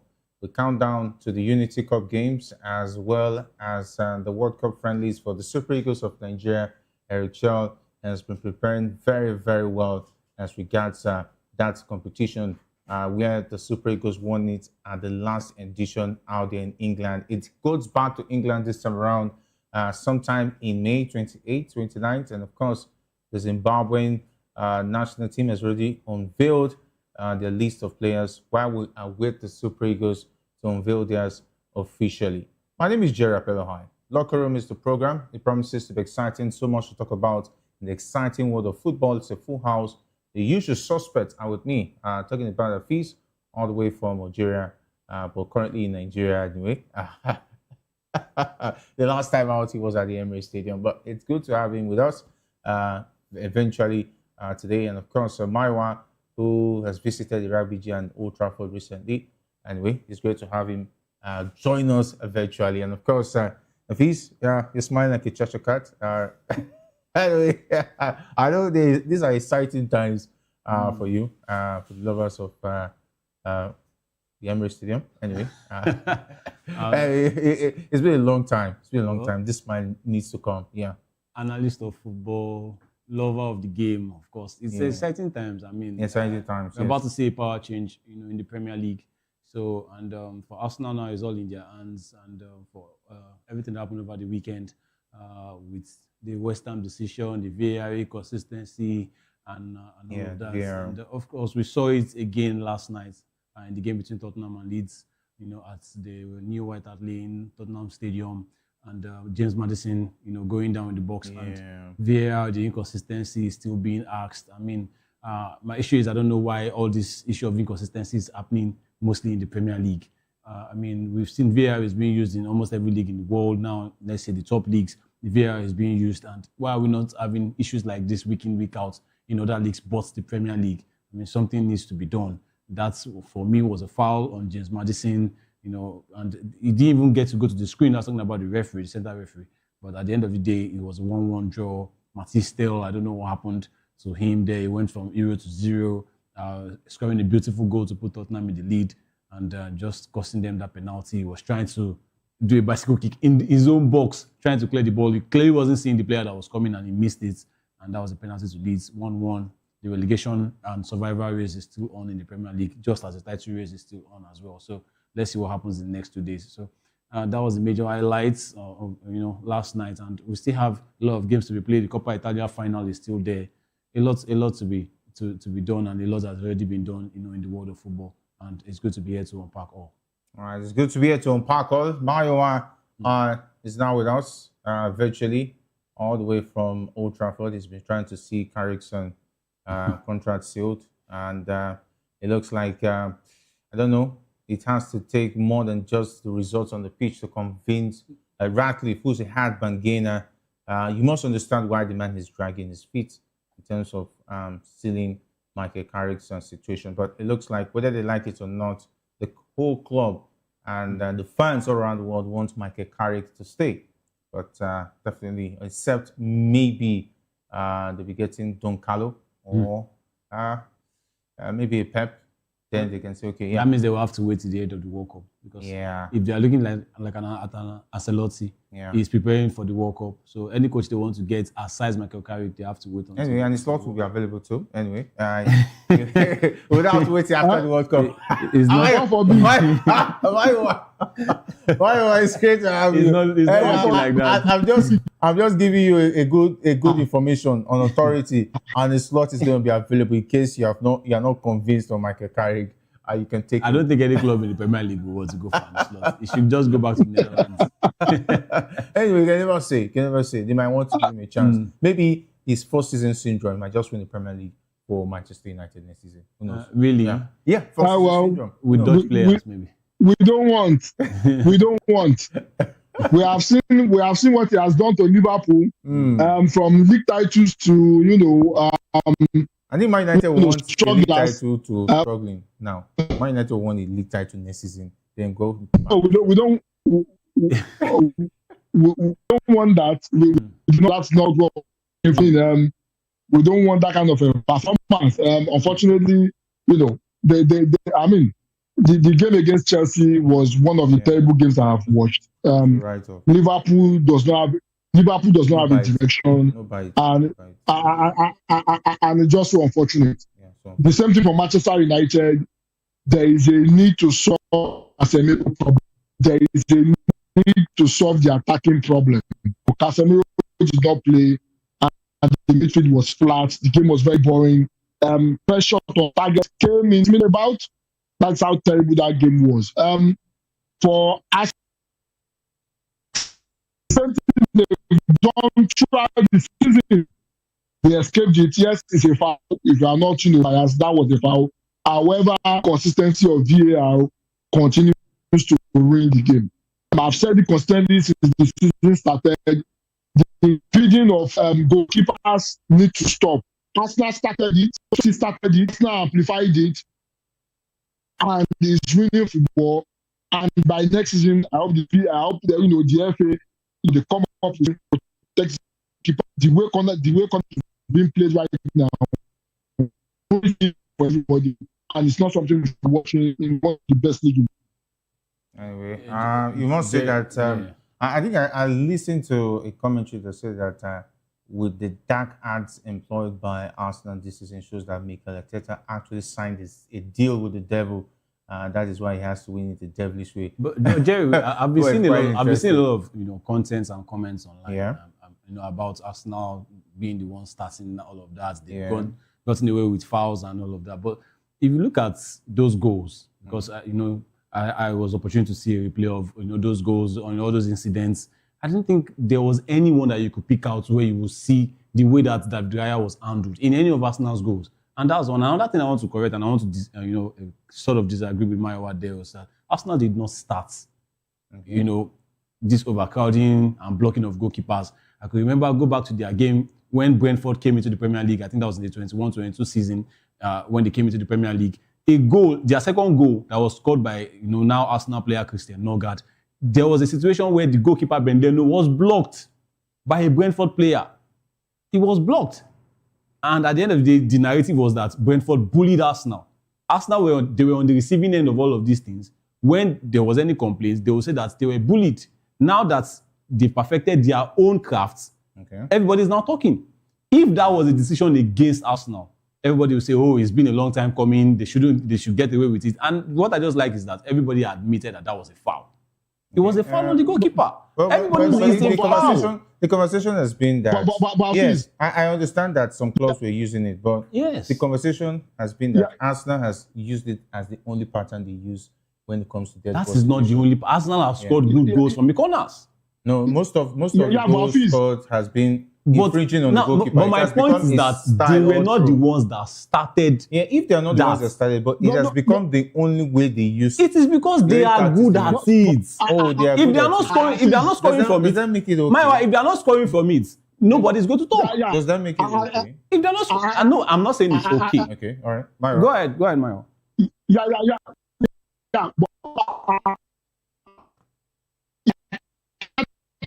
But Tony Pulis in the early started it. Arsenal brought it back and amplified it. And even before it got to this stage, I said consistently, you cannot continue to impede the goalkeeper. Those should have been chopped off earlier. You see, when this started, you cannot be crowding the goalkeeper about 5-6 players in the goalkeeper. And that is impeding. But my point is that the inconsistency did not start with Arsenal. The inconsistency did not start with Arsenal. No, that's my point. Because they were on the receiving end. He could have been corrected at the time. It wasn't. Now that Arsenal were doing it, I won't even say doing it, because everybody was doing it at the time. But it was getting goals for them. Well, Man City doesn't do it. Who told you? Yeah, Man City doesn't. Who told you? There are goals. I remember Maya and I were discussing when it was like Man U had not done it, Man City has not done it. Man City and Man United. But other things were doing it. Manchester United now. The most content was that Arsenal did it in the first game of the season against Manchester United. Everton did the same thing against the same Manchester United. Why didn't anyone point that out? They're learning from Liverpool did it in the best side derby. Why didn't anyone point that out? Arsenal's been doing it since last season. It's not even this it is. See, look, because you are successful with something. True. Yeah, Arsenal people are going to ask questions. Season. It didn't start this season. My question is this. Started picking it from my question is this: was that a foul on the goalkeeper? That's the question. That was a clear foul. And now my question to other people is: bring out goal situations where you will see the same thing, almost the same thing that happens to David Raya, that an Arsenal player has done to another goalkeeper. Several. Only the goalkeeper. Did you see Todibo? Yes. Todibo also handled him from behind. Yes, there were like four fouls in that box. That's what Arsenal has been doing. That's not what Arsenal has been doing. Blocking of goalkeepers, yes. It's a foul. Fouling a goalkeeper, no. Goalkeeper is a foul. Anyway, goalkeeper is a foul. Anyway, that is my take. That did this thing start with Arsenal? No, it did not. It should be a foul. So why is Arsenal now in the center of the whole thing? It did not start with them. Okay. So the inconsistency has been raging on for a long time. But why is Arsenal now in the center of everything? Yeah. And for a legendary goalkeeper to now come out and say, if Arsenal did not score from those goals, they will not be in the title race. How many goals did they score from the corner? Is it true? Is it up to 20 goals? Most of their goals have been. Is it all the set piece goals that came from that situation? Yeah, come on, let's just be straight. Let's just be straight in whatever we are doing. That clarification was like set piece has been their major goals this season. Set piece has not been their major goals. In the Premier League. If major goals should start from 60%. Has set piece been 60% of Arsenal's goals? I don't know. Maybe you can tell us. So what's he saying? Maybe you can tell us. Maybe you can tell us. Come on, man. If it's their clubs, that is going through that situation, nobody's going to talk. 17 goals from set pieces. It's 17 goals most of their goals. But you got some. Hold on. 17 from 17 goals from 71 or 72. That's about 20% or 20%. So how is it of the goals? If you remove that, are you saying that they are still not going to contend? Hold on. If those 17 goals are some of the games are we know Arsenal have been 1-0, set piece, nil, and 1-0 and so on. Their games have been won. Their games have been won via set pieces, and their goals have also been started via set pieces. Anyway, let's not talk about the set piece situation. The thing is that I don't want to have the headache of talking about how Arsenal is going to win the league or not. The thing is that if those who are in charge, PGMOL and the FA cannot do something about it, I don't think there's any need to overflog it, because my thing is this thing has been on for about 4 years. Yeah. So since for about 4 years, if it's okay with the PGMOL, now that Arsenal is getting on with the program, there's a problem in the Premier League. They've been talking about it. We've been talking about it. This thing has been on even more than last season, as far as Arsenal is concerned. There was a game that City played. Erling Haaland was blocking the goalkeeper. Nobody is saying anything. If he was working for any other team in the Premier League, it is going to be treated as okay, fine, it's all well and good. Everybody will bat an eye. I said, it's a big pundit now in football said that Arsenal were bullied by Brentford. Now that Arsenal is bullying people, now is the problem. Whatever it takes to win the Premier League, please, let us be straight. Anyway, and whatever it takes. Yes, now. I like that word. Yes, now, because the program has been there. The team is now getting on with the program. Anyway, you are not having issues with it. Anyhow it comes, it doesn't matter. Yeah. Didn't Liverpool do it in the Merseyside derby? Okay, that's how Liverpool. Well, that's true. They did it. Thank you, Maya. Liverpool did it in the Merseyside derby. They learned from the exactly. best. They learned from Arsenal. They didn't learn from Arsenal. They learned it from Arsenal. They learned from Brentford. That was never, because Brentford started that. That's not Liverpool style. Liverpool doesn't have to. So why are they not doing it? Arsenal is showing everybody the way. So you have to learn from Arsenal to win your own game. Yeah, Arsenal is showing the way. That's why they spent half a billion on scrubs. The thing is that. That's why they spent half a billion on scrubs now. If you are looking at other teams to do your own thing. Let's look at it logically. Okay. The thing is that when someone commits a crime in the community and he gets away with it, that encourages others to also do the same. That's how it is. That's morally how it is in life. If, for instance, you go to steal meat from the pot and your mom sees you come out successfully and they didn't say anything, it will encourage your younger one to go there too. That's how life is. So what does that make you? So what does that make you? Everybody is a criminal, but who started the crime? So Arsenal is the leader of the crime. How did Arsenal start the crime? That is the leader of the crime scene. They went to the crime scene and let the whole world know that this is a crime. That is a very wrong. That's a very wrong narrative. This is a crime you can get away with. That's a very wrong narrative. Arsenal be getting away with it. That is why now it's not. But if Liverpool is on that means if Liverpool is on the receiving end, they should not complain, right? For me, no. Answer the question. This is in Liverpool has been on a very much receiving end this season. But from where? Definitely not Arsenal, because Arsenal did not score any goal against them this season. Yeah, a lot of calls against Liverpool this season, but because Liverpool has been woeful this season, we cannot even talk about it. No, I'm talking about this particular set piece situation, blocking of goalkeepers. If Liverpool should be on the receiving end, no, listen. If Liverpool were on the receiving end, would they complain? Liverpool has been. That means they should not complain of their goalkeeper being blocked. Liverpool has been on the receiving end. Let's stay within context. The thing is that Liverpool has been on the receiving end and they didn't complain. Liverpool has been on the receiving end. Should blocking be legal? Should blocking of goalkeepers? It is not. Maiwa, it is not. See, it should not be legal. Look, Maiwa, what pains me in what everybody has been saying is that nobody has come out to say, look, that was a foul and it should not be called at all. Everybody is saying because Arsenal did it, now that they are on the receiving end, it should be called against them. Everybody knows that the inconsistency in the VAR is not today. It's been there for a long time. So why now that everybody is now saying that, look, nobody's admitting that was a foul. So my point is, was that a foul on the goalkeeper? Yes, and the center referee was called by the VAR to go and check it, and it was checked about 17 times, and he gave his decision. So why is everybody moaning? Anyway, let's go into the Unity Cup games. When Arsenal won the league, we'll have this conversation again. And let's go about head coach Eric Chell. The senior national team of the Super Eagles of Nigeria is excited over the prospect of having Millwall winger Femi Aziz in his team following his decision to pledge his international future to Nigeria. Born in England to parents of Nigerian descent, Aziz accepted to pledge his future to Nigeria rather than wait for a call-up to England after a very good season in the English Championship. The 24-year-old was voted into the official team of the season and also narrowly missed out on winning the Player of the Year in the division. And his team also lost out in the playoff semi-final. That was yesterday to Hull City. It means he will be available for selection by Nigeria for the upcoming Unity Cup friendly tournament. And Chell can't wait to have him in his ranks. And of course, he sees the winger in the mold of Bayern Munich star Michael Olise in the way that they play, particularly when it comes to beating their man on the flanks. Okay, if we don't have Michael Olise, they say half bread is better than puff puff. Maiwa, what do you think? Yeah, it's good news that we are, the place for Millwall and it's been fantastic for Millwall. It was one of those that dragged Millwall into the playoff spot. He has been very, very hot. And I will not be surprised if, a club in the EPL snap him up. I think Aston Villa are probably looking at him.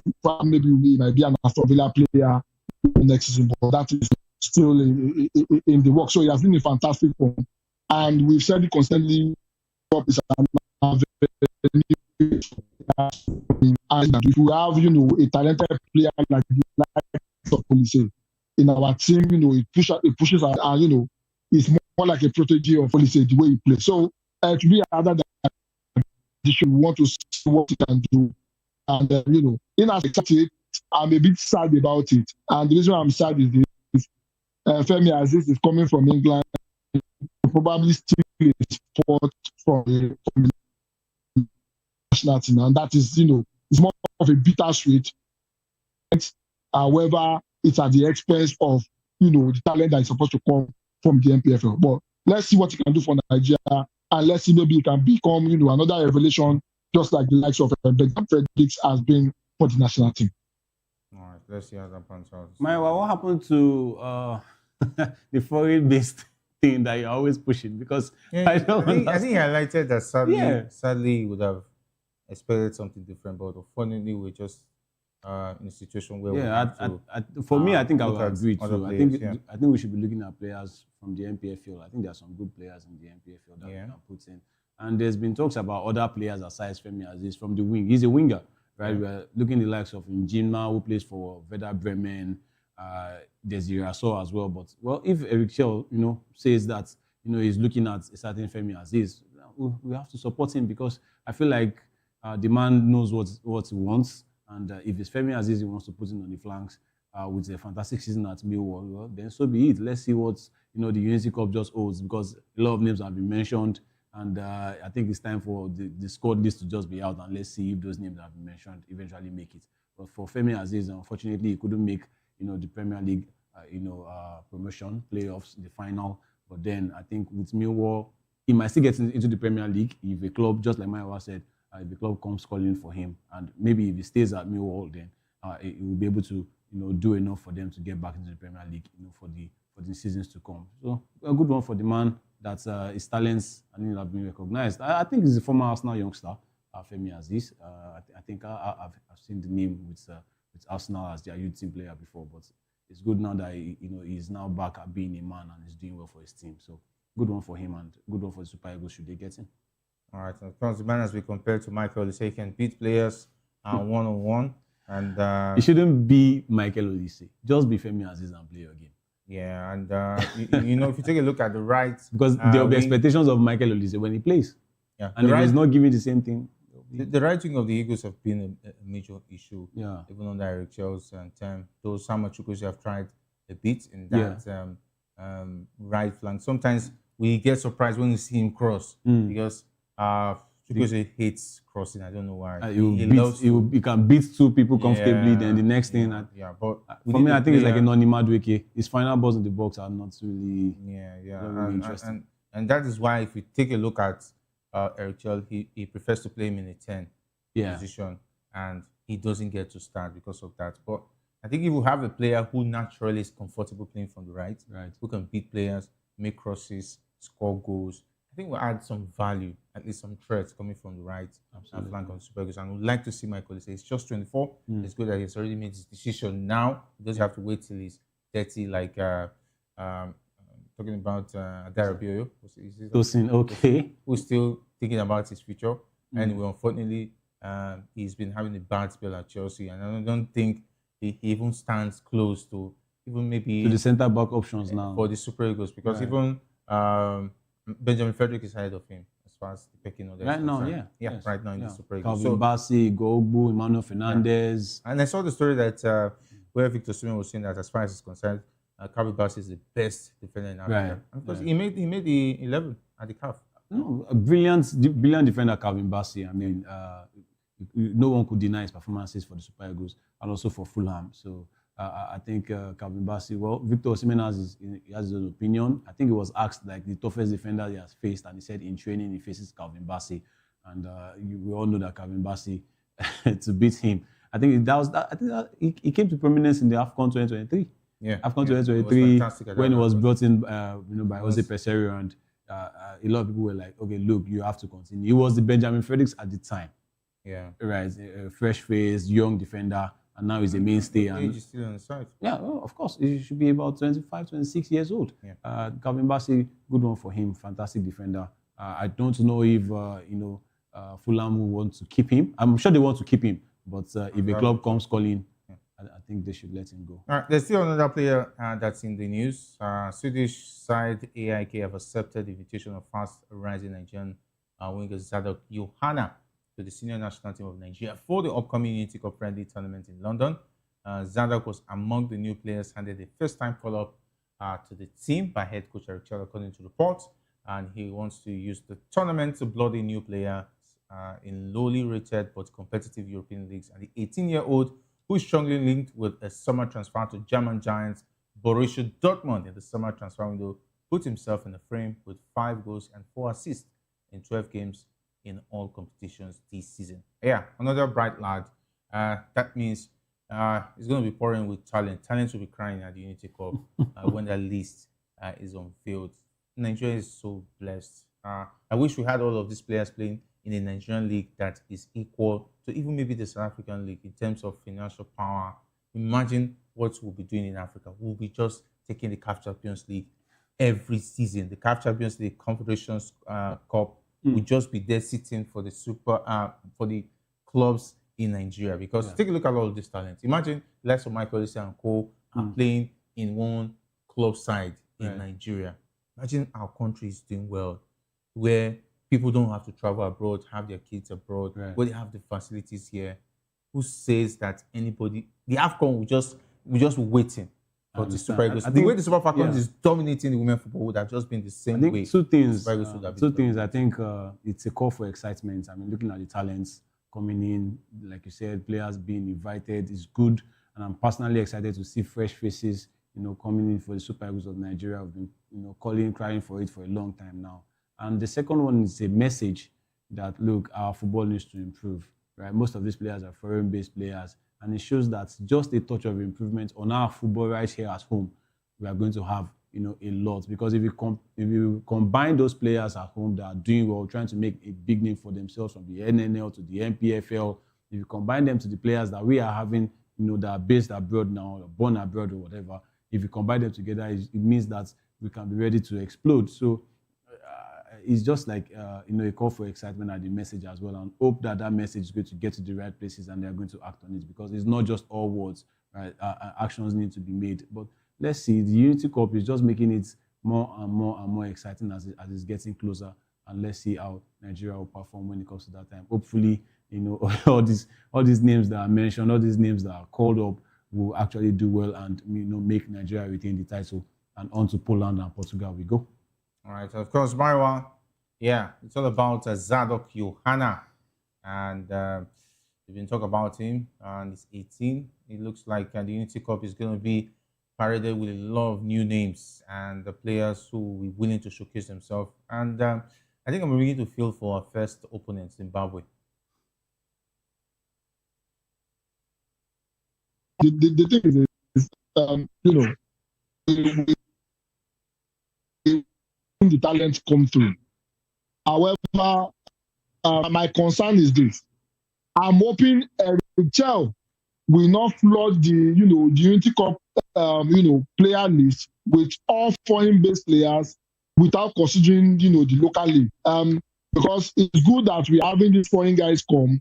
I've said it consistently. I'm not more Nigerian than they are. They're also Nigerian as I am. However, my concern is this: I hope we don't find ourselves in a situation whereby we have 8, 9 foreign-born Nigerians.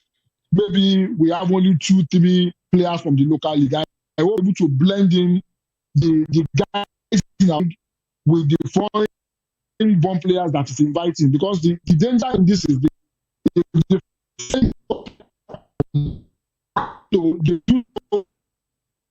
and I know that they don't do so well. Of the Nigerian guys, of the guys playing in the league, getting to the league, becomes very, very slim. It now goes back to the question: the essence of HL going to watch our league, majority of them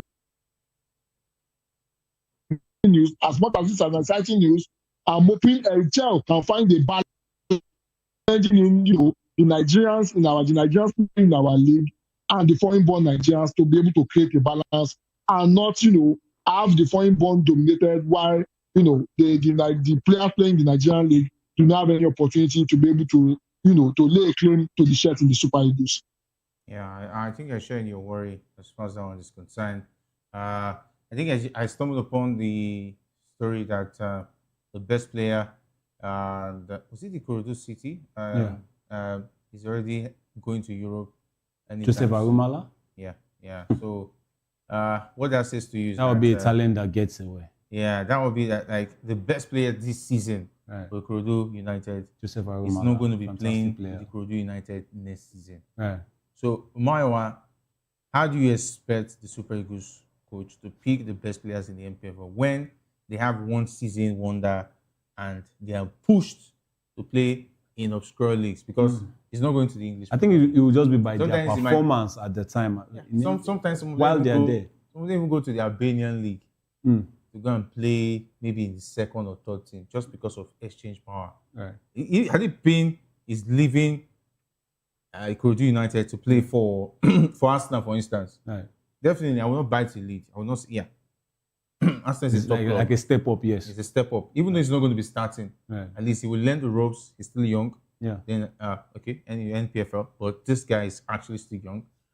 So at least we give him the next 4 or 5 years. He's young. Yeah. But if he goes to Albanian league now, he gets injured midway, and maybe he doesn't have a fantastic time because they're going to rush him because they paid good money. They want him to start showing no time to develop. Right. So now the pressure sets in. He plays one season, maybe he's injured in and out. He doesn't get lucky because it's not everybody. Look at Victor Osimhen. Victor Osimhen would have ended up in the trenches of football with the injuries he had at Volkswagen Germany. But somehow he picked himself up, went to Lille, his career changed, and we are talking about him today. Yeah. How many Victor Osimhen have gone through that ordeal and did not make it? Yeah, I think their talent is independent of what's happening to Nigerian football because they have the talents clearly. They are showing it in the Nigerian league, but we know that everything that is happening within the league, all the factors, it's a lot to handle. I mean, these players they are already looking at Europe. The exchange rate is pushing them immediately to go. Family. Yeah, they are the breadwinners of their family. Yes, you rightly mentioned, and they are looking at Europe, and the next thing is for them to go. Even aside Europe, South Africa is the next step. Some are even going as far as Tanzania. As long as it's not Nigeria, they are just looking for an improvement, on their their lives. I don't know whether you were here, my wife. Remember we talked about the story of a young man that approached me at the National Stadium. I think I told you that story. Yeah. He's 16. No, the boy wasn't want to see. He was 15-year-old boy who approached me. He showed me an invitation from one club site. I've never heard that club site. Right. I had to Google it. It was difficult. I had to start checking. I had to cross-check and cross-check. And I said, this is a third tier Azerbaijani club. How are you sure the club is still even existing? It's even recognized by... He said there's an agent who has told him to gather money. His father is willing to gather as much as 7 million. The third tier Azerbaijani league. To play in the third tier Azerbaijani league. He said he has a double mind that he just came to the stadium to look for people who have awareness to inform him. I gave him stories, gave him instances, advised him.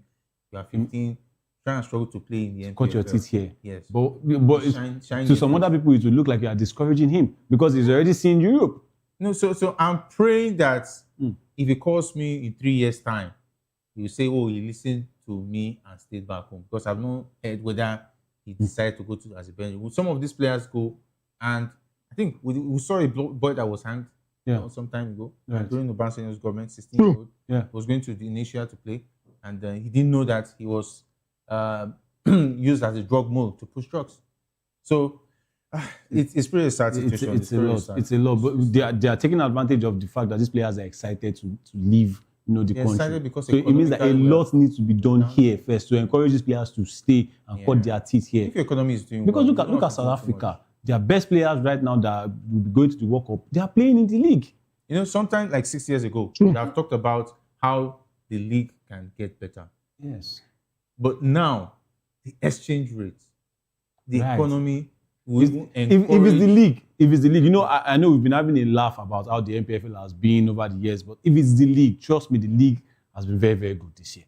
This season. But the economic factors around it how many of the players have their wages of 3 years ago have been increased?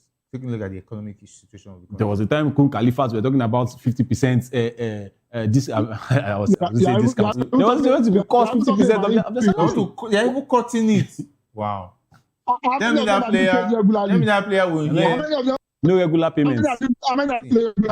I have on good authority. Maybe I will show you my DM one. They have some NPFL players who DM me and say that this is their situation. They can't feed. That they have been owed 6 months. Jerry, during 6 months. Jerry, during this and that guy is playing the NPFL. During this current season. Tomorrow, this weekend match, he will play. Being owed 6 months. He's just living on. Bonuses. Peanuts. Bonuses and peanuts. Maybe match bonus. So, but their salaries, as far as playing for the club side, is not available. They are treated like a regular 9 to 5 one of the clubs is already the country. Might be relegating. Right. Very soon. The name starts with B, but I will not go further. No, Jerry, I was even going to say, during the course of this season, we talk about players living abroad. During the season, a player went owl on his club. Katsina United, Uche Collins, one of the top scorers in the league. He went owl. The highest. They didn't see him. They had to take it away. Look, come back and let's do this together. Stanley Mba, the goal scorer of the winning goal scorer of the AFCON in 2013. Oh yeah, yes. When he came back from the AFCON, there was an issue between his current club and his old club. I think he was playing at Rangers at the time. Rangers. Yeah. He was playing at Rangers. He came from Eyimba. Right. Eyimba loaned him to Rangers. And when he won the NPFL, the thing is that Rangers just took him because they felt the career was not going to get better. Yeah. But when he went to the AFCON, he now did well. They now said they want their player back. It was when during investigation, live on radio, when I called the manager of Rangers, when the issue was on, so it was a live radio. He broke the story that he was actually giving to them on credit. Quote and unquote. He was given to them on credit. See, they did not pay low fee. Let's just they move say on. take it first. Later on you will pay. There's a lot wrong with Nigerian football. I almost fell in the studio when I was doing a club will loan a player to another club, and that club that was loaned to will sell the player. Yes. Without the consent they loan the player to you, and you will sell the player without the consent of the parents' club, and they will enjoy the money. They will have to go to court before they get their lot is wrong. Talents are there. My wife says that all the time. Talents are there, but the factors are just a problem. Time is really not our friend. We hear that the president has officially approved Nigeria's bid to host 2 major continental football events, the 2026 Confederation of African Football Awards and the 48th CAF Ordinary General Assembly. What does that do to our economy if we are hosting CAF Awards? It's an improvement for me. Improvement? I hope it's not the reason why the president is borrowing $1.2 billion. So use the money to be. But it would be nice for Nigeria to host CAF Awards. It would be nice for Nigeria to host the CAF Awards. The 2026 CAF Awards. We know what is going on in the Does economic Nigeria situation. have a chance? But hosting the CAF Awards it's a plus, just for the football. Is there a Nigerian player having a chance of winning 2026 CAF Awards? Victor Osimhen. Victor Osimhen? Really? Maiwa? Should we be hosting the CAF Awards and hosting the CAF Ordinary General Assembly? I think it's a wrong move. We don't have the ability to do that. I'm sorry, I'm digressing a bit. A government that is threatening World Bank to give them loan, are they delaying to disburse loan? You want to go and expend millions that you don't have. It doesn't make sense, and that's a very, very wrong move. We don't have the money. We should not be doing it. We don't have the money. We shouldn't be doing it. Anyway, we've seen a situation where the masses will say they don't want this. The government will actually do it. That's the thing with Nigeria. You can cry all you want. They will do what you don't want. It is what you want. It is what you want. They will not do. Hopefully, it's what you don't want. That's what they will do. Hopefully, there will be a change. If you say you don't want, you say you want it. If you are eager that you want it, government will not do it. That's how it has been. It's opposite direction. Let's see how it goes. So my wife say you want it. Just say you want it. So you see the government will be disappointed like Amaka 10 minutes. Okay, we want it. It's quite unfortunate. Rather unfortunate. We just have to wrap it up now. Lionel Messi headlines Argentina's 55-man provisional squad for the 2026 World Cup. Let's see if Argentina will be able to defend the World Cup this time. Of course, the big stars are on the lineup. Julian Alvarez, Lautaro Martinez, Cristian Romero, quite a pool of big players. 2022 World Cup winner, Paulo Dybala has been left out. I'm not surprised. Though he's been having a fantastic season with Roma. I don't understand why, but Argentina, the squad is quite competitive. Stacked squad, and I think I don't know if I want to call this a mistake, but they included Benfica's winger Gianluca Prestiani. I think that was what even caught my attention because his ban has been extended by FIFA. He's not going to play for Argentina, so including him, in the list is surprising. But big gap. Yeah, but good players, the likes of Zaid Romero of Getafe. Fantastic player, the likes of Nico Paz, who has been very, very key for Como. Garnacho doing that? Well, it's a provisional squad. It's a provisional squad. How did you guys they did not say it's the final squad. It's the provisional squad. So if an injury happens to a player, if Garnacho can come in, but they have other players like Mastantuono, Nico Paz. I think good one for Argentina. But my issue with Argentina is the back line. The likes of Cristian Romero might be missing the World Cup. Nicolas Otamendi is about 37, 38. He's on his last legs. So if they are going to defend their title, trust me, they have to be balanced. And they have to start from their defense. The likes of Tagliafico might still even make it. He's also in his 30s. But they have other good players. And they have to work on the form of their players. This season, Alexis McAllister has not really been, he has not been up to par. Enzo Fernandez has been trying. I think they have other good players. But are they going to defend their title? Trust me, it's a big question. All right. Maiwa, we have to wrap it up. Will Argentina be able to defend the title with this? I will say it again. Spain is winning the World Cup. Lamine Yamal winning this year's World Cup, and that's just it. Wow. Yes, automatically I like that. Ruled out Argentina, Brazil, the Selecao. France. You have also ruled out France. You've ruled out the Portuguese national team. Yeah. You've ruled out England. Yeah. Wow. Wow, quite a powerful statement. Even Holland ruled them out as well. I don't think Holland. Yeah. I don't think Holland will. Anyway, we can never be too sure. Anyway, With Van Dijk and with Van Dijk twerking and Frimpong. Frimpong flying like a lost and Gakpo. lost chicken and that headless Gakpo. Anyway.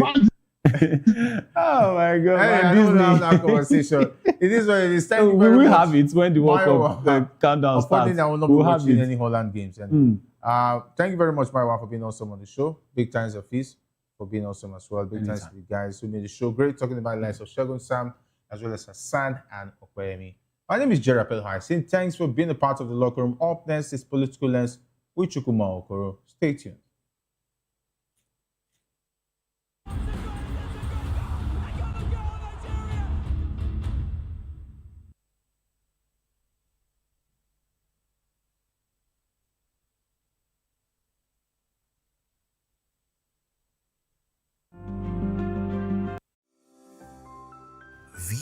Voptv.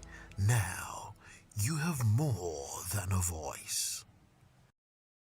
In a world where truth is the ultimate power and opinions scream the loudest, it's time to wade through the noise. Hunger no get tribe! Hunger no get religion! And scan the human interest and trending topics that matter. Stay tuned to The Issues, your plug to the stories making the buzz, from politics to science and technology, social justice, and more. Let's tackle the tough questions and expose the truth. The Issues, on Voice of the People Television, Mondays to Fridays, 8 to 9 p.m. The Issues. Don't just react, understand. Join us as we drive into the world of politics through insightful interviews with prominent political figures, both serving and former governors, ministers, senators, legislators, party chieftains, activists, and analysts. Get first-hand information into the decision-making processes that affect our daily lives. Highly engaging one-hour program that brings political discourse into focus. I am Chukuma Okoro. Political Lens, Monday through Friday, 6 to 7 p.m. Join us.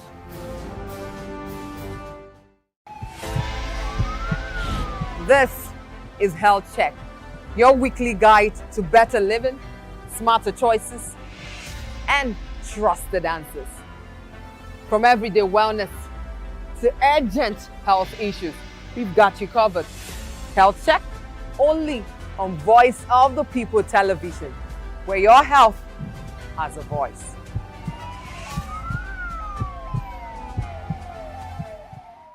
We encourage you to click on the like button and subscribe to our YouTube channel. We are Voice of the People TV. Also follow us on all our social media platforms. We are at Voptv Live. Visit our website www.vop.ng for fresh and trending news. Also watch us live on SLTV channel 264. Voptv, Voice of the People Television. Voptv. Now you have more than a voice. Are you ready for the extraordinary? Something big is happening on your screen. Introducing Voptv. Now streaming on SLTV channel 264. From breaking news to captivating conversations, news analysis, giving you all sides to the story. We break in-depth discussions on the issues that matter, from politics to sports, entertainment, and lifestyle. Voptv on SLTV channel 264. Join us as we redefine what television means to you. Voice of the People Television, Voptv. Now you have more than a voice.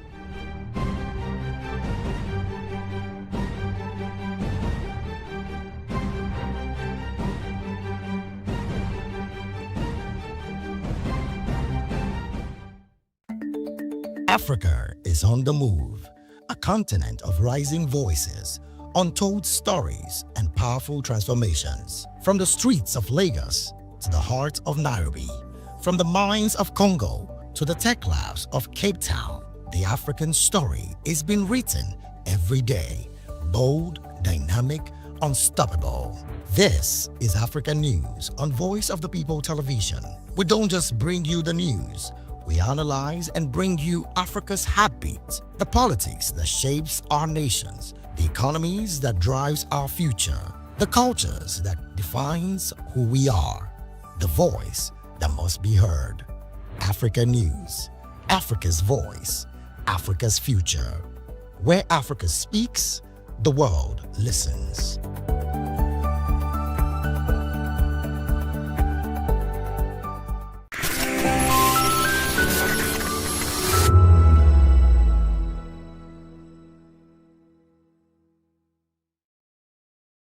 We encourage you to click on the like button and subscribe to our YouTube channel. We are Voice of the People TV. Also follow us on all our social media platforms. We are at Voptv Live. Visit our website www.vop.ng for fresh and trending news. Also watch us live on SLTV channel 264.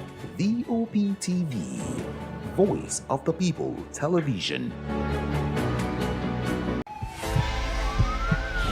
This is Health Check, your weekly guide to better living, smarter choices, and trusted answers. From everyday wellness to urgent health issues, we've got you covered. Health Check, only on Voice of the People Television, where your health has a voice.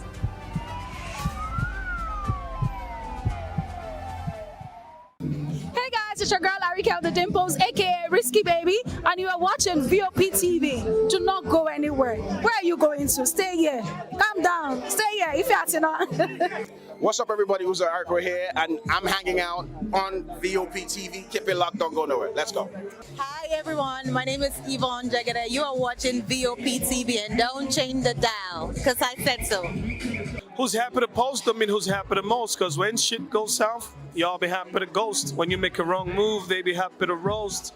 But be careful when you win, who's not happy to toast. I am VJ Adams and you're rocking with VOP TV. Don't move.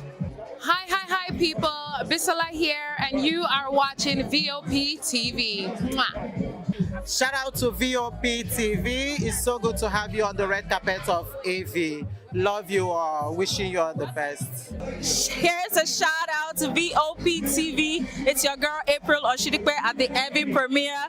You know what it is. Hi everyone, my name is Linda Ejiofor Suleiman and I'm live at the EV premiere. Keep watching VOP TV. I want to say hello to my Italian friends. I want to say them that Nigeria is the best country in the world and I'm so happy to be here. Thank you so much. Hi guys, my name is Tomowatebe. I'm an actor and you guys are live on VOP TV. Keep it locked because I said so. Ladies and gentlemen, boys and girls, this is your girl Philly Storms out here, and this is a big shout out to VOP TV. Hi guys, my name is Charles Bourne. My name is Lydia Lawrence Nze. Please keep watching Voice of the People Television. Love ya.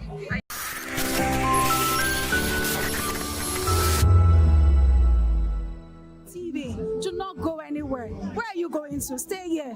Calm down. Stay here if you're not. What's up, everybody? Uzo Arco here, and I'm hanging out on VOP TV. Keep it locked, don't go nowhere. Let's go. Hi everyone, my name is Yvonne Jagade. You are watching VOP TV and don't change the dial, because I said so. Who's happy to post them and who's happy the most? Because when shit goes south, y'all be happy to ghost. When you make a wrong move, they be happy to roast. But be careful when you win, who's not happy to toast. I am VJ Adams and you're rocking with VOP TV. Don't move. Hi, people. Bisola here, and you are watching VOP TV. Mwah. Shout out to VOP TV. It's so good to have you on the red carpet of AV. Love you all. Wishing you all the best. Here's a shout out to VOP TV. It's your girl April Oshidikwe at the AV premiere. You know what it is. Hi everyone, my name is Linda Ejiofor Suleiman and I'm live at the EV premiere. Keep watching VOP TV. I want to say hello to my Italian friends.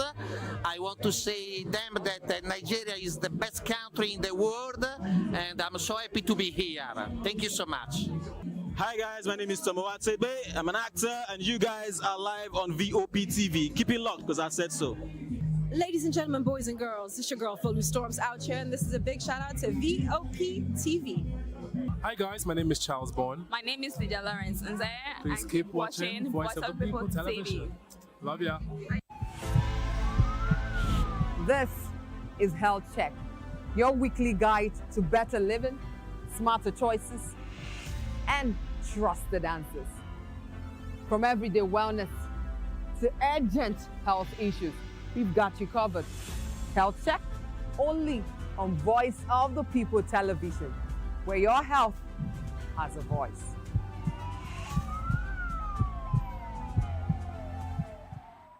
Are you ready for the extraordinary? Something big is happening on your screen. Introducing Voptv, now streaming on SLTV channel 264. From breaking news to captivating conversations, news analysis, giving you all sides to the story. We break in-depth discussions on the issues that matter, from politics to sports, entertainment, and lifestyle. Voptv on SLTV channel 264. Join us as we redefine what television means to you.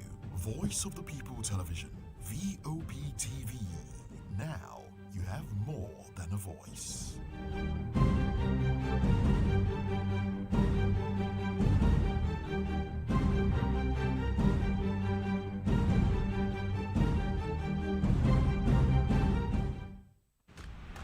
Yes, obviously everybody knows the game is beautiful, and that's why I love sports. My name is Kizzy K. You're welcome to my republic. But remember, there can never be a transfer without a window. Just like there can never be a deep thinking without a Pep Guardiola in football. You can't say tennis without talking about Djokovic. So why not give me attention on the show so I can run your race on the TV like Lewis Hamilton, Formula 1 star. Don't forget, when God have mercy on you, you can achieve your goals like Cristiano Ronaldo. I am a proud Nigerian, and right here, we talk NFF. For every sports update, commentaries, live interviews on the game, we got you on this, because right here at Voice of the People TV, the Sports Public Show has got everything just for you to be part of it. I love the beautiful game, and that's why Kizzy K loves sports. In a world where truth is the ultimate power and opinions scream the loudest, it's time to wade through the noise. Hunger no get tribe. Hunger no get religion. And scan the human interest and trending topics that matter. Stay tuned to The Issues, your plug to the stories making the buzz, from politics to science and technology, social justice, and more. Let's tackle the tough questions and expose the truth. The Issues on Voice of the People television. Don't just react, understand. The red carpets, awards, the razzmatazz, music, fashion, interviews, and more. Spotlight on Voice of the People television. Let's feed you with all the juicy stories in the global entertainment space, bringing you the glitz and glamour as they hot. Stay tuned to Spotlight, 1 p.m. Monday to Friday. Spotlight on Voptv. Entertainment like never before.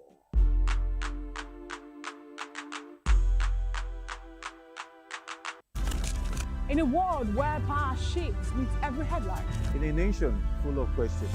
In a world filled with noise, the truth needs a voice.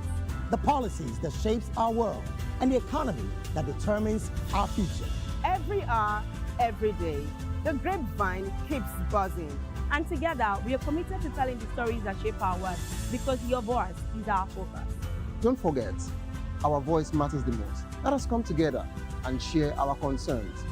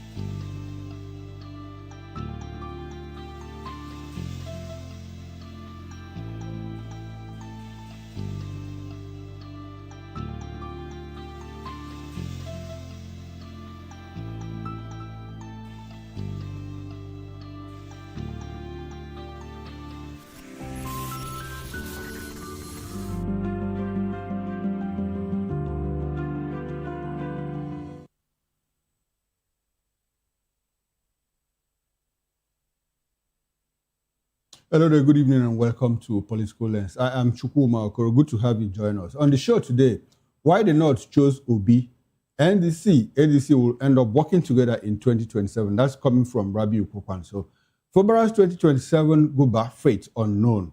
Now, let's bring in our guests. We've been joined in the studio here in Lagos, where we are broadcasting from by Mr. Nzerako Atuloma. Mr. Atuloma is a barrister at law and member of the Chartered Institute of Arbitrators of Nigeria, but is here in the capacity of a political affairs analyst. Good evening, Mr. Atuloma, and thanks for joining us on Political Lens. Good to have you, sir. Good evening, Chooks. Thank you very I'm much. happy to be here. Thank you. Now, let's quickly run into it. Rabiu Musokokwan said that northern political leaders settled for P2B as the preferred figure for a new opposition coalition ahead of the 2027 presidential election after consultations across the north. According to him, Obi emerged as the most capable candidate, leading to a cooperation between the Kwakwansia movement and the Obedient movement under a joint platform called the OK Alliance. Kwakwansia explained that the name came from the supporters of both camps using OK and KO slogans before eventually uniting behind a common political goal. Kwakwansia also revealed that the alliance first explored working through the African Democratic Congress, ADC, before moving to the Nigeria Democratic Congress, NDC, to build a broader opposition platform. He dismissed fears of conflict between supporters of both groups, describing them as disciplined and united, both within Nigeria and in the diaspora. The former governor added that the coalition aims to strengthen opposition coordination and present a stronger front for the 2027 general elections. Now, how does this endorsement come to you? Is Kwakwansia speaking on enlightened selfish interest, or is he speaking the mind of the North? I mean, when he says, well, this is the reason why the North chose Obi, more like, well, the North has practically endorsed Peter Obi, the North, maybe the political leaders of the North and all of that. But we also know that, well, it might be coming from some sort of, it's because I'm involved and this is why I'm saying this. What do you see in all of this? Well, thanks, Chooks. My first take is really no one speaks, Kwankwaso say, the North. He means, of course, a particular segment of the elite in the North. Definitely not a consensus, because among the Northern elite, you also find a whole lot of them supporting Tinubu, okay, right? And you will also find a decent number of them who might be willing to throw in the hat on behalf of Atiku. Okay. Okay, so when a hierarch like Kwankwaso says the North, or our leaders in the North, that is subjective. That said, of course, it is a watershed. It is a watershed event in our nation's political life that the leaders of the North, be they one, be they two, be they three, be they four only, have decided finally to adopt a southern candidate. Okay. Not just a southern candidate, but a candidate of Igbo extraction. So that is profound in every way. That is profound, and we must not forget that. So, Kwankwaso, don't forget that only 4 years ago, Kwankwaso was of the view that there was not a chance that he was going to deputize for Obi, okay, that he was going to be merely a running mate to Obi, that he was going to headline any ticket that featured himself and Obi. Now, to have this development where he has accepted to be the number 2 on the ticket with Obi is something that calls for celebration. Okay. All right. I was coming to that, him now accepting to be running mate to Peter Obi, because in the past 4 years, he said something contrary to this. But before we get to that, I would like to ask you, you know that in Nigeria, we have voting patterns. You know, like, let me start from the Southeast, where you and I come from. The Southeast, we are always known to be Republican, you know, autochthonous groups that we are more like headless, and everybody is his own man. And so people say, when a community leader says, well, this is the person we should vote for, you know, you see a certain young man that says, why should I vote for him? That is the way it is in the Southeast. Now, and if you come to the Southwest, there is a mixture of republicanism and some kind of,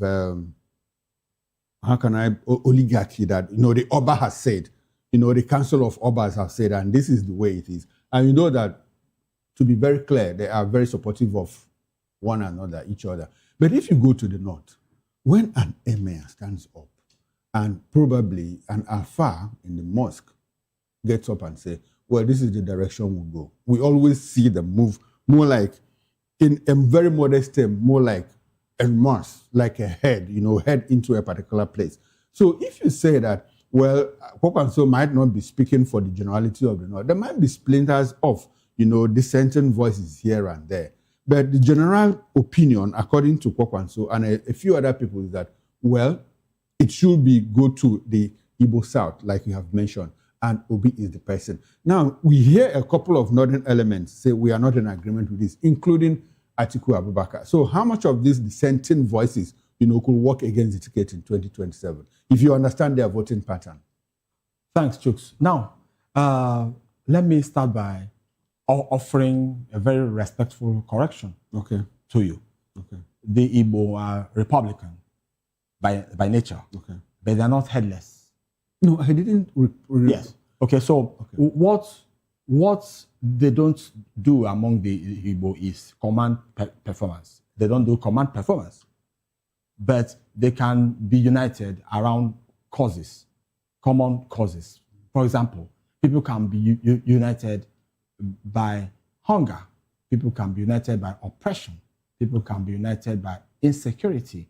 And it appears more than ever before that a large segment of Nigerians are united by inflation, united by economic dysfunction, united by pervasive insecurity.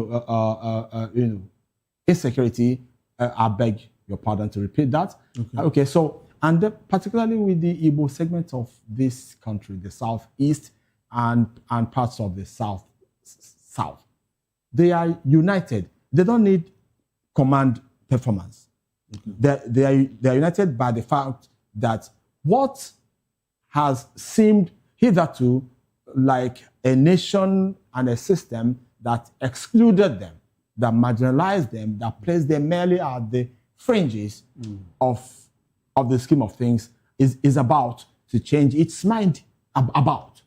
We don't know whether that mind will be changed actually, but about to change its mind. That is what will unite the people. Okay? So as to sentiments in other places, there will always be sentiments. There would always be sentiments. We do not delude ourselves thinking there will be consensus. Is that let the field be open, let it be competitive, let the best man win. Okay? And let the best man win freely and fairly. Okay, all right. Before we move on, I'd like to, when I said that the Igbo group was headless, I didn't mean it probably in a negative manner. What I just meant is that, like that lack of that command structure that you alluded to. And so in the Southeast now, let's even talk about it. In the Southeast, do you think that, who is the political leader of the Southeast? You could point out to one in the Southwest. You could point out to one in the North. In the Southeast, who is the political leader of the Southeast?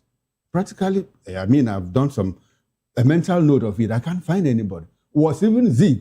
Was he more like a political head of the Igbo nation? It was lacking because a lot of people, even from the Southeast, disagree with him. If you would permit me, I would amend your question by including in it who is the political leader of the North.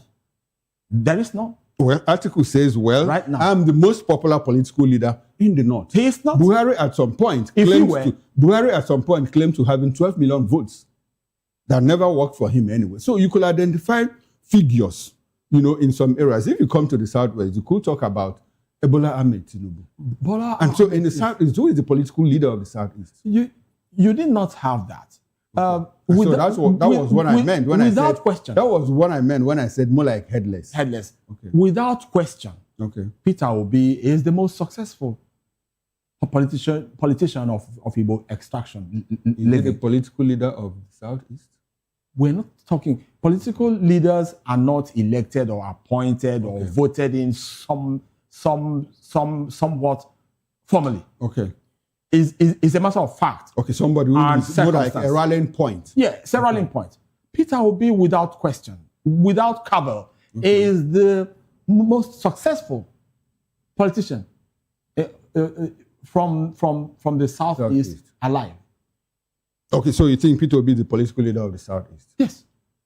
Okay, and his governor doesn't want him to be president. You see one young man jump up and say, well, this rascality about Peter Obi saying that he wants to be the president. I mean, we are not with him and all of that. How much of that leadership does he command? You don't need to command leadership. Okay. Because command begins to anticipate or presuppose formal structures and structures of power. This is a matter of influence. Peter Obi has said, I don't give shishi, in his words. Okay. And multitudes of the people, enlightened in their own self-interest, have followed him without demanding or receiving shishi. Okay. So it's about the influence that you wield. Okay, the influence that he wields. So Yes. we'll take it that Peter Obi is the political leader of the Southeast at the moment, according to Barrister Isaac Atolom. If I may,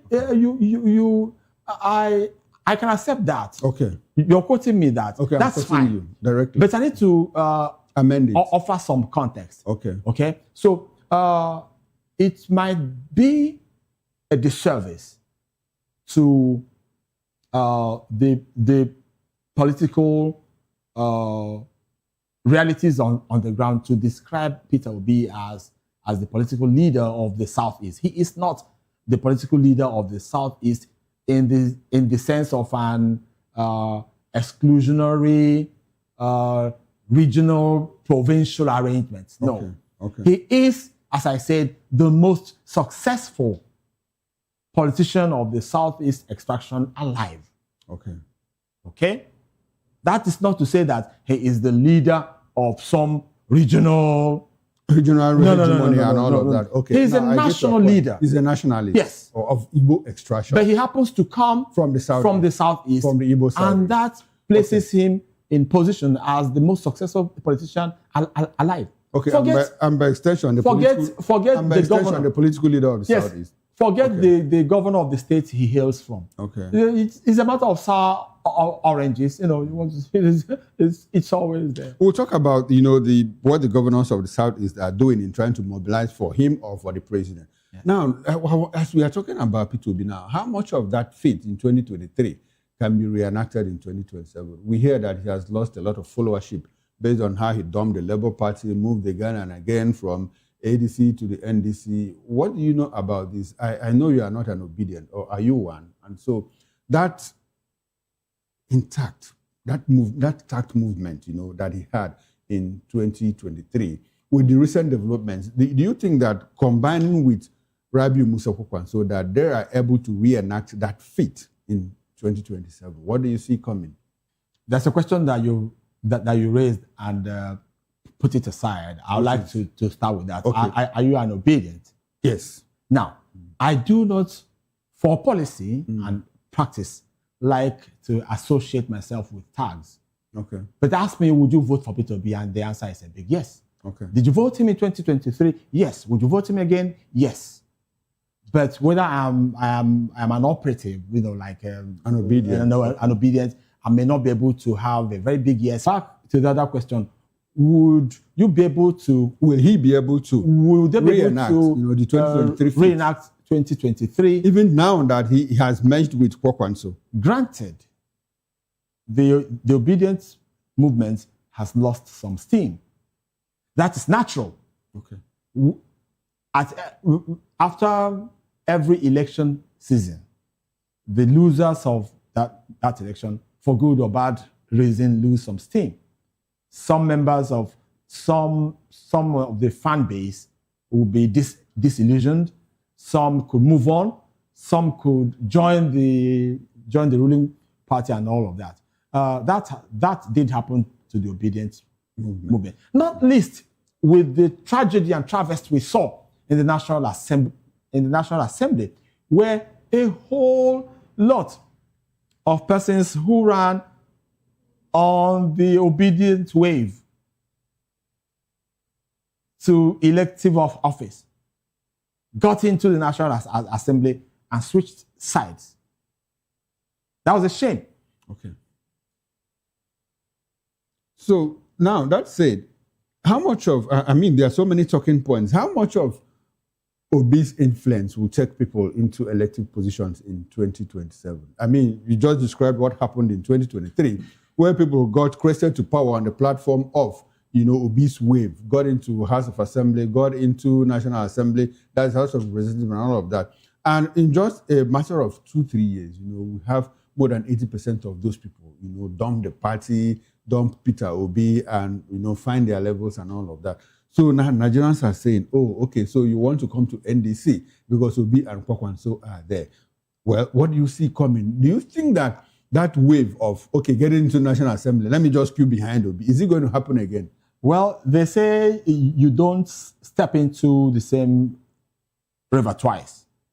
Because once you stepped into it and it moves, that's on the same river, okay. That's on the same waters you're stepping in. Okay. The waters passed. Okay? Michael Okpara, of the most blessed memory, he used to quip then, first fool, not be fool. The second fool. Now proper foolish. Okay? So we might have been fooled. A whole number of people might have been fooled by a whole lot of nameless, faceless, amorphous persons and entities riding the obedient wave. Free riding, essentially, free loading on the obedient wave into political office. I doubt whether that would happen anymore. I seriously doubt whether anybody will be able to ride the obedient wave into political office simply by associating with Peter Obi. We need to interrogate your own ideas. We need to interrogate your own faithfulness, your own political doctrines, and your history before we vote for you. You are not Peter Obi, are you? That will be the question. Okay, so apparently, what it means is that Obi might actually. What I mean is that, okay, so how much of that will affect Obi's electoral fortune? No. Okay, is it going to be on a standalone? We'll vote for Peter Obi, and then we'll consider you based on your merit as an individual. Is that what will happen? Peter Obi will know who are thou. That will be the question. Peter Obi. Why I ask this question is that in that 2023, yes, a lot of people didn't know who the candidates were. And so they were voting Labour, because of Peter Obi. They will not do that anymore. So you think it will not happen this time? It will not happen this time around. No, it will not happen this time around. We've been once bitten. Okay. We must be twice shy. Now, I'm happy that we are discussing this. Now, the electorate, how much educated are they? Are you using yourself, a lawyer, as a unit of analysis? Have you spoken to some other people and they say, well, what happened in 2023 is not going to happen again. We'll vote for Peter Obi and now consider any other candidate on the NDC on merit. Yes. So I'm asking, how much voter education do we have? Or how much educated do our Nigerian voters? And now, are you using yourself as you're a lawyer, I mean, senior lawyer for that matter. So do you think that people are going to think the same way as you do? Or have you sampled opinion across board, probably in discussions with fellow lawyers, with politicians and all of that? If I were to be discussing with fellow legal practitioners or other professionals, that would be the same thing. That would beg the question. How have you sampled opinion across board? What we're hearing from mixing around, all of that, people are indeed irate that the people that they voted in. Take the example of the man, what's his name? From Edo State. Okay.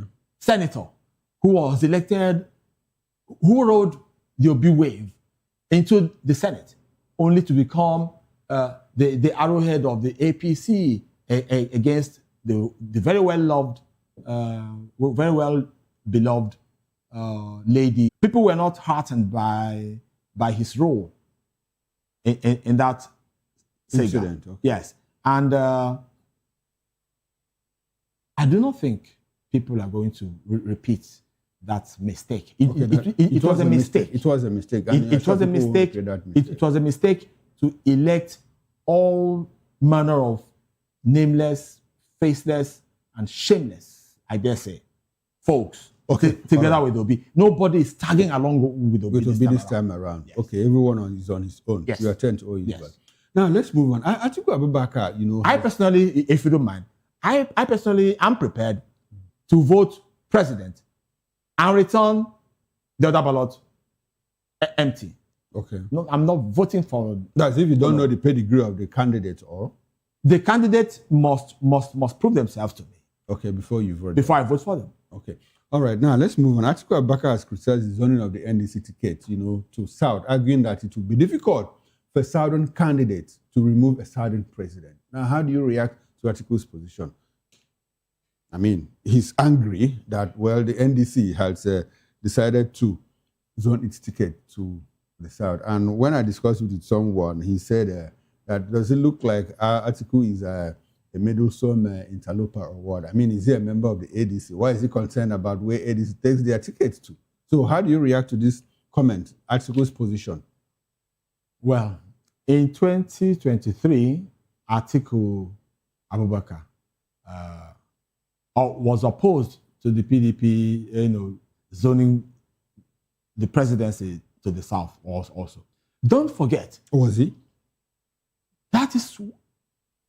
That was the genesis of his crisis with the minister of the FCT.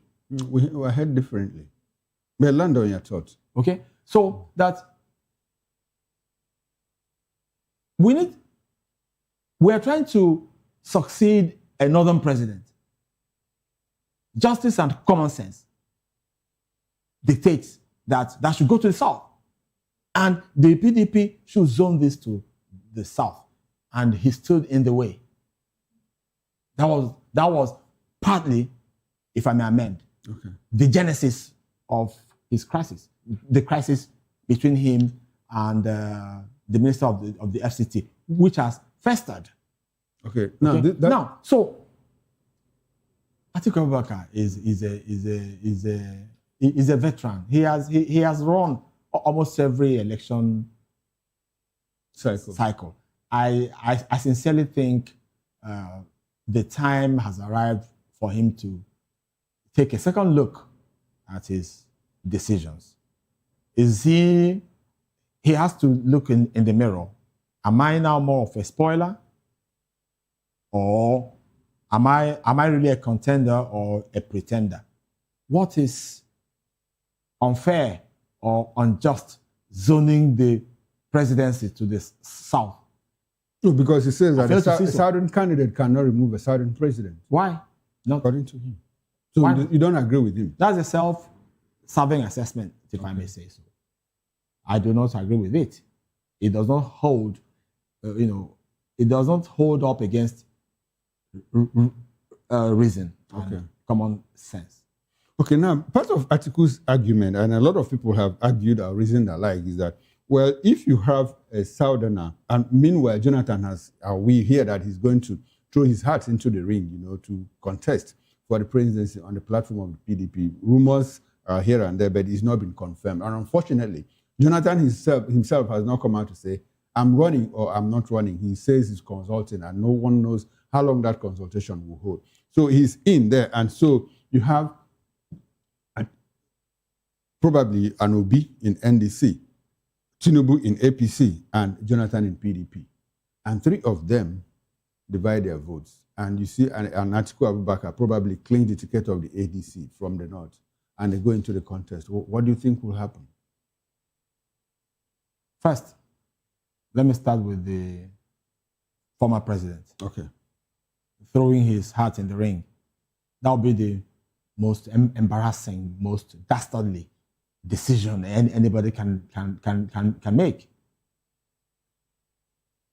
I would call upon him to put out a statement Do without, you think that Nigerian further delay. Do you think that Nigerian politicians ever feel embarrassed? Dissociating from that sort of travesty that we read, that he is as much as giving a thought to running. No, it is not necessary. Legally speaking or morally? Morally.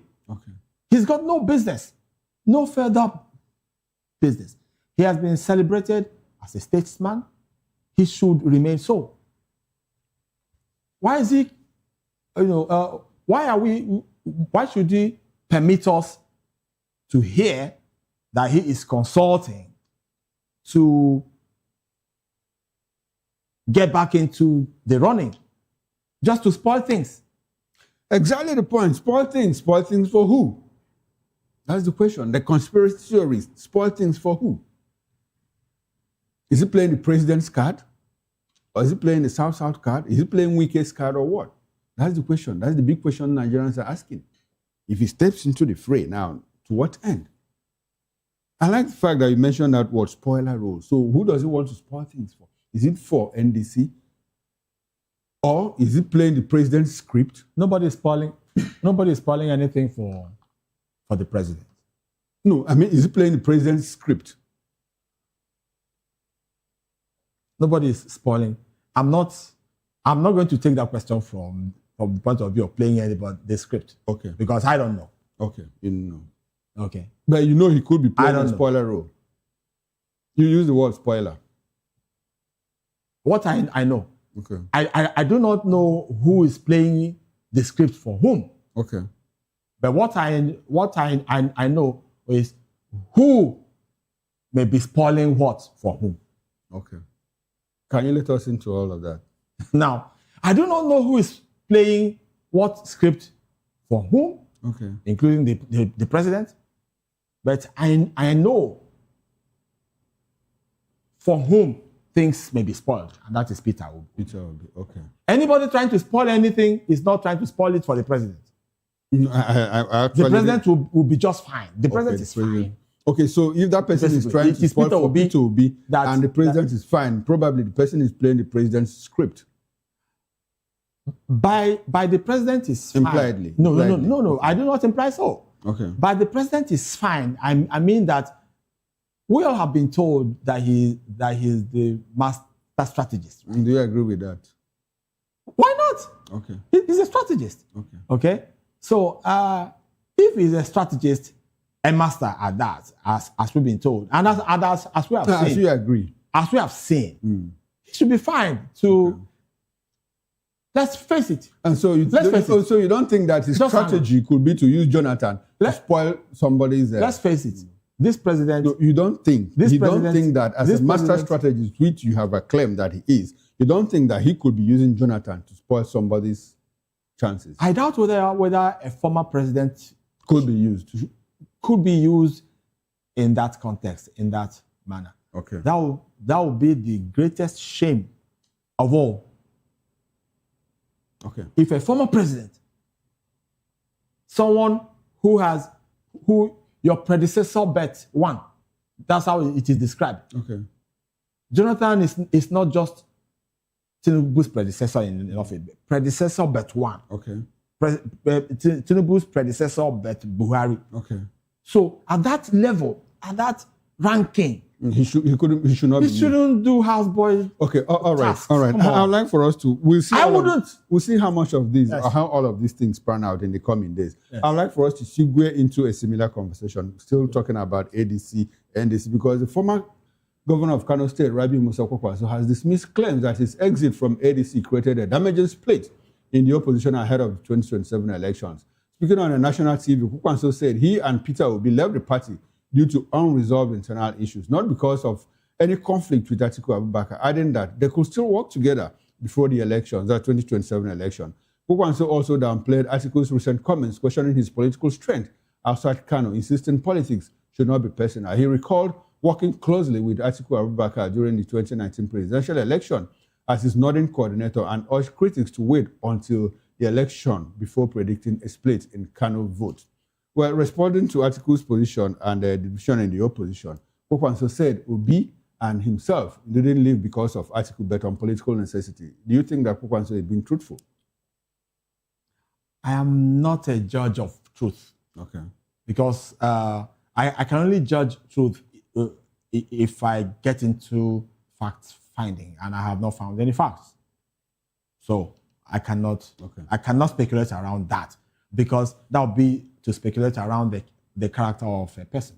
Okay, so why do you think that Peter Obi and Kwankwaso left the ADC? My brother. I mean, as an analyst, what do you see? What do you know? You leave when the thing, you jump ship when the ship is about to sink. You jump. Okay, so because Atiku was about to claim the ticket, the presidential ticket, and leave him and Obi high and dry, do you think that was the reason? As we have seen, Peter Obi has maintained for like 2 years now, I will be on the ballot in 2027. Okay. Forget about all the shenanigans, all the shibboleth, all of that. I will be on the ballot. How? When the ADC came, we thought, the opposition figures were finally coalescing into something formidable, something that the ruling party should rightly fear, right? But then we saw things, fall apart. And then, apart from that, Peter Obi saw that there was no guarantee. Guarantee could be too high a word to use. There was not even a fair chance that he was going to be on the ballot, as he has consistently promised us. Okay. So the commonsensical next step was to move to a platform that gave him that. Okay, so do you think that is because he felt that at some point that Atiku would claim the ticket? Or because of the legal issues, the unresolved problems in the ADC? Which one of these do you think was the reason why they left? It could be either or both. Okay. And I should think both. Okay, both. Because even if the ADC were cleared of all the legal issues, they still had an article to contend. Bigger issues to deal with. Okay. Who will be on the ballot? Okay, so apparently, now Kwankwaso is saying that we didn't leave because of Atiku Abubakar, but a lot of Nigerians, including you, understand that probably that is why they left. Now, in all of that, Kwankwaso has mooted the possibility of ADC and NDC working together in 2027. How will this happen if both parties are on the ballot? I want you to factor in the Ibadan Declaration, where they said we will present one opposition candidate. Don't forget, the last time I came here, I predicted, I described the ADC then as an agglomeration of strange bedfellows. Yes, you did, I recall. Okay? And I said that more or less they represented a Baptist bootlegger coalition. And that is coming to pass. Now, you see things begin to fall apart, right? And I said also, there is the sensible combination and the justice combination. And that whether you want sensible or justice, that Peter Obi and Kwankwaso would feature on that. And that is what we have now. The opposition movement, if they know what is good for the country, must set aside ambition, must set aside narrow interests and work together to stand a chance against a formidable, wily, powerful ruling party. I like that. I like where you brought us to now. So if we have Bola Ahmed Tinubu on the ballot for APC, and you have probably Obi, Kwankwaso, Atiku in one party, what will happen? What if scenario? Obi, Kwankwaso, Atiku in one party working together against the incumbent. What will happen? Yes. That is more like it. That's more like it. That's more like it. Okay. Now, a friend of mine confided in me that he's an APC person. Okay. He said in the APC situation room, not the election situation, not election day situation room, but in their plan, they were holding their breath. I hope Peter Obi and Atiku will not come together. I hope they will not come together. Because if they did, then Bola Tinubu will be in trouble. Okay. He'll be in a tailspin. Beautiful. Beautiful. That's what they hoped. And then when they finally diverged and bifurcated and ran separate campaigns, they were like, yeah, that is it. Eureka. That is it. Good. Now, I'm happy that you brought us to this point again. So they go their separate ways. Obi on a ballot separately, Atiku on a ballot separately, and Bola Tinubu on a ballot separately. What do you think will happen? 2023 would handily. Okay, now at that point, the current president scored more like 8.9 million votes or thereabout. Yes. Atiku 6.9, now Peter will be 6.1. And so you think that if we have a 3-horse race, that the president will still have the day, meaning that his 8.9 million votes are still intact, despite the economic decline. Those votes... Despite the insecurity, despite the even economic development in the country, are they still intact for him? No one's votes are intact. Okay. No one's votes are pledged. Those are so not pledged votes. Why do people think that if it's a 3-horse race, that the president will still win? Yes. Don't forget that the president is likely to do better in the Southeast this time around than 2020. Because? Yes. Why? Why do you think he has a whole lot more people working for him. In 2023, all the governors of the Southeast worked against Peter Obi. Ifeanyi Ugwuanyi was a member of G5. Okezie, as our governor, was a member of G5. Yes. Who again, in Anambra State, I mean, they were not for Peter Obi. In Ebonyi State, Dave Umahi, sitting governor, APC member. Anambra was a lost case, and Imo State. So practically 5 of them worked against Peter Obi. Yeah. And so what happened? And so nothing has changed, or what has changed between then and now? They are more determined now. They are more determined, and they have invested more. They have invested. Yes. Okay. And when you invest, see, that informs my opinion when the City Boy movement was launched and targeted in the Southeast. People were like, why does it have to be in the Southeast? I said, well, no. Political campaigns invest resources where they lack advantage. Okay. That's where they invest resources. Okay. Go to the US. There are some states in which the Republicans don't campaign at all. Okay, the red states, because they take them for granted. This is us. The votes are for us. All right, we are running out of time. So I want us to go to Rivers State, where the State APC House of Assembly Screening Committee reportedly cleared 33 out of 98 aspirants for the 2027 Assembly primaries, including 28 lawmakers loyal to FCT Minister Nyesom Wike. Meanwhile, all 32 aspirants linked to Governor Sim Fubara, including former factional Speaker Victor Okojumbo, were reportedly disqualified. The committee cited issues such as invalid documents, unpaid party dues, conflicting records, and attempted bribery. The committee also alleged that the aspirant, Tom George, tried to bribe the members during the screening, with Victor Okojumbo allegedly causing a disturbance at the venue over security access. However, the committee secretary, Tanko Yamowa, later disowned the circulated report, describing it as fake and unauthorized, insisting no official list had yet been released by the party. While several affected aspirants rejected the outcome, claiming the process lacked transparency, Tom George denied the bribery allegation and demanded proof, while disqualified aspirants such as Gogo Ogute Azaya said they were never officially informed of specific reasons for their disqualification. Critics also questioned why aspirants loyal to Wike were overwhelmingly cleared, while pro-Fubara hopefuls were excluded. We are back to Rivers political crisis. Wike and Fubara, who last between the two? Briefly, we are running out of time. What do you see in Rivers State? As to the screening results, okay, I would like to defer to the official statement by the secretary of that committee that says no reports have been authorized. No, they have been.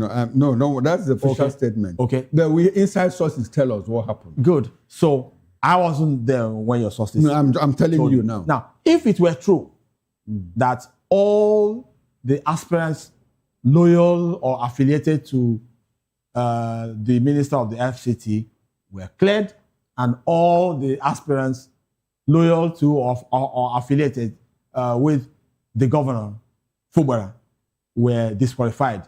That would have been amusing, totally amusing, if not that it is, a tragedy. Okay. So you ask yourself, what on earth, or why on earth would all pro Fubara aspirants fail?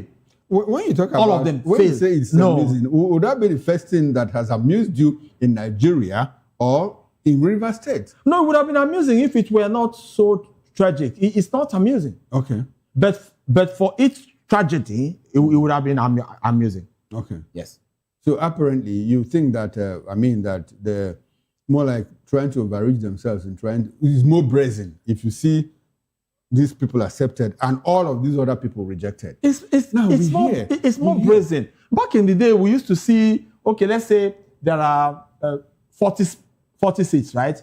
Someone could take 30, which is overwhelming majority, right? And then leave the other 10. Let it not look like to create a semblance of balance. That was when Nigeria. But nowadays, they don't care. In those days, now they don't care. That They don't is the care issue. at all. So, are you surprised that this could happen in River State? I'm not surprised. You're not surprised. No, I'm not no, surprised. we hear that. We hear that The minister of the FCT threatened on national TV that he will strip a senior advocate of Nigeria of his rank. Okay. And nothing happened. No, nothing has happened.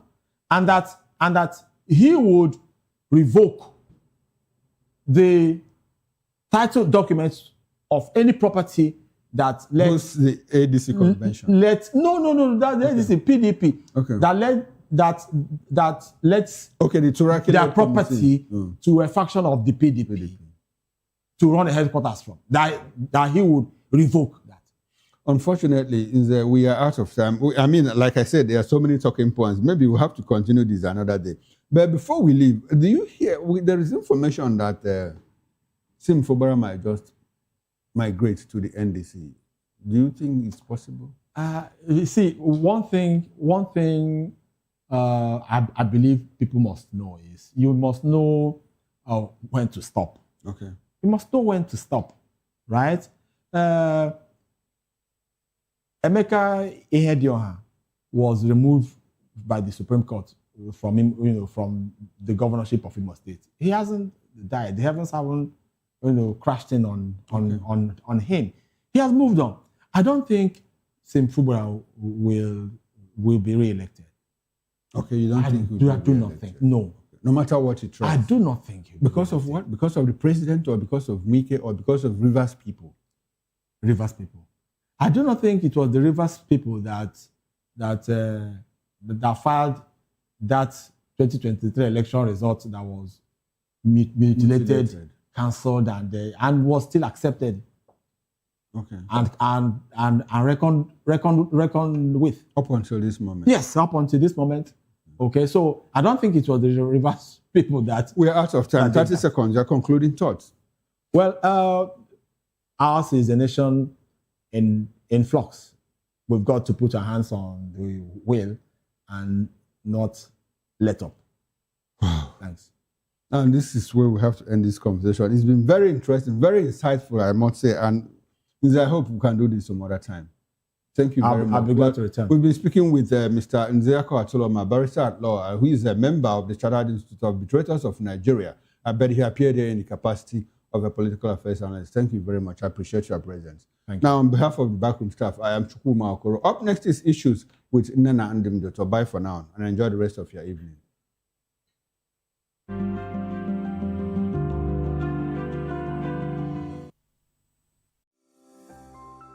Voptv. Now, you have more than a voice. In a world where truth is the ultimate power and opinions scream the loudest, it's time to wade through the noise. Hunger no get tribe. Hunger no get religion. and scan the human interest and trending topics that matter. Stay tuned to The Issues, your plug to the stories making the buzz, from politics to science and technology, social justice, and more. Let's tackle the tough questions and expose the truth. The Issues on Voice of the People Television, Mondays to Fridays, 8 to 9 p.m. The Issues. Don't just react, understand. When I first heard VOP, I thought they were talking about me because I'm a voice-over personality. But no, this is Voice of the People TV, and you are riveted forever because this is the place to be. Yo guys, your boy Chella. Shout out to VOP TV. I love you guys. Salut tout le monde, Suspect 95. Là, on est sur VOP TV. On passe un bon temps. J'espère que vous kiffez. On est au Afrima. On est ensemble. VOP TV. Don't see me like a fool because I don't do giddy giddy giddy. VOP, you don't know Stoneware from Ghana representing live and living color. Yeah, Beam Nation President. Outside with it. Bless up. Hello, this is Milo from Ivory Coast. Keep watch Voice of the People TV. Regardez la voix du peuple, la télévision de la voix du peuple. Que Dieu vous bénisse. À très bientôt. Love you so much. Hi guys, what's up? This is Gaze Baba. I am watching VOP TV. Usually you be told to not touch the dial, but I tell you to touch the dial and increase the volume. Like, keep it locked. It's Afro Gospel. Thank you. Hello, my name is Shego Arunze. You're watching VOP. Don't change the dial. My Joe, fine girl. My Joe, fine babe. Only are you, but on the Fuji was. Yes, don't touch the dial. This is me, Dr. Adiwala Iba. Keep watching VOP TV.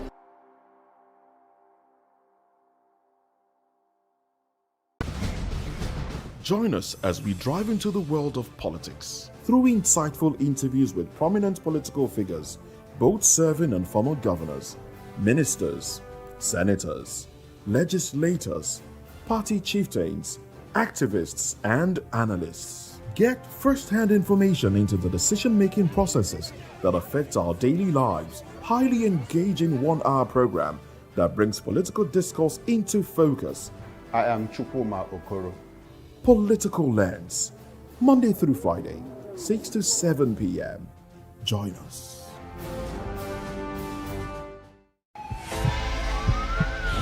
This is Health Check, your weekly guide to better living, smarter choices, and trusted answers. From everyday wellness to urgent health issues, we've got you covered. Health Check, only on Voice of the People Television, where your health has a voice.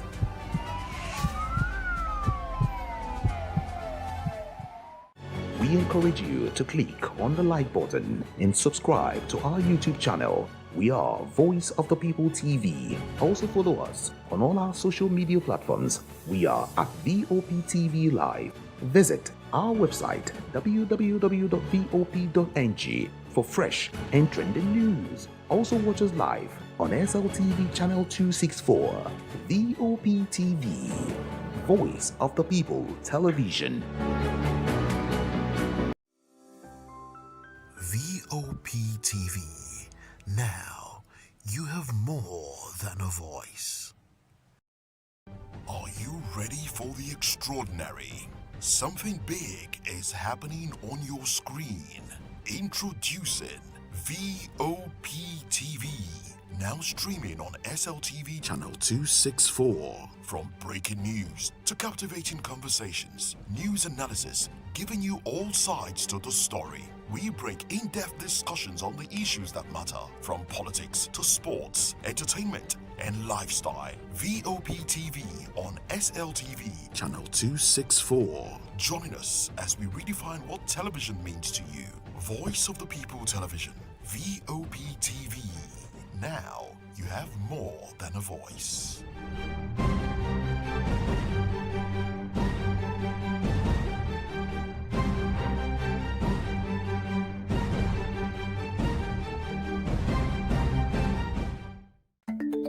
Africa is on the move, a continent of rising voices, untold stories, and powerful transformations. From the streets of Lagos to the heart of Nairobi, from the mines of Congo to the tech labs of Cape Town, the African story is being written every day. Bold, dynamic, unstoppable. This is African News on Voice of the People Television. We don't just bring you the news, we analyze and bring you Africa's heartbeat, the politics that shapes our nations, the economies that drives our future, the cultures that defines who we are, the voice that must be heard. Africa News, Africa's voice, Africa's future. Where Africa speaks, the world listens.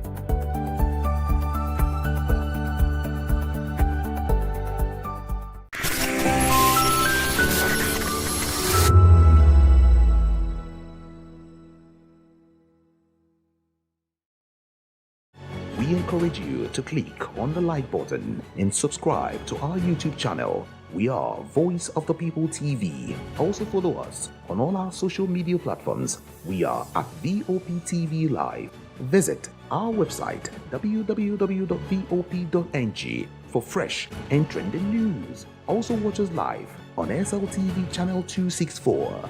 Voptv, Voice of the People Television. This is Health Check, your weekly guide to better living, smarter choices, and trusted answers. From everyday wellness to urgent health issues, we've got you covered. Health Check, only on Voice of the People Television, where your health has a voice.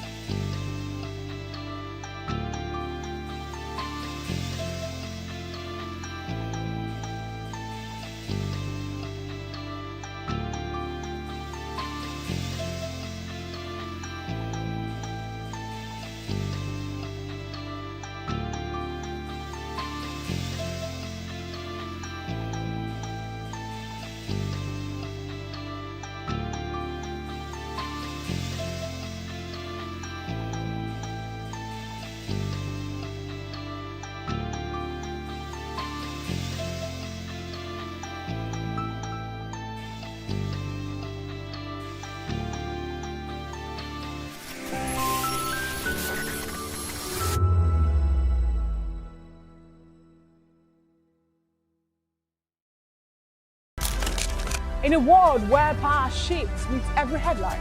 In a nation full of questions. In a world filled with noise, the truth needs a voice. The policies that shapes our world and the economy that determines our future. Every hour, every day, the grapevine keeps buzzing. And together, we are committed to telling the stories that shape our world because your voice is our focus. Don't forget, our voice matters the most. Let us come together and share our concerns.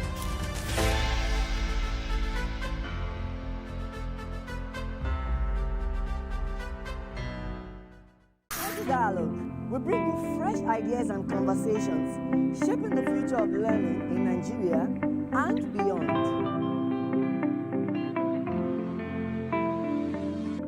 From the views on the streets, we go to bed empty hunger, to the blaring horns of a hustling city, the loudest voices of the common man got a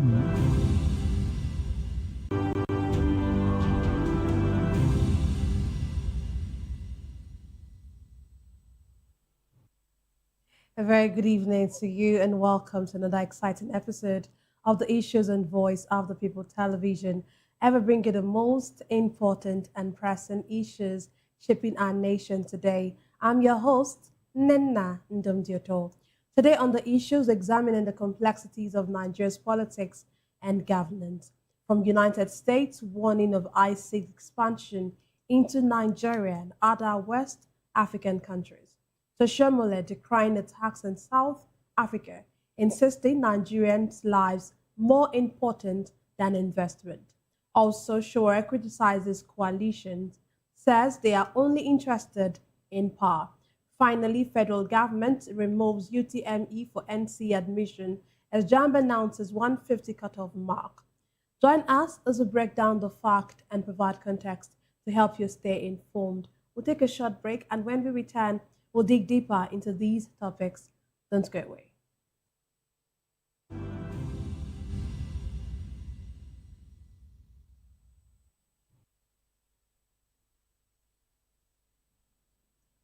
Glad to have you back. Let's dive straight into today's discussion.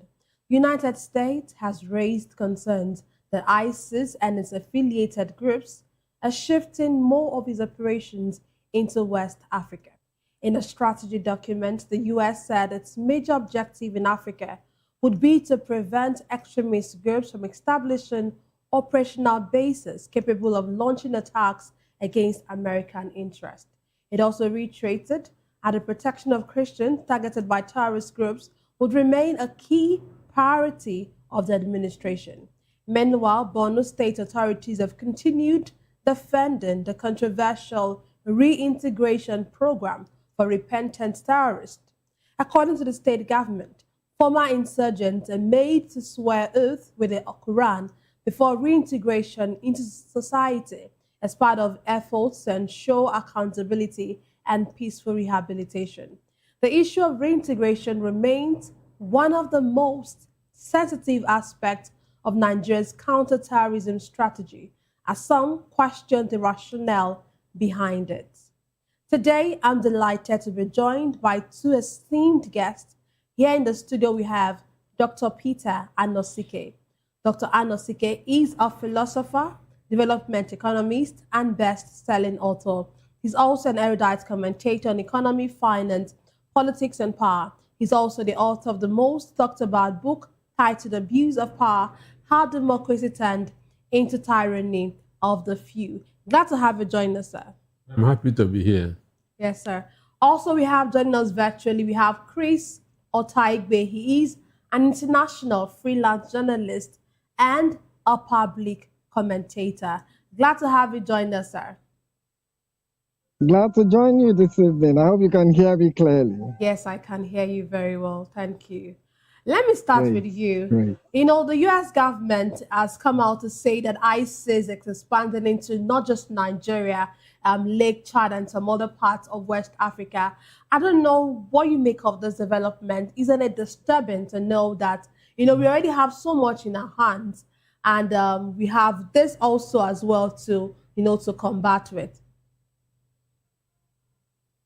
Well, it's unfortunate that that is happening now in Nigeria, even though it shouldn't be strange to us because today we have so many of these so-called insurgent terrorists all over the place, even now spreading from the north, which has been their strongholds, now coming to the south. It's really sad and unfortunate. But one thing I do know is that, you know, thankfully, thank God for the expose that we are getting from the current war on Iran, the Iran-US-Israel war. Even before then, we've known that the masters and owners and facilitators of terrorism is actually the West. It's actually US and its allies. Macron, I mean, I say Macron, Macron now. France and the rest. For instance, look at Syria. Syria is a big eye-opener. The current president of Syria now was handpicked. Even Trump boasts about it till tomorrow. That he handpicked, he single-handedly put the guy there, Jolani or whatever they call his name. That is the second in command of Al-Qaeda. ISIS, US or the West, they work with ISIS and Al-Qaeda when it suits them. In fact, Bin Laden is the creation of a Saudi, US or West engagement against Soviet Union then. So what are we talking about? Look, the fact that look at the way they are in Nigeria. They are virtually everywhere now, just operating at ease, at will. And why? Because the person they put there, the president, he was handpicked by them, was virtually, literally imposed on us. Look at it. We are fighting, we are supposedly fighting insurgents now, right? Look at Mali, over 12,000. Over 12,000 insurgents were pumped into Mali. How many days ago? Less than a week. To unseat that government. 12,000. And by the time they looked at the details of that engagement, they found that it was not just It was not just a one country affair. It was virtually a NATO, Europe, Western affair against one small country, Mali. But guess what? Thank God for Africa Corps, the Russia Corps for Africa that replaced Wagner. That insurgent was liquidated, was eliminated within 10 days. Within 10 days. How many years have we been fighting these so-called insurgents? So let nobody be deceived. All this one that friend Trump is talking about, he's trying to find something else to show up his image that was humiliated in the Iran war. Let's face the fact as it is. This one that is coming, okay, he said they were bombing Christians in Nigeria. So he's coming to save Christians. How many Christians have he saved? Did he not come with a wave of so-called Tomahawk bombing? How many Christians have been saved now? Has Nigeria been liberated from these so-called Al-Qaeda people or terrorists? No, it's a game, it's a business, it's an industry. They are coming to Nigeria now. In fact, I hope they won't deceive themselves to go to Sahel again, because I'm saying they are putting Sahel region. They will be so humiliated if they think that one they did with 12,000. Okay, that one is not enough. They want to go on the part 2. They will be so, and these are not your only humiliation. They will be annihilated, because thank God for Russia. They are waiting for them through the Africa Corps. In Nigeria, they walk over now. What are we talking about, Nigeria? It's not news now. They have, what are we talking about? Your governors, your traditional rulers, even your religious leaders are already worshipping, are already deferring to military. They are not even leaders. They are terrorists, insurgents, murderers. They are the ones ruling now. They are the ones leading us now. If you want to be safe in your community, you have to pay homage to terrorists, murderers, criminals. They are legitimizing their criminality and demonism and devilry and abominable acts against humanity in Africa, in Nigeria. And we have people there. Please let nobody be deceived. This is a game. We are having free reign. They are having free reign in Nigeria and any other willing African or West African country because of the people who are leading you. Thank you very much. Yeah, thank you. Okay, thank you for your submission there. That's a lot to take in. But, let me come to you, Dr. Anosike. Dr. Anosike, we know that Trump has come out to say at some point, how talked about the fact that, what's it called, Christians have been killed in Nigeria and all of that. And even also made reference to this in this document. But, another thing again that would actually attract attention in this particular document is when it says that one of the things it's coming to do is to ensure that its objective is to prevent extremist groups from establishing operational bases capable of launching attacks against American interests. And many would say that at the whatever it is that America or the US government would actually want to say, the main objective for all of this, for the Christmas bombing, for everything that looks like that is being talked about Christians, some persons would say that at the bottom of it, it's just American interest, nothing more, nothing less. And that's what many would say. And many, when you even look at it, some persons would actually say, okay, we had some of their army officials here, and we've not really seen anything about any good come out of that. I don't know what you make of it. Would you also align with the fact that, yes, at the bottom of all of this, or at the main objective that they really have, it's their interest, and they're just trying to clothe it and just use Nigerians and Christians as a frontal? Let me ask you a question. Are Christians not being killed in Nigeria? Are Christians not being killed in Nigeria? Christians are being killed. There's Christian genocide in Nigeria. There's no doubt about that. My very good friend, Chris Otaiwe, has been an anti-Trump from day one. So I understand his reasoning.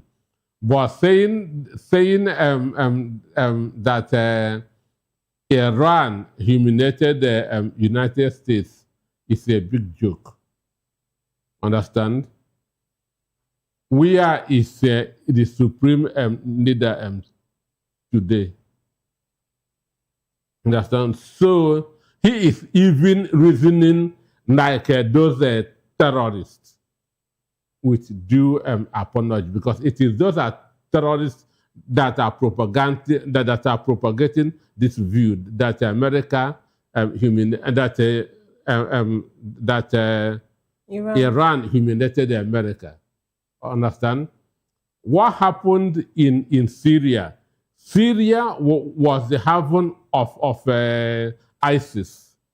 Understand? And being controlled by Assad. So after so many years, Assad regime was sacked. And because there are so many terrorist organizations, understand? In order for stability, the main group that pursued, because Assad, as we speak, is in exile in Moscow. That's the former Syrian president. It's a Moscow on exile. The main group that defeated his government, the leader of that group, already America has a $10 million bounty on his head. Understand? But if you can kill him, that's what happened in Iraq will happen in Syria. Understand me? So even though America has marked him for arrest, understand? When he pushed out Assad, when his group pushed out Assad, what America now did is for the sake of stability, unity in Syria, let us forget about this bounty, $10 million bounty on his head. Let him begin to need Syria, while we watched. Understand? Israel was part of this agreement. Understand? So actually, the guy that is the leader of Syria now was marked as a terrorist. Understand? But at times, there are exceptions to rules. So he's not there because America has forgiven him, or America is playing a game. Syria needs to be won. Understand? So then for ISIS, what does ISWAP mean? ISWAP simply means Islamic West African province. For West Africa and province. So they are already here, or they've been here for many years. Now, what America is now trying to do, because with the fall of Syria, these guys are now pushing down south to the Sahel region. America don't want them to have a stronghold in Africa. Understand? So they need to fight them the way they were fought in Syria. So saying that it is a game or no game, I don't agree with him. For what happens in Mali, France is not happy with how they were pushed out of Mali. Understand me? That the three countries that chased them away for Russia to enter, France is not happy because they are using those countries just for raw materials purposes. They are buying their natural resources that's in giveaway and prices, which these military governments now, Ibrahim Traoré and others, have stopped. Right now, these countries are sending their natural resources at the market price, which France is not happy. So if there's anything like a coup in these third countries, ordinarily France would be suspected. Understand? Okay. So what America is doing is one, that to make sure that these guys don't have a stronghold anywhere in the Sahel, including Nigeria. And okay, for the killing of Christians in Nigeria to also stop. Imagine what happened in Plateau State when they were doing a mass burial. These guys also come to attack them. Where are you burying dead people? So there's no way you can condone such a thing. So for me, what America saying about their interest, one, their interest must be protected. Understand? And for the interest to also be protected, other people's interests need also to be protected. Okay. Understand? For American interest to be protected outside America, the interests of other countries need to be protected. That's my take. Okay, thank you very much. Let me come back to you, Chris. When you look at this, let's even go beyond this ISIS issue and look at what is happening in the Borno State, what the Borno State government is saying about the reintegration of this terrorist. Many persons have actually complained about this and wondered, why would you be reintegrating, people who have maimed, who have killed, who have, really caused havoc in the country? Why would you say that you are reintegrating them? And some persons have even questioned the fact that they're even more taken care of than even our military officers that are supposed to be fighting this terrorist. When you look at this issue of reintegration, for you, how justifiable do you think is this move by the government? It is not justifiable in any books, in heaven and on earth. Even in hell is not justifiable. That you have decided as a government, can you hear me? Yes, I can hear you. Go ahead. Okay. Yes, please. That you decided as a government to carry criminals. So they are not, if it was just pocket, okay, maybe they can be rehabilitated and maybe their head will be better screwed and they will not pick people's pockets again. But even robbers, I've not said armed robbers. So now we are talking from armed robbers to kidnappers to violent people who behead people, who kill people, who live with blood, other people's blood.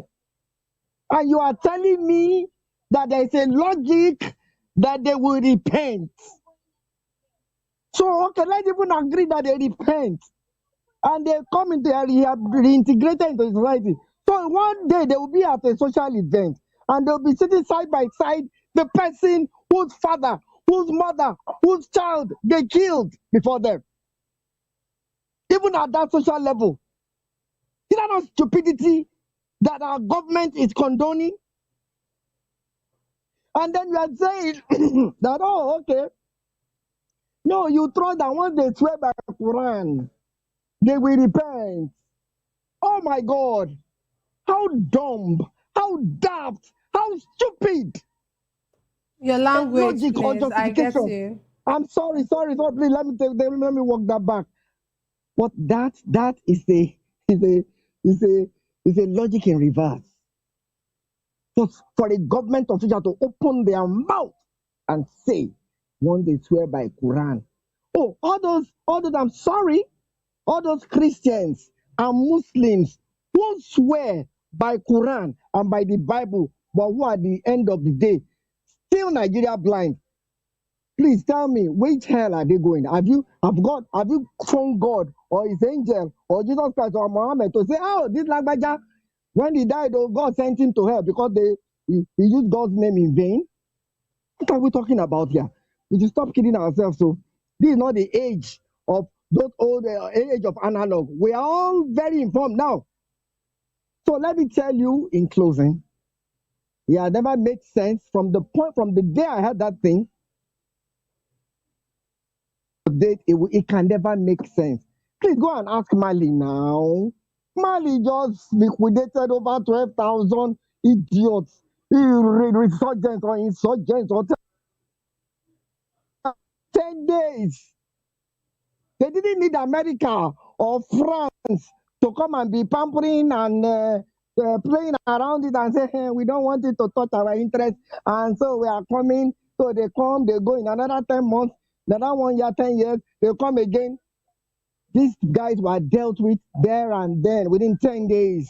12,000, over 12,000 people, 12,000 criminals that are not running rampant, running around.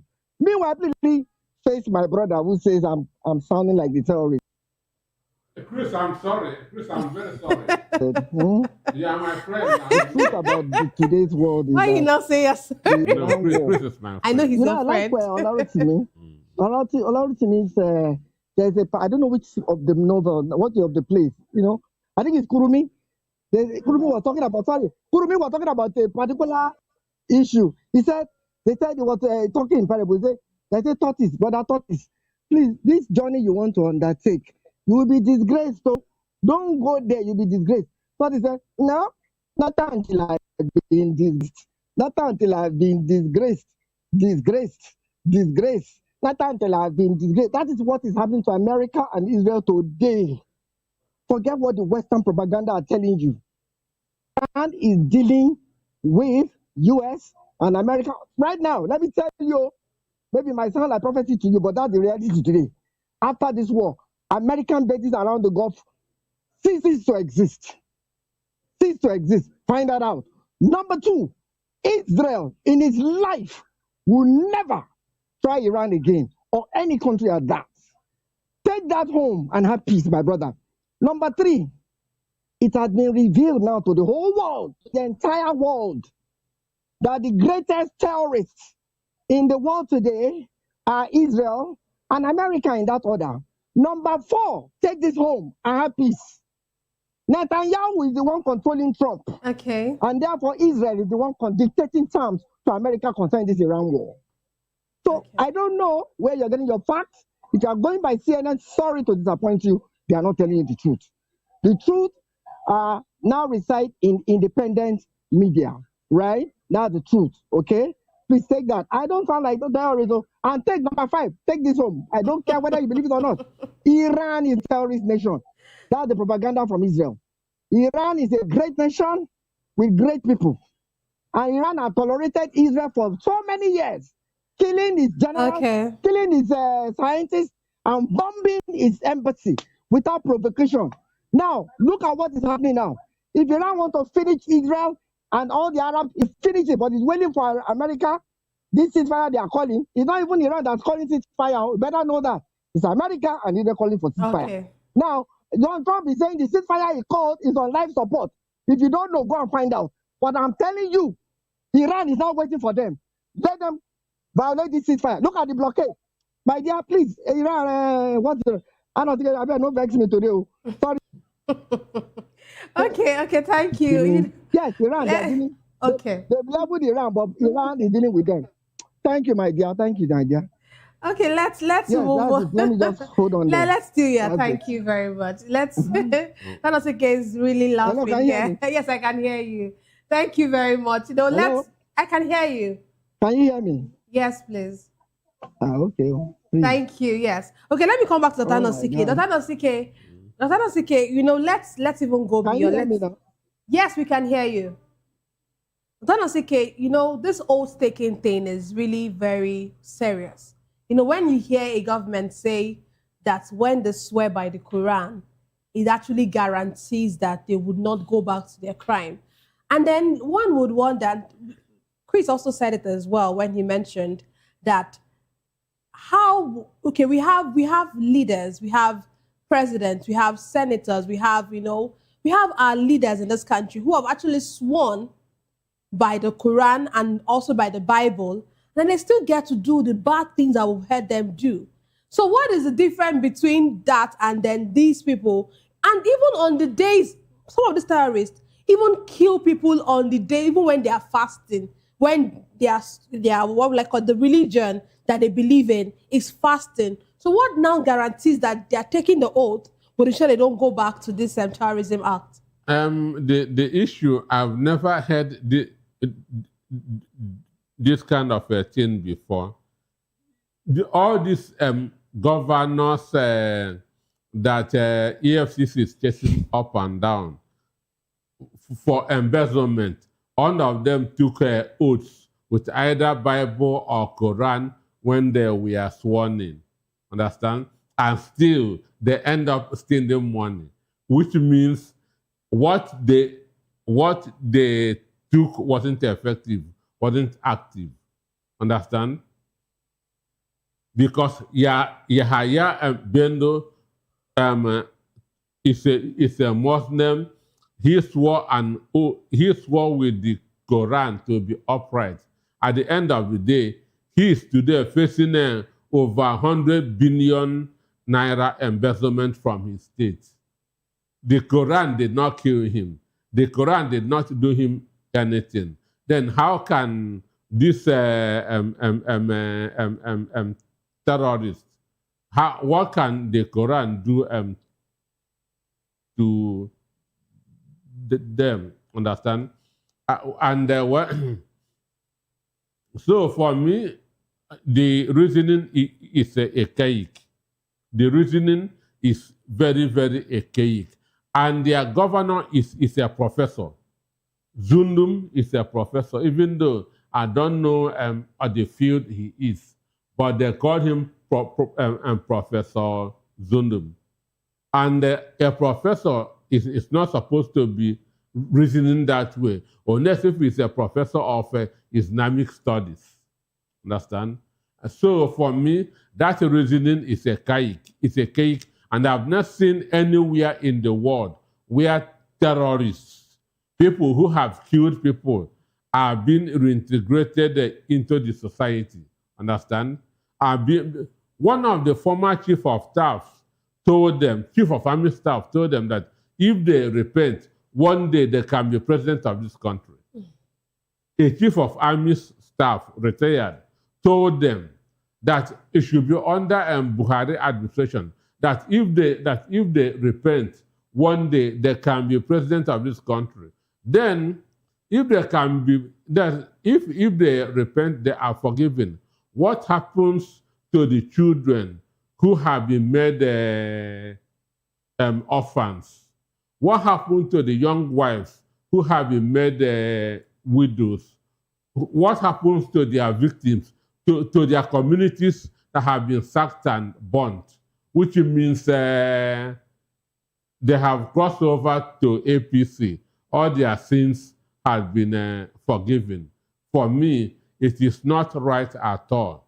When people commit a crime, punishment serves as a deterrent. Punishment serves as a deterrent, and once people see them being punished, they will not want to do that again.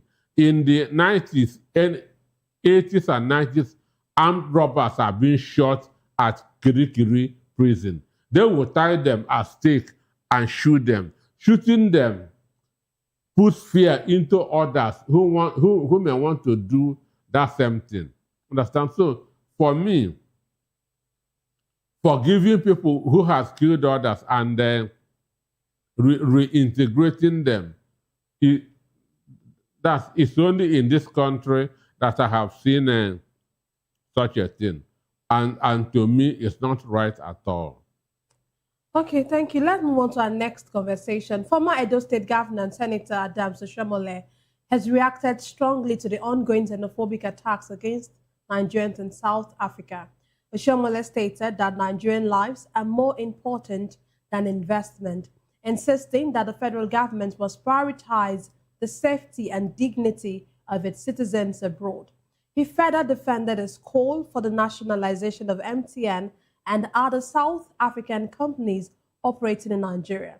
His comments come amid growing outrage over attacks targeting African migrants and businesses in parts of South Africa.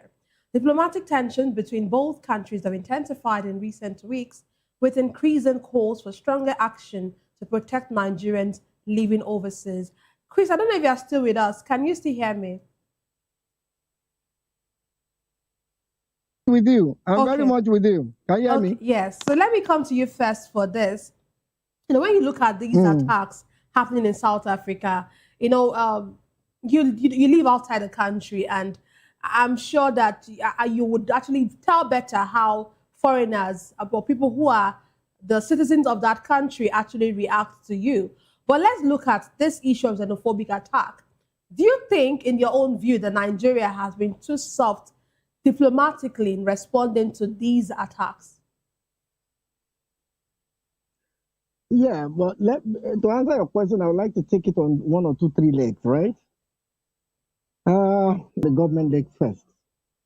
Yes, you can't say we have been too soft on this issue. Any government, the day Nigeria starts to defend Nigerians outside Nigeria, that is the day every government in every country all over the world will take us more seriously. That on the governmental side. On the side of the people itself, which is more, for me, that is even the most important, but I think it's in the middle of the three planks. Now I'm outside Nigeria, so I can see what's going on. You see, Nigerian communities, unlike other communities, diaspora communities in their host countries, Nigerian communities, they are not really united. Nigerians here don't love themselves. Because there's, like I wrote a little stuff and sent it to our group, the NIDO group in Sierra Leone here, and I said, what is South Africans are encountering right now, and then we now have Ghana. It will soon come here. In fact, here itself in Sierra Leone, we are even beginning to see a little bit of that. Though they are even smarter. They are going on the formal side, where they are charging us almost $1,500, almost over $1,500 to stay here per year. Yeah. Now, if Nigerians here were really united, it's something that we can match to that through our embassy, and they will speak to the government, or we commandeer our own government here in Nigeria, and they will speak to them, and they would soften their stance, and they would, everybody, everywhere we are all over the world, Nigerians we have this thing about us. We are we're bubbly people. We are vibrant. We are the life of the party anywhere in the world on this planet. But people are jealous of us. The natives are always jealous. The citizens are always jealous because they know that the thing they can't do, or the thing they refuse to do, or menial job they refuse to do, or things they take for granted, by the time we pick it up, those things begin to get meaning and they begin to yield for us. And they don't like it. Yes, I know that some Nigerians do go out of line. You go and marry landlord's wife and you take over the man's house. You buy the man. Of course, you are overdoing your life now. So if they target you on the xenophobia, in fact, I'll congratulate them. But so Nigerians do that. So that's not nice. But many Nigerians here, we contribute to the country's economy. We contribute to society's development. We contribute to the community, to the development of their community.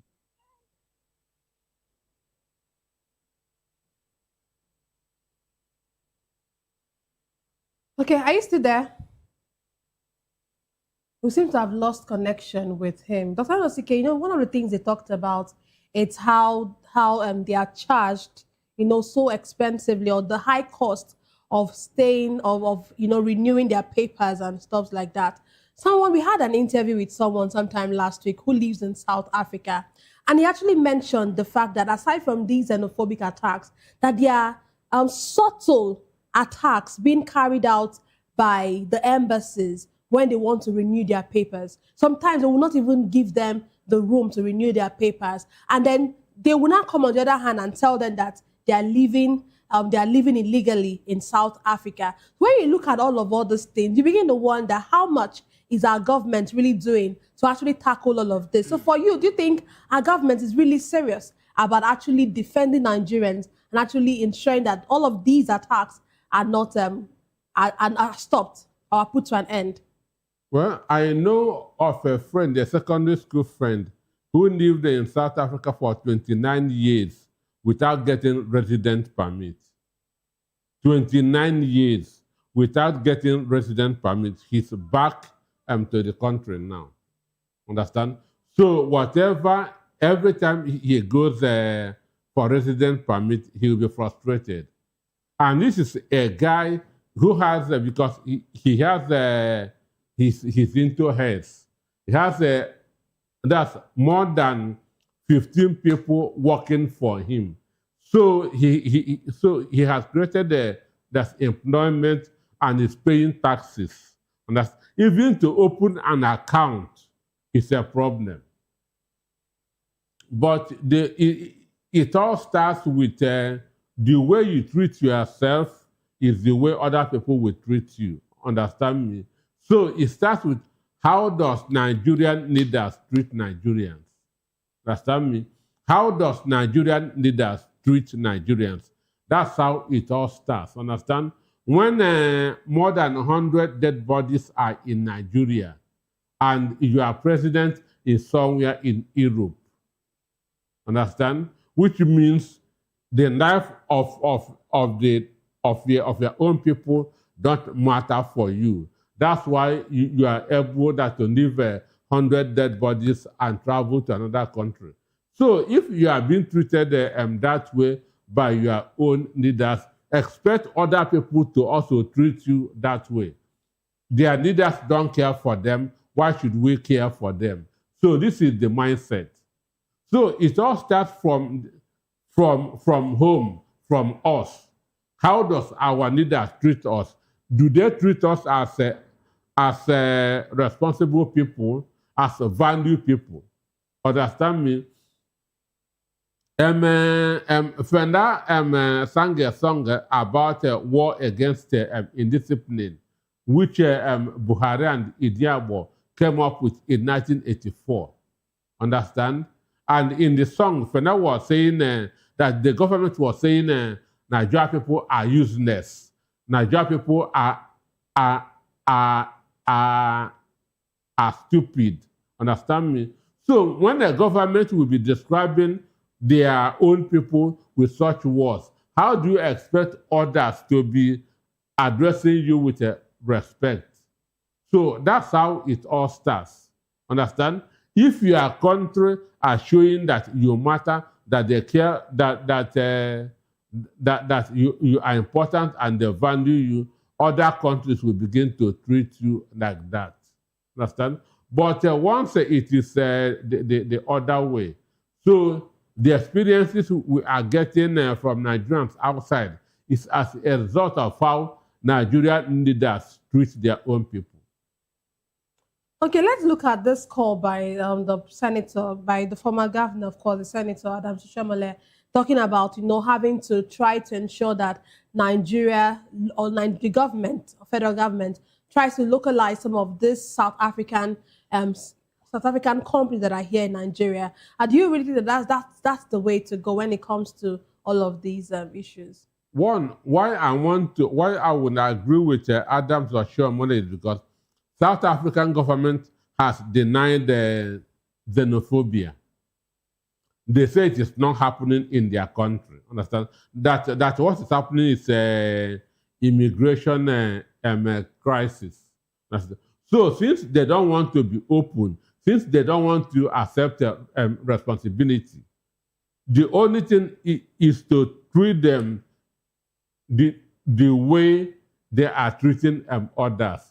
And I feel when their properties are being nationalized in the other countries in Africa, they will now know that something serious is happening. Understand? So saying that there's nothing like xenophobia in South Africa, where white people are being killed, foreigners are being killed, foreign-owned businesses are being destroyed, and still government is denying it. For me, the best alternative is to take action.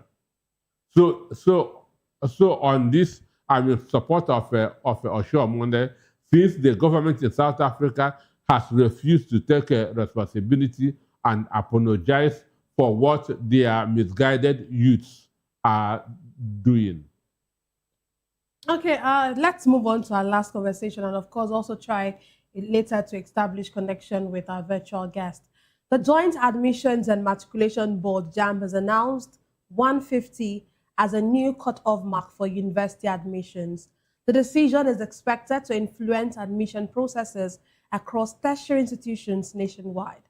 In another major policy shift, the federal government has exempted candidates seeking admission into colleges of education from writing the Unified Tertiary Matriculation Examination, commonly known as UTME. Under the new guidelines, prospective students will only need a minimum of 4 O-level credits and school certificates to qualify for admission. Education stakeholders say the move is aimed at increasing enrollment into teacher training institutions and addressing manpower shortages within the education sector. Chris, are you with us? Can you hear me? Let me establish connection with you. Are you with us?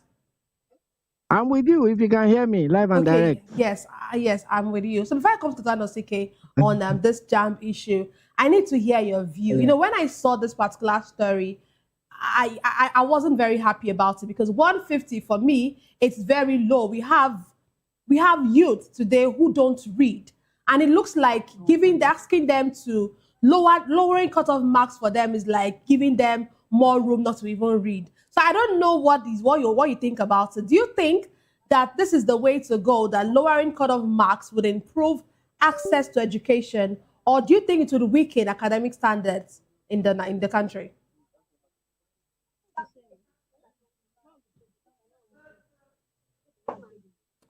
Can you hear me? I can hear you, but okay, I asked a question. Are you talking to me? Yes, please. I asked a question. What's the question? Okay, so I said that JAM has reduced the cutoff mark, has lowered the cutoff mark to 150. And I asked you, what do you think about that? Do you think that would improve access to education, or would it weaken academic standards? Of course, it will weaken the academic standards now. 150 cutoff points in JAM. Those days, if you got 257, you are still, you never even start.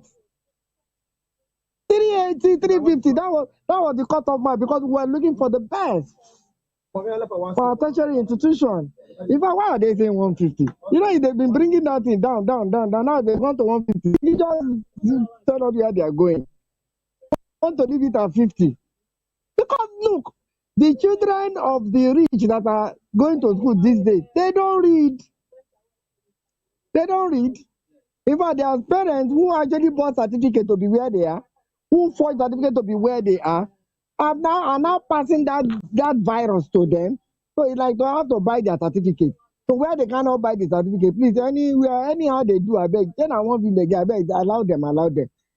So maybe they have found that a lot of these olodos, sorry to use the word now, olodos have been, maybe they looked at the average. The best of them have always ended up at 150. Out of 400 or thereabouts.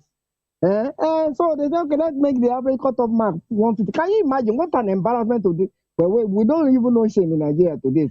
Shame now has his own certificate. Shame, we are a certified shameless country, shameful country, certified and approved and verified. So 150 is not, yes, you get 150. It's an outrage. People say, what is? Now we are making it our cutoff point. I'm not even surprised. What we get in this country today, we just get. Can you hear me, please?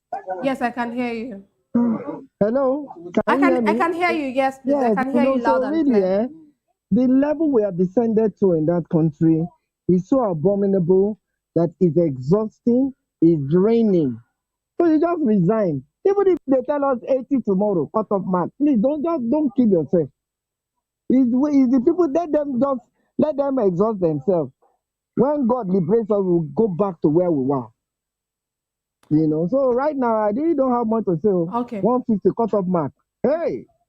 Okay, thank you. Dr. Nosuke, let me come to you. First on the 150 mark, and you know, the fact that UTME is being waived off for people who want to go into colleges of education, which is supposed to be the people, these schools are schools that would actually teach educators, people who would still come out to teach others, and then you're waving up jam for them as a requirement. Does that really make sense? Does that make us look like we're really serious with our educational, what will I call it, educational qualifications in this country? Well, it is very, very unfortunate. Even common sense, half of 400 is 200. Understand? And when somebody scores 200 those days, we say he just passed JAMB. We will now start looking for cut-off mark, that department and cut-off marks. So when you now fall below 200, get to 180, get that to 150, you don't even finish secondary school. So for me, it is a shock, it is an embarrassment, understand? It is an embarrassment that our education is falling this low. And our National Assembly has said that forgery is no more offense in the country. Understand? Even if you forge certificate, if you are not caught and you win an election, it is a pre-election matter. That's encouraging. You can forge, but let not the issue come up before you win an election. If you are caught when you have won an election, it is no issue. So the educational system is going down on the drain on a daily basis, and what these people will turn out to in the next 10-20 years, Nigeria will be that I don't know. I don't want to use Tinubu example of Kenya. Why Kenya are more advanced than us in technology, even in infrastructure. So I don't know that the country I can use. Understand that to compare what is happening. And for the teachers, you have to impact in yourself before you can impact on other people. So when a teacher comes in as a mediocre, what is he going to teach other people? Which means the mediocrity will continue. So these guys are not thinking of the kind of policies they are bringing out. Okay. Thank you very much, Dr. Nosike. And thank you very much as well, Chris Otaigbe, for being a part of the issues. Thank you so much. And that's all we have for today's episode of The Issues. We explore the challenges facing Nigeria and, of course, its governance. Thank you once again for being a part of it. Don't forget to tune in next time for more in-depth analysis and discussion. Follow us on social media to stay up to date on the latest news and insight. Until next time, stay informed. I am Nenna Ndomdioto, and this has been The Issues and Voice of the People television, where the future faces forward. Please don't forget to stay tuned for Hashtag with Vivian by 8 p.m. Don't go away. You know, that thing is...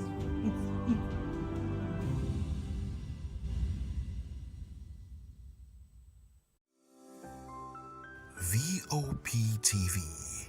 Now, you have more than a voice.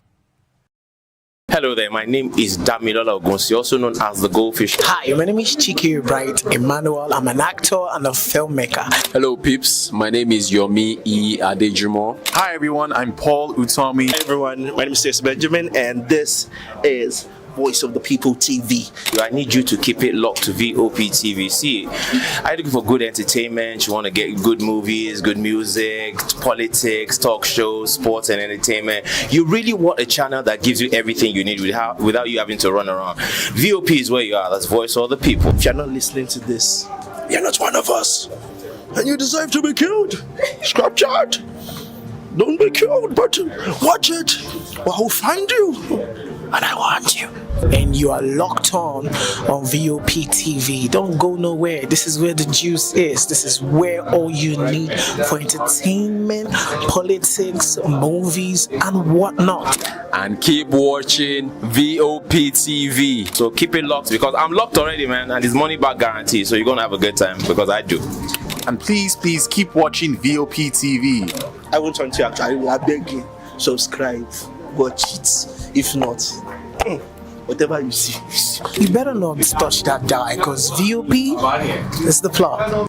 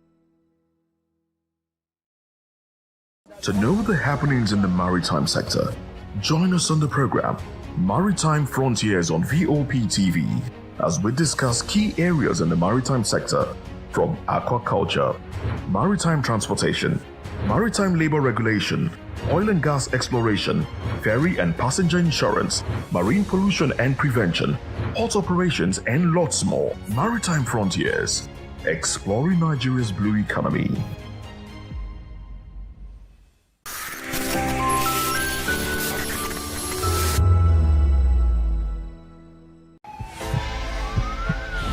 This is Health Check, your weekly guide to better living, smarter choices, and trusted answers. From everyday wellness to urgent health issues, we've got you covered. Health Check, only on Voice of the People television, where your health has a voice.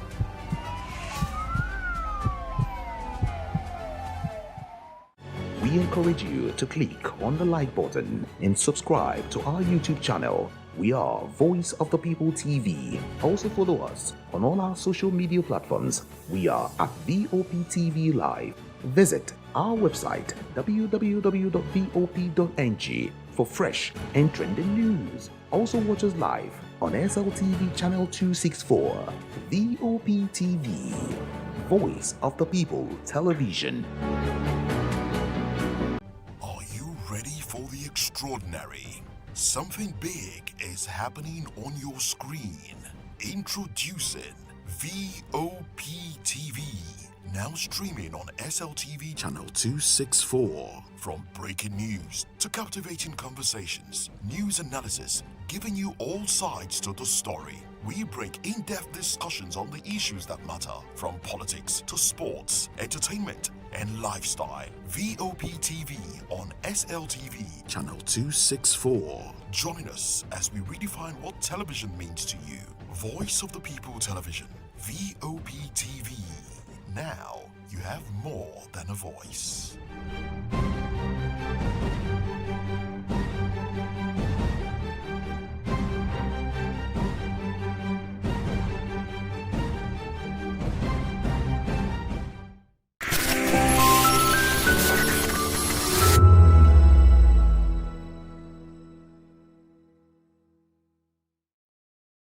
I'm Sarah Nystrom from Sweden, aka Chief Omobowale Communication Queen. Keep watching VOP TV. I am Samantha Jacobs representing the States. Miami's in the house, and I want to make a shout out to VOP TV. I'm a humanitarian, and I'm also a rep in the film industry and the art industry. I help dreams come true, and I help you keep on that path. Shout out to VOP TV because you're helping people stay on their path too. Cheers. All right, my name is John Odibo. Keep watching Voice of the People because it's a fantastic station to be with all the time. Thank you very much. My name is Pastor Elvis Siru, the convener of the Voice Achievers Award, and keep watching VOP. Yes, that is the channel for all the people. no color, no race. Thank you so much. Yo, ladies and gentlemen, this is Abasunkan from the Netherlands. I am a designer and I'm here in Eco Hotel and Suits. Keep watching VOP, the voice of the people. Don't touch that dial. We encourage you to click on the like button and subscribe to our YouTube channel. We are Voice of the People TV. Also follow us on all our social media platforms. We are at VOPTV Live. Visit our website www.vop.ng for fresh and trending news. Also watch us live on SLTV channel 264. VOPTV, Voice of the People Television. In a world where power shapes with every headline. In a nation full of questions. In a world filled with noise, the truth needs a voice. The policies that shapes our world and the economy that determines our future. Every hour, every day, the grapevine keeps buzzing. And together, we are committed to telling the stories that shape our world because your voice is our focus. Don't forget, our voice matters the most. Let us come together and share our concerns.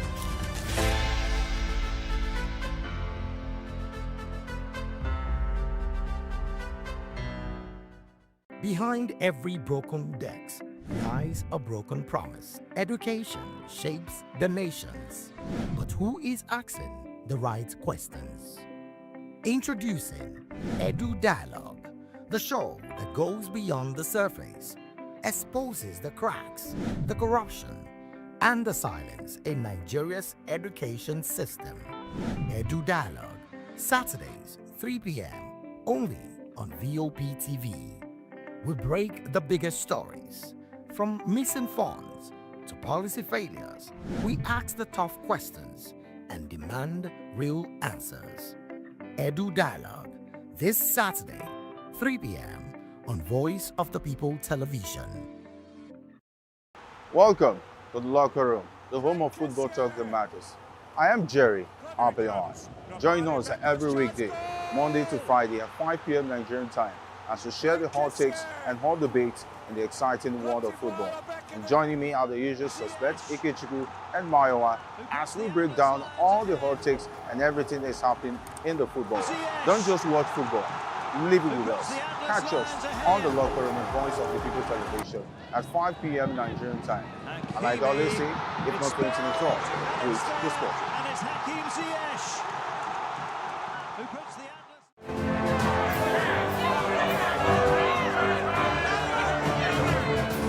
Do you want your voice to be heard? Do you know that you matter in the scheme of things? The People's Voice, the show where ordinary citizens take center stage as we discuss the biggest stories that affect you and I. With you in mind, we facilitate lively discussions, debates, and interviews on the topics that matter most to you and I. From social justice to economic empowerment, education to healthcare, governance, and more.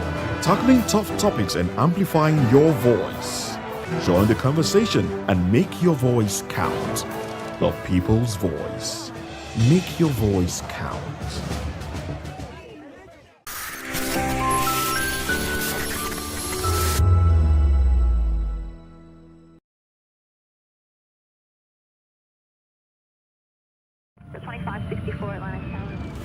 What happens in the hush behind hangar doors? Who signs the papers that gamble with lives? Which truths were grounded before they even ever had wings?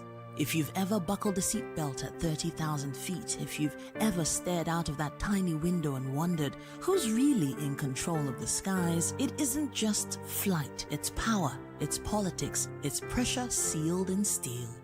We're peeling back the clouds from runway risks to sky-high secrets. We're diving deep where most dare not to look. Aviation Scope, every Sunday at 7 p.m. only on Voice of the People TV. We don't just report, we reveal. We don't just ask, we uncover. Because when it comes to the skies, ignorance is turbulence. Aviation Scope.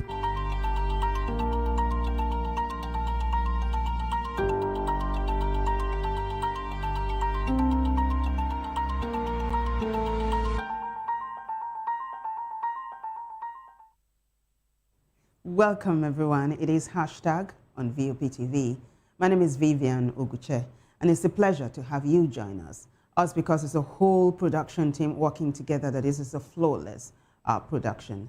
That said, if this is your first time here, accept a very, very warm welcome also from us. Now, this is where we get to tell you all things trending and all things topical on social media, especially on X. So without further ado, let's get this show on the road. There is serious chatter that the governor of Rivers State, Siminalayi Fubara, is defecting from the APC to the NDC. Remember, not too long ago, he defected from the PDP to the APC. But over the weekend, there was a screening exercise. And the sitting governor of Rivers State, Siminalayi Fubara, did not spend more than 6 minutes within the screening hall before he stormed out. And in fact, when journalists tried to talk to him, he said no comment. Now, there was so much ado about that, with some saying Fubara wasn't screened, but an ally who went with him to the APC screening committee event said that the people who were going to screen the governor told him to take a bow and go. That was the gist we got, even though some others are saying it wasn't pretty at all. Now, that has lent credence to this particular gist in the grapevine now, considering the fact that Siminalayi Fubara's relative, Blessing Fubara,